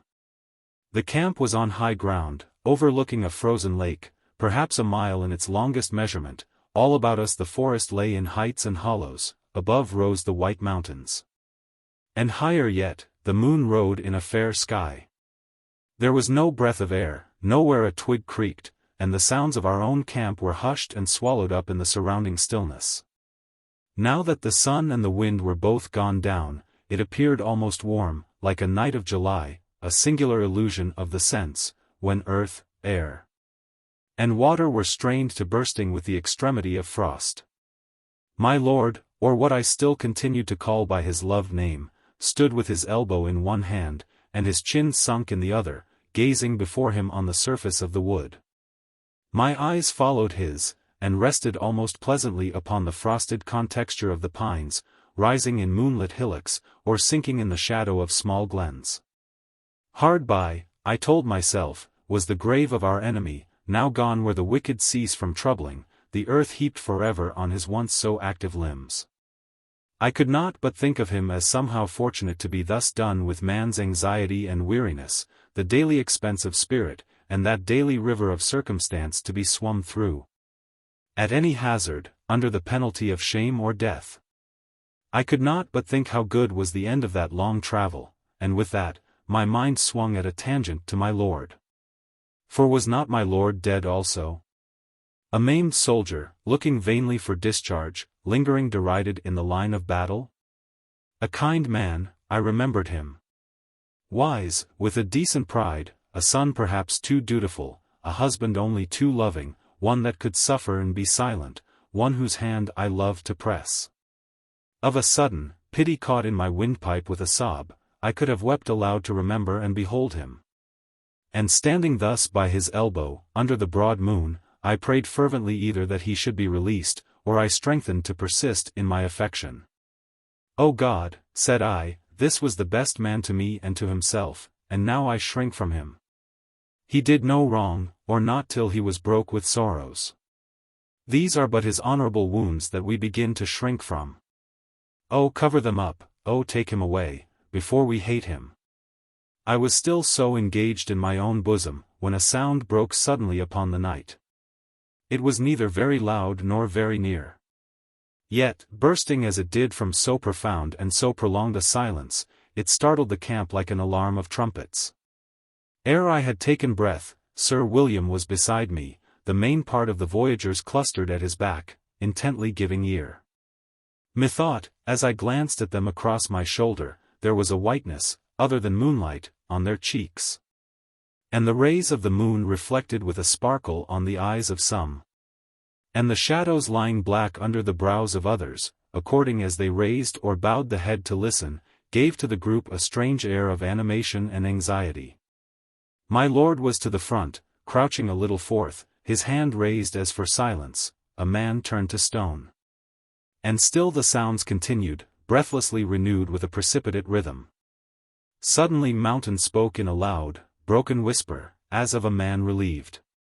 "I have it now," he said, and, as we all turned to hear him, "The Indian must have known the cache," he added. "That is he is digging out the treasure." "Why, to be sure," exclaimed Sir William. "We were geese not to have supposed so much." "The only thing is," Mountain resumed, "the sound is very close to our old camp. And, again, I do not see how he is there before us, unless the man had wings." "Greed and fear are wings," remarked Sir William. "But this rogue has given us an alert, and I have a notion to return the compliment. What say you, gentlemen, shall we have a moonlight hunt?" It was so agreed. Dispositions were made to surround Secundra at his task. Some of Sir William's Indians hastened in advance. And a strong guard being left at our headquarters, we set forth along the uneven bottom of the forest, frost crackling, ice sometimes loudly splitting underfoot. And overhead the blackness of pine woods and the broken brightness of the moon. Our way led down into a hollow of the land, and as we descended, the sounds diminished and had almost died away. Upon the other slope it was more open, only dotted with a few pines, and several vast and scattered rocks that made inky shadows in the moonlight. Here the sounds began to reach us more distinctly. We could now perceive the ring of iron, and more exactly estimate the furious degree of haste with which the digger plied his instrument. As we neared the top of the ascent, a bird or two winged aloft and hovered darkly in the moonlight, and the next moment we were gazing through a fringe of trees upon a singular picture. A narrow plateau, overlooked by the White Mountains, and encompassed nearer hand by woods, lay bare to the strong radiance of the moon. Rough goods, such as make the wealth of foresters, were sprinkled here and there upon the ground in meaningless disarray. About the midst, a tent stood, silvered with frost, the door open, gaping on the black interior. At the one end of this small stage lay what seemed the tattered remnants of a man. Without doubt we had arrived upon the scene of Harris's encampment. There were the goods scattered in the panic of flight. It was in yon tent the master breathed his last.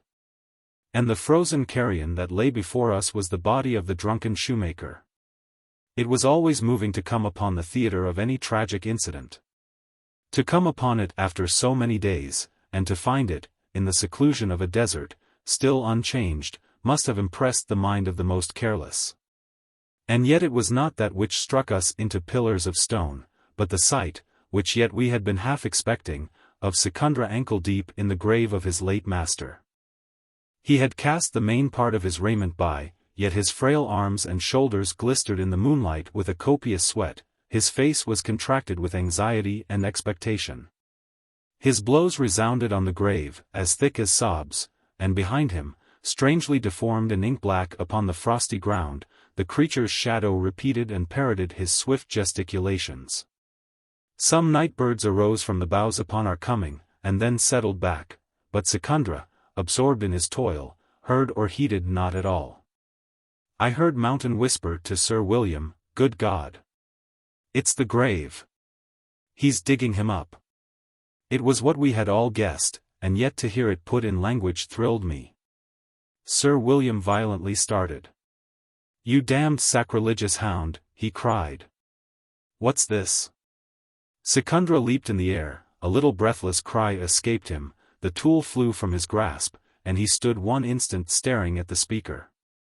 The next, swift as an arrow, he sped for the woods upon the farther side, and the next again, throwing up his hands with a violent gesture of resolution, he had begun already to retrace his steps. "Well, then, you come, you help," he was saying.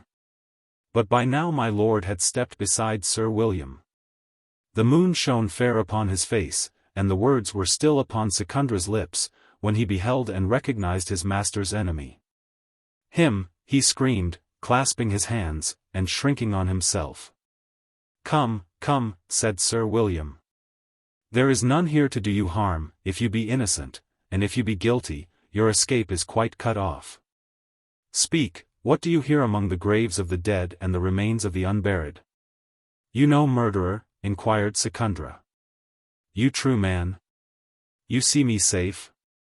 I will see you safe, if you be innocent, returned Sir William. I have said the thing, and I see not wherefore you should doubt it. These all murderers, cried Secundra, that is why. He kill, murderer, pointing to Mountain, these two higher murderers, pointing to my lord and myself, all gallows murderers. Ah! I see you all swing in a rope. Now I go save the Sahib. He see you swing in a rope. The Sahib, he continued, pointing to the grave, he not dead. He bury, he not dead. My lord uttered a little noise, moved nearer to the grave, and stood and stared in it. Buried and not dead, exclaimed Sir William. What kind of rant is this? See, Sahib, said Secundra. The Sahib and I alone with murderers, try all way to escape, no way good. Then try this way, good way in warm climate, good way in India, here, in this damn cold place, who can tell? I tell you pretty good hurry, you help, you light a fire, help rub. What is the creature talking of? Cried Sir William. My head goes round. I tell you I bury him alive, said Secundra. I teach him swallow his tongue. Now dig him up pretty good hurry, and he not much worse. You light a fire. Sir William turned to the nearest of his men. Light a fire, said he. My lot seems to be cast with the insane. You good man, returned Secundra. Now I go dig the Sahib up. He returned as he spoke to the grave, and resumed his former toil. My lord stood rooted, and I at my lord's side, fearing I knew not what. The frost was not yet very deep, and presently the Indian threw aside his tool, and began to scoop the dirt by handfuls. Then he disengaged a corner of a buffalo robe, and then I saw hair catch among his fingers, yet a moment more, and the moon shone on something white. A while Secundra crouched upon his knees, scraping with delicate fingers, breathing with puffed lips, and when he moved aside, I beheld the face of the master wholly disengaged.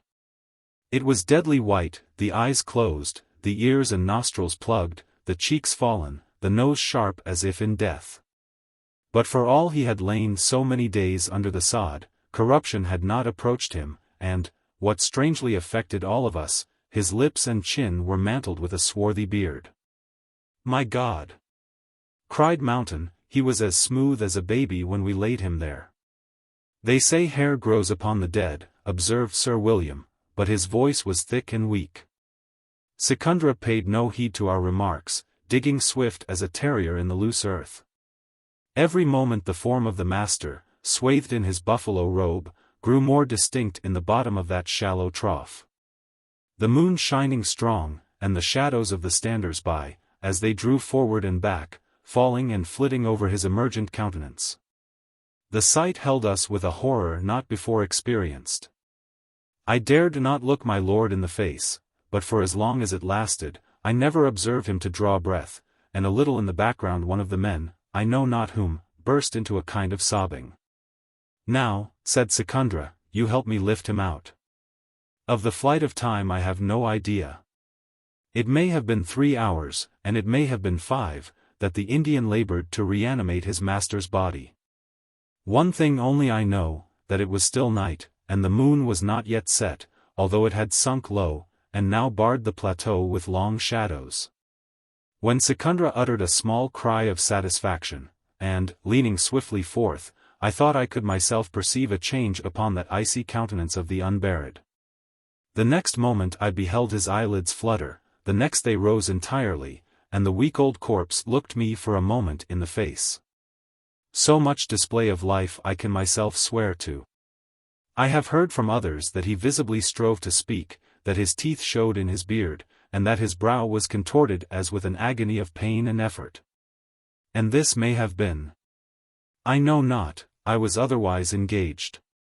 For at that first disclosure of the dead man's eyes my Lord Durrisdeer fell to the ground, and when I raised him up he was a corpse. Day came, and still Secundra could not be persuaded to desist from his unavailing efforts. Sir William, leaving a small party under my command, proceeded on his embassy with the first light. And still the Indian rubbed the limbs and breathed in the mouth of the dead body. You would think such labors might have vitalized a stone. But, except for that one moment, which was my lord's death, the black spirit of the master held aloof from its discarded clay. And by about the hour of noon, even the faithful servant was at length convinced. He took it with unshaken quietude. "Too cold," said he, "good way in India, no good here." And, asking for some food, which he ravenously devoured as soon as it was set before him, he drew near to the fire and took his place at my elbow. In the same spot, as soon as he had eaten, he stretched himself out, and fell into a childlike slumber, from which I must arouse him, some hours afterwards, to take his part as one of the mourners at the double funeral. It was the same throughout. He seemed to have outlived at once, and with the same effort, his grief for his master and his terror of myself and mountain. One of the men left with me was skilled in stone-cutting. And before Sir William returned to pick us up, I had chiseled on a boulder this inscription, with a copy of which I may fitly bring my narrative to a close. J.D. Heir to a Scottish title. A master of the arts and graces.